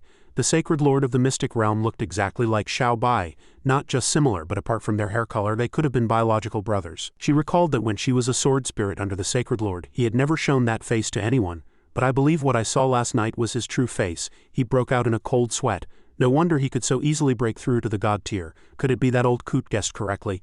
Bing Ning asked him quizzically, "Who are you talking about?" The scoundrel saint said the name. "The dean of the Eldia Swordsman Academy, my senior brother and the only 9-star sword saint today, BL. He guessed that Xiao Bai is connected to the mysterious nation in the far north." Just then they were both startled. She ran inside, bewildered. Why is there a fluctuation of elements? Xiao Bai at this moment. Xiao Bai was nowhere to be seen in the room. Eamon was trembling on the floor. Xiao Bai was taken. Bing Ning picked it up. "We can't be more than 500 meters away from him. I'll take you and give chase." He comforted her. "Don't be nervous." The scoundrel saint carefully supported Ariana. Although Xiao Bai is vulnerable when he's asleep, he also reacts instinctively at the most critical moments. He called for Dronik to react. At that moment the group that had kidnapped him was on the move. One of them shouted, "The teleportation circle is just past this wall." He suddenly froze. When had Xiao Bai's hand grabbed tightly onto the pillar? He asked, stunned. "What's going on?" He's awake. "What?" Another person came over and said, "Impossible. My hypnosis spell can even take down a magic beast. How could it not work on him?" They hurriedly tried to pry his hand open. "Hurry up, is there something wrong with this kid? Don't tell me he's sleepwalking." Just then he started talking in his sleep. "No, it's too far, sister." The person holding Xiao Bai heard him and asked in confusion. "What did he say?" He said drowsily. "Can't go any further. Sister will die." The scoundrel saint was recounting a story from the past. "When Xiao Bai was little, I remember taking him up the mountain to gather herbs. While I was busy climbing a rock face, an eagle beast caught me off guard and snatched him away." The scoundrel saint went in single-handedly. "I fought my way deep into the mountains without a second thought, thinking that it would be enough if I could just retrieve Xiao Bai's body." He frowned. "But as it turned out, I found he could handle himself in his sleep. A 100 evasion skill while unconscious. I had been overthinking it. So the eagle beast got so frustrated it just threw Xiao Bai away. The scoundrel saint caught him just in time, and just like that Xiao Bai wore out a whole nest of healthy eagle beasts until they passed out from exhaustion. Even in other situations, whether it was a sneak attack or when this old man threw him off during an experiment or when he fell off a cliff, the scoundrel saint had come to understand that as long as he was asleep, Xiao Bai was immortal. After hearing the story, Ariana and Lucia understood. No wonder he was taken down by the bandit's knockout drug back then. So he was just too lazy to defend himself, but she angrily grabbed the old man's neck. "Hand over our underwear." The scoundrel saint, choked and breathless, yelled, "I'm Xiao Bai's master. You should respect your teacher and honor the way," she added furiously. "How dare you do something so beastly to our Xiao Bai?" Just then, in the dead of night, an explosion rang out. Eamon said in surprise, "Could it be?" Bing Ning shouted, "Let's go." Meanwhile, Xiao Bai was standing in an unfamiliar place with a group of unconscious people lying on the ground. He thought in confusion. "Strange, how did I get here? Was I sleepwalking?" Then Xiao Bai saw the people on the ground and asked with concern, "Did I accidentally hurt some passers-by? Are you okay? Hang in there, I'll take you to a doctor right away." Suddenly, something blocked his way. It was a spirit-imprisoning cage. The caster was Quiz. She praised Xiao Bai's talent while expressing confidence in her own magic. "To be able to break a hypnosis spell, you truly are the master who recreated the Delua Wu Ray, but this spirit-imprisoning cage of mine cannot be broken by anyone." He knocked on it. It was indeed very hard. "If I had a sword, maybe I could cut it open." Quiz said sternly, "Come with me." Bing Ning and Eamon arrived. "Xiao Bai," she immediately cast a spell. "Let Xiao Bai go." Quiz easily broke her spell. "Impressive ice magic, but it's useless against me. Even if the god of magic himself were here, he couldn't stop me from taking him." Quiz created an even larger barrier. "Give up," it thought, confused. Why did she add another layer? For double insurance, Bing Ning sensed something. That wasn't her, but Xiao Bai became excited. "Awesome, I did it too." It turned out he was the one who cast it. "This way neither of us is going anywhere." Seeing the situation, Quiz was speechless with anger. Quiz frowned, thinking, "I was careless. He actually copied my secret art so easily. If word of this gets out, it'll be a complete humiliation. Good thing there's no one I know here, so it's not too embarrassing." Ariana ran over too. "Elder Xingyue, what are you doing here?" Quiz had just been thinking about not knowing anyone here and now an acquaintance shows up. She cursed inwardly. "I really shouldn't have left the house today." She turned and asked Ariana, "You know her?" Ariana replied, "She's the assistant to the dean of the Elwea Academy of Magic, an archmage. I saw her when I was at the academy. But why?" Later, they moved to another location. Quiz explained that Evros had taken an interest in the person who cast the Delua Wu Ray last night. But since the Eldia Swordsman Academy was their sworn enemy and Xiao Bai was a student there, she had decided to resort to kidnapping. She said calmly, "Since you've caught me, I have nothing more to say. Do with me as you will." Ariana said quickly, "Rest assured, we would never do that to you." Xiao Bai pointed at her and said, "Yeah, I still want to learn magic." Suddenly, a voice called out, "Xiao Bai, come here." He listened to the voice in surprise. Xiao Bai cheered excitedly. "Master, you're out of seclusion." The scoundrel saint quickly stopped him. "Shish, not so loud," he whispered. Mages and swordsmen have a feud that goes back 1,000 years. Once you enter the swordsman's path, you can't join the mages, otherwise you'll be seen as a traitor by the entire swordsman world. Don't speak carelessly. Xiao Bai sighed. There's a rule like that, she said coolly. Mr. Scoundrel Saint, you don't have to whisper so loudly. I know what you're saying. This made the Scoundrel Saint feel very guilty. Only then did he poke his head out and say with a dry laugh, well, if it isn't Xingyue, what a coincidence. You're here too, have you eaten? How about I make you a bowl of noodles? Xiao Bai asked curiously. Master, you know her too, Quiz said with a frown. HMPH, Xiao Bai is already a sword god level powerhouse. What else can the swordsman world teach him? Only by joining us mages. Can he achieve greater heights? You shouldn't stand in his way. The Scoundrel Saint didn't argue. Right, it's all up to Xiao Bai. I won't interfere. The two girls watched from the side, confused. Strange, why is the world-roaming Scoundrel Saint being so polite to this elder Xingyue? He even seems a little afraid of her. I noticed that too, it's so weird. She turned to him. Xiao Bai, what do you say? Would you like to come with me to the Elwea Academy of Magic to explore the wonders of the elements and experience the charm of magic? The Scoundrel Saint walked in with a displeased Evros, saying wearily, Let me introduce everyone. This is my humble wife Evros. I know you all have a stomach full of questions, but let's not ask them today. But Ariana couldn't hide her curiosity and rushed forward to ask, Excuse me, Dean, why did you choose? Did all the other men die? This made the old man roar in anger. None of your business. She summoned a cold ball of electricity, threatening the Scoundrel Saint. A real body isn't here, but this is still enough to take care of you, believe it or not? The old man could only sigh and glare at Evros. This old witch is clearly ancient, yet she insists on using magic to maintain this appearance. Suddenly, Buell appeared, his face beaming with joy. The two of them started arguing the moment they met. Weren't they afraid of the juniors laughing at them? Seeing him, he cheered. Buell? Xiao Bai quickly ran to Buell's side. How aren't you the one from back then? He raised his arms, striking a muscular pose. We meet again. Hey Xiao Bai, your massage skills are top-notch. Evros glanced at them. She mocked. What's this? Is the Aldea Swordsman Academy so afraid I'll snatch Xiao Bai away that it's come to this? Even the dean who's been missing for years has shown up to stop me. Hearing this, Buell glared back at her. Evros, I personally recruited Xiao Bai into the academy. Don't even think about taking him from here. After that, Evros nonchalantly turned to Quiz and said, Go print 10,000 copies of the IOU those two brothers racked up at a brothel 30 years ago and send them to the newspapers. Meanwhile, the old man was patting his shoulder repeatedly, nervously instructing him, but an academic exchange is also very necessary. Xiao Bai, you must behave yourself when you get to the Elwea Academy of Magic. The Scoundrel Saint, looking displeased, loudly scolded Buell. We both have one foot in the grave. Who cares about a little reputation? Xiao Bai is the hope of the swordsman world. How could you just hand him over? This left him very confused.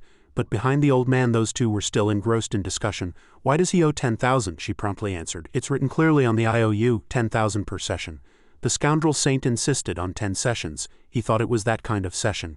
Buell said coolly, Make that part bold. She quickly complied, understood. Xiao Bai watched blankly as the Scoundrel Saint, who had just been worried for him, said, As your master, I've already packed your bags. It's a long way to the Elwea Academy of Magic. You should get going soon. Ariana watched for a long time, truly impressed. How does Xiao Bai manage to stay so innocent with a master like this? Lucia couldn't help but exclaim, Dean Evros's methods are truly vicious. Tisk. At this point, Bing Ning couldn't help but demand, The urgent task now is to figure out his relationship with the Sacred Lord. What did you mean when you said Xiao Bai is connected to the mysterious nation in the far north? Hearing this, he coughed and tried to explain. That's precisely why I came. After learning that Xiao Bai has the evil attribute, I realized he might be connected to the Holy Crystal Empire.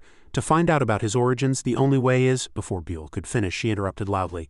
No, are you insane? Do you know how many sacrifices the magic and sword worlds made back then to close the frozen gate and seal them north of the Gossart Mountains forever? Do you have any idea what the consequences of reopening that path would be? He quickly said, Don't get so worked up, it's been 2,000 years. Has the Holy Crystal Empire ever invaded the south again? Perhaps they perished in the ice and snow long ago. Is that empire dangerous? At this, Ariana recounted what she knew.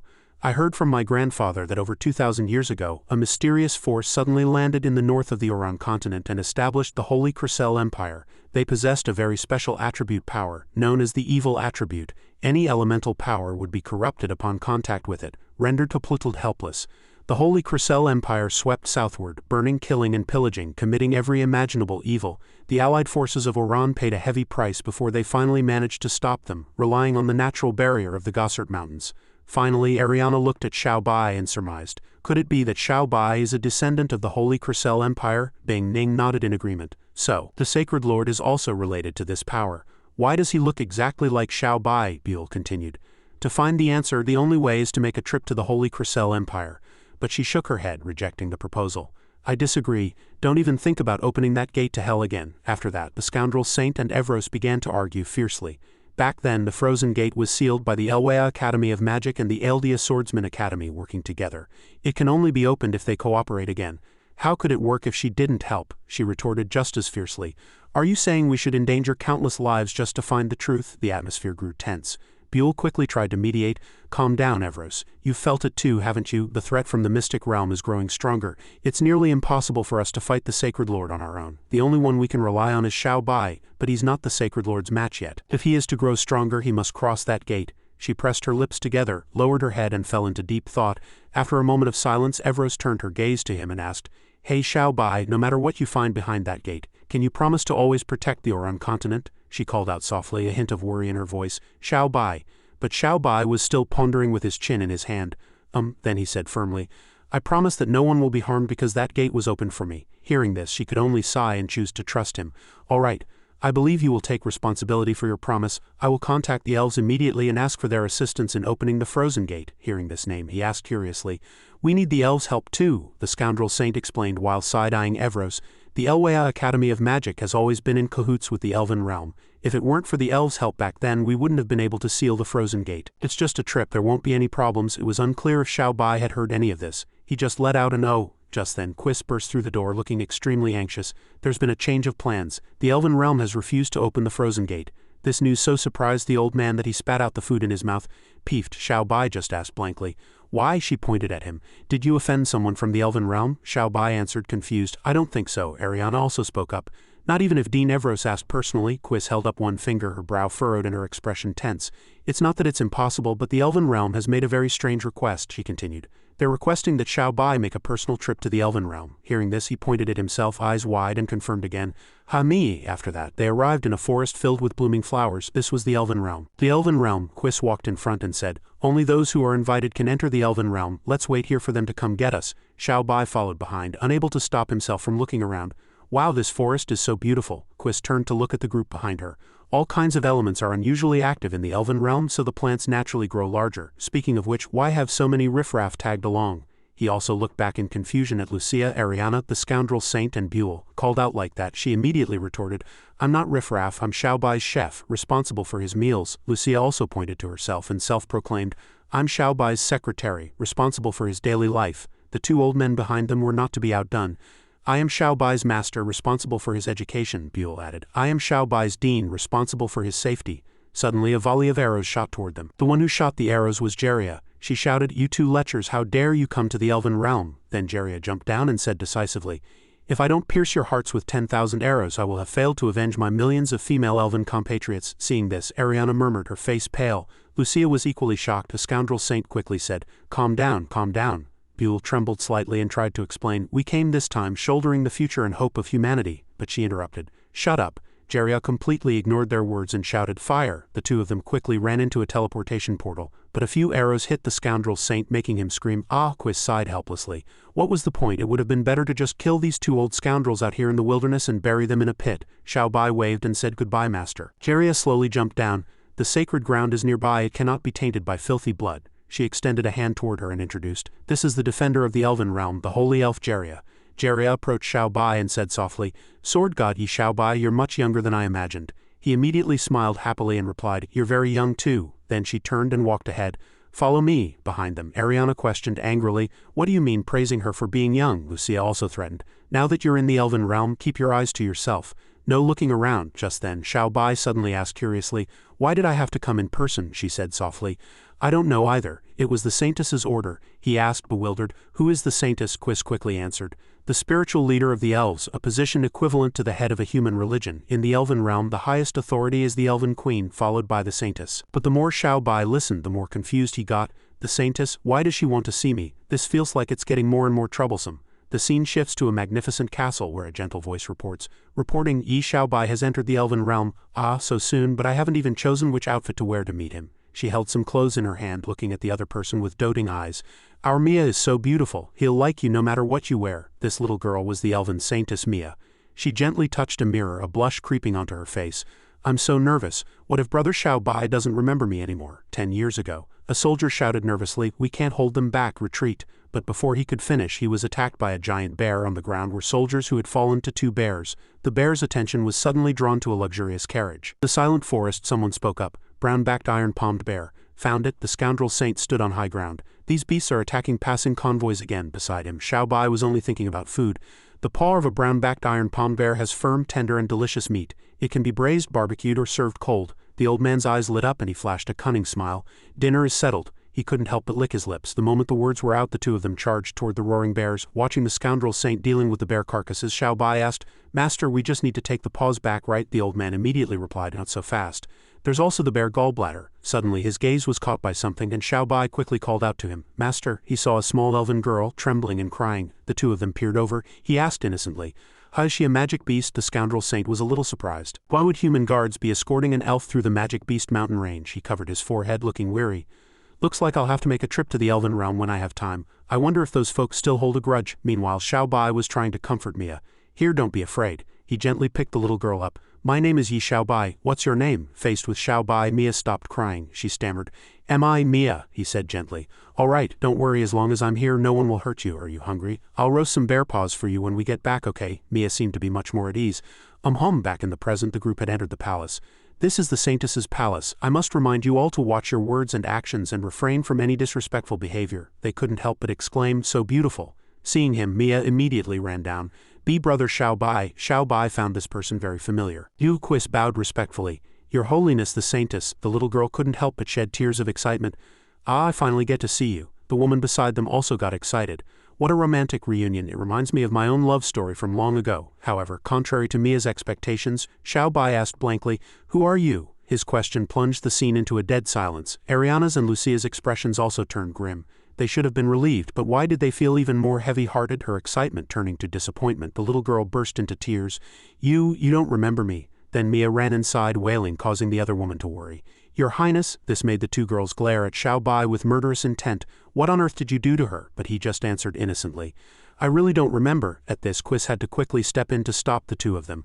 Jeria and she were both glaring at him angrily. "Filthy man, damn it, Xiaobai still hasn't figured out what's going on. Are you guys talking about me?" The next second the two of them rushed forward simultaneously, throwing a punch at Xiaobai, who was still playing dumb.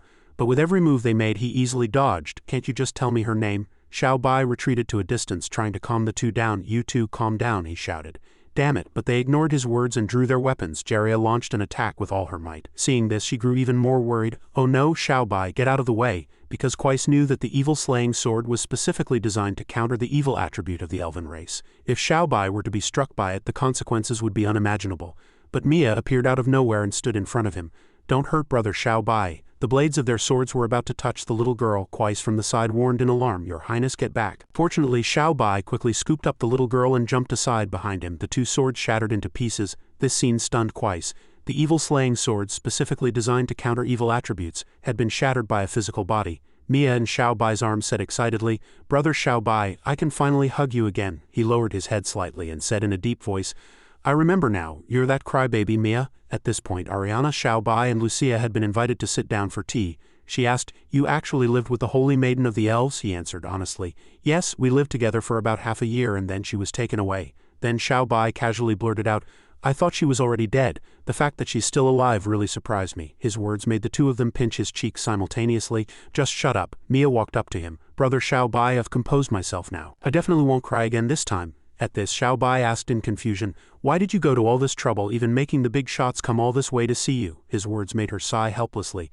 "You really don't understand a girl's feelings at all." The little girl shrank back and said in a trembling voice, "I'm sorry. I didn't know I would make you angry." But the other two quickly interrupted her. "Little sister, you don't need to apologize. He's here now. If you have any other requests, just ask." "That's right, go ahead. Whatever else you wish for, we'll make sure he grants it." Hearing this, she immediately grew excited. "Really, you two big sisters are so kind. Can I ask you to be my bridesmaids?" Ariana was very interested. "That request is too simple." Lucia also exclaimed, "You're so cute." But Xiaobai didn't seem to get it yet. "You're getting married, who's the groom?" Mia, her face beet red, said, "Besides you. Who else could it be?" At the same time, she took out a magnificent white suit. "Groom, your suit is ready. Try it on. As for the bridesmaids' dresses, I'll arrange for them right away." This scene left the other two thunderstruck. In another location, an elf with a bizarre appearance was tied up, screaming. Quis saw this and looked on in confusion. This is, she began to speak. "This is why I summoned you." "She is the elven queen," Brand explained. Starting half a month ago, the elven realm has been corrupted by an evil force. Queen Brand doesn't know how many more of our people will have their minds corrupted and turned into mindless husks. Quais understood immediately. I will report to Dean Ivir at once and request reinforcements, but she refused. For now, we don't need the help of the Magic Academy. Brand turned around. We have recently raised our alert level. No matter where the enemy is, as long as he dares to show his face in the elven realm, I will be able to sense him. She made a frank proposal. You want to leave the elven realm for the concert. I hope that Xiao Bai can serve as a bodyguard to escort the child. The scene shifts to the guest area of the elven realm. Xiao Bai looked bewildered upon hearing this news. You mean I'm supposed to stay and be Mia's personal guard? But Ariana slammed the table in angry opposition. Lucia also refused flatly. She said loudly in anger, "This is a critical moment for the survival of the Ulan continent. The Lord of Saints could attack at any moment. How can Xiao Bai stay behind to be her personal guard?" The other continued. "That's right, and getting married, that's just wishful thinking." Quais pushed up her glasses slightly. "I see, you're concerned about the word personal, aren't you?" The two immediately answered and hastily corrected themselves. "Yes, no, we're thinking about the survival of the entire world." Seeing their anxious expressions, she said, "Let me explain just how important Mia's concert is. As everyone knows, for both swordsmen and mages, the source of power is the elements, and one's affinity for the elements directly determines their level of strength." As Quais spoke, an image of Mia singing gently appeared. Increasing one's elemental affinity is very difficult and requires arduous effort, but there is in fact a shortcut. Receiving the blessing of the elven holy maiden to directly enhance elemental affinity. Hearing this, Ariana looked blank. "There's a trick like that? I've never heard of it." Case's expression turned serious. "Each generation of the holy maiden can only perform the chant once, unless the Ulan continent is facing a life or death crisis. Otherwise, the elven realm would never do such a good deed. As far as I know, the last time an elven holy maiden performed the chant was 3,000 years ago." The more he listened, the wider his eyes grew. "But the Mia I know is just an ordinary little girl. How could she have such an ability? Will using the chant cause her any harm?" Quais immediately denied it. "No, in fact, Mia is the chosen representative of the elven sacred tree." She explained further, "What Mia releases is the power accumulated by the elven sacred tree." While Xiao Bai was still fuzzy on the concept of the sacred tree, Ariana explained, "It's said to be the oldest divine tree on the Ulan continent and the source of the elven realm's power." At this point, she continued, "The elven realm has already notified the major powers of the continent to select outstanding individuals to come and receive the chant. The scale is about 100,000 people. The increase in their strength will bolster our defenses against the attacks from the secret realm. But the Lord of Saints will certainly not stand by and will definitely target Mia. Looking at the entire continent, only you can protect her." As if he understood something, Xiao Bai announced, "All right, I'll do everything in my power to protect her." Hearing this, she smiled as well. "Good, I'll go report to the Elven Queen right away. It will take place in 3 days. Mia is safe within the Elven realm. Once she leaves the Elven realm, you will officially take over. For now, just relax for a while." Meanwhile, a group of demonic elves staggered over. "Damn it," she quickly drew her bow. "How did this happen? The guards have all been corrupted." Aston grinned. "Give up your resistance. Hand Mia over to me." She looked at Mia and said softly, "I'm sorry, Mia. Mom might not get to see you in your wedding dress. Find a chance and run, understand? Don't be afraid. You must be strong to defeat them." These words made the little girl tremble and cry. "Mom, I can't do it." He revealed a sinister smile and began to threaten. "Don't put up a pointless struggle. Surrender obediently and I can spare your life." The 2 bracelets on her wrist transformed into 2 sharp blades, the evil-slaying twin slashes. She yelled, "The elves would rather die in battle than surrender." Aston was no pushover either, and immediately ordered the demonic elves to kill. She was as fast as lightning, cleaving them in 2 with every slash, her eyes sharp with determination. She resolved that there was hope as long as she could take down the leader. The little girl was stunned, witnessing this terrifying scene. He grabbed her by the neck and lifted her up. "You think you can kill me with your meager skills?" Then, before Mia's terrified eyes, he slammed her hard onto the ground. "Foolish." The little girl trembled as she looked at her battered mother. Mom," despite the pain, she still tried to soothe her daughter. "Don't be afraid, our Mia is actually very strong. You must believe in yourself." Her next words made the little girl unable to hold back her tears. "Do you remember the game we used to play when you were little?" As soon as she finished speaking, she closed her eyes weakly. "Only he can protect you now. Over here," he gloated. "Finally kicked the bucket. This damn woman was so long-winded." Aston, thinking the little girl was helpless, coaxed her. "Come with me. As long as you're obedient, I guarantee I'll let you live a few more days." But unexpectedly, Mia picked up her mother's bow. She knocked an arrow and stared at Aston with hateful eyes. Seeing this, he laughed mockingly. "Have you really been scared, stupid? Haven't you realized that bows are useless against me?" But Mia didn't shoot at Aston. She shot the arrow outside. Watching the arrow fly into the distance, he sneered. "Trying to signal someone, too bad. By the time they react, it'll be too late." Over at Ariana's place, she happily brought over a bowl of hot soup. "Time to eat." Xiao Bai was gnawing on a chicken leg when he caught a sharp arrow between 2 fingers.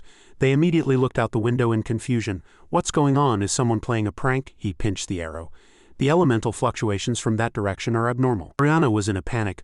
Wait, no way, I know this script. After shouting meow meow twice, he ignored her calls, mounted meow meow and flew straight out. Xiaobai looked back. Seeing Ariana's expression, Lucia spoke up. Xiaobai is just stepping out for a bit. What are you worried about? But she couldn't be bothered anymore, saying with a tremble, you don't understand, I've seen this before. He got on its back and they just took off. Meow meow to the right, down below. Meow meow, finally able to run free, was so excited it shed tears. I finally got that feeling of racing like the wind again. This is the taste of freedom. I'm so sick of being sandwiched between two lumps of flesh. Spotting a group of people in the distance, Xiaobai pointed. Over there. Seeing the little girl lying unconscious, he yelled, they've taken Mia. It immediately gathered its strength and leapt forward, bolting away. Xiaobai gripped Meow Meow's fur tightly and replied, alright, let's charge. Aston was flustered. Crap, how did that kid get here? It roared and charged forward with Xiaobai like a lightning bolt. Let Mia go. Meow Meow pinned down the heads of two demonic elves and roared, none of you are getting away. But when it turned its head and didn't see Xiaobai, it panicked. Where did he go? It saw Xiaobai stuck in the branches of a tree. Meow Meow quickly apologized. Sorry, I didn't see the branch. Taking advantage of their distraction, he immediately fled with Mia in his arms. Now's the chance, let's scram. But unexpectedly, Xiaobai jumped down and blocked Ashton's path. His eyes filled with killing intent, he commanded in a deep voice. Put her down. He threw the little girl down forcefully, muttering in annoyance, Tisk, what a nuisance. It was pinning down a demonic elf and shouted, I'm coming. Then Meow Meow quickly ran over to catch Mia. My chance to shine has come. However, it sensed a huge surge of energy from behind. The creature stepped over Meow Meow's body and took the little girl. Before it could react, it was completely stunned. What the hell was that? It looked up at the creature radiating intense energy. Is that thing alive or dead? The next second it sped away with the little girl. Meow Meow didn't waste a second and quickly gave chase. Master, don't worry, I'll definitely get Mia back. Seeing Xiaobai still standing there, Aston taunted. What? Aren't you going after them? He just sneered and replied with conviction. Meow Meow is very reliable. My mission is to eliminate you. Just then another group of demonic elves appeared and surrounded him. Is that so? Then let's see you try. Xiaobai tightened his grip on his sword, thinking to himself, these guys are different from the zombies on Trial Island. There are no poison bones surrounding them. Looks like I'll have to use my sword. Then a strong light shot out from their foreheads. They attacked him simultaneously, but Xiaobai had already vanished. Not seeing their target, they looked around in confusion. He was now standing at a distance. Attacking the head is useless too. This made him laugh even louder. These are zombies I painstakingly modified specifically to counter you. Even if you riddle them with holes like a hornet's nest, they'll keep moving. Let's see what tricks you have left. Xiaobai sighed in annoyance. All that painstaking effort, you're so boring. Then he swung his sword and unleashed a move. 100,000 purgatory flames slashed, their bodies all shattered, the pieces scattering and clattering to the ground. You had a move like that up your sleeve. Xiaobai brandished his sword, his body wreathed in roaring flames. As he fell, he didn't forget to threaten. You can only use that move once, right? You should know this isn't enough to kill me, right? Xiaobai, longsword in hand, said softly, it doesn't matter. You'll die sooner or later anyway. Xiaobai's eyes were filled with killing intent. I just have to kill the one controlling you. He hid behind a tree, his heart filled with fear. He found me impossible, not from this far away. Suddenly a loud crash echoed through the forest. A clean slash cut through the air as Xiaobai rushed forward, slicing through the tree trunk Aston was hiding behind and leaving a bloody gash on his body. Blood gushed from Ashton's body and he grimaced in pain. Just then, Xiaobai suddenly realized something. The Dark Elves are also being controlled by the Lord of Saints, but before he could get an answer, Aston had already fled deep into the forest. Damn it! Determined not to let him escape, he threw his sword with great force, piercing his body. Aston screamed, ah! Xiaobai's eyes were stern. Don't move, I have some questions for you. He prepared to shoot an arrow at him. Trying to keep me here, we'll see if you have what it takes. Above Aston, a veritable demonic figure appeared. As soon as he finished speaking, an arrow burning with crimson flames was loosed. It was incredibly powerful, piercing through tree trunks as it shot straight towards its prey. But unexpectedly, Xiaobai was still able to dodge the attack. Plenty of power, but it's too slow. The threat level is 0. He still wouldn't concede defeat and laughed arrogantly.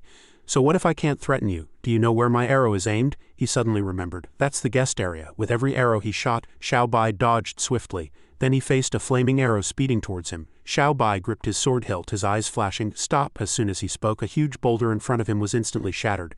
In an instant, only fragments of the massive boulder remained scattered on the ground. The rubble settled, leaving a mess behind. Tisk, he got away. But Xiaobai didn't seem to mind and quickly went to find it. Never mind, I'll go find Meow Meow first. Meanwhile, the entirely crimson creature was still running with Mia. Meow Meow, having chased it all this way, pounced. Didn't see that coming. Where do you think you're going? This made it curse in anger. Damn it! As the creature and the little girl fell, it caught her just in time. Meow Meow held the little girl in its paws and said smugly, nice try, but you're finished this time. On the other side, the creature emitted a deadly killing aura and let out a low growl. Suddenly an explosion sent it flying. Meow Meow was shocked. What's in that cave? It frantically assessed the danger. I have to get Mia out of here. But before it could leave, the silhouette of a massive beast appeared behind Meow Meow. It dropped the little girl and trembled all over. Wah! Meow Meow was terrified. What kind of pressure is this? It's making my limbs go weak. I can't move. I can only submit. Could that cave be? Behind it was a god-level powerhouse. Above the spot where Mia lay unconscious, a dazzling light suddenly appeared. Xiao Bai descended from the sky, emitting a powerful golden aura. Holding Mia in his arms, Xiao Bai solemnly called out to the spirit of the secret realm. Hearing the call, Aemon poked its head out of the secret realm, sleepy-eyed. Xiao Bai immediately ordered, "You take Mia and hide." Upon hearing this, it took Mia from his hands and carefully advised, "This is elven territory after all. Don't go too wild." Xiao Bai coldly raised his sword, released a burst of energy into the sky, and then replied, "Got it." That energy blast quickly destroyed the mountain peak, illuminating the entire area with a tremendous sound. This scene made Aemon quickly retreat back into the secret realm. It said timidly, "Never mind, do whatever you want, just call me when you're done fighting." Now only Xiao Bai remained, along with the aftermath of his last move, flickering flames on the scorched mountain rocks and black smoke billowing everywhere. Meow Meow, terrified, clutched its scorched body and cried out, "Master, save me!" Xiao Bai was a little surprised. Another dragon beside him, Bing Ning, frowned and warned, "Xiao Bai, be careful, it's not easy to deal with." As soon as she finished speaking, the dragon Donnie in front of them raised its sharp claws and lunged forward menacingly. It caught the sword in its jaws unexpectedly, causing Xiao Bai, who couldn't block in time, to lose his balance and stumble backward. A series of deafening explosions rang out, and plumes of black smoke tinged with a dark glow flew thousands of miles away. Meow Meow broke out in a cold sweat, thinking in stunned disbelief, it sent the sword god flying that far with a single blow? I must be dreaming, right? After that attack, Donnie roared towards the sky a few times, satisfied. Meanwhile, Xiao Bai stared blankly at the scattered debris in front of him. A moment later, he regrouped, flew into the air, and swung his sword at Donnie, catching its attention. The slash caused a sizable explosion, disturbing the once peaceful forest. Behind Xiao Bai, he was coldly watching the black smoke ahead. Meow Meow, lying on the ground, asked softly, "Did you get that thing?" Donnie was choking and coughing from the black smoke, its face covered in black smudges. Xiao Bai couldn't believe his eyes, thinking, "It took a direct hit from me and is completely unharmed." Bing Ning appeared beside him and explained anxiously, "This is an ancient demon dragon, the strongest creature that once ruled the world. I thought they went extinct thousands of years ago, but I never expected there to be one in the elven realm." As Meow Meow listened to her every word, its face paled. It thought, an ancient demon dragon, the noblest and most powerful dragon clan in history. Even the Dragon Emperor boss isn't worthy of carrying its shoes.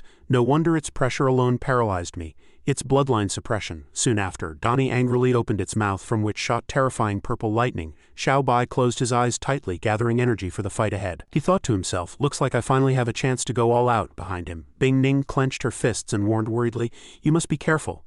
Donnie, with a purple orb of light in its mouth, charged fiercely toward its target. With swift eyes and quick hands, Xiao Bai slashed at its head. The collision of the two different powers set off a world-shaking explosion. The tremendous noise attracted Bran's attention. She frowned and asked loudly, "What's going on?" An elven warrior behind her quickly replied, "Judging by the direction and distance, it's coming from the demon dragon's cave, but the demon dragon monarch has never made such a commotion before." Just then an elven warrior ran in frantically to report, "Your Majesty, there's trouble with the Holy Maiden." Bran turned around and asked coldly, "What happened?" The man quickly bowed his head and replied, "The Holy Maiden's palace was attacked, all the guards were killed, and the Holy Maiden's whereabouts are unknown." Hearing this, Bran looked incredulous. She quickly pressed, "How is that possible? We've already set up coded checkpoints in the forest." Nothing abnormal was detected outside the checkpoints. She frowned, stroking her chin as she deduced, "Could it be a spy?" Quais ran in and reported loudly, "Your Majesty, Xiao Bai has disappeared." Ariana beside her quickly chimed in to explain, "He said there were abnormal elemental fluctuations to the east, then he went out and hasn't come back." The series of events left Bran momentarily unable to process everything. She asked in confusion, "East of the guest area, isn't that the Holy Maiden's palace?" The elven warrior beside her frowned and guessed anxiously, "Could it be that Xiao Bai chased the enemy to the demon dragon's cave and engaged the demon dragon monarch?" Realizing the urgency of the situation, Bran immediately ordered, "Come with me and see." Everyone responded in unison. "Yes." Bran gritted her teeth, worried, if two god-level powerhouses fight, the elven realm will be annihilated. Elsewhere in the forest, Meow Meow was hit by the explosion sent flying a great distance and was now groaning in pain. It rubbed its eyes, wondering in confusion, "How did I pass out?" Meow Meow sat up and looked up at the glowing slashes lighting up the night sky. Among those points of light was Xiao Bai, trying to fend off Donnie with his sword. Due to the disparity in power, the two were once again blown away. He stabilized himself with a hand on the ground, dust billowing where the two faced off. Xiao Bai laughed excitedly. "Exhilarating, this is a really satisfying fight." The good times didn't last. When Xiaobai looked up at the sky, he saw that Dani had used its energy and its inner core to unleash a storm of purple lightning that covered the entire sky. Immediately after, streaks of purple light smashed into the ground like comets. They caused massive explosions at various points in the forest. This made Xiaobai exclaim, "This thing is insane." Bing Ning appeared by his side, her expression firm. "Your strength alone is not enough to defeat it. Let me help you." No sooner said than done. She immediately focused her power and gathered energy. Xiaobai stared blankly at the sword in his hand, which was now emitting a powerful blue light. This is, he was holding the newly formed Bing Ning sword. He examined the sword, gripped the weapon tightly and charged forward menacingly. Dani roared and spewed a blast of purple breath with immense force from its mouth. Xiaobai didn't hesitate, coldly slicing through the breath attack, surprising Dani with this extraordinary power. Not only that, but with a swift move, Xiaobai struck Dani again. Severing one of its wings from its body, he laughed happily and praised, "What a great sword!" After finishing it off, Xiaobai took Mia back for Maimon. Suddenly someone shouted in panic, "Xiaobai!" Brand and the others rushed over and asked, "How is Mia?" She reached out to take the little girl, saying with heartache, "You poor child." He honestly reassured them. "It's nothing serious, she just fainted," Ariana asked worriedly. "How did you end up here? Are you hurt? Was it the Lord of Saints again?" Xiaobai looked over and answered coldly, "Yes, he controlled a dark elf and a small black dragon.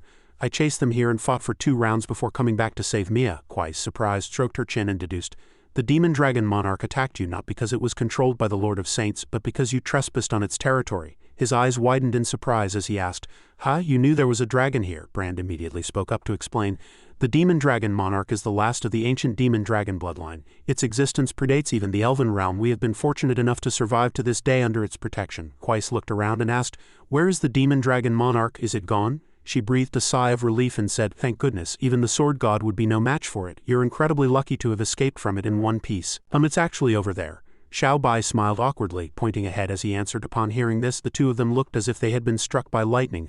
"I chopped it down." Suddenly another surge of power erupted, sending rocks and soil flying. Dani slowly stood up, gathering her energy. Brand waved his hands in terror and said, "Your Majesty, please calm your anger." "Yes, Xiaobai is not an enemy," Xiaobai said in astonishment. "To think it can still stand up." Meow Meow hid behind them, crying out in fear, "We're doomed, it's going berserk." Dani raised her head, absorbing the energy, and roared in fury. "You deserve to die for disturbing my rest," he said in astonishment. "It can actually talk," she angrily and urgently ordered. "Xiaobai, hurry and apologize to the monarch." Ariana pressed one of Xiaobai's hands to the ground, saying anxiously, "While she can still understand you." Lucia pushed his head down, urging, "Hurry up and apologize." Dani's body filled with power as she unleashed the energy forward, saying sternly, "It's useless. Death is too good for you." The force seemed poised to blow everything away. Dani continued, "I will torture you, trample you and destroy you." The group cried out in terror. Brand closed his eyes in fear and begged, "Your Majesty, don't." After a moment nothing happened. Xiaobai's eyes widened as he looked ahead. Dani had changed back into her human form. She stuck out a foot and said, "Your punishment is..." Dani crossed her arms, her face blushing as she said sternly, "To become my slave and obey me forever." Ariana and she both widened their eyes and said in astonishment, "What? It's a girl?" Quess asked with equal surprise. "Do you know her?" She, looking a bit dumbfounded, answered in surprise, "This is my first time seeing her too." He frowned impatiently and said, "We fought all this time and it turns out you can take human form. If I had known." Dani grabbed Xiaobai's clothes and barked, "Shut up, now kiss my feet. To show your submission to me." "Go on," Lucia said loudly, feeling indignant. "Even I would be too embarrassed to make such a perverted request." "What are you thinking?" Ariana questioned angrily. "On what grounds?" She angrily extended her claws and said sternly, "Back off or I'll bite you." They retreated in fear. She frowned and reminded them, "Be careful." He angrily knocked Dani on the head and ordered, "Don't you scare people." She, feeling both paid and humiliated, yelled in anger, "Damn you, human, if my power wasn't depleted, there's no way I'd let you bully me so openly. So you're not willing to become my slave, are you? Just you wait." After saying this, Dani ran deep into the forest. Brand said in astonishment, "Farewell, Your Majesty." As she ran, she looked back and threatened, "Just you wait." Xiaobai couldn't help but comment with bewilderment, "What a strange one." After a while, they gradually left the forest and returned to the elven castle. Brand breathed a sigh of relief and said, "Mia just fainted from the shock. She'll wake up after a night's rest." He sincerely proposed, "All right, I'll stand guard here. I guarantee she won't be in any more danger." She smiled with satisfaction. "That's wonderful. I didn't expect the Holy Lord to have directly converted the guards. That was truly unexpected." Suddenly, Aston walked in from outside and said coldly, "I told you long ago letting you protect Mia was a mistake. From now on I will be Mia's bodyguard." Everyone was stunned. "Aston," Ariana called out in astonishment, "Aston the Elf King." Lucia scratched her face and asked curiously, "What's his relationship with the Elf Queen?" Brand, "Are they husband and wife?" Ariana quickly explained. The Elf King is the Divine Council's representative in the Elf Realm. In a sense, he is the second in command of the Elf Realm, Brand asked in surprise. Why are you back? He raised an eyebrow and smiled contemptuously, questioning, with something this big happening in the Elf Realm, how could I not return? Ariana tilted her head and whispered, but I heard from my grandfather that Aston has always wanted to usurp Elf Queen Brand's position. The power struggle between them is already very tense. She replied in surprise.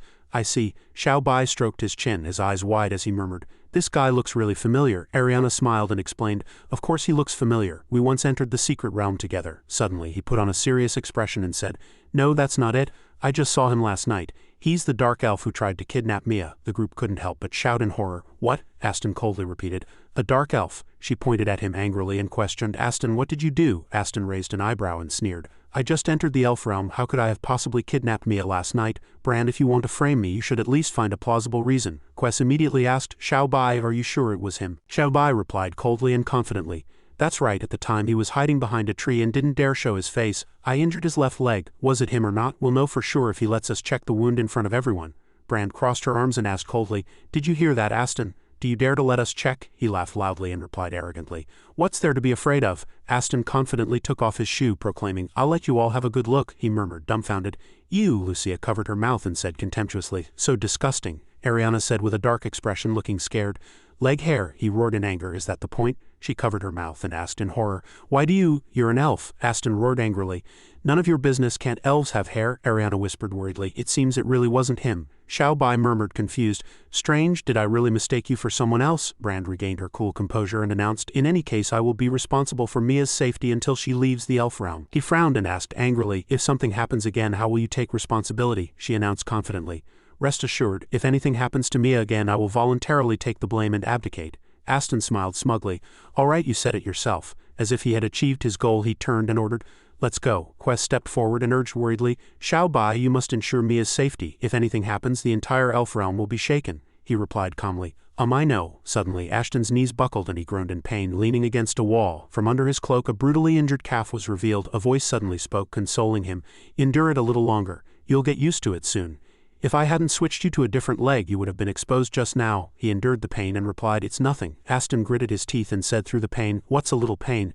As long as I can obtain the elf realm and the body of the sword god Yi Xiao Bai, I can endure anything. Dark Spirit stood behind him and instructed, don't make a move within the elf realm. Wait for them to leave, then find a chance to deal with Mia. He gritted his teeth and replied, don't worry. Aston smiled sinisterly. Once we leave the elf realm, everyone around Mia will be one of my people. I may not be able to defeat Yi Xiao Bai, but if he thinks he can protect Mia, even a newly ascended sword god won't be enough. The scene changes to Xiao Bai's simple room. He was deep in a dream when someone suddenly burst into the room. The person walked to the bedside and reached out, touching the empty space next to Xiao Bai's face. As if sensing something was wrong, he immediately snapped his eyes open. Xiao Bai pinned the intruder with his sword and commanded loudly, don't move. Suddenly his eyes went wide and he stammered in shock.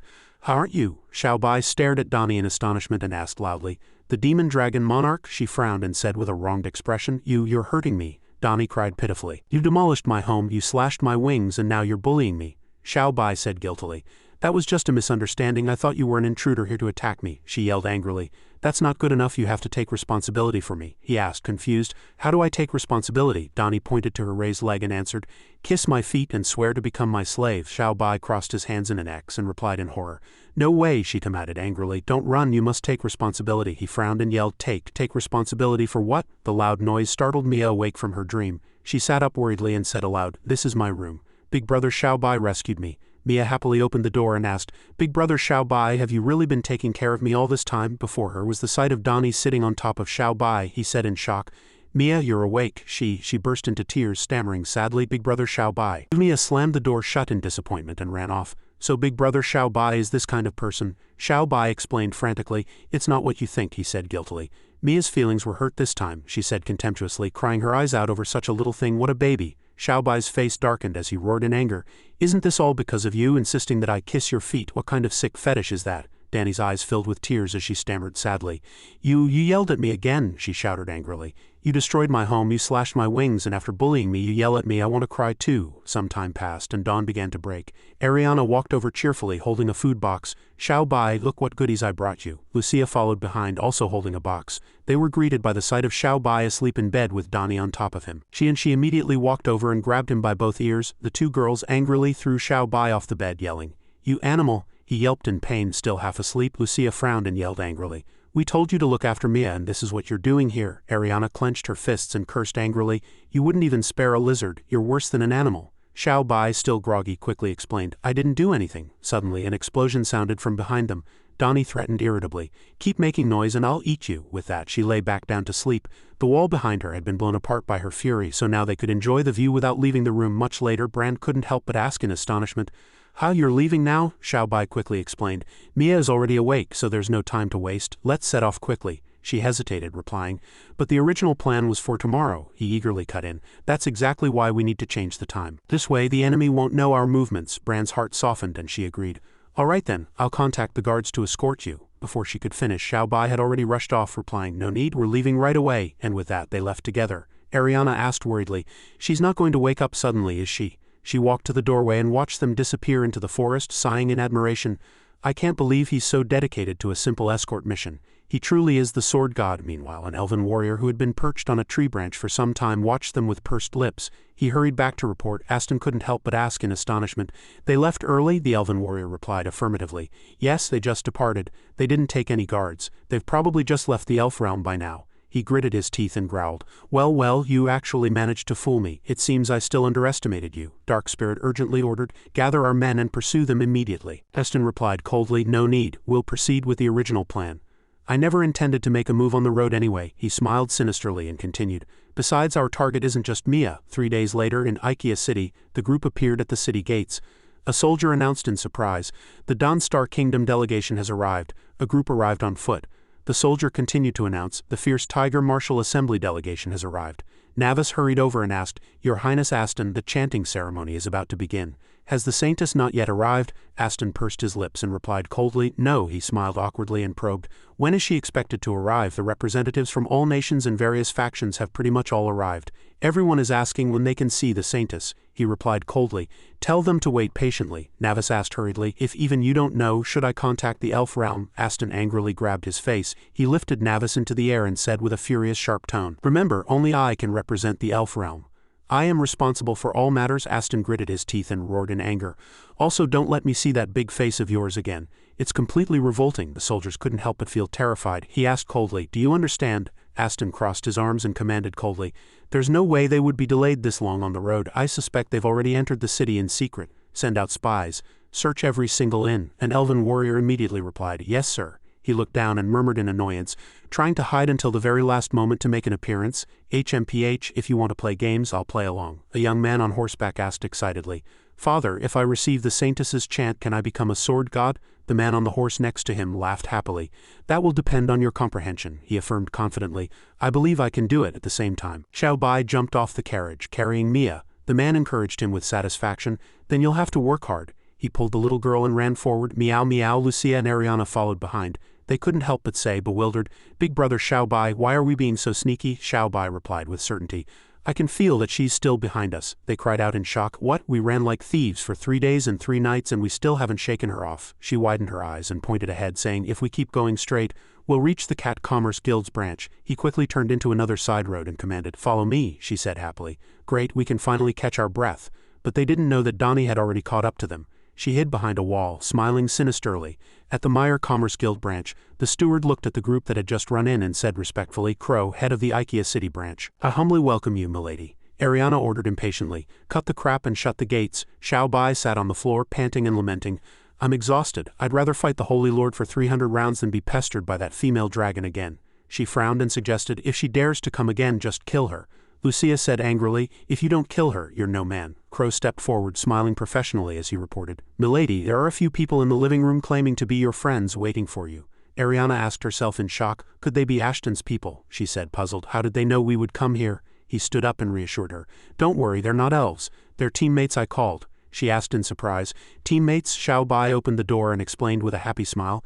If we're going to protect Mia, how can just a few of us be enough? Of course we had to call for reliable people. In the room were Andrian Meyer, Alois Meyer, Turin and Astique. Ariana said loudly in astonishment, It's you guys. Backtracking a little. Inside the elven castle, Xiao Bai said in shock, Alas, I can't be by her side during her chant. Brand sat opposite him and replied coldly, That's right, the chant bestows the elemental power of the divine elf tree upon everyone within a 1,000-meter radius of the Saintus. Quest immediately added, Everyone can grow stronger but you can't, as you possess an evil attribute.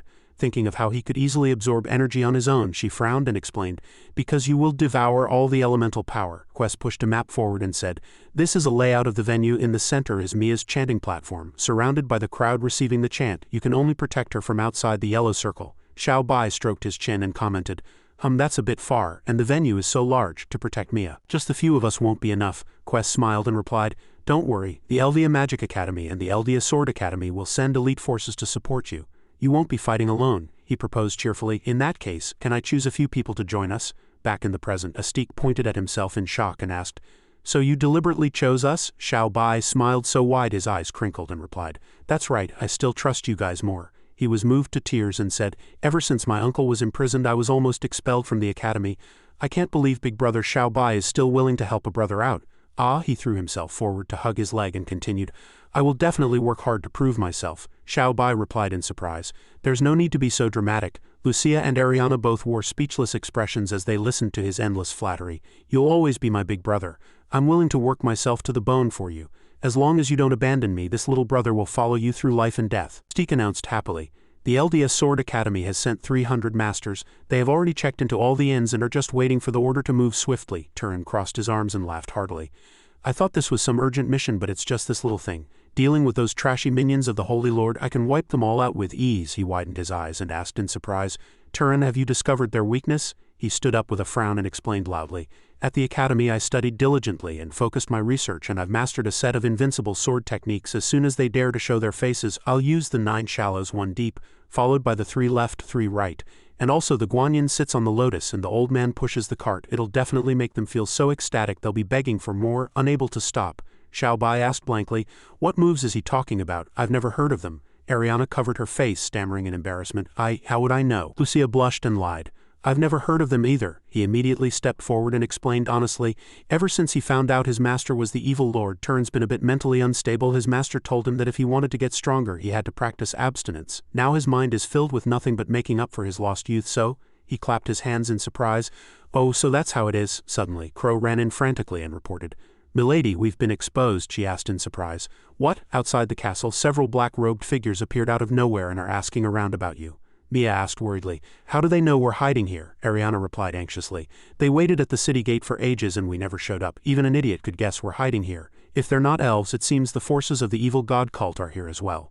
Xiao Bai turned around and said calmly, Let's go, it's time to eat, she said, perplexed. We're already being watched. Aren't you going to think of a plan? He tilted his head and smiled reassuringly. No need to rush. Right now, they're just watching. They'll definitely make their move on the day of the chanting ceremony. Even if they really do break in, as long as I'm here, you'll be fine. Ariana replied in surprise. I suppose that's true. The little girl smiled happily. I believe in big brother Xiao Bai. Meanwhile, on the elf side, Aston was wiping his weapon with a cloth and commanding, Your people have all arrived. Just wait until the day of the chanting ceremony to act. My people are responsible for capturing Mia, and your people are responsible for activating that thing and retreating. If I hadn't begged the Holy Lord, he wouldn't have gone to so much trouble to fix that broken body of yours. Simoleon sat on the floor clutching his injured arm, listening to the constant reprimands. Aston coldly pointed the sharp tip of his sword at him and asked, This is your last chance. Be my good dog, bite whoever I tell you to bite, got it? Simoleon kowtowed and replied, Thank you, Elf King, for saving me. This humble servant will certainly do my utmost and serve you until death. He smiled with satisfaction and reminded him, Spare me the pleasantries. Have your men keep a close watch on the Meyer Commerce Guild. Don't let anything go wrong before the chanting ceremony. He pursed his lips, thinking furiously. Back in Ikea City, snowflakes suddenly began to drift down from the night sky. A guard yelled in shock, What the hell, how could it be snowing in June? He shivered and hugged himself, saying, I'm freezing my ass off. Xiao Bai, disguised as a guard, ran over with a brazier and said, Captain, the brazier is here. His eyes lit up as he replied just in time. The captain held his hands close to the brazier, sighing in relief.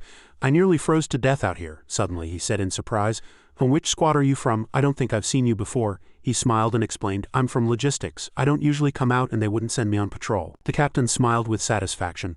Oh, no wonder. Logistics is a good post, easy and well paid. Xiao Bai's eyes widened as he asked the captain curiously, What are you guys guarding here? He frowned and questioned coldly, Why are you asking so many questions? Don't you know the rules? He scratched his head and smiled awkwardly. Sorry, I was just curious, he thought to himself. Looks like I'll have to do this the hard way. The captain chuckled. Actually, I think this rule is pointless too. What's the harm in a little chat? Before Xiao Bai could speak, he continued. This mission is too strange. Not only do we have to capture the elf saintess, but we also have to wipe out all the factions on the continent in one go.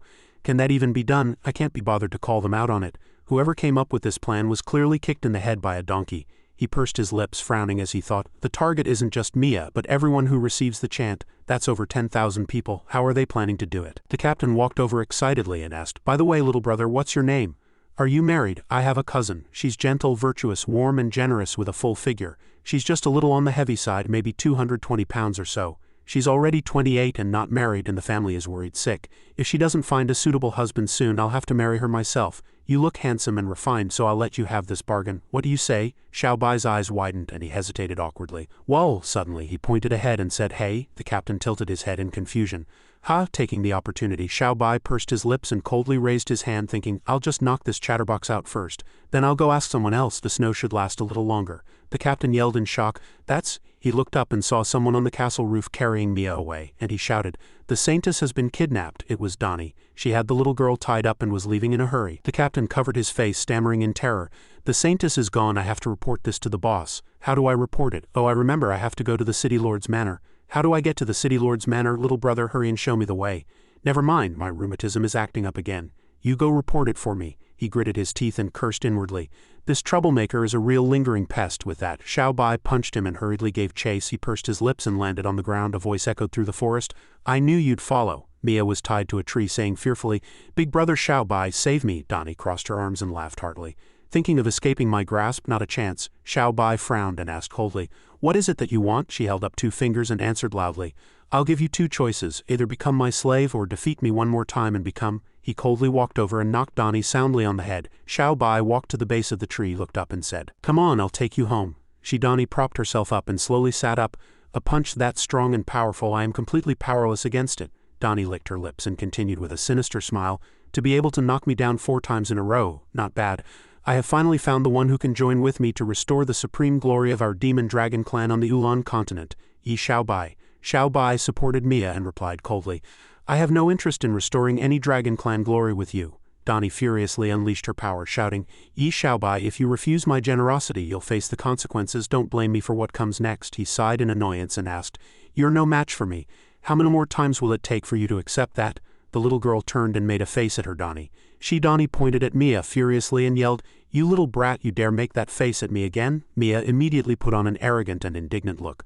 The little girl gave a provocative expression and pulled Xiao Bai's hand toward her own chest. Donnie waved her hand and roared, Trying to provoke me on purpose, are you? You'll regret this. He stepped forward angrily and demanded in a low voice, Haven't you had enough? Donnie chuckled lightly. Xiao Bai, do you know why I lured you here? Suddenly the ground beneath their feet felt like it had turned into a swamp. Xiao Bai frowned in surprise and stammered, What is this? Donnie smiled sinisterly. I have used secret dragon arts to transform this place into my hunting ground. Every plant and tree here obeys my command. Let's see you resist me now. As soon as she finished speaking, a tree branch shot out and wrapped around Mia's body. It dragged the little girl backward, and Mia cried out in terror. Brother Xiao Bai, Donnie laughed happily, pointed her hand forward and commanded, Now there are no distractions. Immediately, 2 other branches wrapped around his hands. It pulled Xiao Bai to the ground. He exclaimed in shock. You? Xiao Bai stared in disbelief at the approaching Donnie and asked angrily, What do you think you're doing? She sat on top of him and commanded coldly, Now that you've fallen into my hands, you'd best give up and surrender. Donnie gently touched his belt, a covetous look on her face as she thought, I've finally waited for this day. I've kept my virtue for so long, and now I can finally let loose. Donnie cheerfully stripped off all of Xiao Bai's clothes and said, Ready for a show, big boy. She stared dumbfounded at the glowing ball of energy before her. Meanwhile, among the elves, Aston held a banana and chuckled sinisterly. The second act is finally about to begin. How exhilarating, he commanded coldly. This time we're not just taking Mia. None of the 100,000 people at the venue will escape. Offer them all to the sacred master as nourishment. Shimilan stood to the side and said slowly, The hardest part will be luring them smoothly into the great formation outside the city. Xiao Bai will definitely interfere. He asked and raised an eyebrow and replied with a sinister smile, You don't need to worry about that. Just make sure the formation operates without a hitch. Have you sent people to guard it? The man frowned and answered coldly, I've already assigned my most elite subordinates to guard the site. On the day of the operation, the 3rd squad will also arrive early to inspect and ensure all 999 formation cores are functioning properly. He praised with satisfaction. Very good. As long as there are no mistakes, we absolutely will not fail this time. Back in the forest near Donnie and Xiao Bai, the Sacred Master's subordinates had been knocked unconscious when Donnie transformed the area into her hunting ground. Donnie stared wide-eyed in shock at the tip of the sword in front of her. Xiao Bai looked with pleasant surprise at the illusion of Bing Ning that had appeared with a sword and called out, "Sister." Bing Ning frowned and said coldly, "If you want to force yourself on Xiao Bai, you'll have to get my permission first." Donnie burst into tears. "The two of you are ganging up on me." She ran heartbroken into the forest. Bing Ning asked with difficulty, "It's obvious she likes you. What should we do about this? Should we take her with us?" Xiao Bai pulled Mia into his arms and answered with heartache, "Looking at her now, she's also just a helpless girl with nowhere to go." Suddenly Donnie fell into a pit that had appeared out of nowhere and screamed in terror. She gritted her teeth, stood up and cursed. "This is infuriating. Why is there such a huge pit in this godforsaken place?" Donnie angrily continued deeper into the forest, shouting, "Everyone just stay away from me." Xiao Bai stared wide-eyed and said in amazement, "I've seen a few dragons, but this is the first time I've ever seen one this dumb." Just as he finished speaking, her surprised voice rang out again. Donnie had clumsily fallen into another pit. Xiao Bai said mischievously, "Want to make a bet? I bet she'll fall into a third pit after she climbs out." Bing Ning replied with a sly smile, "That's not very nice, seeing as she's already fallen in twice." "I bet she will." Donnie angrily transformed back into her dragon form and roared, "I am truly angry now." With that, Donnie shot up into the sky. Bing Ning asked worriedly, "What is she trying to do?" She roared in fury. Falling into a pit twice in her own hunting ground was an utter humiliation. As she finished speaking, Donnie coldly struck the ground twice from high above. Xiao Bai said with concern, "She's taking her anger out on the ground, let's go." At that moment the Sacred Master's subordinates, who had been busy digging pits, couldn't help but cry their eyes out. "I spent half a month of back-breaking work digging these pits and she destroyed them just like that. I'm so done." Meanwhile, the city was packed with people. The host announced loudly, "The long-awaited sacred recital of the Saintess is about to begin. Audience members, please present your tickets for admission." In the staff corridor, Aston pursed his lips and walked in coldly. He raised his eyebrows and muttered with a dangerous smile, "It's finally time." Ahead was Xiao Bai in the lead, with Lucia and Ariana behind him. At the very back, Astik and Tulin flanked Mia. Aston held out his hand and commanded, "All right, you've escorted her far enough. I'll take over from here." Xiao Bai replied in surprise, "All right, I won't go in then." Xiao Bai pointed ahead and ordered, "Mia, go on in by yourself." Aston frowned, asking in surprise, "You're not even asking to go in with her." He couldn't help but wonder, something's not right. How could this kid agree to my request so easily? Astik, ignoring him, said cheerfully, "Finally done with that job." "These past few days have been exhausting," Tulin suggested enthusiastically. "Let's go, brothers, time for drinks and skewers," Xiao Bai answered excitedly.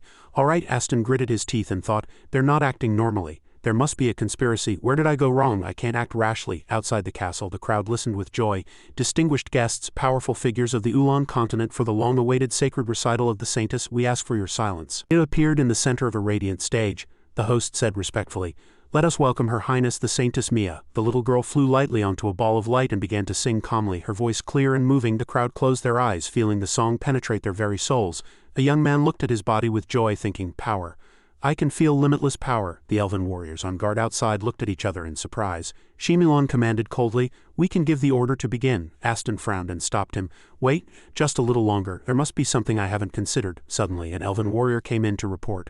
Aston spun around in alarm and asked, "Where is Xiao Bai?" The elven warrior stammered, He's next door eating skewers." Below the castle, Xiao Bai and his group were celebrating happily. Aston asked in disbelief, "They really went to eat?" Aston furiously grabbed his collar and commanded, "You must have missed something important. Tell me everything you saw." The elven warrior answered fearfully, "Yes, sir." He lowered his head and reported timidly, "They ordered 19 skewers of fish tofu, 25 skewers of gluten and 50 skewers of lamb." Then Xiao Bai said he wanted chicken wings, so they added 10 skewers of roasted chicken wings, all mildly spicy.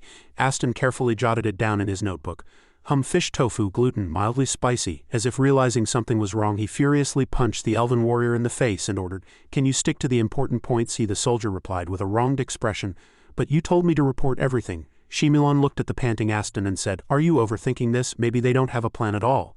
Aston gritted his teeth, exhausted in mind and body, and asked himself, "Xiao Bai, what on earth are you up to?" Suddenly an elven warrior ran in frantically, shouting, "Report! Something has happened." Aston said with delight, "Has Xiao Bai finally made his move?" The elven warrior reported urgently, "The elite guards we stationed in the venue have all mysteriously disappeared." Aston asked in astonishment, "What?" Meanwhile, in a warehouse, the elite guards of the elven clan were all tied up, a person said with satisfaction. "Good, we've caught them all." Oscar clapped his hands and laughed scornfully.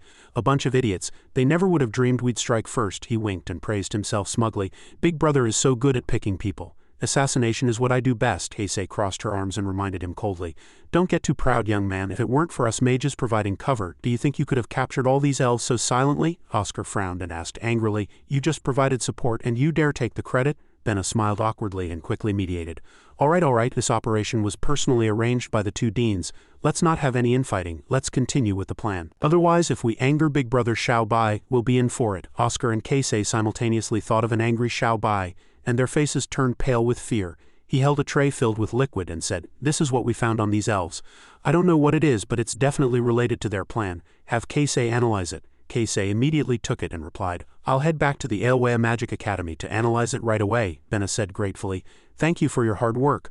I'll stay here and interrogate these elves to see what I can find out. He tilted his head and instructed cheerfully, All right, everyone else, return to your positions and continue to pose as part of the crowd. Wait for Big Brother Xiao Bai's next instructions. The two soldiers behind him replied happily, Yes, sir. Back with the elves, Aston was dumbfounded, cursing angrily. That bastard, he deliberately ate skewers to distract me while sending his people to take out my men behind my back. Suddenly Shimilan spoke up lazily, mocking him. Elves truly are idiotic creatures, to think so many of you could be taken out so silently without even a peep. Aston glared at him angrily and asked, What did you say? The man sat in his chair and laughed arrogantly. What, are you deaf? Do you need me to say it again? Aston raised his fist in fury and charged, shouting, You stray dog, how dare you speak to your master like that? Are you looking to die? Shimilan reminded him coldly, You'd better think this through. Right now, in the entire city of Ikea, only I still have 3 people who can help you complete the mission. Aston gritted his teeth and asked, What do you want? The man's eyes gleamed as he smiled sinisterly. You're not allowed to fight back. As soon as he finished speaking, Shimilan threw a vicious punch at Ashton's face. Aston clutched his bruised cheek, gritting his teeth. You, the man commanded sinisterly. Don't hit back when struck and don't talk back when scolded. That's what makes a good obedient dog. From now on, you must follow my commands if you want a chance to continue the mission. Otherwise, you know how the Sacred Master will deal with you. Aston, though defiant, gritted his teeth. He closed his eyes and swallowed his pride. I'll be counting on you then. Shimilan smiled with satisfaction, thinking, Yi Xiao Bai, at last I can face you in a fair fight. This time I will take back everything I've lost. On the street below, 2 elven warriors were observing Xiao Bai's group eating and drinking. One said, puzzled, Why hasn't Lord Aston given the order? How long are we supposed to wait here? The person next to him replied worriedly, I heard our brothers at the recital have all disappeared. I don't know what happened. Suddenly, Oscar appeared from behind and delivered a fatal blow to the back of both their heads. He walked over cheerfully and reported, Big Brother, all the elves at the recital have been captured. Aston didn't react just as you predicted. Xiao Bai tilted his head and commanded with a slight smile, Let's go, we can head back now. Suddenly the figures of Keisei and Benna appeared, calling out urgently. Big Brother Xiao Bai, Keisei reported anxiously. The vials found on the elves contain a soul-siphoning potion. It can drain the spiritual energy of everyone present. Benna quickly added. One of the elves said there's a whole room full of the soul-siphoning potion hidden in a VIP box at the recital hall. Ariana turned back in surprise and deduced.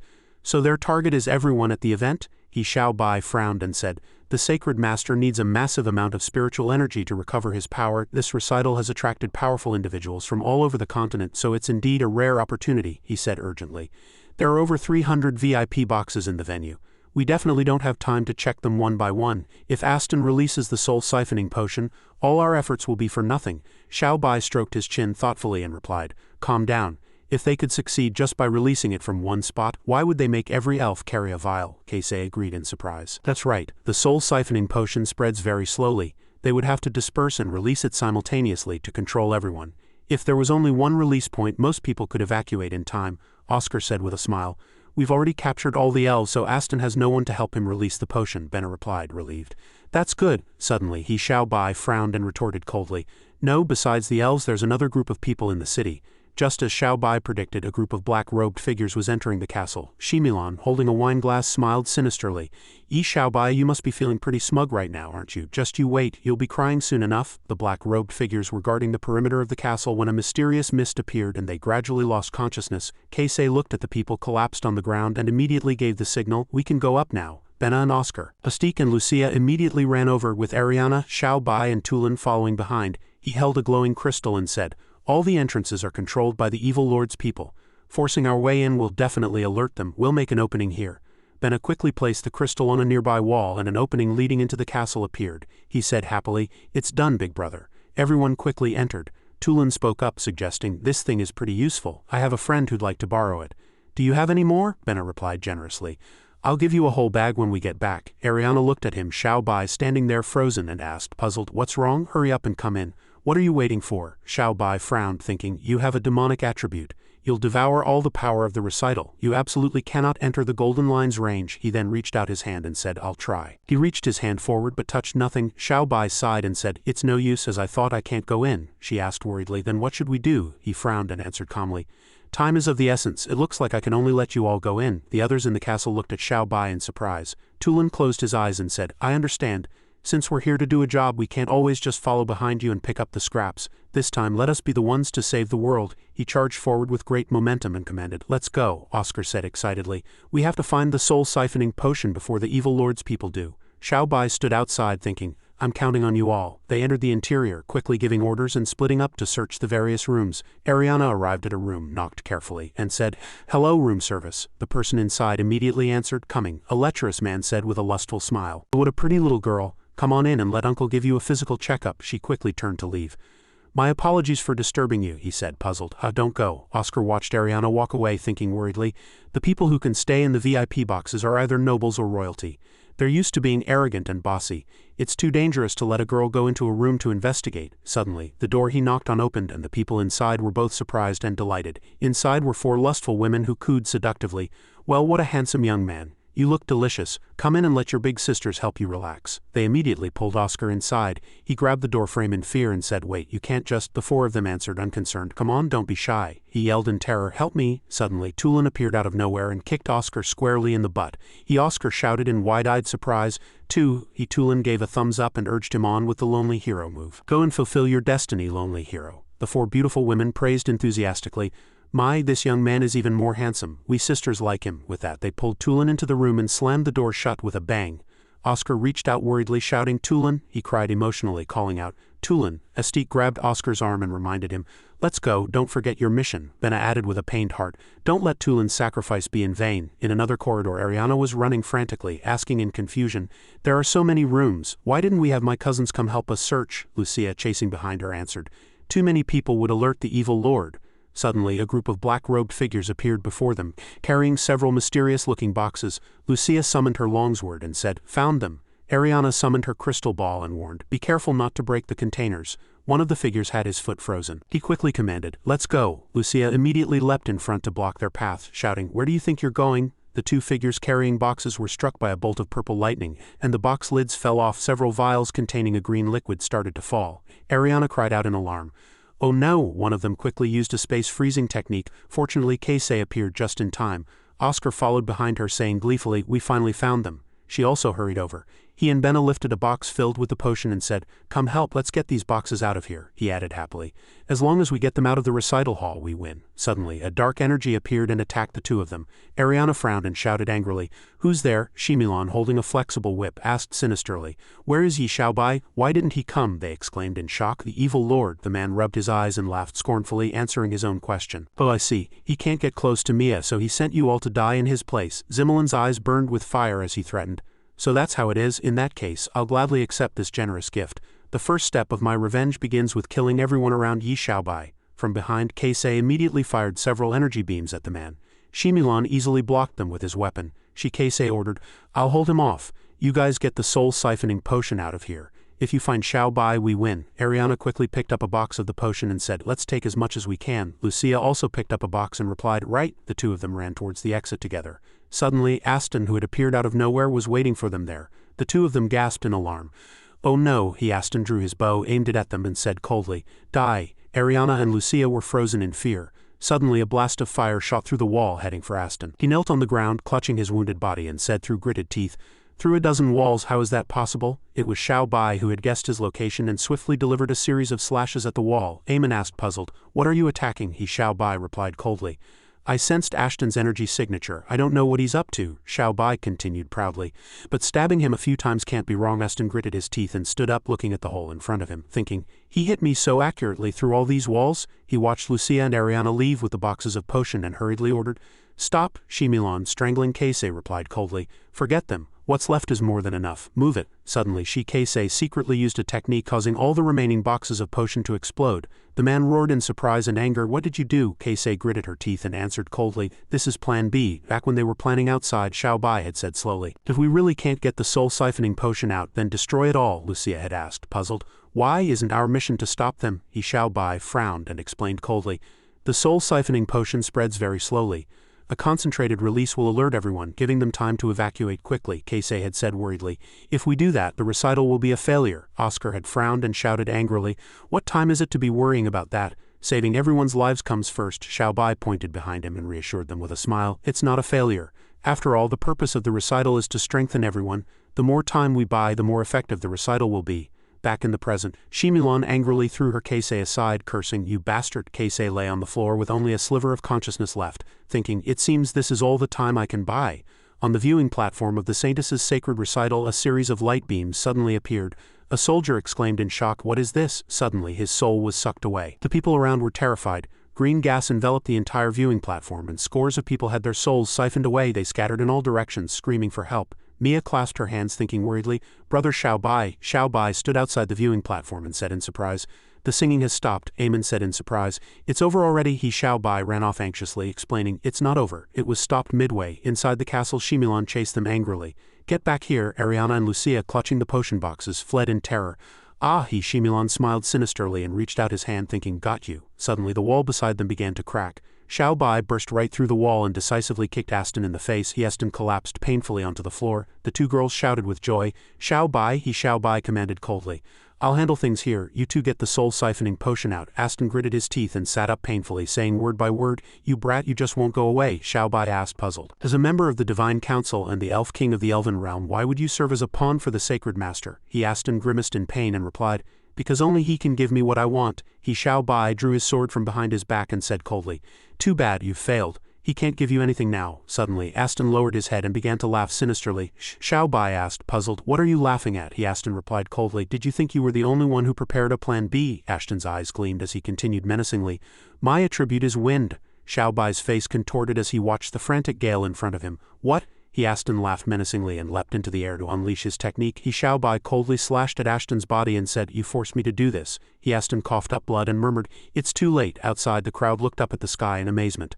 A formation was appearing in the sky. They screamed in terror. We're doomed this time. The sound of explosions grew louder and the citizens fled in terror. Help! Mia stood in the center of the stage, covering her face and crying out in fear. But as the wind suddenly started blowing so hard, all of a sudden, Similon appeared from behind, answering coldly, because the heavens themselves are on my side. The little girl looked back in surprise and asked, Who are you? He smiled sinisterly and explained, I have come to collect you on the orders of your big brother Bai. Eros and Andre Meyer ran over in a panic, shouting to protect the Saintess. Similon sent the approaching crowd flying with a flick of his Roy whip, saying contemptuously, you're in the way. The two brothers couldn't help but cry out in alarm as a barrier of water appeared, blocking them from getting near Mia. Eros Meyer, propping himself up on the ground, cursed in anger. You bastard! He raised his head and laughed proudly. Bai, let's see what you can do to stop me now. This time I've already won. He roared in fury. I can't accept this. The arduous process flashed through his mind. He had prepared for so long, with the Eldia Swordsman Academy and the Elbia Swordmaster Academy joining forces for the first time after such a bitter and intense battle. How could he fail here? Eros Meyer prayed in his heart, anyone will do. Please come and help me. Similon, infuriated, whipped the Roy whip towards him, yelling, you're so noisy. Suddenly a bullet pierced through his head.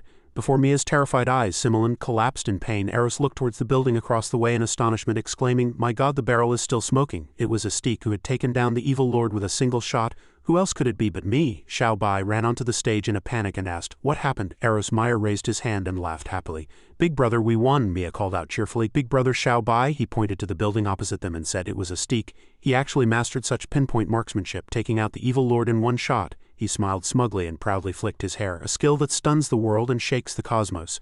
Beneath my gun all souls are equal, Astique said confidently. From now on, please call me. Suddenly, black energy emanated from Similon's body. Astique's jaw dropped in shock as he exclaimed, oh my God! Mia hid behind Bai in fear. Eros Meyer said in disbelief, how is that possible? His head was clearly shot through. As he slowly got to his feet, Eros judged in astonishment, is he a walking corpse? Veins popped on Similon's face as he laughed menacingly. That was a close one. Mia screamed, covering her eyes in terror. He asked, dumbfounded, "Are you a man or a ghost?" He threw his cloak aside, revealing a body missing one arm. A horrifying face grew out of his chest and cackled sinisterly. "I thank the Holy Lord for granting me this immortal body." Astik gritted his teeth in anger, pointing his gun downward. "Just one extra head, watch me blow you to bits." Suddenly a plume of black energy shot up, sending both him and his gun flying. Astik landed clumsily on the ground, struggling as he asked himself through gritted teeth, What is this monster?" Wings slowly grew from Simolin's body as he shouted, "Come forth, my transcendent body." Abruptly a giant arm appeared, punching heavily into the wall in front of it. His other, inhuman arm also slowly emerged. Looking at his muscle-bound arm, Simolin said confidently, "Ye shall buy, this time you're dead." Eros yelled in terror, "A monster, he's not human anymore." Astik clutched his head in fear, asking himself, "How are we supposed to fight this?" Shao Bai said calmly, "Body splicing."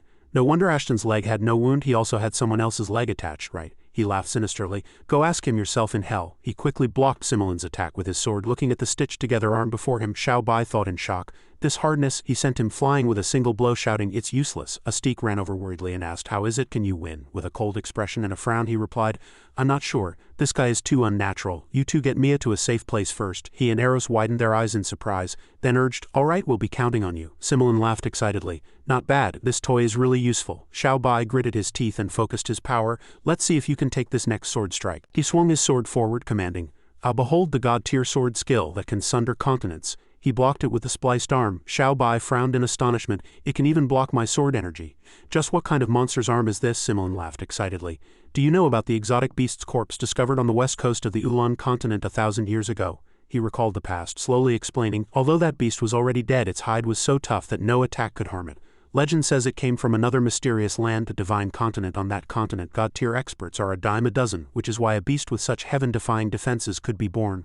The Holy Lord went through great trouble to take the strongest part of that beast, its arm, and forge it into the ultimate shield to defeat future god-tier experts. And now it finally has its use." Simolin pointed at him and declared confidently, "Yi Shao Bai, your undefeated legend ends today. I am the God-Slayer." His eyes widened with interest as he proposed, "Can you tell me how the Holy Lord managed to chop off that beast's arm?" "I don't mean anything by it, I'm just curious." He roared furiously, "I don't know, and even if I did I wouldn't tell you." Simolin flapped his wings and flew high into the air, continuing, "Just having an invincible fist isn't enough, but if you pair it with the wings taken from the corpse of an ancient magic dragon." Shao Bai stared at the black shadow before him in shock, exclaiming, "He's using the wings to increase his speed." He gritted his teeth and spun around. "There," he laughed excitedly, throwing a fatal punch toward Shao Bai. "Truly invincible." Shao Bai was amazed by Simolin's lightning-fast speed. He swung another punch at Shao Bai, saying proudly, "Don't worry, I won't kill you just yet." Simolin relentlessly attacked him, saying excitedly, "I'm going to stomp you under my foot until I get tired of playing with you." Shao Bai gritted his teeth in pain, thinking, this opponent is too tough. What should I do? Suddenly a voice called out in his mind, "Shao Bai." He cried out in surprise, "Sister!" Seeing Bing Ning's phantom before him, Shao Bai was overjoyed and pleaded, "This is great, sister, quick, help me, I need to use the ice condensing sword to defeat him." She smiled gently. "Silly child, the power of the ice condensing sword has always belonged to you. Now I will return the missing part of your divine core. You must hold on." Bing Ning pushed a ball of light forward. Shao Bai touched his head, asking in confusion, "What's a divine core?" The ball of light slowly merged into Shao Bai's body. His body felt like it was about to explode. His eyes glowed as he opened his mouth and screamed in agony. Simolin, flying behind him, said contemptuously, "Already breaking down? It's still too early." The rest of the divine core merged into his body. Shao Bai's eyes shone, his aura surging menacingly. Simolin frowned, thinking, he can actually keep up with my speed. No matter, I can defend against it anyway. Suddenly, a huge pillar of light appeared behind the castle, and Shao Bai's strike cleaved his body in two. Simolin was horrified as Shao Bai coldly pointed the tip of his sword at him. He thought, he managed to cut through the body of an exotic beast that not even a god-tier expert could damage. Could it be that he has surpassed a sword god? This support is too strong. This is a sure win. This guy seems a little strange. Shao Bai blankly sensed the wondrous power within him. This is amazing. I feel like my power has more than doubled. The face on Simolin's chest howled, thinking, ancient texts once recorded that there was an existence even stronger than god tier. I thought it was just a rumor, but it turns out to be true. Is this kid a god descended to the mortal realm? He's terrifyingly strong.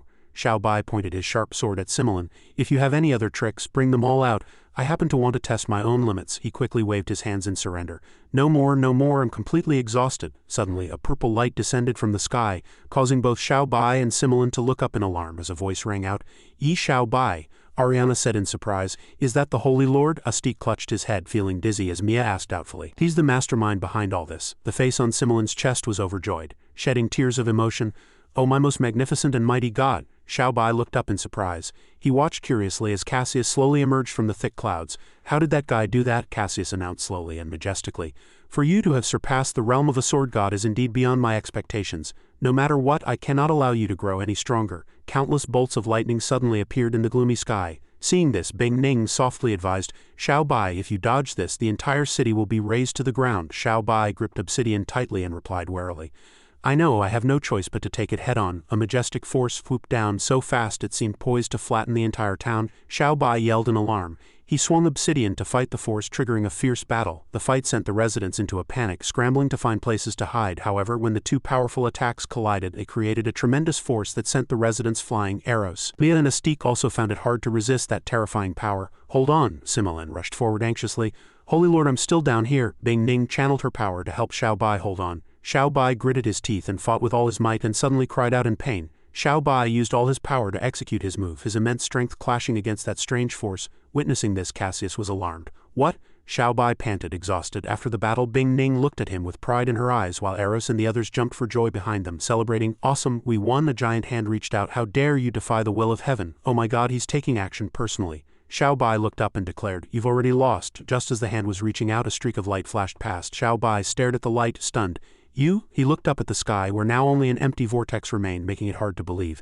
"It disappeared, it's gone." Seeing that the situation had turned sour, Simelin quickly fled. "Even the Holy Lord got cut down. I'd better get out of here." As he was sneaking away, a sword swung out. "Where do you think you're going?" Simelin fell to his knees, his body split into several pieces. Xiao Bai watched, remarking sarcastically, "Is this guy part gecko?" The face on Simelin's chest quickly detached itself from his body and flew away. "Damn it, this body I worked so hard to build has been completely destroyed. How am I supposed to go back now?" Suddenly it stopped, seeing a person covered in blood lying on the floor. Xiao Bai and his group rushed to a certain spot. The scene where they stood turned blue, with countless will-o'-the-wisps floating around. Luckily, the soul-seizing potion hasn't spread yet. Once the LB Magic Academy develops an antidote, we can save them. The scene before them made Xiao Bai and Eros Meyer feel strange. "Why is the wind picking up again? Is this another one of Ashton's tricks?" "Impossible. Aston is already dead." Suddenly, a loud laugh echoed. Xiao Bai and the others looked up in alarm. Aston appeared in midair. He spread his arms and said smugly, "The heavens are truly on my side. Yi Xiao Bai, what can you do to me?" "This is bad, he's possessed." Aston. Xiao Bai scratched his head, looking bewildered. "He can even use his wind magic. Is this guy cheating?" Eros offered a plan. "His head must still be on the chest. Pierce him." Xiao Bai agreed with Eros. "Makes sense. I'll give it a try." He swung his sword, piercing Ashton's chest. He sneered contemptuously, "Useless." Xiao Bai was alarmed. "I missed." Astique rushed forward to attack. "Did you miss your aim? Let me try." Mia also chimed in to help. "I'll help too." Aston was hit by countless attacks, but he remained unharmed, laughing mockingly. "It's useless. How's that for frustrating?" Astique was shocked. "His body is all torn up. How can this be?" he suspected. Could it be that it's not on his body? The grotesque face emerged from under Ashton's hem, smiling smugly. Its hiding spot left everyone stunned. "I have to hand it to you." Aston sped off toward another location. The face laughed loudly. "Farewell." Xiao Bai realized the situation was bad and quickly gave chase. "Damn it, he's trying to take that spiritual energy with him." Xiao Bai landed on the city wall. Somewhat surprised, Aston hovered in midair and the face parasitizing him asked, "Yi Xiao Bai, do you know why I came here?" Xiao Bai thought, "Why does this scene look so familiar?" A vision of a battle appeared with the strange face beside it. "I have already laid a grand reversion formation here." A warning came out. Once activated, it can summon a channel to the secret realm and send all the spiritual energy back there. No one can stop me. The face laughed loudly. "Goodbye." Xiao Bai stood there, dumbstruck as if struck by lightning, staring at Aston. The face wondered to itself, "Why is nothing happening? There should be 999 formation wormholes appearing at once." The two eyes on Ashton's rear end looked at the holes in the ground. "Why are all my formation nodes filled in?" It dawned on Xiao Bai. "So you were the one who dug all those black holes?" The face on his rear said unhappily, "I didn't expect you to even figure out this trick. As expected of the man who has pushed me into a corner multiple times. Yi Xiao Bai, you're really something." Hearing this, he quickly waved his hands. "That wasn't me. I didn't do it. Don't spread rumors." Aston flew high into the sky, surrounded by ghostly faces. "If I can't take the spiritual energy, you can forget about getting it back either." Xiao Bai started to worry. "This is bad. He's planning to burn all this spiritual energy." Bing Ning stood to the side, answering with one eye closed. "If that happens, the people whose spiritual energy was taken will never have a chance to wake up again." Though he was injured, he was still putting on a brave front. "If you want to kill me, then do it. The moment I die, all this spiritual energy will disappear with me." Aston continued to taunt. "So what if you've surpassed a sword god? No matter how strong you are, you're fighting alone. In the face of necromancy, you're still helpless." This act seemed to infuriate him. "Damn it," the face revealed a cunning smile. "It's time to eat. Just open your eyes and watch me enjoy this delicious meal." He stretched his arms toward the sky, but the face contorted in frustration as it couldn't consume Xiao Bai and her. What did you do now? Why can't I absorb it when it's right in front of me? Bing Ning let out a sigh of relief. That was close, he looked up and pointed. I really didn't do anything this time, but it turns out a dragon came charging over. The face gritted its teeth. Where did this beast come from, daring to snatch food from me? It's time to show my true skills. Aston opened his mouth wide, and a stream of demonic energy shot out. Vocal technique, high-speed vacuum suction. The murderous aura enveloped the spot where Xiao Bai stood. Damn it, I'm being pulled in. The dragon seemed unwilling to admit defeat. It breathed out a ring of demonic energy, pushing his attack back into his mouth. Ashton's stomach swelled from swallowing all that energy. Oh no, I can't digest it in time. The face swelled up, wailing in despair. Holy Lord, a loud bang echoed in the sky. Danny slowly landed on the ground. It turned out the dragon from before was her. To act so arrogantly before me, you truly don't know your place. He ran over and hugged Danny. Danny, you came just in time, thank you. Her cheeks turned as red as tomatoes. Why yes, I was just sleeping nearby and heard the commotion, so I came to check it out. It was nothing. His muscles are so firm. This hug is almost suffocating. Is this what a man smells like? Bing Ning urged Xiao Bai to quickly return the spiritual energy to its owners, but he didn't seem to be paying her any mind. You know necromancy, right? Can you make the spiritual energy return? Danny blinked and held up her index finger. Too easy. Watch me. A giant magic circle appeared in the sky. Countless purple lights descended upon the city. Return to your own bodies. Night fell, but soldiers were still crying by their loved ones' bodies. Father, wake up. Tulin pointed at the sky. Look over there. Ariana and Kuiz were also looking in that direction. It was a countless number of lights forming a circle above the rooftops of the buildings. They descended into the bodies lying on the streets. A soldier slowly opened his eyes. They suddenly sat up as if revived. What happened to me? The young man next to him hugged him joyfully. Father, you're alive. She ran a hand through her hair. It's finally over. Lucia leaned on Ariana's shoulder. Yeah, it was a close call, but we can finally breathe a sigh of relief. Xiao Bai put his hand on Danny's shoulder and introduced her again. This is Danny. From now on, she'll be joining us to fight against the Holy Lord. She greeted them cheerfully. Hello everyone, I look forward to working with you. Across from them were the three girls. Ariana, Mia, and Lucia. Ariana's face fell, but she still forced a smile. Why is she suddenly joining us? He said with a grin. Danny was a huge help last night. Without her, I wouldn't have been able to stop the evil lord at all. Hearing this, Danny immediately hugged Xiao Bai's arm. Not at all, I just helped a little at the end. You were the main force. This action made the three girls even more jealous. Kuiz peeked his head through the doorway and called to him. Xiao Bai, come here for a second. Xiao Bai waved to them before leaving. You all get to know each other first, Danny replied happily. Okay. The moment he left, the smile vanished from her face. Danny announced loudly, I'll be blunt. Xiao Bai is mine. You all should give up now. Only the strong are worthy of the strong. Ariana looked displeased. Such arrogance. You came last, yet you have the audacity to try and claim him all for yourself. Don't you understand first come first served? Lucia placed a hand on her firm chest. What era are we in? Still trying to pull seniority? Let's let our strength do the talking. Mia was not to be outdone. I may be small, but I won't give up. Big brother Xiao Bai has to marry me. The four girls locked eyes, a battle for the exclusive affection of Xiao Bai. He asked from outside, Elder Xingyue, is something the matter? It turned out Kuiz had come to tell Xiao Bai some good news. We just received a message from the elf realm. The queen is very grateful for your efforts and has agreed to open the frozen gate, which means you can set off for the Holy Grisel Empire. He was instantly thrilled to hear this. Really? Elsewhere, Cassius was stroking the long sword scar on his face. Damn you, Yi Xiao Bai, to think you could actually wound me. Sitting on his throne, Cassius gave an order to his subordinate. We absolutely cannot let him find the other divine cores. This potential threat must be eliminated. His three subordinates listened quietly for their orders. It is time. You will all accompany me to break through the barrier and go to the Ulan continent. Yes, sir. This place was filled with steep mountains, flashing lightning, and utter desolation. At the world's end, the Gosot Mountains, three spatial zones appeared. From within the portal, Iflos and Kuiz walked out. So many years have passed, and this place is still so grim. It was Buller and the Sword Saint, looking majestic. The old man recounted the past. Back then, the 100,000-strong allied army of the Ulan continent all perished here. Their lonely ghosts refused to leave to this day. The elegant Brand emerged and greeted them. It has been a long time, you two. The others immediately said respectfully, Your Majesty. Lastly came Xiao Bai and his group. It was his first time here and he couldn't help but marvel. It's so high, I wonder if we can just fly over. Ariana revealed that due to the Great War back then, the spiritual energy around the Gosot Mountains was chaotic. Trying to fly to the summit would either lead to losing control and falling to one's death or being struck by lightning. You'd better not try anything reckless. Hearing this only made Xiao Bai more excited. Can't fly over, I don't believe it. This sounds exciting, she declared in a panic. Whether you believe it or not, don't you dare try to fly over, the old man suddenly asked. Where's Lucia? Why didn't she come with you? Xiao Bai held up a finger and answered. It seems something came up with her family, so she had to rush back. The Sword Saint was a little surprised. Oh, is that so? At that moment, Ariana smiled smugly, thinking, miss one step and you'll fall 1,000 miles behind. What a pity, Lucia. You no longer have the right to compete with me, Danny smiled in satisfaction. She was also scheming in her heart. Lucia is smart, knowing when to retreat. Now the only ones left to compete with me for mating rights are those two. Even Mia was smiling, certain that big brother Xiao Bai would be hers. Almost every girl wanted him for herself. Their smiles were full of hidden meaning. Xiao Bai looked back at them completely bewildered. Brand patted the little girl's head and instructed, "Mia, you'll come back with me to the elf realm later." "No more running around," Mia was surprised. Ha! The eyes of her two rivals behind her glinted with menace. Before the group, the frozen gate looked incredibly magnificent. "We're here. This is the frozen gate." Then Buller and Iflows waved their hands, transmitting power and beginning the incantation. Runes appeared on the gate. Brand also lent a hand. She poured immense spiritual energy into the frozen gate. Then the gate slowly creaked open. "It's open." Brand breathed a sigh of relief, placing her hopes in them. The little girl hid behind her. "All right, go on through. The rest is up to you." Now it was time for everyone to say their goodbyes. The Sword Saint reminded him, "My good disciple, remember you must protect yourself. Your master will be waiting for your safe return." He smiled cheerfully. "Don't worry, master." She looked worried, giving the group of youngsters her blessing.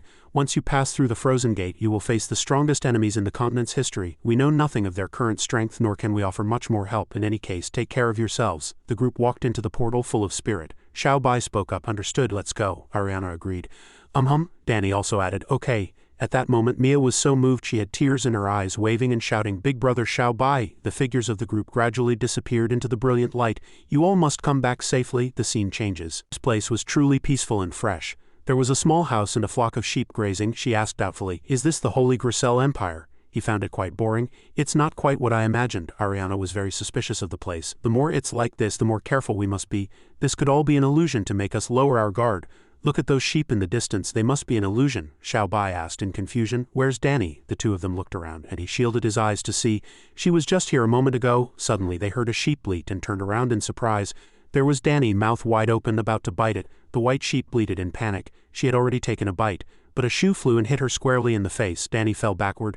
Smack! The old woman with glasses from the house shouted angrily, "Let go of my sheep!" Her food having been snatched away, she was furious. "This is infuriating." Not only that, but a huge black dragon suddenly appeared and roared fiercely. The flock of sheep scattered in panic. She challenged it. "Little magic beast, don't think I'm afraid of you. Come on." Seeing this, Xiao Bai was quite surprised. "This old lady has some serious guts." Ariana was a bit taken aback. Could she be a hidden master? The petite, bespectacled old woman started hitting the large dragon with her cane, which despite her size had little effect. "Take that and that," she then said. "Maybe I was overthinking it." He held out his hand and proposed, "All right, Danny, change back. Don't hurt the old lady." The dragon quickly flew away and smoke filled the air. Danny stood with her hands on her hips stubbornly.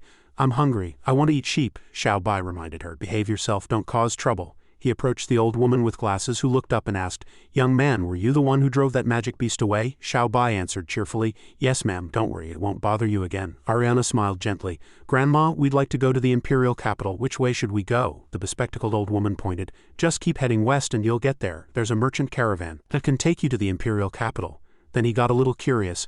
"Grandma, are you the only one here? How come you're not afraid of magic beasts?" She laughed proudly. "HMPH, what's there to be afraid of with magic beasts? Back when I was enlisted at the Valen stronghold, I could kill dozens of magic beasts a day." Danny eyed her scornfully. "What? Keep boasting. You're just an old lady from a remote mountain village. Stop pretending to be a master." The bespectacled old woman coldly slammed her cane on the ground. "Little girl, has no one ever taught you any manners?" Peeved. Then a terrifying power erupted from her body. Boom! Seeing her display, they were all astonished. "That's the cultivation level of a sword emperor," Xiao Bai said calmly. "It seems the people of this country are indeed no simple matter." As soon as he finished speaking, the bespectacled old woman spat out a mouthful of blood and red syrup trickled from her eyes. She collapsed to the ground, trembling all over. She cursed in astonishment, "If your body can't handle it, don't try to act tough and scare people." The dining table was laden with a sumptuous feast. The old bespectacled woman happily petted a small goat. "We've only just met and you've already troubled yourselves to fetch water, chop wood, cook herd goats, wash pots, do laundry and repair the house for this old lady. You are truly good people." The group, exhausted and out of breath, leaned on each other, panting heavily. "Haven't we been tricked by this old woman?" they thought. With a radiant smile, she invited them. "Why don't you stay here for a few more days? We're in a hurry, and we're already dead tired after less than a day." "A few more days is out of the question." The three of them were determined to leave. "Off you go then, off you go. There was another kind young girl just like you before." A sentence the old woman let slip unintentionally left him stunned. She was very much like this young man here. She also wore a black sword. Xiao Bai immediately turned back and asked, "What was her name?" The old woman sat at the table, racking her brain for a moment before saying warmly, "Let me think. I'm getting old and my memory isn't what it used to be. That young girl helped me drive away the demonic beasts. What did she say her name was? Oh, I remember now. The girl with the black wine sword, she was like a majestic female general. Her name was Yi Liuli. With his arms crossed, Xiao Bai walked thoughtfully across the desolate desert surrounded by collapsed stone pillars strewn about haphazardly. Behind him, Ariana approached and asked softly, "Are you still thinking about that girl Yi Liuli?" He nodded slightly, his gaze serene. "Yeah." A strange feeling welled up inside Xiao Bai. He began to speak. "I don't know why, but even though it's the first time I've heard this name, it feels so familiar, as if I've known her for a very long time." Suddenly, Danny ran to a stone tablet engraved with a demonic beast and shouted gleefully, "We've made it to Yoma town." Hearing this, she grabbed Xiao Bai's hand and said, "Come on, let's go check out the town." The three of them entered the town, but it was eerily deserted. There wasn't a single person in sight, only a few houses scattered amidst the howling winds of the desert, which produced an unsettling whistling sound. Danny said with confusion, "There's no one here." Her eyes welled with tears of grievance as she cried out, "This is outrageous, this one needs to eat." Suddenly his brow furrowed as if he had sensed something. Xiao Bai said urgently, "In that direction, there's a spiritual energy fluctuation in the distance." Ariana covered her mouth in surprise. "A spiritual energy fluctuation? Is there a battle?" As she spoke, Danny transformed back into her demon dragon emperor form, her massive body churning with a dark aura. He quickly leapt onto her back, turning to give instructions. "The two of us will go check it out first. You and Miao come find us from that way." Seeing Danny carry Xiao Bai away, tearing through the sky, Ariana chased after them, shouting, "Be careful!" She stood in the sandstorm, watching their figures gradually disappear, a complex look in her eyes as she murmured to herself, "Xiao Bai." Suddenly, a white cat poked its head out from her arms and asked sleepily, "Who called me?" By now, Danny and he had already flown over the barren desert. Xiao Bai pointed ahead and shouted. Near the distant crimson sand dunes, a pack of demonic beasts was besieging a cavalry squadron. He said urgently, "It's demonic beasts and they're attacking cavalry." In the chaotic scene, a demonic beast flapped its wings, snatched a cavalryman, and flew into the air, making everyone scream in terror. A group of men quickly charged forward, waving their swords and yelling, "Make way, make way!" Suddenly, sharp claws lunged toward an elderly cavalryman. Panicked, he was too slow to react. Just then, a ferocious attack struck, sending the demonic beast flying. The beast was knocked far away, crashing heavily into a massive boulder in the distance. Instantly, the rock shattered, and dust filled the air. A few cavalrymen standing there were dumbfounded, their voices trembling. That's high in the sky. Xiao Bai rode on Danny's back, a fierce wind swirling beneath him. His presence was like that of a divine warrior descending from the heavens. The men exclaimed, "A dragon rider?" He suddenly saw the pack of demonic beasts spread their wings and converge in one direction. Xiao Bai brandished his sword and roared, "Danny, break through the center." She responded swiftly. A streak of dark purple light tore through the sky, plunging straight into the swarm of demonic beasts and scattering them in all directions. His expression was grim, his sharp gaze fixed ahead. The sword in his hand unleashed a brilliant light that ripped through the sky, and the remains of demonic beasts rained down. The cavalrymen below watched this scene, gaping in astonishment. After finishing them off, Xiao Bai and Danny landed. He asked the group of cavalrymen, "Are you from Yoma town?" One of them clenched his fist and brought it to his chest, answering forcefully, "Sir, reporting, we are the cavalry squad from Outpost 122 of the Black Abyss Front." Xiao Bai waved his hand dismissively and explained sheepishly, "I'm not a sir or anything. I just saw you were in trouble and decided to help." Just then, she asked gleefully from behind him, "Do you have any food?" "Food?" A cavalryman quickly offered a large piece of meat, saying respectfully, "Yes, will this do?" Danny raised her hand happily. "Great." He reached out and continued to ask, "Where are you heading? Where are you returning to?" The cavalryman replied, "Sir, we must report to Valen's stronghold with an urgent military dispatch." Suddenly a voice cut in, drawing their attention.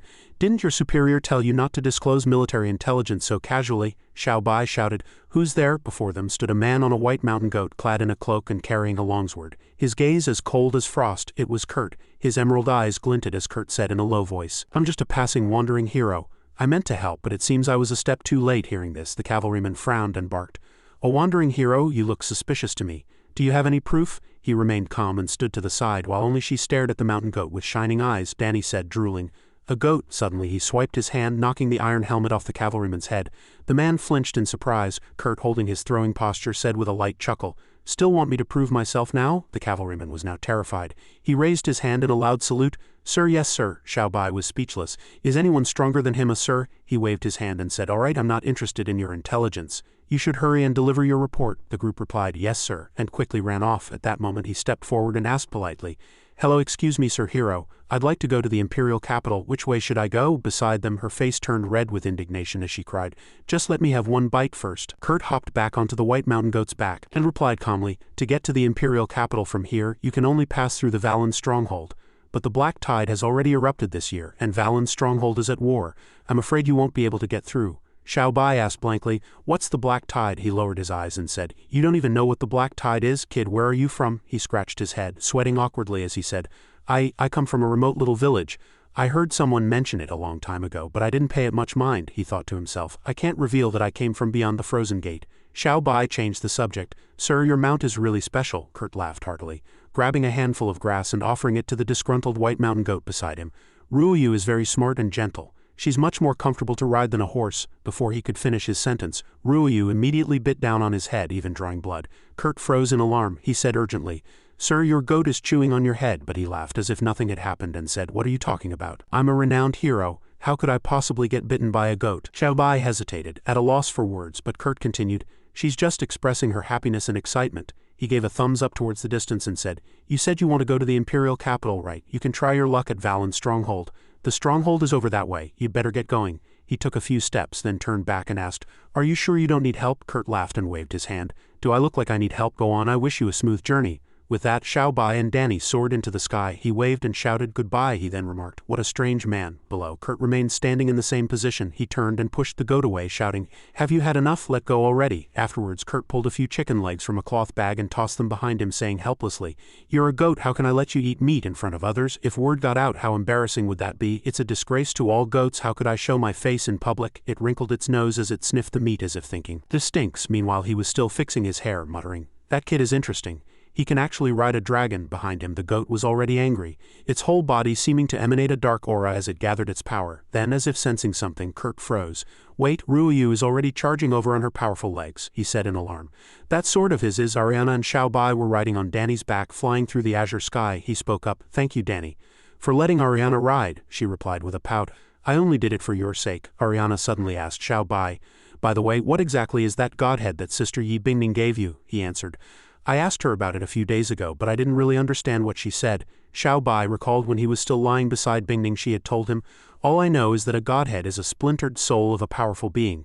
He asked Bingning, confused, A splintered soul? She smiled and said, Legend has it that after some powerful beings cultivate beyond their body's limits, they condense a portion of their power into a godhead to temporarily store it outside their body. When I first entered your sword back then, I saw that godhead, but you were just a child at the time, she continued.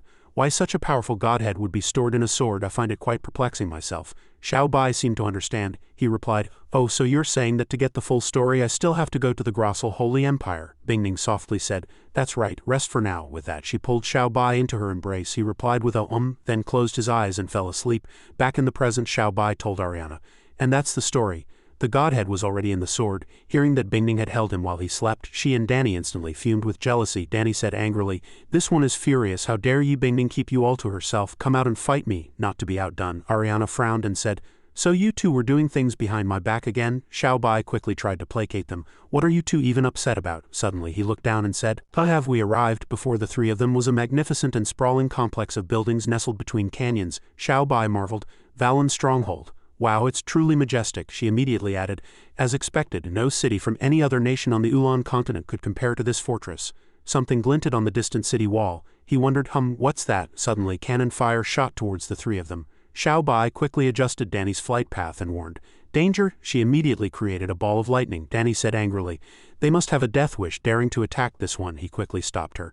Danny, don't be reckless. They must have mistaken us for demonic beasts. We need to close the distance so they can see us. Although she was angry, she still listened to Xiao Bai.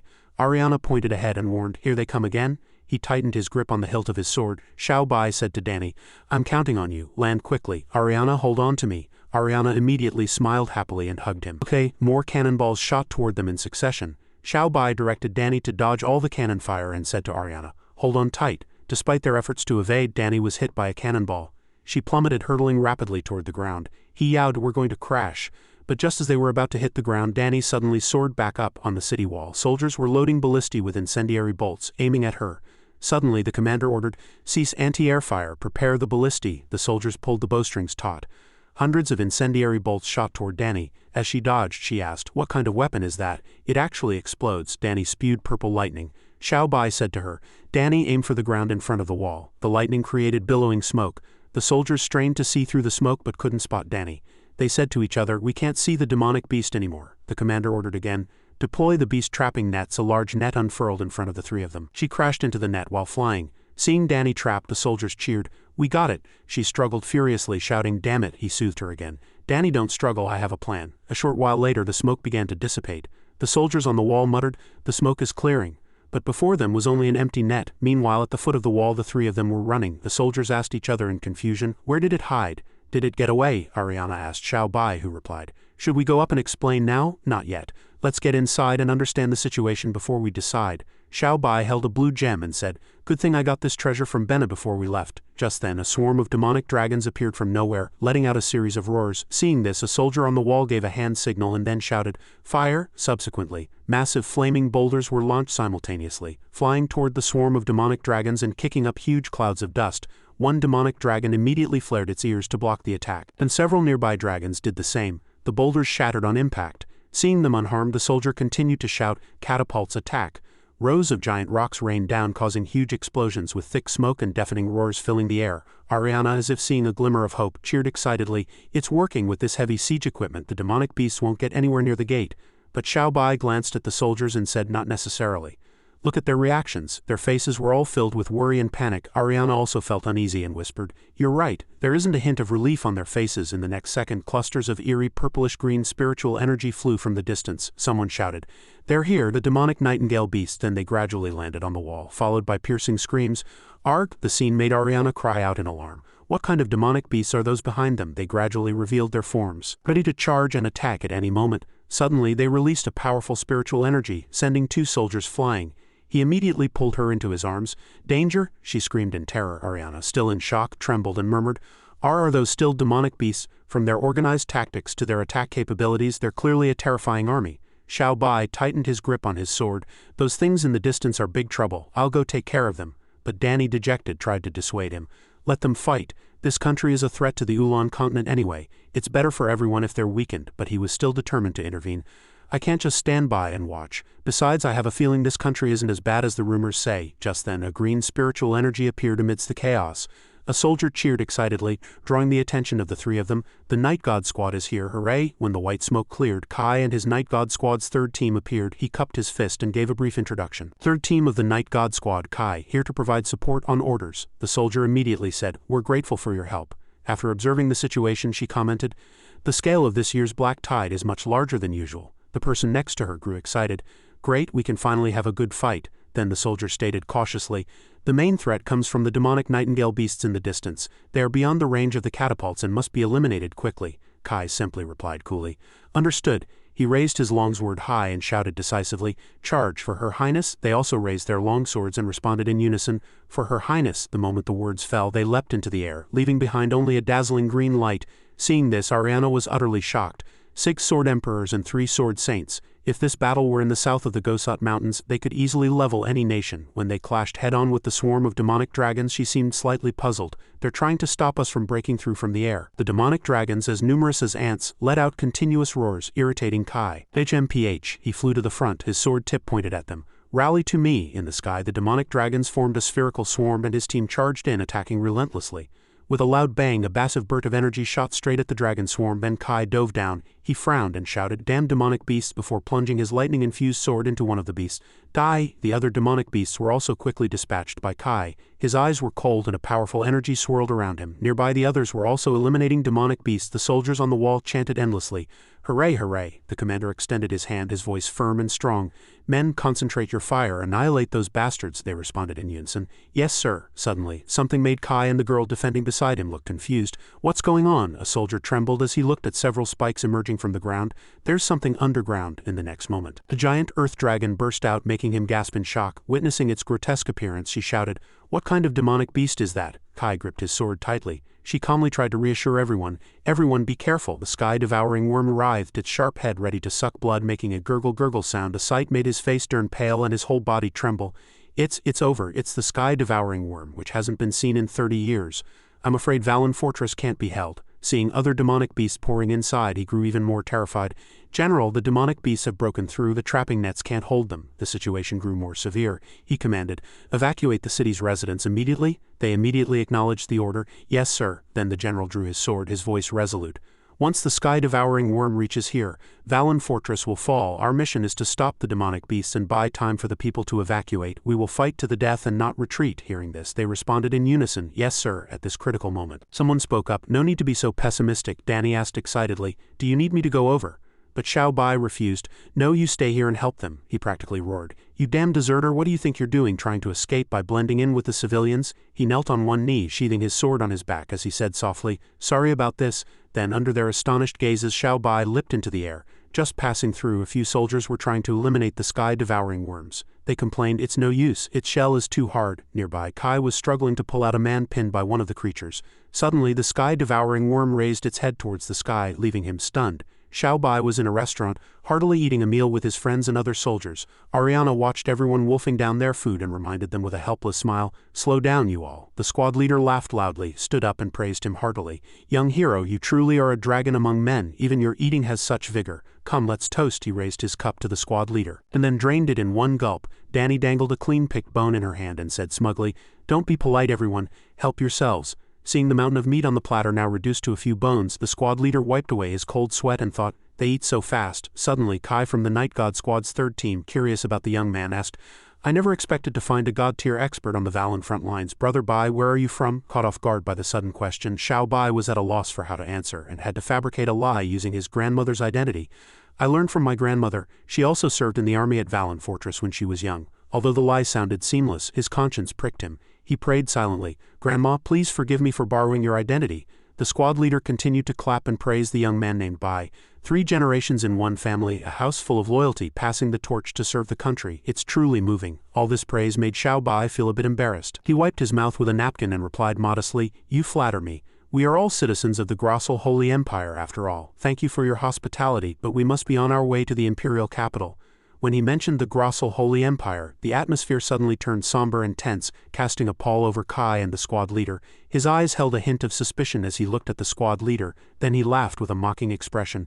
"The Grossel Holy Empire." Perhaps Ariana didn't understand the deeper meaning in his eyes, as she asked innocently, "Is there a problem?" Kai pointed towards the door and said, "See for yourselves." On the fortress's sturdy wall hung a plaque that read, "Pledge to defend the Holy Radiance Empire. Dedicate our youth to Valen Fortress." Perhaps he and she had already realized their mistake. Xiao Bai immediately came up with an excuse.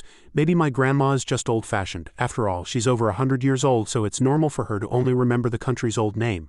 And she could only laugh awkwardly. Grandma never mentioned when the name changed. His suspicion deepened. Kai's gaze seemed to see right through their lie as he stated again with certainty, "The Grossel Holy Empire fell 1,128 years ago." The two of them froze, realizing their lie had been exposed by this young man named Kai. Meanwhile, Danny, still gnawing on a chicken leg, shook her head helplessly. "This time we're completely exposed." Suddenly, a soldier seemed to realize the situation, immediately drew his sword, pointed it at Xiao Bai and shouted angrily, "Who are you people, guards?" Faced with the blade pointed at him, he could only try to calm everyone down to avoid a misunderstanding. "Calm down, we mean no harm." Suddenly, a sentry's shout shattered the heavy atmosphere. "Something is approaching the main gate and it's fast." Immediately after, a loud bang echoed, and the ground shook as if something massive was approaching. Realizing the urgency, the squad leader immediately ordered defensive positions. Subsequently, many soldiers had already taken up attack stances, heading to the main gate and closing it on the squad leader's command. Unexpectedly, the newly shut gate was blasted open by a powerful force. The surrounding soldiers were sent flying. The squad leader and Kai exclaimed in shock, What kind of demonic beast is this? It can push open a gate that weighs tens of thousands of pounds with a single blow?" As the smoke gradually cleared, the figure of a handsome knight riding on a white mountain goat with a pair of huge horns strode in proudly. The squad leader roared in anger. The knight's image became clearer, and everyone called him by his current appearance, the Goat Rider. He seemed to recognize the man before him, guessing vaguely, "It's that strange man." Ariana was quite surprised that the two knew each other and asked, "You know him?" The man known as the Goat Rider's eyes shot a murderous glare at him, his words filled with menace. "You little thief, I've finally found you." Being called a thief, Xiao Bai was confused and retorted, "A thief? Are you talking about me?" The man couldn't be bothered to explain, his heart filled with rage. He raised his sword and charged, roaring, "Stop pretending." Xiao Bai was stunned, and before he could think about what to do, the goat suddenly ran in another direction. It disobeyed the knight's command. He was taken aback and shouted, "What are you doing? Wrong way." It turned out the goat was hungry. It ran to a roasted suckling pig and began to chew on it with relish, looking quite pleased with itself. In stark contrast was its master's expression of anger and helplessness. He cursed the goat in shame. "Can't you read the room? You're embarrassing me to death. Didn't I feed you enough before we came?" After observing what had just happened, Xiao Bai seemed to have a thought. "No wonder Ruoyu was chewing on your head. She likes meat, not grass." The name Ruoyu seemed to enrage the knight named Kai and the squad leader. He was confused by their reaction to the name. They questioned him sharply. "Ruoyu," realizing there might be a misunderstanding, he quickly explained, "The man's goat is named Ruoyu. Is there a problem?" This time, Ariana seemed to react faster. She sensed something was wrong and pointed to the other side of the castle wall, reminding him, Look over there. Following her finger, he saw another plaque that read, "Pledge allegiance to Her Majesty, the wise and brilliant Empress Bai Ruoyu." The young man named Kai probably couldn't contain his anger anymore and roared, "You bastard, how dare you name the beast you ride after Her Majesty? What are you plotting?" The knight lost all his earlier bravado and became extremely embarrassed, quickly trying to explain. He misheard. Her name isn't Ruoyu. It's Ruomu. Xiao Bai doubted the man's words. He was sure he hadn't misheard, so he affirmed again. "How could I have misheard?" He fumbled with the goat's neck, took off its collar and name tag on which the name Ruoyu was clearly written. This seemed to make him even more certain he hadn't misheard, and he shouted loudly, "Look, it's written clearly right here." But unfortunately his innocent and triumphant act caused a misunderstanding among the soldiers. They thought Xiao Bai and his group were enemies, so the squad leader ordered them all to be arrested. All of them were locked in an iron cell. Danny sighed and complained, "Did we really just let them lock us up so obediently?" Xiao Bai could only offer a wry smile. "I should calm her down first. We have no quarrel with them, so we can't just fight our way out. Let's wait for nightfall and find a chance to slip away." With her chin in her hand, Ariana recalled what had just happened and spoke with concern. To think the sacred Colossal Empire fell 1,128 years ago, and now there's the sacred Radiance Empire. No wonder the Frozen Gate has been undisturbed for so many years. Hearing this, the Goat Knight asked impatiently, "The Frozen Gate, you're from south of the Gosot Mountains." Xiao Bai nodded at him, explaining why they had hidden their identities, but he didn't forget to challenge the knight's accusation that he was a thief. "Yes, we thought this was still the sacred Colossal Empire, so we didn't reveal who we were." "Mister, why did you call me a thief?" In response to the question, the Goat Knight revealed a cunning expression. He looked at Xiao Bai's black sword and asked suspiciously, "Where did you get that black sword?" Baffled by the question, Xiao Bai held up the sword in his hand for the knight to see. "You recognize this sword?" Upon seeing the blade, the knight's expression changed, becoming extremely grave. He began to recount a piece of history, drawing his own sword as he spoke. 17 years ago, the largest black tide in history occurred. The queen led her troops personally to defend Valen Fortress. But no one expected a troop of demonic beasts to launch a sneak attack on the imperial capital via a small path. The capital was completely unprepared. Millions were slaughtered, and the divine sword of the nation, Obsidian, disappeared without a trace. He suddenly charged forward, swinging his sword at Xiao Bai, who promptly blocked the blow with the black sword in his hand.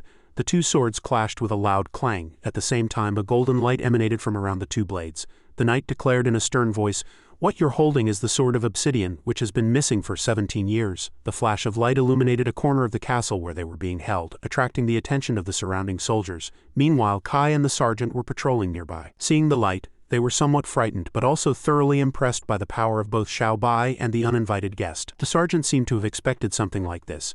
He had them locked up but didn't confiscate their weapons, and sure enough, trouble had started. Kai, standing beside him, broke out in a cold sweat, unsure how to handle the situation before him. All he could say was, "Xiao Bai's power has already surpassed that of a sword god, and that swordsman is at the divine level too, who in Valen Fortress is capable of taking their weapons." Hearing this, the sergeant looked helpless and could only ask Kai what to do. "So what's the plan? Just let those two menaces fight to the death in the cell?" Kai began to speculate and plan their next steps. He explained calmly, "Their origins are both highly suspicious. The good thing is they seem to be at odds with each other, so they can keep each other in check. I've already requested reinforcements from the imperial capital. Her ladyship will arrive soon." At the mention of reinforcements from the capital, the sergeant's face grew even more tense. He asked doubtfully, "You mean Her Highness Liuli is coming to Valen Fortress?" He answered loudly, "That's right. Right now, she's the only one who can control the situation." Back in the cell holding Xiao Bai and his companions, they seemed to have reconciled after their earlier fight and were now discussing the sword. Seeing his attack blocked by a young man named Xiao Bai, the knight couldn't help but admire his talent. "Not bad. To think you possess divine-level cultivation. No wonder you dared to steal the sword of Obsidian." Being accused of stealing the sword like this, he couldn't help but feel a surge of anger and reiterated unequivocally, "I'll say it again, I did not steal this sword." The situation grew as tense as it had been before. Just as the two were about to fight again, Ariana hurriedly tried to mediate. "Mister, please calm down. 17 years ago, Xiao Bai was just a child. How could he have crossed the Gosot Mountains to steal the nation's divine sword? Are you sure you're not mistaken?" Hearing this, he remained firm in his assertion. "Impossible. I'd recognize this sword even if it were melted down. When spiritual energy is infused into it, the character Yi appears on the blade. Are you telling me it doesn't?" Xiao Bai seemed to understand something and explained, "It does. That's why my master named me Yi Xiao Bai." His words were like a confession to the knight. He once again became aggressive, rushing forward to duel him, accusing him nonstop. "The evidence is right here. Don't try to deny it. Confess." Ariana anxiously tried to stop them from outside. "Stop fighting." The Goat Knight turned a deaf ear to all pleas. He raised his sword high as if to deliver a final blow and yelled, "Die!" Suddenly, a voice rang out, freezing the situation. My, what an impressive display of authority. The voice struck him like a bolt of lightning, and he shuddered. That voice, everyone stopped what they were doing and looked through the iron bars, their eyes filled with astonishment. Only the knight looked terrified, as if he had foreseen his own fate. Standing on the other side of the bars, the owner of the voice was a beautiful young woman dressed in purple. She had short jet-black hair and an assertive look in her eyes, like a princess destined to rule a kingdom. She continued to question him, naming your Mount Ruoyu. Interesting. Kai and the sergeant followed behind her. The sergeant stepped forward and showed his respect to the princess. Yes, it is indeed a grave disrespect. Your Highness, how do you think he should be handled? Recognizing the identity of the girl before him, the goat knight broke out in a cold sweat. He forced a stiff smile to cover his mistake and stammered, I was just joking. But the smile did nothing to lessen his crime or quell the anger of the princess before him. Her gaze grew sharper, and she gave a decisive order. Insulting the empress is punishable by death according to the law. I will carry out the sentence myself. Kurt was seized by 2 soldiers, his hands pinned behind his back. He roared in frustration. Do you have to be so ruthless? The 2 men behind him reminded him. Cut the crap and behave. Kai carefully presented a weapon, saying to Yilioli, Your Highness, this swordsman's skills are extraordinary.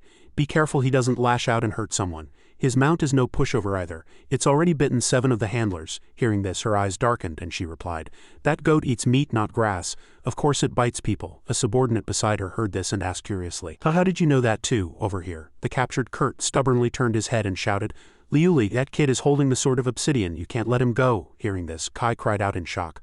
What? A subordinate beside him warned angrily. Bastard, how dare you call the princess by her given name? Kurt's voice still echoed. You have to investigate this thoroughly. Hearing this, Liuli walked to the front of Xiao Bai's cell. He confessed proactively, This sword does have a character engraved on it, just as the mister said, but I definitely did not steal it. Before his eyes, Liuli vanished from her spot, leaving Xiao Bai stunned. Hey, she pressed her sword against Xiao Bai's neck and reminded him coldly, I'll give you one more chance. Tell me, where did you get the sword? Xiao Bai said nothing and also vanished from his spot, greatly surprising Liuli. Suddenly he appeared in front of Liuli, pinning her against the wall behind them, and said, This is the last time I'm explaining this too. He pressed his elbow against her throat and explained one point at a time. 1 year ago. This sword has been with me ever since I was abandoned in the Gosat Mountains. Like you, I am also of the left attribute, which is why I came here to find out about my origins. Xiao Bai said sincerely, If you can, I hope you'll help me. Hearing this, Liuli pulled away the arm he had pressed against her neck and said, Let go of me. She walked out of the cell coldly, crossed her arms and commanded, Keep a close watch on the 3 of them. I'll decide what to do after I've consulted the Empress. Kai asked in confusion, You're going to bother the Empress over this kid? A subordinate beside him voiced his shock as well. There's no need for that. Dani appeared from somewhere next to Xiao Bai. She asked him, What now, are we not leaving yet? He looked in the direction Liuli had left and answered, Yeah, I think that girl definitely knows something. On the other side, Kai was still calling out earnestly, Your Highness Liuli. A subordinate beside him offered a reminder, He's likely a spy sent from the Black Abyss. The scene switches to Liuli's office where she is sitting and writing something with concentration. After finishing, she rolled up the strip of paper and called out, Changfeng. Liuli placed the note into the message tube on its leg and instructed, I'm counting on you. Make sure this letter reaches my mother before dawn. Changfeng cooed twice in response. From the magnificent castle, the bird named Changfeng took flight, silently carrying out its given mission. In the room, Liuli was closing the window when a thought suddenly struck her. Could it be him? How is that possible? Suddenly, a voice came from behind her. I was wondering who was personally guarding Valen Fortress. So it was Princess Liuli. A group of men in black robes holding sinister weapons surrounded her in the palace's ornate room. They continued, No wonder even the sky-devouring worms can't touch a single hair on Valen Fortress. Before she could reach for the sword on her desk, Liuli's waist was entangled in iron chains by the group of villains. One of them grabbed the chains, pulled her toward him, and said, As if we'd let you get your sword. After speaking, he yanked the chains hard, causing Liuli to fall backward. While she was restrained, the man raised his sword high and said mockingly, Let's start by cutting off your legs. Suddenly, a large goat charged out, went around Liuli and attacked the black-robed man with its horns. Liuli anxiously called its name, Mehmeh, while the black-robed man cursed in anger. Damn beast! And a throwing knife flew through the air, severing the black-robed man's arms. Kurt smiled, slinging his sword over his shoulder as he spoke. How bold of you, sneaking into the fortress for a surprise attack. You really don't know your place. The black-robed man was startled and asked, Kurt the Godslayer, you're here too, Kurt replied. So someone still recognizes me. He flicked the tip of his sword, sending Liuli's blade flying into her hand, and continued, It seems the Black Abyss sent some high-level operatives this time.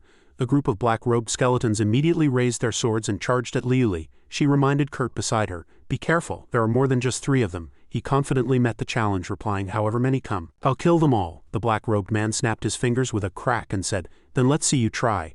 Around the castle, a constant rumbling sound grew, and everything seemed to shake. Kurt asked blankly, What's that? Outside the castle, the rumbling grew louder, as if a massive army was approaching the palace. Suddenly a giant creature burrowed out from underground, aiming its maw at the castle. The surrounding soldiers stared up in disbelief, shouting, "What is that?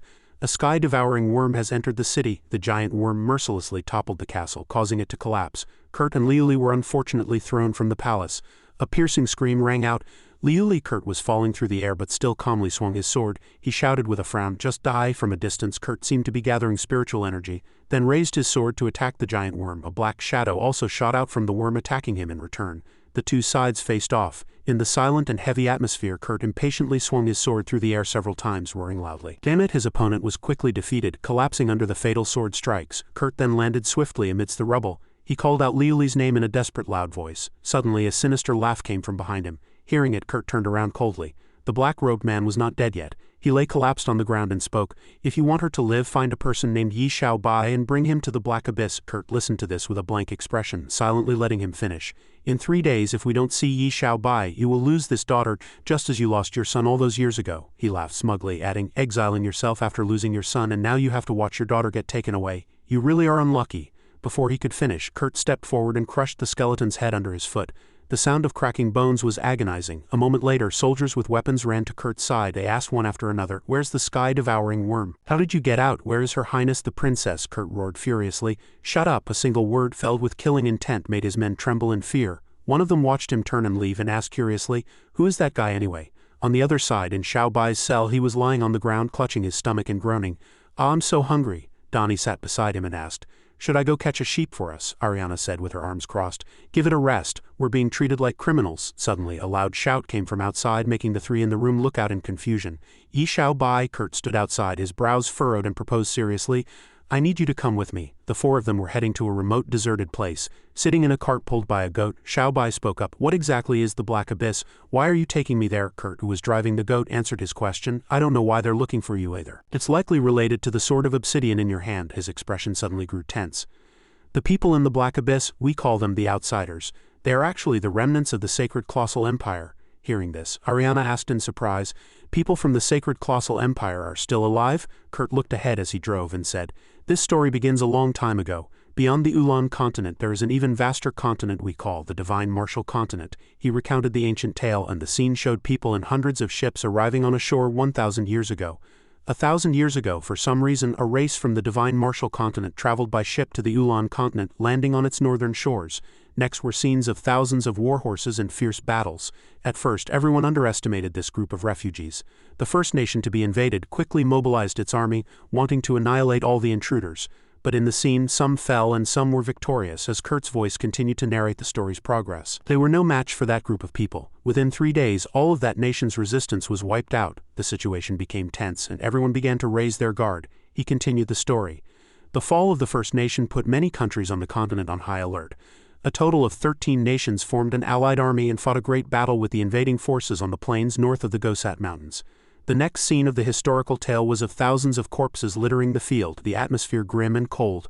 But the million-strong allied army was easily annihilated, with no survivors. The story ended with a scene of people working together to create a magic gate.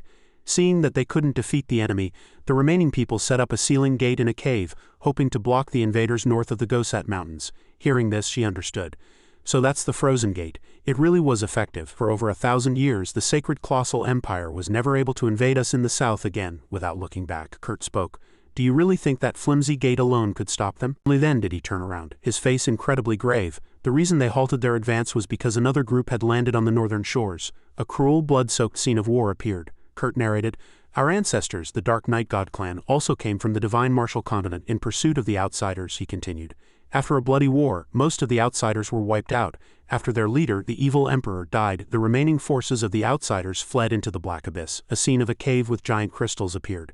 The Black Abyss is a region of caves riddled with a dense network of secret passages. No sunlight ever reaches there, and the Outsiders hide within. The Dark Night God clan launched several attacks but failed to exterminate them, suffering heavy losses themselves. The battle did not end there.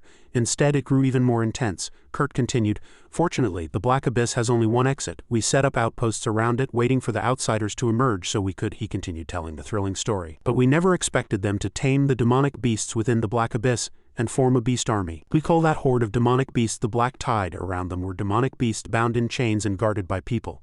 A sturdy fortress, and those dark monsters were constantly under fierce attack." Kurt said, A black tide occurs every few years, which is why we built Valen Fortress to stop them. Xiao Bai, who had been listening intently to his story, turned his head and summarized, I see, so the old sacred colossal empire is no more. It's actually the Sacred Radiance Empire that's helping the nations south of the Gosot Mountains fend off the outsiders and the black tide, Kurt replied calmly at this point. That's right, Xiao Bai suddenly remembered something and asked, by the way, mister, aren't you just an ordinary swordsman? Why did you name your mount after the queen? Do you have a grudge against her? He scratched his head and answered sheepishly. Actually, the queen and I are husband and wife. Yi Lioli, the one captured by the outsiders, is my daughter. He let out an oh after hearing that. Is that so? As they were traveling normally, they suddenly shouted, startling the goat as well. But Xiao Bai pointed at Kurt and asked, so you're the king? Ariana didn't believe it and demanded proof. You're lying, right? What proof do you have? Donnie was also puzzled. Why would the king of the Sacred Radiance Empire be wandering around out here? He scratched his chin and explained, what I said is true, I'm not a king. I just married the previous king's daughter who is now Queen Ruoyu. It's just that during the great disaster 17 years ago I made an unforgivable mistake and chose to exile myself, becoming a wandering swordsman. Kurt's expression turned serious again as he said, Liuli is my only child, I can't lose her.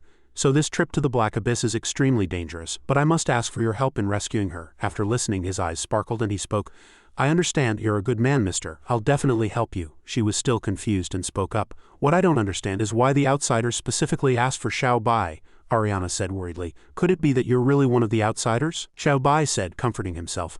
I don't think so. His face fell as Kurt drew his sword, laughing and reassuring himself. How could brother Xiao Bai be one of the outsiders? Of course not. Someone reminded him, when you say that, could you please put your sword away? Elsewhere in a cave, a dim, mysterious green light flickered. Hundreds of people in identical black robes were gathered. 2 skeletons were holding Liuli. One of them reported, Night King, Liuli has been captured. At this moment she was bound and cursing at the people around her. Damned outsiders, if you've got the guts then kill me. The Sacred Radiance Empire will not yield to you using me as bait, a skeleton sneered. The Sacred Radiance Empire is nothing. When my emperor returns, the entire Ulan continent will be ours for the taking. Liuli repeated the man's words, her face filled with confusion and worry. Emperor, in the history of the outsiders there's only one person who can be called emperor, could it be? The skeletons began to sit down and cast a spell. They created a dazzling red magic circle. Standing nearby, Liuli was stunned by the power emanating from the magic circle. As the 4 of them approached the cave, they saw the red energy and asked each other, what is that, such intense spiritual energy fluctuations? Is it the outsiders? It looks like the outsiders are up to something big. Red light also began to emanate from the skeletons' bodies. Seeing the scene before her, she broke out in a cold sweat and said, trembling, how is this possible? The outsiders have hidden in the Black Abyss for years. Their bodies were corroded by the toxic fumes long ago, leaving only skeletons. How could they possibly grow flesh again? At this moment the skeletons had grown incredibly solid muscles. Their proportions were perfect, with full chests and 6-pack abs. They were no joke. Liuli stared dumbfounded as they regenerated their bodies, letting out a sound of ah. In a deep pit, the group stood among the corpses of several demonic beasts talking. Luckily, Xiao Bai caught them off guard and eliminated most of the demonic beasts. Otherwise, we'd definitely be in a tough fight right now, one of them asked worriedly. Will the goat be all right left outside? Another person answered. Ruoyu is not suited for dangerous places. Xiao Bai spoke with his chin in his hand. That voice earlier sounded familiar, but I can't remember where I've heard it. Just then, Ariana reminded him with concern. Be careful, there are definitely still traps. In the distance, a mysterious white-haired man was secretly observing them. They're finally in. He smiled sinisterly and commanded in a low, cold voice, Water Spirit, Fire Spirit, the 2 of you are to intercept them on the way. You must drain Yi Xiao Bai of his power. The 2 subordinates accepted the order, bowing respectfully.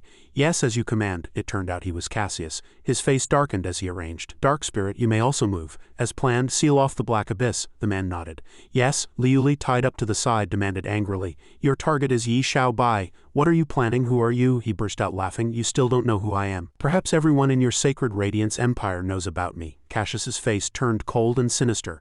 Actually, you've probably guessed it right. In the history of the outsiders, only one is worthy of the title of emperor. Liuli was utterly astonished, stammering, unable to speak, and no, impossible. You died over 1,000 years ago. Cassius stood up, spread his arms wide and shouted. Died? That is nothing but nonsense from your history books. I was merely hiding in a secret realm waiting for the right moment to return. After all these years, my chance to rise again has finally come, he proclaimed. The leader who once led his people to level half of the Ulan continent, the founder of the Sacred Colossal Empire, the evil Emperor Cassius has returned. Liuli's eyes widened in shock. Cassius, you're Cassius, but why, after disappearing for over 1,000 years, have you suddenly reappeared for Yi Xiao Bai? Is it because of the sword of obsidian in his hand? Cassius sighed. Little girl, you asked so many questions. He sat down in his chair with a swagger, a cunning smile on his lips, and continued. It will still be some time before they encounter Ice Spirit. Since we're just waiting around, I'll tell you a story. Do you know why our clan came to the Ulan continent? Liuli's face darkened, and she said angrily, "You committed endless evil on the divine martial continent and were opposed by everyone, forcing you to flee to the Ulan continent." Cassius steepled his fingers, speaking mysteriously. "That's right. Then why did your ancestors come here?" Tied to a corner, Liuli said forcefully. "Of course it was to pursue you, to defeat you completely, so that you could never return to the divine martial continent." He laughed loudly. "It seems your history books indeed lacked the courage to write down the truth." Cassius's eyes glinted as he said in a toneless voice, "Remember this, little girl. The Dark Night God clan of the Ulan continent and our clan, the Light God clan, were once part of the same race. The Supreme God clan," he began his tale, "the divine martial continent is the center of the world. The elemental density there is 100 times that of the Ulan continent, and thus countless powerhouses who surpassed the divine level were born. Among them, the Supreme God clan was the most powerful, with countless geniuses just one step away from becoming the strongest race on the divine martial continent." According to his narration, a dazzling golden light descended from the sky, shattering the tranquility. "That day I saw a brilliant heavenly fire fall not far away, and I went to investigate." Cassius jumped down into the deep pit formed by the fallen light. "When I got there, I found it wasn't an ordinary heavenly fire. A cube inscribed with mysterious characters was emitting a shimmering golden light." Cassius looked closely and was amazed. "But a gift from the gods," he continued his story. "It was a peerless cultivation technique. I cultivated according to its principles, and my power grew by leaps and bounds, making me the strongest being in the Supreme God clan in one fell swoop. But the good times didn't last. He was ostracized by his clan. But the old fossils in the clan thought what I was cultivating was too heretical and unorthodox, and they wanted to expel me from the Supreme God clan." His voice dropped. "In helplessness, I left, but tens of thousands of my clansmen chose to follow me. After leaving the decadent Supreme God clan, we began calling ourselves the Light God clan. To draw a clear line between us, the original Supreme God clan renamed themselves the Dark Night God clan. This in turn attracted much jealousy and hatred. But the other races on the divine martial continent, fearing the terrifying potential of our Light God clan, joined forces to slaughter us." Cassius narrated with focus. "With no way out, we had no choice but to take to the seas by ship, searching for a chance of survival. But we never expected thousands of soldiers holding long spears formed ranks to block their path. The Dark Night God clan also left the divine martial continent immediately. Those foolish bastards, in order to prove their own innocence, saw it as an opportunity to return to the divine martial continent." Cassius and his followers struggled to find an escape route.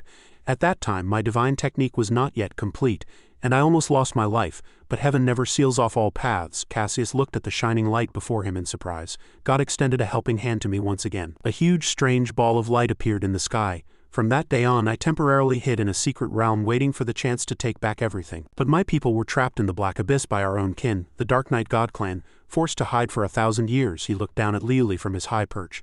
"Now the time for revenge has come." After hearing the truth, "Are you still proud of your people?" Liuli was stunned, unable to believe her ears. She frowned, her tone hardening.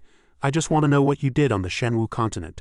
Why is everyone against you? What exactly is this so-called divine gift?" Cassius laughed sinisterly. "As expected of the Sacred Light Empire's Prodigy. You caught on to the key point so quickly. The divine gift, to put it bluntly, is plunder," he began to explain. "It is known that there are 7 elemental powers in the world.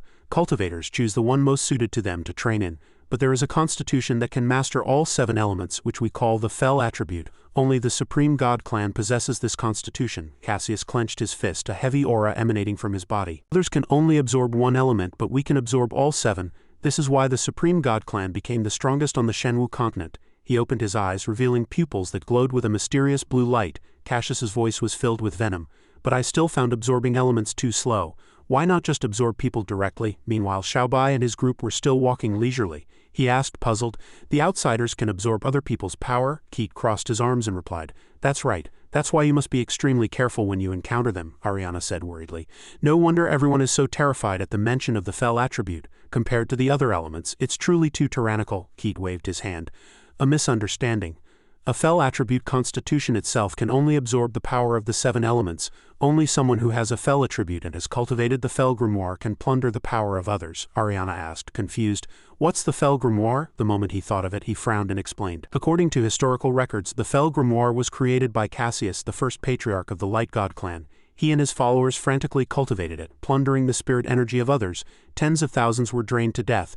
Today, the Fell grimoire is likely only passed down among the outsiders." After hearing this, Xiaobai turned and said, "If I'm not mistaken, the Fell Lord is cultivating this very thing. Although his constitution isn't the Fell attribute, he can still absorb others' spirit energy." Keat was surprised by his words.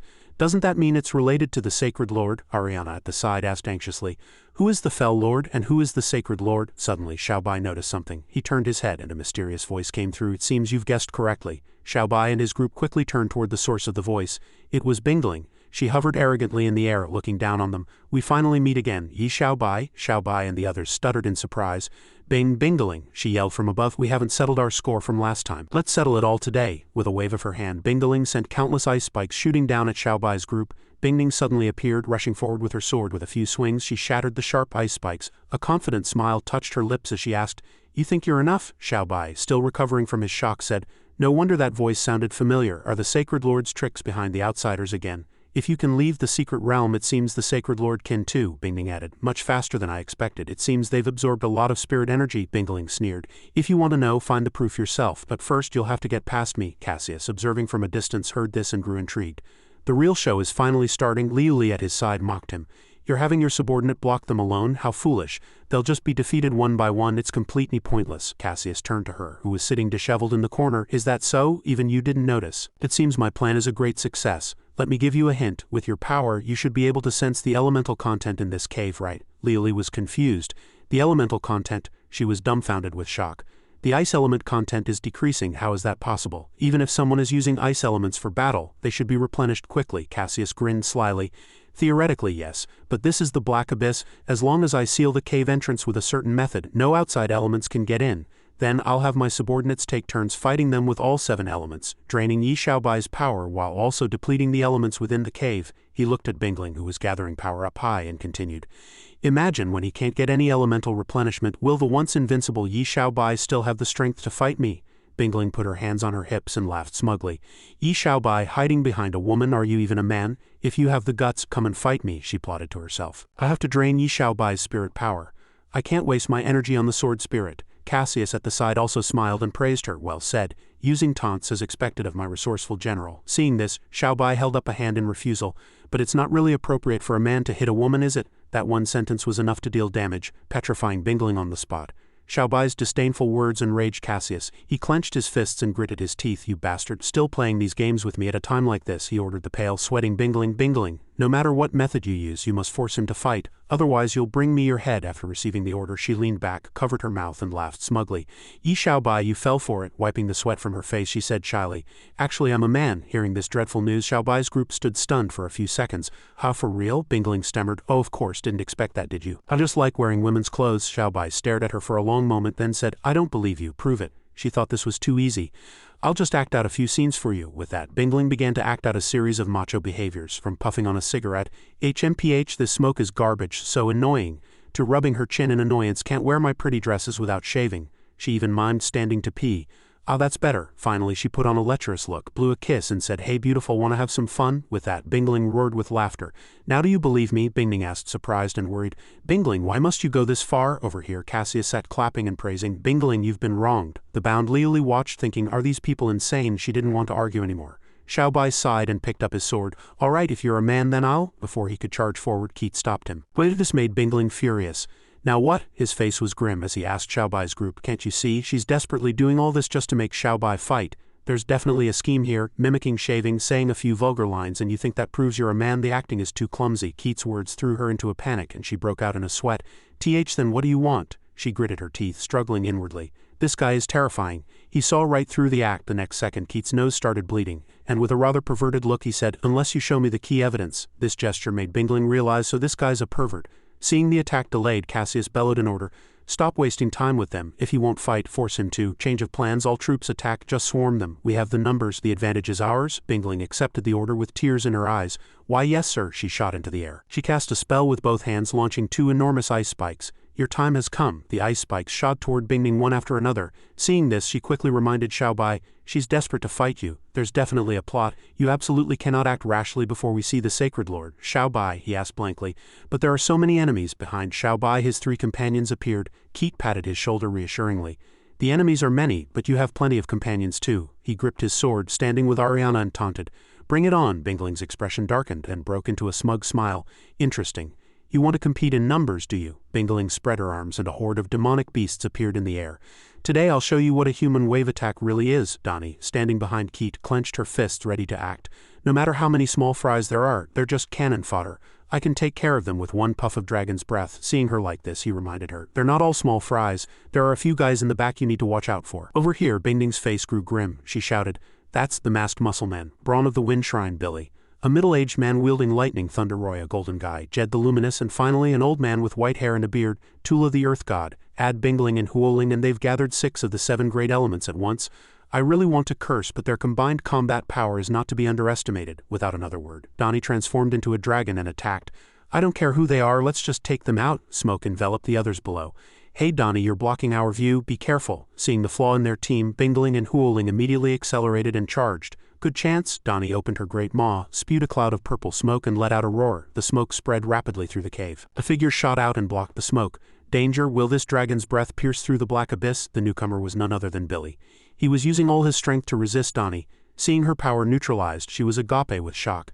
To think he could take a direct hit from me. Billy clenched his fists, licking his lips as he looked at Donnie.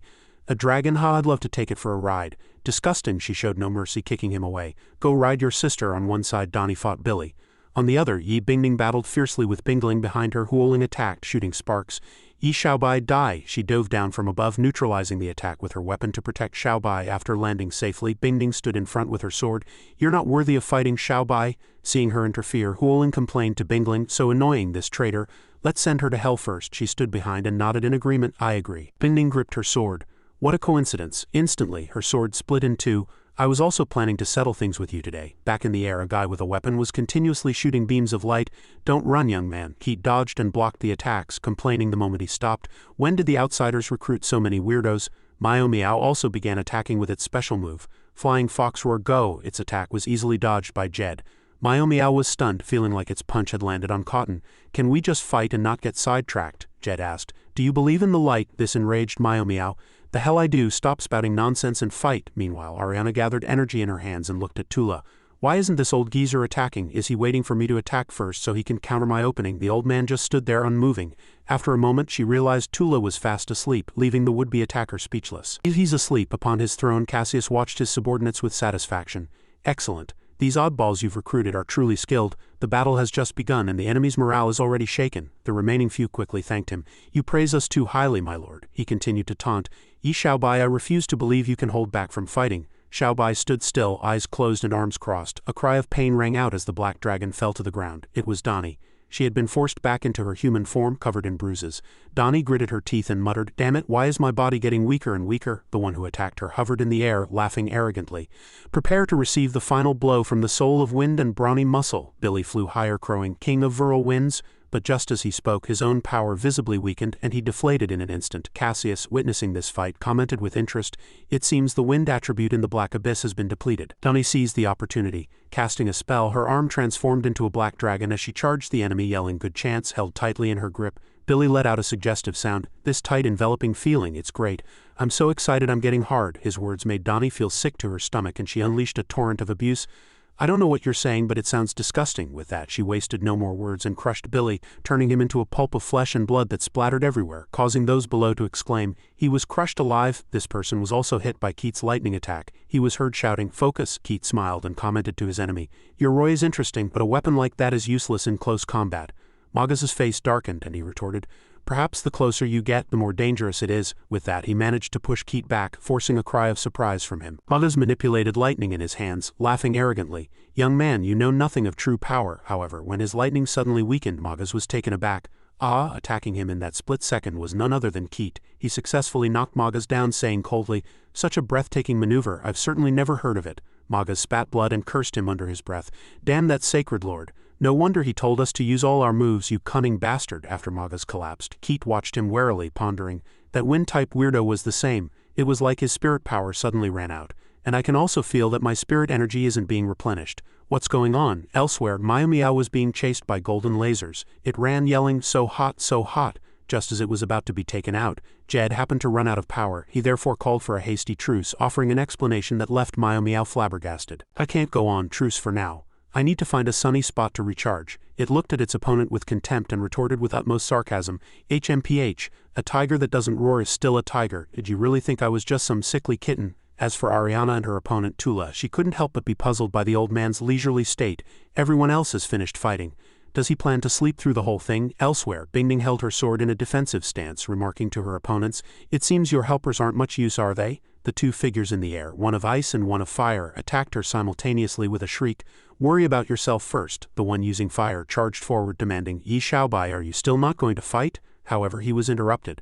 The one who came to Bingding's aid was none other than Keat. He easily blocked Dueling with a single slash, chiding, "A small fry like you isn't qualified to fight a general." The woman immediately sensed his power, her expression twisting as her guard went up. "This is bad, his power is at the god level too." Keat attacked Dueling with a dance of his sword.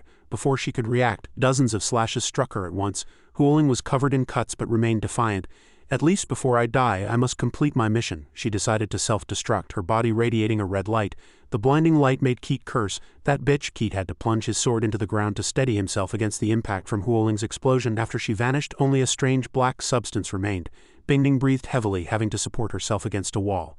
Bingling was also caught in Dueling's blast. With only half her body left, she lay on the ground, painfully cursing, "That bitch, she didn't care if I lived or died." Bingding looked at her and said, "At this range, even your thickest ice shield would have been useless. Why not just accept your fate?" However, her words were met with Bingling's crazed laughter. She said, "My ice shield wasn't to save my life. Old man Tula, the ice attribute is depleted too. It's your turn." Only then did Tula open his eyes and speak. "Then this old man won't hold back." His body transformed, instantly growing immense. Ariana, Mio Meow and Donnie watched dumbfounded and exclaimed, "Could he be?" The old man had become a brown giant, and he roared, repeating their words, "The strongest one?" Mio Meow hastily prepared to flee. "Let's go," Ariana meanwhile called out to Donnie in concern. She was drenched in sweat and confessed, "I have no strength left. You guys go, don't worry about me." But Tula had already charged in with a heavy punch, declaring, "None of you will escape." Ariana was already in front of Donnie, casting a spell to block Tula. "How could I possibly leave you behind?" The old man was unharmed. He brought his fist down with a crisp laugh. "You overestimate yourself." Then he hurled a massive boulder at Keat and Bingding. "You two as well?" The two of them easily sliced the boulder apart and quickly conferred. "The two of us together can take him down." Unexpectedly, right after the boulder came Tula's fist, striking at them. Keat and Bingding charged forward together. The old man slammed a fist into the ground, sending everything flying. Tula roared menacingly, "Are you the leader of this group? All your subordinates are dead now. Still want to be a coward hiding in your shell?" The heavily injured Bingding lay on the ground and managed to say, "Xiaobai." The next to enter the fray was Xiaobai, longsword in hand. He spoke, "It seems it's finally my turn to act." Suddenly, Xiaobai's body stiffened. A sword had pierced his chest. Seeing this, Cassius grew even more excited, thinking with a cold smile, "Got him." Tula roared at him angrily. "Who told you to interfere?" He yelled at the person's name. "Anling?" And Anling, who had successfully run Xiaobai through, murmured, "Mission complete." Cassius stared intently at the scene, his entire body trembling slightly with joy. "Xiaobai," he laughed smugly. "Yi Xiaobai, you were careless after all. Didn't see that coming, did you? I had another surprise soldier in ambush." At that moment, Liuli's eyes reddened as she thought, "I'm sorry, this is all my fault." The battle wasn't over. His companions charged forward amidst the chaos. Keat roared, "Let him go, you bastard." Anling quickly pulled her sword from Xiaobai's body and replied coldly, "This man is not worthy of being the Sacred Lord's opponent." He charged like a whirlwind, sending her flying with a swing of his sword. "You're even less worthy." At the same time, Bingding lunged forward, catching him with outstretched arms as he fell. Xiaobai, the sword's edge passed through Anling's body, but she was unharmed. Her flesh even seemed to absorb the light of the blade, as if devouring her opponent's killing intent. "Is that all you've got?" Keat was sweating profusely. His body halted abruptly in midair. "Is this all the spirit energy I can muster? How is this possible?" The last remaining wisps of power gathered into a thin ribbon of light circling around Anling. She yelled maniacally, "Take it back." He was tense to the extreme. The scene before him was both shocking and unbelievable. In that searing instant, Keat was sent flying by a dazzling arrow of fire. She cried out in despair, "Father?" Suddenly, from the cold dust and flame-covered ground, Xiaobai's hoarse voice rang out, "I'll fight you to the death." Tula charged in like lightning from out of nowhere. With a swing of his palm, the ground exploded. "Leave these small fry to me," and so screams of pain rose and fell. Now the entire team was collapsed on the ground, their bodies exhausted, their groans echoing intermittently through the swirling dust. "Ah!" She trembled, trying to force herself up. "Damn you, what trick did you use?" Suddenly, in the searing space, a swirling portal opened. "It's too late to be asking that question now." Cassius emerged slowly.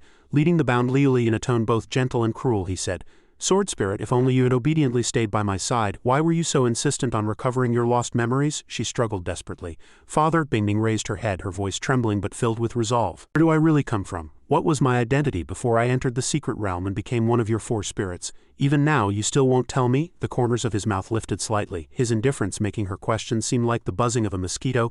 "There are more important things to do today."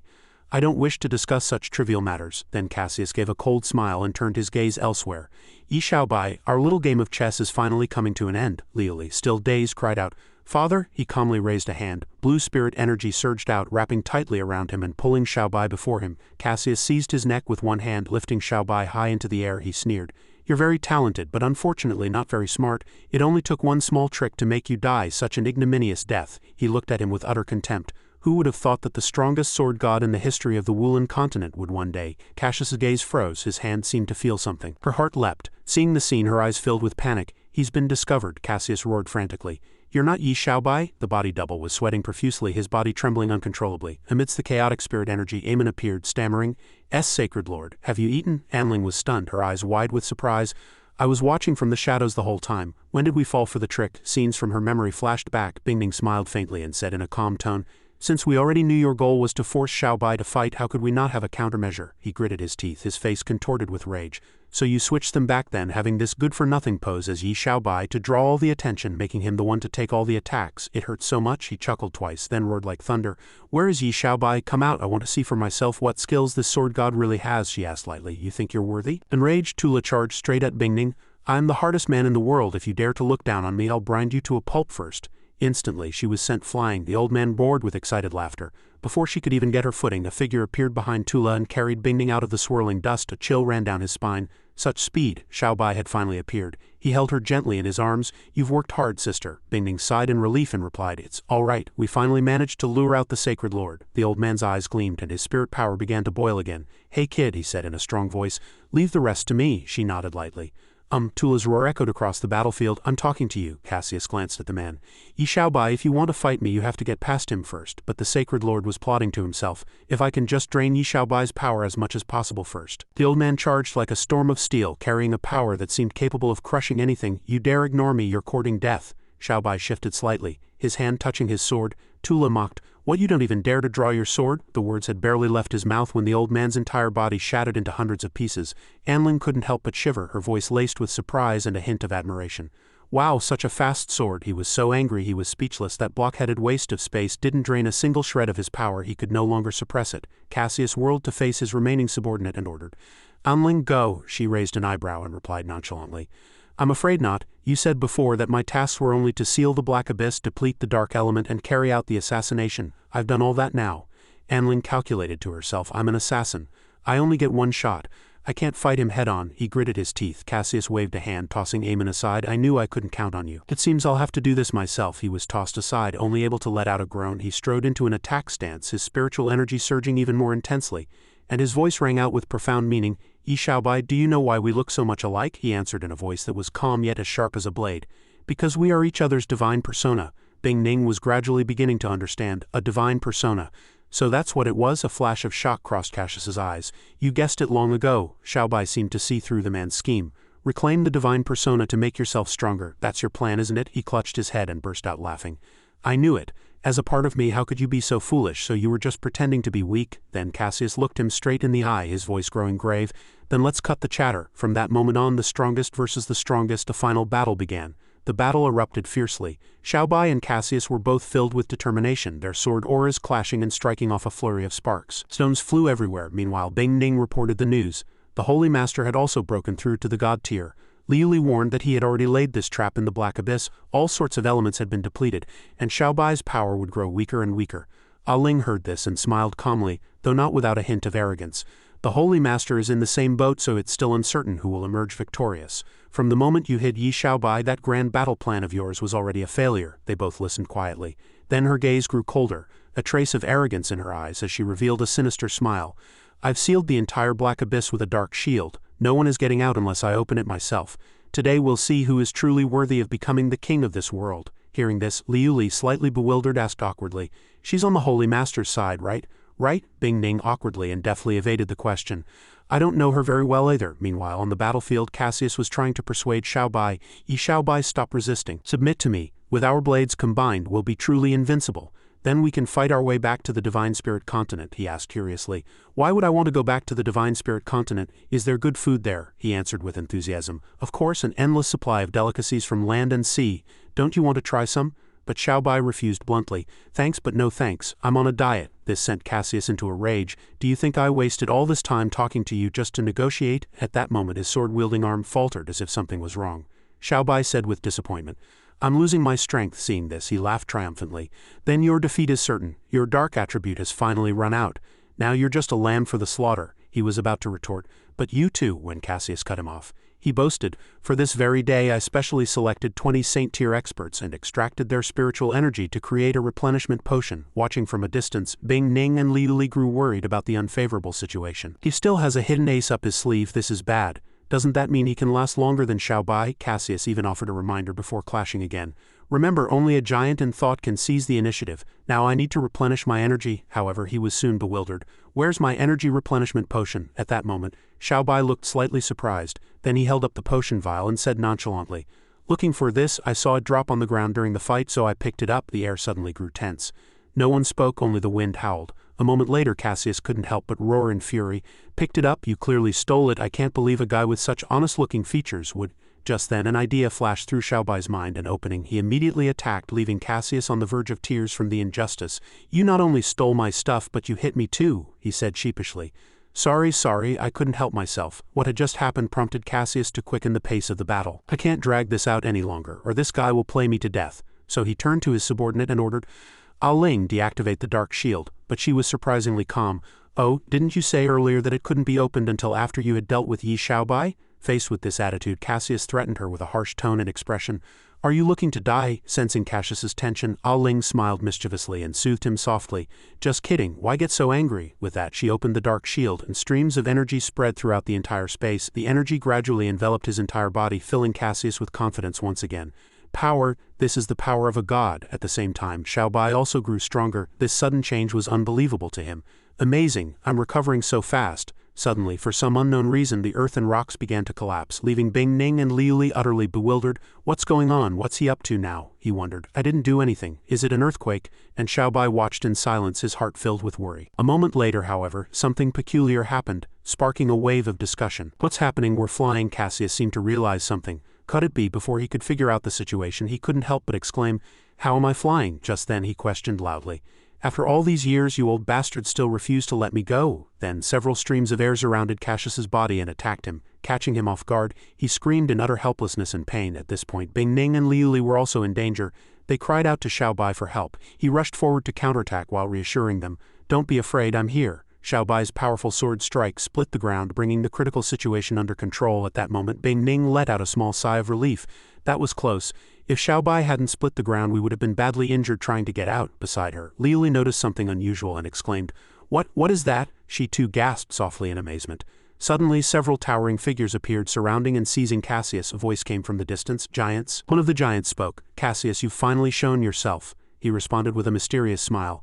You beasts, I just released a tiny bit of energy and you sensed it. Kill me or torture me, do as you please.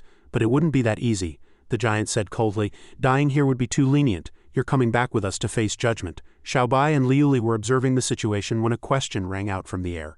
Where are they taking the Holy Master? Then two of the giants turned to each other to discuss how to handle the remaining matters. What should we do with those people? It seems we've found the guardian spirit of the Snow Spirit tribe. After their conversation, a bubble was created, enveloping Bing Ning. She pleaded, Let me out. Witnessing this, he cried out earnestly, Sister! The two giants were certain they had performed a great service. The chief of the Snow Spirit tribe will have to thank us properly this time. Yeah, he's been searching for so many years, and she was hiding on the Ulan continent all along.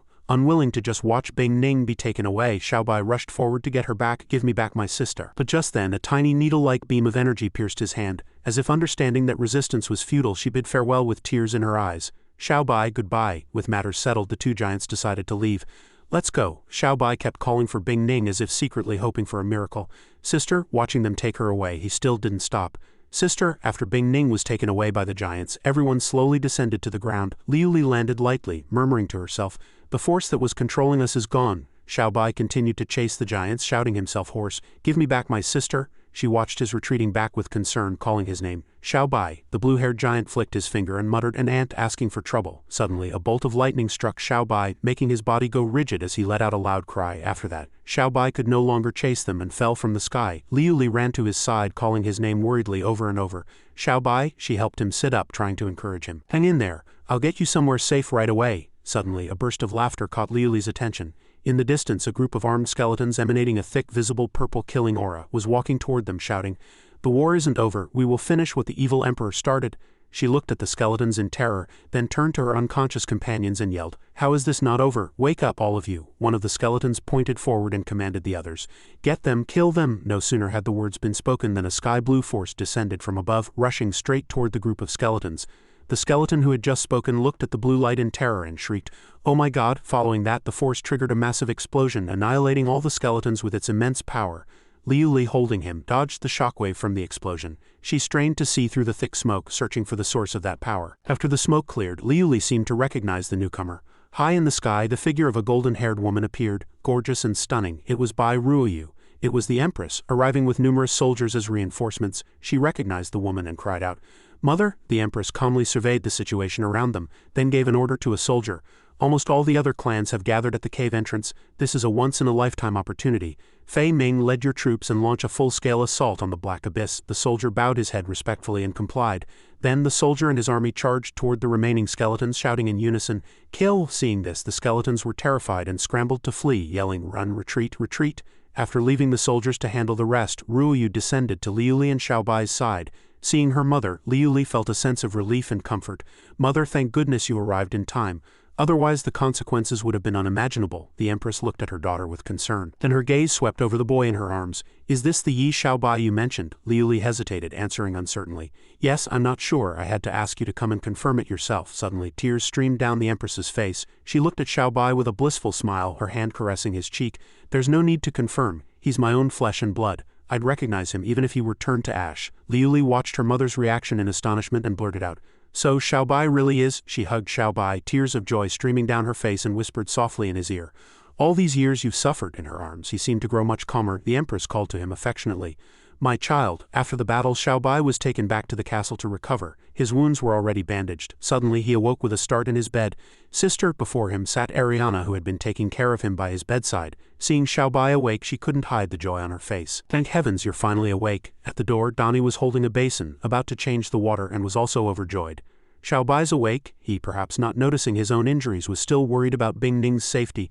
"Where am I? Where's my sister?" Ariana quickly reminded him with concern. "The doctor said you need to rest. Please don't get agitated." Ignoring his injured body, Xiaobai eagerly got out of bed, still worrying incessantly about Bing Ning.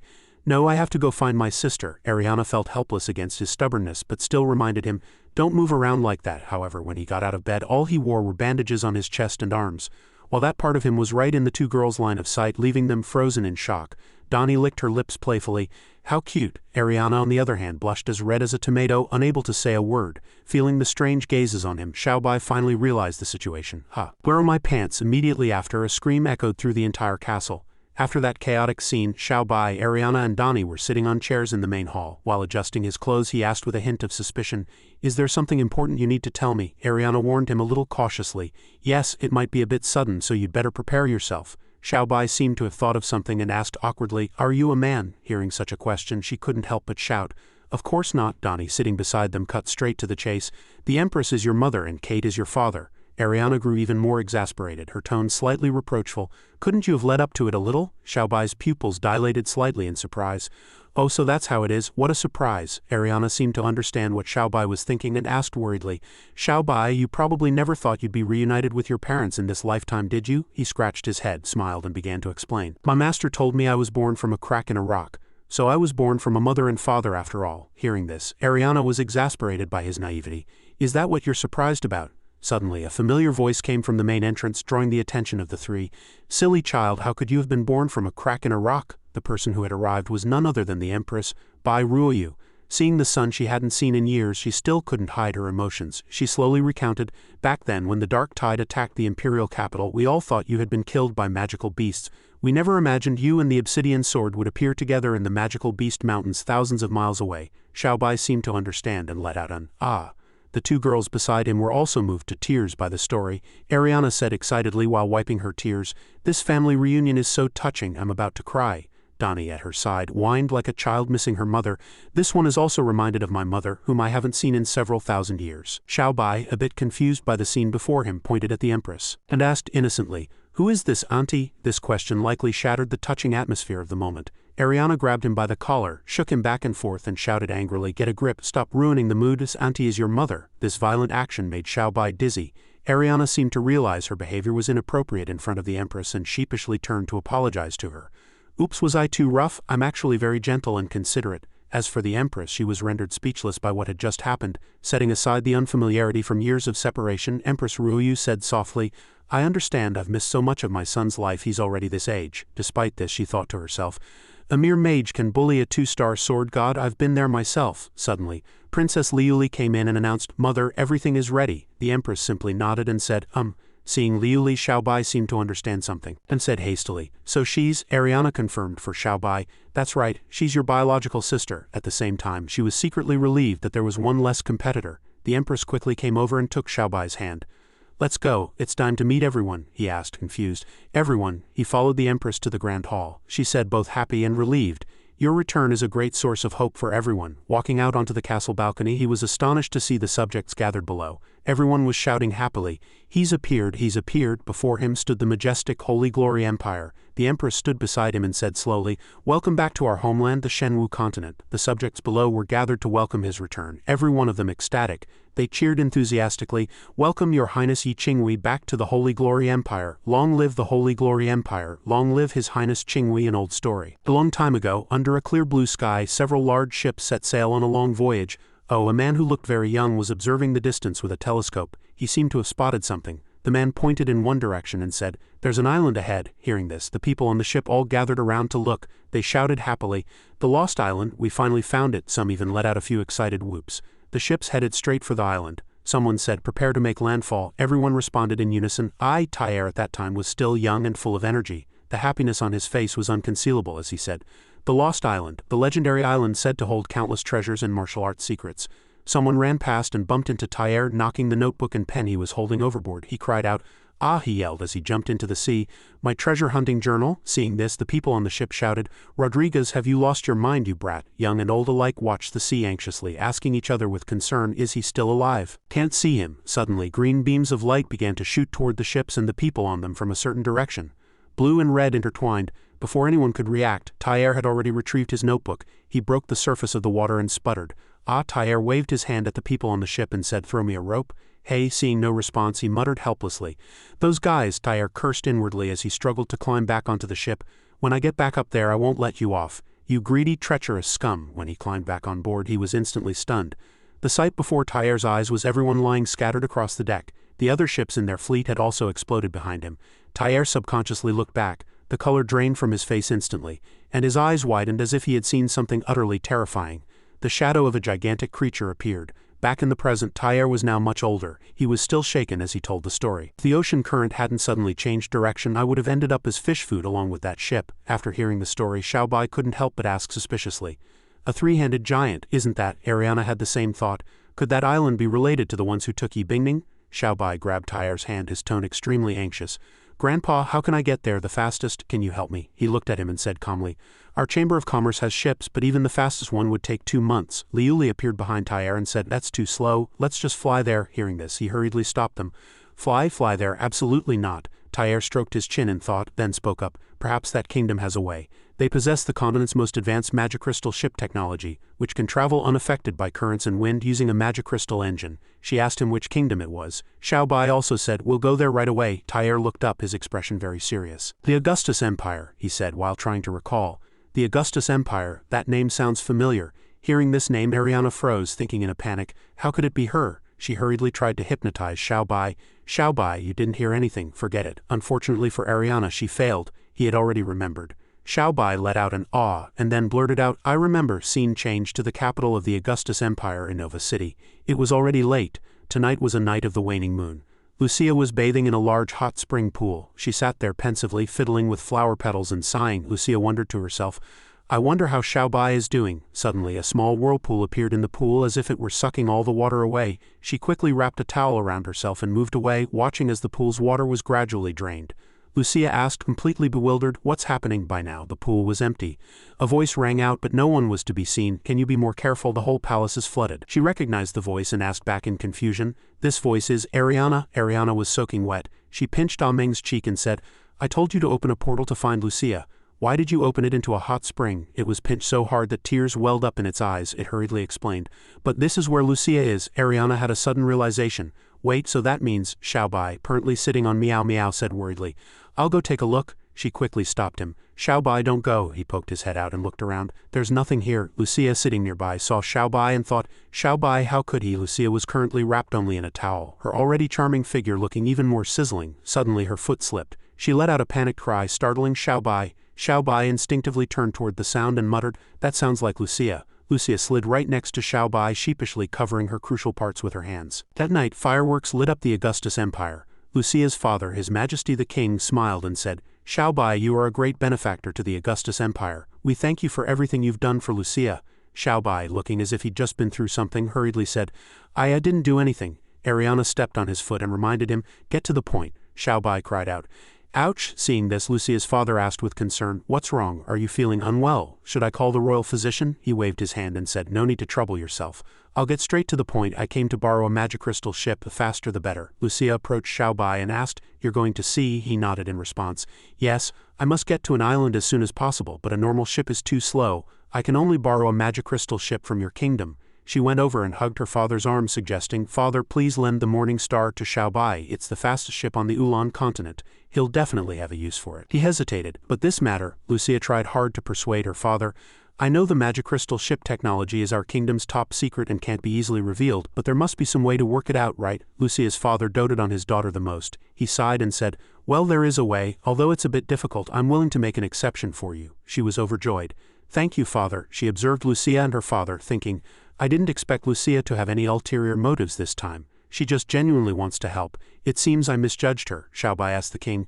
So can I take the ship right away? He held up one finger and replied, of course, but first you have to get married. Ariana's face fell as she retorted, get married. Lucia's father's eyes gleamed with a terrifying glint. He said, that's right, the Morning Star is the dowry we prepared for Lucia. Lucia's mother added, only the prince consort is qualified to pilot it. His voice held a trace of confusion. About that, she jumped up and shouted.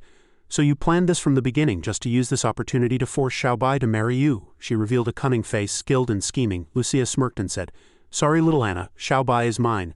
I've secured the position of the first wife. Xiaobai sat in a chair, stroking his chin in thought. Donnie spoke with concern.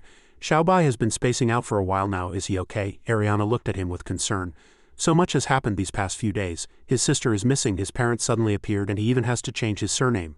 Donnie closed her eyes and said, her heart aching for him. Yeah, suddenly Donnie licked her lips, struck a seductive pose and announced, this one has decided. Starting tonight, this one will sleep with Xiaobai and heal him with my body. Hearing this, Ariana roared in anger, get in line, can't you see I've already brought my pillow and blanket? Ignoring the two beauties fighting over him, he slowly walked to the window and stared blankly downstairs. Kate was hiding furtively behind a bush. He raised his hand and beckoned. Xiaobai! Xiaobai quickly pushed open the window and jumped down. Donnie looked over in surprise. Ariana seized the opportunity and pushed her down. Donnie hurriedly announced, Xiaobai jumped out the window. Ariana replied coldly, don't be ridiculous. He must have something to do. He jumped down and asked hesitantly, where were you, Dad, during the day? I didn't see you at all. He immediately replied, HMPH, I'm very busy, you know. As soon as I got back, a pile of things was waiting for me.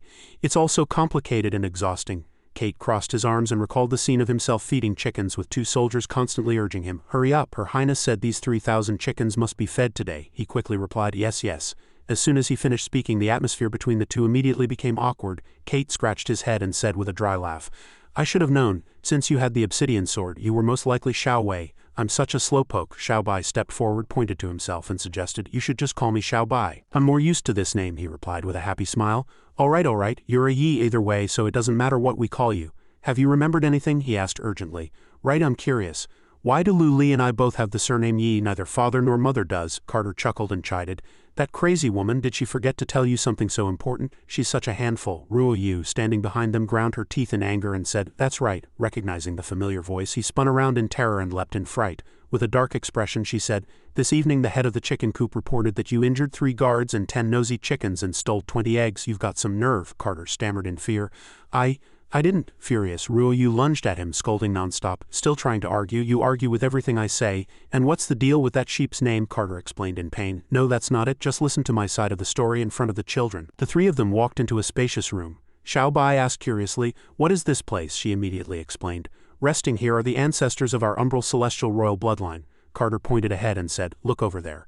That's an ancient stone up ahead, he revealed coldly. That mystic stone is where the Sword of Obsidian was once embedded. Ruo Yu slowly explained. The Sword of Obsidian was wielded by the first chief of the High Celestials. On his deathbed he plunged the Sword of Obsidian into the mystic stone and told his descendants, only his true successor can draw the Sword of Obsidian, Carter continued. After all these years, we all thought there was no hope left, he recalled the past, continuing. Unexpectedly, on the day you and your sister were born, the Sword of Obsidian showed a miraculous sign and flew out of the mystic stone. The two stood on a balcony overlooking the populace as Carter went on. We surmised that the first chief's successor had appeared between the two of you, so we gave you the great surname Yi. They were named Yi Qingwei and Yi Lu Li, respectively. Afterward, the entire city was suddenly engulfed in flames. He concluded that other races had likely learned of the news. That year, they launched an unprecedented black tide. An enemy force bypassed Fort Valen and raided the imperial capital. At the time, Carter, holding his sword in one hand and a young Lu Li in the other, gritted his teeth as he looked at the sea of fire before him. You and your sister weren't in the same place. When I took Lu Li to save you, the scene before him was one of chaos, he said with a heavy heart. I was a step too late. The guards assigned to protect you were all dead, and you were nowhere to be found. The sword that had been in its familiar place was also gone, Carter added with a sense of relief. The Sword of Obsidian had also vanished. We all thought you had been devoured by demonic beasts. I never imagined I'd see you again today, holding the longsword. Xiao Bai asked in surprise. So you're saying this sword saved me back then and brought me to master? He answered slowly. If you can obtain the first godhead from the Sword of Obsidian, it will prove you are indeed the successor to the first chief. He asked eagerly, then what do I have to do to get the first chief's other powers? Those giants are too tough. I have to get stronger to save my sister. Ruo Yu smiled with satisfaction and patted her son's shoulder reassuringly. Don't be anxious. Bing Ning isn't in any immediate danger. They believe she is the guardian spirit of the Frost Spirit clan, so they will surely take her back to them. Xiao Bai asked in surprise. The Frost Spirit clan is also a race on the Divine Continent. Carter stroked his chin, musing. The situation on the Divine Continent is very complex. It's not something that can be explained in a few words, but the races on the Divine Continent are all hostile toward us. Rushing back would be like a sheep walking into a tiger's den, she added with a gentle smile. That's right, the average person on the Divine Continent is at the God tier. You'll need to reach at least the 4-star God tier to stand a chance, Xiao Bai asked quickly.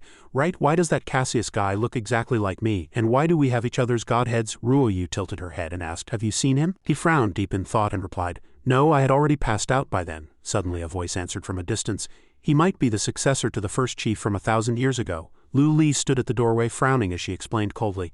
Cassius told me many secrets. Although he didn't explain his relationship with Xiao Bai in detail, I can roughly guess, she said coldly. In any case, at his peak, the first chief's power was at the 8-star god tier, which means at least 6 more of his godheads are hidden somewhere, Carter also chimed in reassuringly.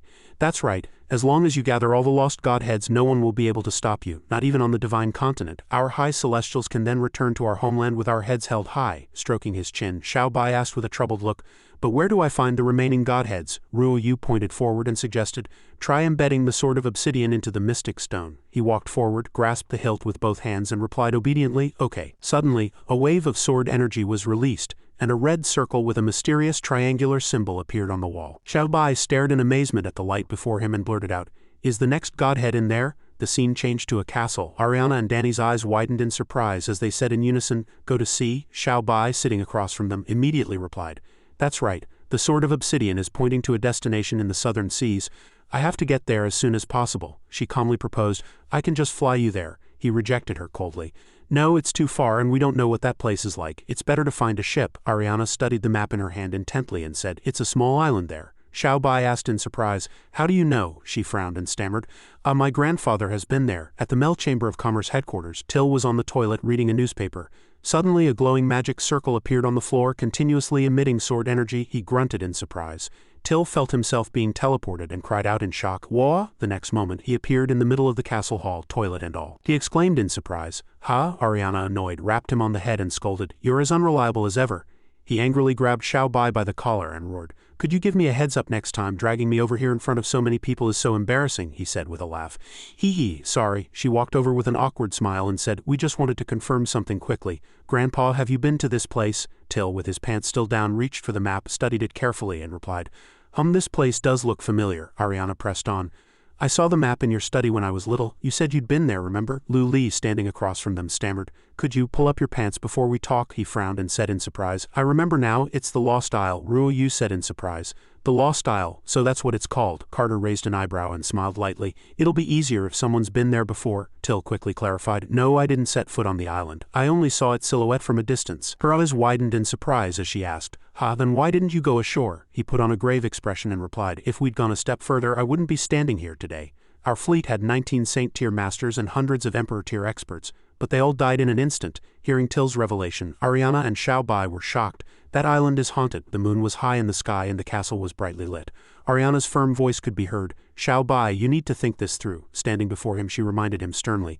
Marriage is no joke. You can't sacrifice your happiness for some stupid ship. You have to be extremely careful about who you marry. Don't be impulsive. Impulse is the devil. Xiao Bai frowned, looking troubled. You've been cornering me in my room and lecturing me for so long. Can I say one thing? It looked as if Ariana was about to explode as she roared. You're going to say you won't marry her, right? He replied fearfully. No, scratching his head. Xiao Bai explained with a naive smile. I wanted to ask. What is marriage? She couldn't help but stare at him in astonishment. Danny, sitting nearby, exclaimed in surprise. Master. Ariana sighed in exasperation and scolded. You're so naive it's infuriating. She quickly took on the role of a teacher and explained patiently. Listen up. Marriage means two people want to be together forever, including but not limited to these aspects of life. Marriage is eating together, sleeping together, and playing together. His eyes widened in surprise as he replied, Oh, I get it. Then I'm already married. Ariana's limbs went weak. To whom? She asked loudly. Xiao Bai answered with a naive smile. To my master. We've done all the things you mentioned. She was about to explode with anger. He asked, bewildered, Ariana, what's wrong? She furiously kicked Xiao Bai out of the room and yelled, You think you're being funny? With tears in her eyes, Ariana said, puffing her cheeks. I'm so mad. How did I fall for such a blockhead? Danny, cuddling the lamb in her arms, teased with a smile. You're just too impatient. It's just a marriage. It's not like he's going to be eaten. Ariana frowned in surprise and asked, Danny, Xiao Bai is getting married. Aren't you worried at all? She replied nonchalantly. My people don't care about formalities like marriage. Danny's eyes lit up as she explained with a sly grin, We fight for mating rights based on strength. A stiff smile appeared on her face, leaving her speechless. That's even more barbaric. Suddenly, Lucia pushed the door open excitedly and called out, Darling, have you made up your mind? At that moment, Xiao Bai was panting, clutching the balcony railing. The paths in this palace are too confusing. It's faster to just climb back. He successfully climbed in and announced happily. Hi, I'm back. Inside the room was a fierce war between two beautiful women. She laughed haughtily and said sharply, Only Xiao Bai can decide whether to marry or not. I suggest an outsider like you stay away from him. Ariana shot back angrily. You're the outsider. I was sleeping with Xiao Bai when you were still who knows where. Lucia roared in anger. Stop bragging. Xiao Bai isn't interested in you at all, she said in a mocking tone. Have you forgotten that you're less important than a kebab to him? Provoked, she said loudly. Bringing up old wounds are you? You looking for a fight? Ariana taunted arrogantly. Bring it on. Who's afraid of who? Danny immediately joined the fray. Looking to fight for mating rights? Count me in. Xiao Bai's eyes widened in fear as he thought to himself, Master, you were right. Women are tigers. After a heated argument, Danny was sleeping soundly in a chair hugging a fluffy lamb. Ariana meanwhile sat on the floor with her arms around her knees, pouting defiantly. He walked over and stood before her. Ariana, I've decided. Xiao Bai continued with a serious frown. Let's find another way to get to the Lost Isle or we'll just fly there. She retorted coldly. No, you have to marry her, Ariana said with a cunning smile. I've already thought of a solution that works for everyone, she thought to herself. It's time to show you how the true queen operates. 2 days later, a festive atmosphere filled the air. The officiant announced respectfully, The wedding of Princess Lucia and His Highness Yi Xiao Bai is about to begin. Will all guests please be seated? Let us welcome the bride. Inside the castle, Lucia approached, dressed in a magnificent wedding gown and holding a bouquet of red roses. She was breathtakingly beautiful as she walked slowly forward. Sitting among the guests, Danny asked, puzzled, The ceremony is already starting. Why isn't Ariana back yet? Eamon, sitting beside her, guessed with wide eyes. Could she really be planning to give up? She replied with a happy smile. Don't worry, she already made her threat. Danny looked at the beautiful bride and groom before her and asserted confidently, She's definitely going to crash the wedding. Lucia asked with a soft laugh. You didn't invite your parents and master to witness our wedding. What a shame, Xiao Bai replied with a smile. No need, we just need to get this over with so we can set sail. You'll give me the ship tonight, right? She frowned in displeasure upon hearing the question. The officiant bowed and presented the ring box, proposing, Will the groom please place the ring on the bride's finger as a symbol of eternal love? Suddenly a voice called out, Wait. A figure in a mysterious black robe chided loudly. Yi Xiao Bai, how could you not tell your master about something as important as your wedding? The shameless sage continued with a smile. If Ariana hadn't told me, I would have missed it. Xiao Bai exclaimed in pleasant surprise. Master, Lucia turned angrily to the officiant and commanded, Why did Ariana notify him? I have a bad feeling about this. Officiant, hurry up and finish the ceremony. he immediately replied. Yes, Eamon and Danny had already gotten their melon seeds ready for the show. His eyes gleaming, he said, here it comes, the show's about to start. The officiant grabbed his arm as he was about to take the ring box. Xiao Bai asked, confused. Master, why are you dressed like that? She urged impatiently. Don't ask. Just put the ring on me, the old man asked in surprise. Xiao Bai, do you know what marriage means? He replied at once, I know. It means eating together and sleeping together. Lucia frowned and reminded him. Don't listen to him. The shameless sage threw off his cloak and praised. Excellent, that's what I've been waiting to hear. After all these years, it's about time you made a commitment to me. In a flash, his deep V-neck gown was revealed. The old man shamelessly proposed. We've lived together for so many years, we're practically a married couple. You should marry me today too. Eamon and Danny's eyes both widened in shock. Lucia's face turned red with anger as she stammered. WHWH, what is going on? Her horrified voice echoed through the church. Pervert. Standing outside, Ariana smiled and murmured to herself. Let's see you handle this one, Lucia. Flashing back in time, she proposed anxiously. Dean, only the shameless sage can stop Xiao Bai from marrying Lucia. Xiao Bai listens to him more than anyone. Please help me. Evelo sipped her tea slowly and soothed. Ariana, don't be so hasty. It's a pity Xiao Bai can't marry you, I know. This is all fate. You shouldn't insist on using these little tricks to ruin their wedding, Ariana said in a threatening tone. Fine, then I'll accept my fate. If Xiao Bai and Lucia get married, he'll definitely side with the Innate Academy forever. Our Elwea Magic Academy will just have to settle for being second best. Hearing this, she couldn't help but burn with rage, crushing the teacup in her hand. Evelos ordered furiously. Xingyue, go find me that damn old geezer, the shameless sage. Tell him if he doesn't do as he's told this time, he'll never set foot in my house again. Covering her mouth, she smiled smugly and thought, I'm such a clever little devil. Back in the church, the shameless sage clutched his skirt, thinking with a shudder. Xiao Bai, you have to forgive your master. For my own happiness, I have to sacrifice yours, he roared in anger. Nonsense, as his master to do such a thing on your disciple's wedding day. This is a national disgrace. Guards, throw him out. Xiao Bai quickly stopped them. Wait. His face dark, he lowered his head and asked coldly, Lucia, marriage means living together, playing together, eating together and sleeping together, right? She replied worriedly. That's right, but Xiao Bai smiled and proposed. Say no more. Come on, master. The three of us will get married together. Lucia's eyes widened in horror as she reminded him. But you're both men. The shameless sage couldn't help but smile with satisfaction, thinking, excellent. I know the loopholes in Xiao Bai's logic like the back of my hand. Tricking him was easy. The next problem is, he frowned, thinking fearfully, how do I get out of this? The kid seems to be serious. Am I really going to have to with him? Lucia listened to the officiant's instructions with puffed cheeks and a look of displeasure. Ahem, today we are gathered here once again to celebrate. Before him stood the shameless sage and Lucia in wedding dresses, flanking the groom. Xiao Bai, he stammered as he introduced the wedding of the three fiancés. The officiant presented the ring box and said, as per the groom's request, a diamond ring has been added. Next is the exchanging of the rings. The guests present couldn't help but be shocked, thinking, are they really going through with it? All three of them, one old, one young, he asked sternly. Once the rings are on, there's no going back. Does anyone wish to withdraw? Meow meow, Eamon and Danny were all petrified. He asked with his mouth agape, they're not really going to see this through to the bitter end, are they? He trembled with anger and said, a complete and utter disgrace. She held his arm and commanded angrily. Have the executioner stand by. As soon as the guests leave, I want that perverted old man beheaded. A servant beside her immediately replied, yes, your majesty. Hiding in a corner, Ariana watched and murmured in surprise, you're still not giving up, Lucia, the officiant said professionally. Now, will the groom please place these two rings, symbols of loyalty, sanctity and devotion, on the hands of his two brides? Suddenly, she cried out in anger. Wait, Lucia said guiltily.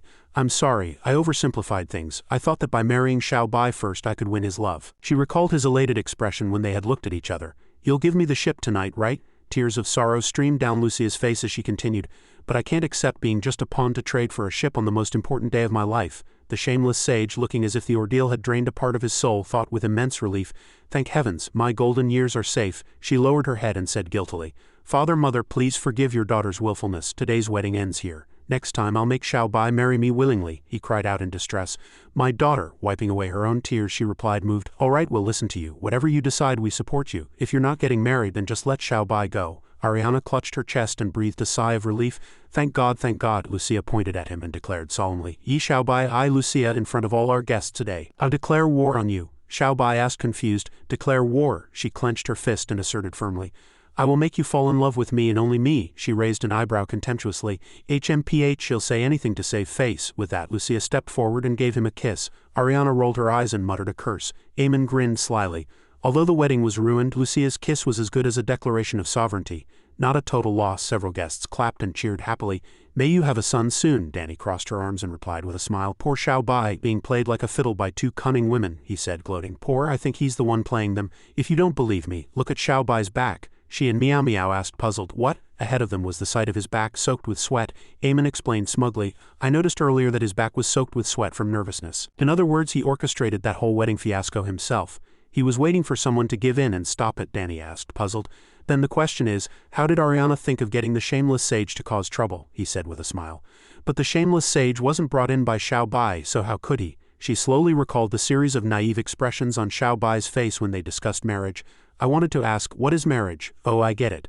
Then I'm already married. To my master, we've done all the things you mentioned. Danny's eyes widened as she concluded with certainty. It was Xiao Bai, Eamon asked with great interest. Do you understand now? A man with the strongest bloodline who stands at the pinnacle of the world and who can drive a city lord to curse in the streets. He thought of his carefree demeanor and the scene of the shameless sage cursing in anger at the wedding, and continued, how could he possibly be a fool? The scene changed to a vast expanse of sea where a huge ship was sailing. Someone shouted excitedly, welcome to the brightest jewel of the Augustan Empire. The Morning Star. The man standing on the ship's railing introduced himself coldly. I am Captain Jacques. I will be leading your tour today. Please follow me. He led Xiao Bai's group on a tour of the ship, explaining slowly, this is the living quarters and storage area. It can supply food and water for 10 people for 5 days. Jacques led them past a swimming pool, saying calmly, this is the leisure area. He paused and exclaimed in admiration, oh, they passed another room. He glanced inside and said, this is the card room. Xiao Bai responded from behind. Jacques stopped and introduced coldly. This is the massage center. I'll show you how to use the massage puppets. He raised a hand and stammered. Could you first show us how to start this ship? He replied with cold disdain. Young man, you must respect the sea. Only by understanding this ship can you survive on these waters. Instantly, Xiao Bai's rage flared up, his sword aura blazing as if it would incinerate the ship. Lucia ran over and reminded him worriedly. Xiao Bai, don't do anything reckless, he replied angrily. I was just itching to let off some steam. Never mind, let's go tour the massage center. Jacques immediately said respectfully, this way, everyone. I will take you to the cockpit immediately. Xiao Bai exclaimed in surprise. Everyone stood at the door of the massage room. He crossed his arms and asked, bewildered, why is the captain suddenly smiling? Was he scared into it? Ariana sighed and asked, puzzled, who scared him? The room was equipped with 2 comfortable beds and a human-shaped model hanging on the wall. She exclaimed in surprise, what? Ariana lay on a bed, letting a robot massage her, and murmured in surprise, and here I thought something was going to happen. I got all worked up for nothing. The others went to the cockpit. Jacques calmly explained, this is the pinnacle of alchemy on the entire continent of Oran. The main control room of the Morning Star. It has a full spiritual energy engine, low emissions, and is eco-friendly, stylish, and so stable that you can't even feel the ship moving unless you look outside. He continued slowly, your destination has already been entered into the compass. It can navigate automatically along the planned route with its AI. It's fully automated. Xiao Bai replied excitedly. Wow, that's amazing, let's set off then. Jacques glanced at a machine next to him and explained, the ship's source crystal drive hasn't been installed yet. His Majesty the King will come to install it personally in a moment, and we'll have a grand launch ceremony. Lucia asked worriedly, source crystal drives are extremely precious and we don't have many in the entire kingdom. Will it be enough to get us where we want to go? He answered with a confident smile. We worked overnight to channel the energy of 30 million A-rank source crystals into 6 S-rank source crystals. It will definitely be enough to support this voyage. He approached the machine and asked curiously, what's that? Jacques replied immediately, this is a manual source crystal. If the source crystal drive runs out of spiritual energy, you can use this manual block to channel energy to the ship's systems. She asked in surprise, manual power, have they already developed that technology? He explained with a smile. It's not perfected yet. We had 3 Sword Saint tier masters try to operate it before. They only managed to move it 500 meters before they were completely exhausted. Xiao Bai sat down at the machine and said with a happy smile, is it this fun? Let me try. Jacques advised with a grin. Then you'd better be careful not to get drained dry by this ship. Meanwhile, on land, soldiers stood in 2 rows holding up banners. At the Morning Star's launch ceremony, Carter raised his hands and announced, today I, your king, will personally install this source crystal drive and let this ship, which symbolizes our nation's prosperity and bright future. Suddenly he frowned in confusion and looked behind him.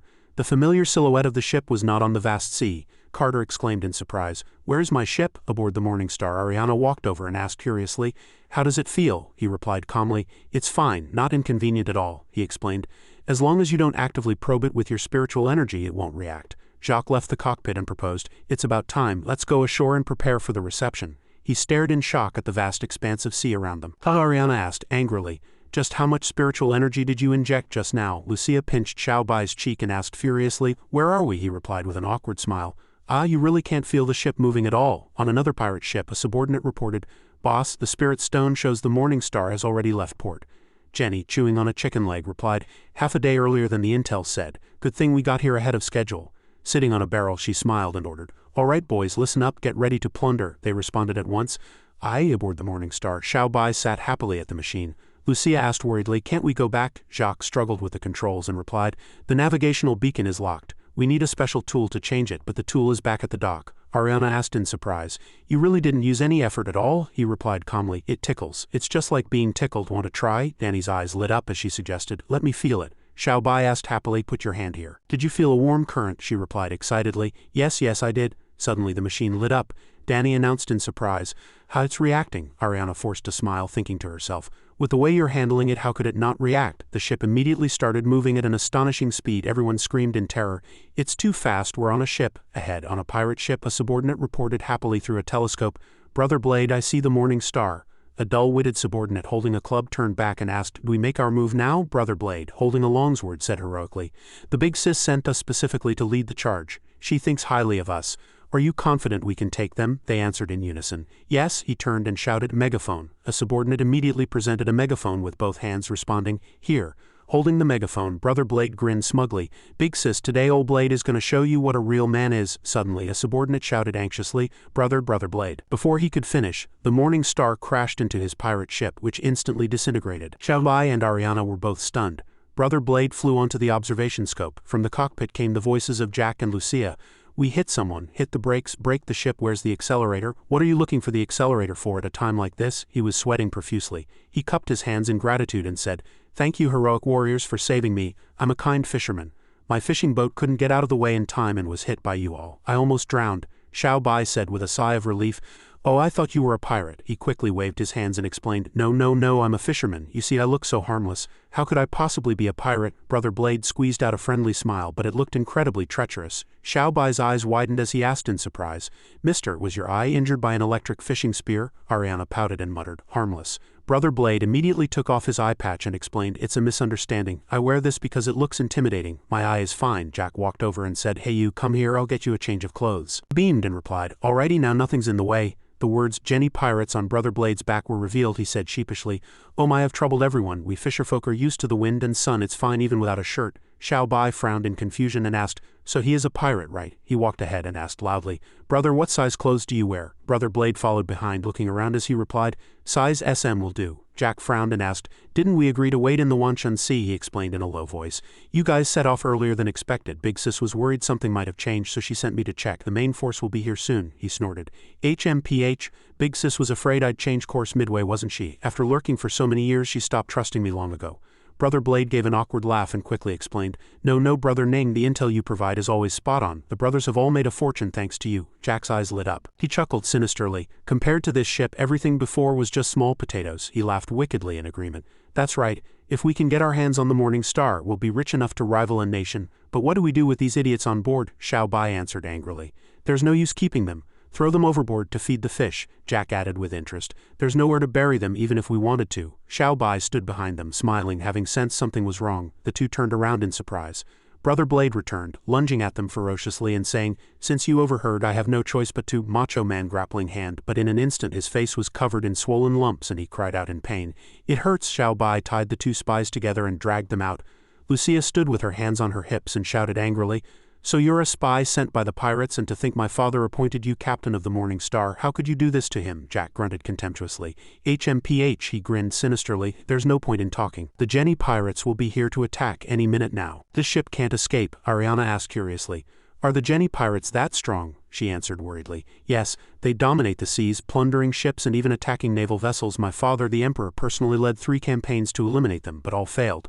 Jack frowned and reminded him contemptuously, kid, you might be the strongest on land, but at sea your half-baked skills are useless. Lucia stepped forward, pinched his cheeks and yelled, so you never entered the coordinates for the lost island into the ship. Our real destination is the pirate's lair. Jack's face was distorted as he answered, that's right. Suddenly the shadow of a ship appeared in the sky. Brother Blade shouted happily, big sis, ha ha ha. Xiao Bai looked back in surprise.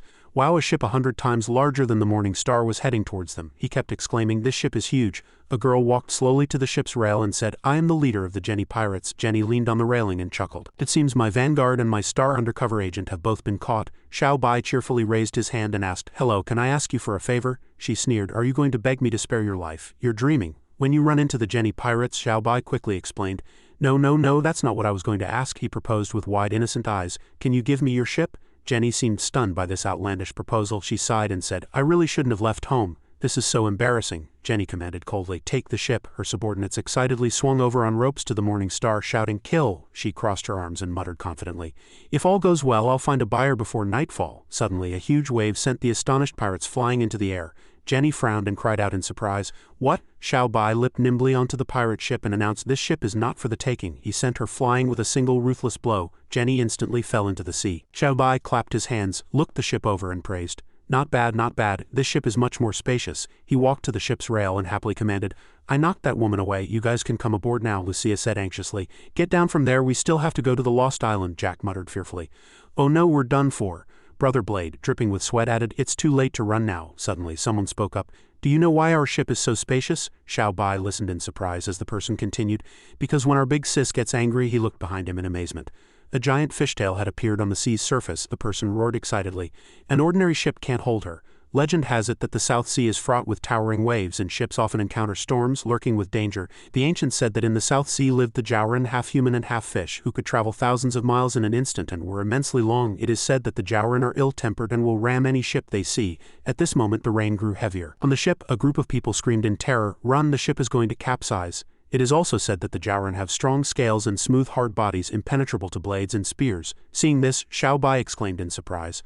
Wow, there's even an ancient secret recipe passed down. It says you can marinate it for half a day with cooking wine, ginger, scallions and salt, steam it for 6 hours and then drizzle it with soy sauce to serve. The meat is delicious and the portion is large enough to fill you up. Quote from the Sword God. At this moment, amidst the storm at sea, Jenny had transformed into a giant mermaid, roaring fiercely and causing destruction everywhere. She chuckled then growled angrily. You brat, how dare you offend me? You're looking for death. Unafraid, Xiao Bai smiled. You should have said so earlier. You're a fish, so you definitely don't need a ship, right? I don't have to trade with you anymore. Hearing this, Jenny angrily threw a punch at where Xiao Bai was standing, shouting, You still dare to run your mouth with me? Xiao Bai quickly leapt away to dodge. He retreated, using the ship's mast for leverage. His left hand emitted a dazzling golden light as he shouted, Look what you've done to my ship. As he spoke, Xiao Bai's fist, imbued with the power of a raging golden flame, dashed heavily towards Jenny. He yelled as he punched. What a mess you've made. Jenny took the punch head-on. Her face was distorted as she fell backward. Waves surged to the sky, and the entire sea echoed with a deafening roar. Ariana said worriedly, This is bad. Suddenly, the sea churned with violent waves. Someone shouted, It's a tsunami. Xiao Bai extended his hand, looking around blankly. Where did she go? Was one punch all it took? The two ships were still floating in the distance, everyone silent. Pillars of water shot up from the sea, transforming into roaring, spinning waterspouts. As if sentient, they rushed toward Xiao Bai in the air with immense power. He retreated swiftly, dodging blow after blow, his figure as fast as lightning, thinking, What kind of move is this? Lucia said in a panic. The Jowrin truly are the rulers of the ocean. To think she can manipulate water currents to this extent. Ariana also stood beside her worriedly, analyzing with a grim expression. Although I'm also a mage, I can only manipulate elements corresponding to the spiritual energy within my body. But the Jowrin's racial talent is limitless. The sea is an extension of her body, which she can command at will. The waterspouts were still attacking Xiao Bai. Ariana continued, Luckily Xiao Bai is fast enough to dodge those attacks. Submerged in the water, Jenny sneered. HMPH, do you really think I can't do anything to you just because you can fly fast? She changed direction, causing the sea to churn. The Morning Star shook violently, and everyone screamed in fear. We're being targeted. Xiao Bai suddenly realized the danger. This is bad. He flew swiftly towards the ship, shouting, I'm coming. Danny had already transformed into a demonic dragon and picked everyone up in his mouth. Lucia and Ariana shouted, Don't come over here, it's dangerous. Xiao Bai zipped through the air as the waterspouts continued to attack him fiercely. Xiao Bai turned and saw, but it was too late. A whirlpool sucked him in, swallowing him into the abyss. Seeing this, Ariana and Lucia were frantic, shouting, Xiao Bai! Jenny emerged from the water, laughing triumphantly.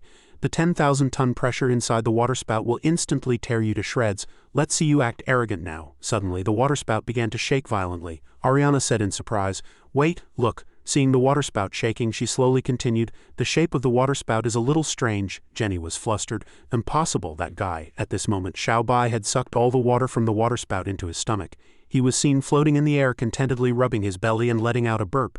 Jenny screamed, Is he even human? Lucia turned around worriedly and said, He actually just drank several thousand tons of seawater. Hey, is that even possible? Ariana quickly replied. There's only one possibility. Xiao Bai compressed the seawater into pure water element and swallowed it. She looked at Xiao Bai and said, But his body can't hold it for long. He has to release it immediately. In the air, Xiao Bai grabbed his waistband. I can't hold it in anymore. Jenny still stood there in a panic. She angrily unleashed more waterspouts, roaring, Let's see how much you can drink. Ultimate move, all the waterspouts merged into one, forming a giant sea dragon with crimson eyes and world-destroying power. Jenny shrieked, "Raging Sea Dragon Overlord!" Xiao Bai completely ignored her, simply pulling open his waistband and sighing in relief finally got it undone. Then a violent stream of water erupted from behind Xiao Bai. It formed into a sharp water arrow, shooting straight at Jenny's Raging Sea Dragon Overlord. The two clashed fiercely. Xiao Bai's water arrow gained the upper hand and shattered the Raging Sea Dragon Overlord. Jenny shouted in surprise, "What's that now?" A giant shimmering pillar of water shot towards her from the distant horizon. Then the pillar of water shot up into the clouds and out into space. Lucia, Danny and Ariana were all dumbfounded. Xiao Bai calmly fixed his waistband, landing on the ship and sighing in relief. "Phew, that feels good." Jenny had changed back to her human form, soaked to the bone, hugging herself and whimpering. "I'm not clean anymore," sobbed the pirate brother Blade said, trembling. "Great master, we've fished Captain Jenny out." Unconcerned, Xiao Bai turned to Lucia and asked, "You said this ship can't get to the Lost Island, right?" She replied, "Yes, the tool for inputting coordinates is still at the port. Without guidance, we'll easily get lost. Why don't we turn back?" Xiao Bai turned his head slightly and said, "No need to turn back.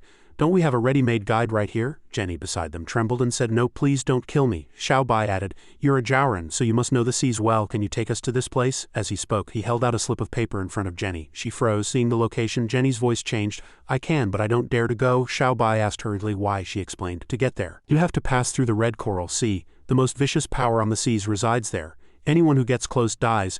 Lucia patted Xiao Bai's shoulder and said with a laugh, "This guy in front of you almost blasted the moon out of the sky with his pea just now. Is there anyone more formidable than him?" Xiao Bai smiled in agreement. "That's right, I'll protect you." Jenny's voice held a trace of worry. "You're very strong, but you can't beat him. His cruelty, cunning, and malice are unmatched. In these waters, the mere mention of his name makes all living things tremble." Danny beside them just crossed his arms and said nonchalantly, "You make him sound quite fantastic. What's his name anyway?" Jenny said in a heavy voice. "His nickname is the Ultimate Shark." An image appeared in everyone's minds. A monster with crimson eyes and bared sharp teeth. Lucia hesitated. "The Ultimate," Ariana finished in a panicked tone. "Shark King." Xiao Bai quickly asked, "Then what's his real name?" Jenny hugged herself tightly, her eyes vacant. Her hair soaked with sweat and her voice trembled as she said, "I don't dare say it. Anyone who speaks his name is doomed to die." On the ship, Xiao Bai instructed Jack and the pirate brother Blade. "As much as I'd like to take the big ship, the Morning Star is faster. You two stay here and watch the big ship.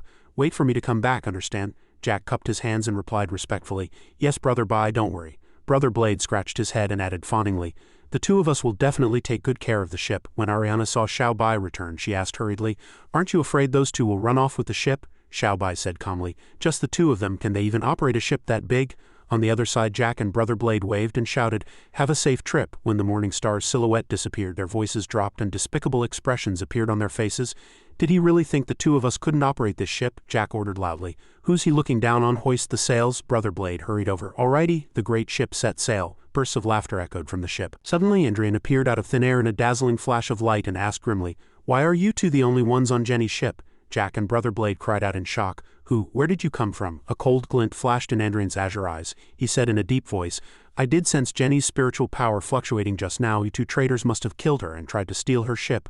I hate traitors more than anything." Shaking with fear, Brother Blade and Jack stammered in reply, No, we didn't kill her. Wait, Captain Jenny isn't dead. She was just kidnapped by some kid. They're heading to..." Indrian roared silence, and then transformed into a giant white whale. He brought his body down heavily on the massive pirate ship. With a crack, the ship shattered and sank into the azure sea. The Morning Star was still speeding across the sea. A gentle breeze drifted from the distance, carrying with it a sighing sound. Danny, drenched in sweat with a flushed face, was sprawled on a chair with a white cat, groaning. "I'm dying of heat." Xiao Bai was taking off his shirt. He turned slightly and asked, "You're already wearing so little. Are you still hot?" Danny sighed.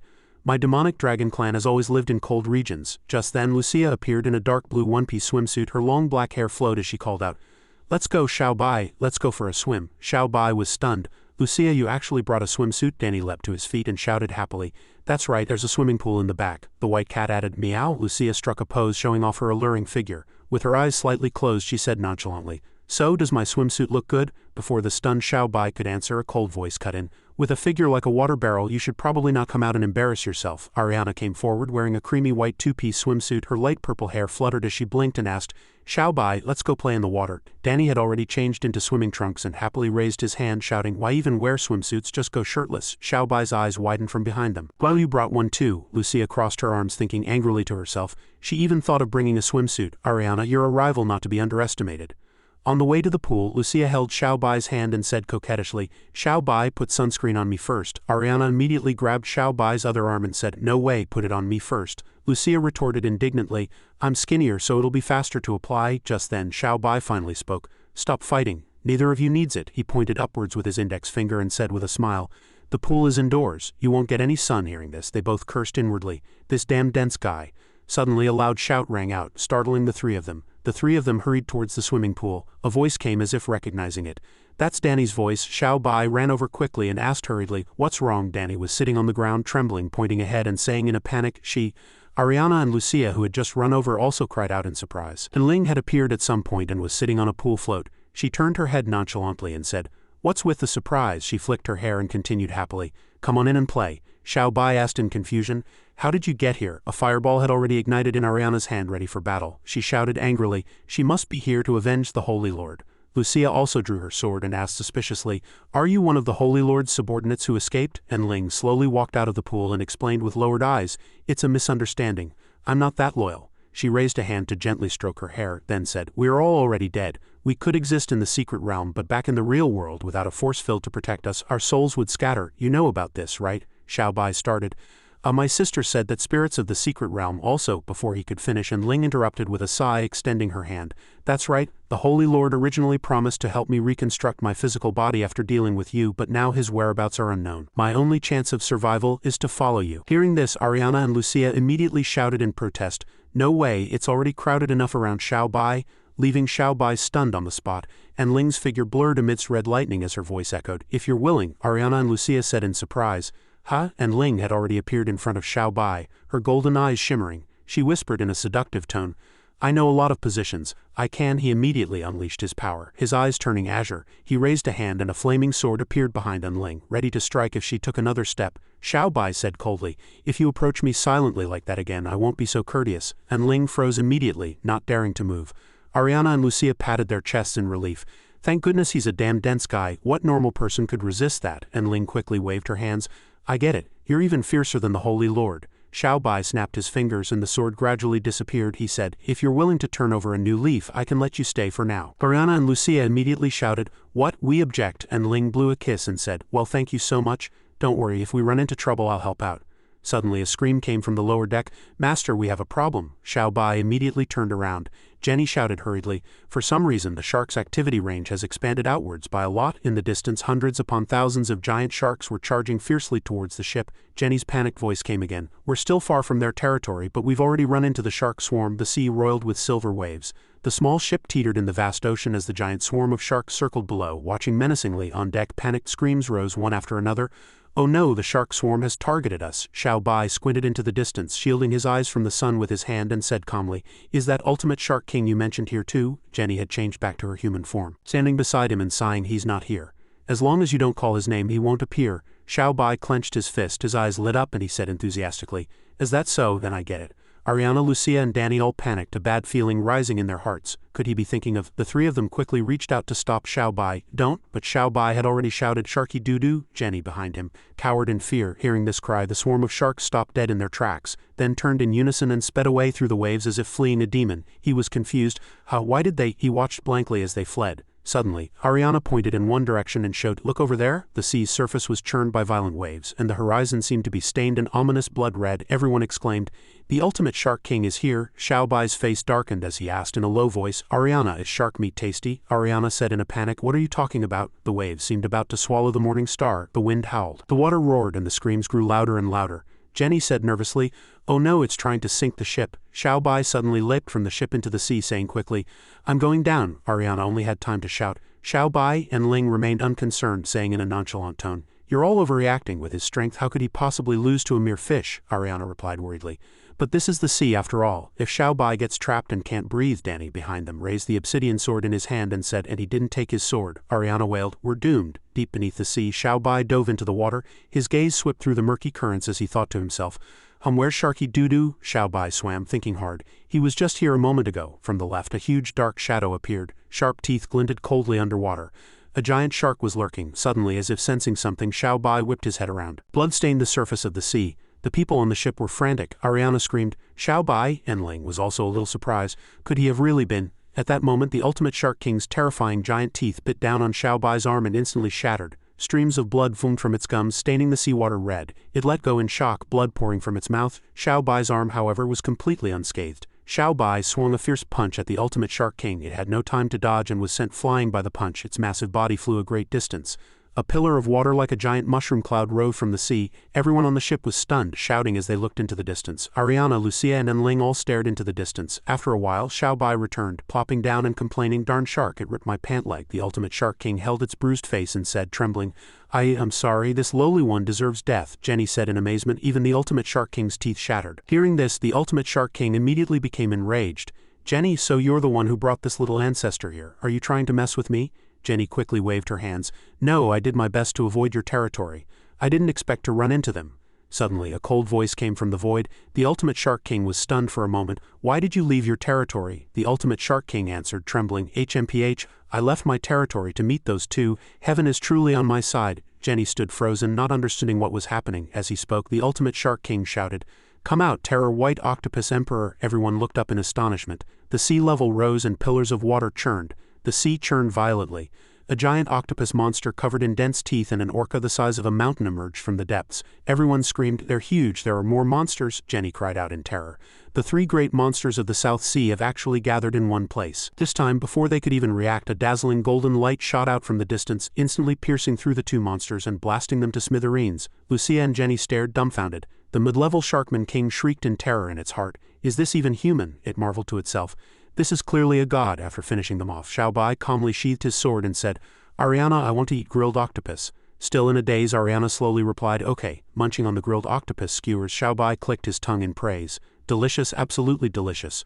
Ariana's cooking was second to none. Beside them, the mid-level Sharkman King held the octopus platter with trembling hands and said fawningly, "Boss, if you'd like more, this humble servant is willing to take you straight to the octopus emperor's lair. He has countless descendants. Now that's what you call fresh meat?" Xiao Bai's eyes lit up as he asked with delight, "Really?" Just then, a distant voice drifted over. Startled, Xiao Bai whipped his head around. Seeing this, Ariana asked, "What's wrong?" Xiao Bai pointed in a direction and asked urgently, "That way is the Isle of the Lost, right?" Jenny nodded. "That's right." With that, Xiao Bai gestured and ordered, "Quick, both of you pull together. Get us to the Isle of the Lost now." Jenny and the mid-level Sharkman King scrambled into action. Lucia asked worriedly, "Why the sudden rush?" Xiao Bai replied, "I think I heard my sister's voice. She's waiting for me there." Anning remained calmly seated on a barrel in the corner holding a cup. His voice was low and soft. "There are indeed spiritual energy fluctuations ahead. All the elements are in chaos, as if some kind of rift has opened." Lucia grew anxious. "It seems this journey is destined to be a difficult one." As their ship crossed the ocean, they arrived in an unfamiliar stretch of sea. Jenny and the mid-level Sharkman King surfaced, shouting, "Master Bai, we're here." Xiao Bai, Ariana, and Danny all came out to look, and the group froze in unison. Before them, a massive portal had appeared in the middle of the sea.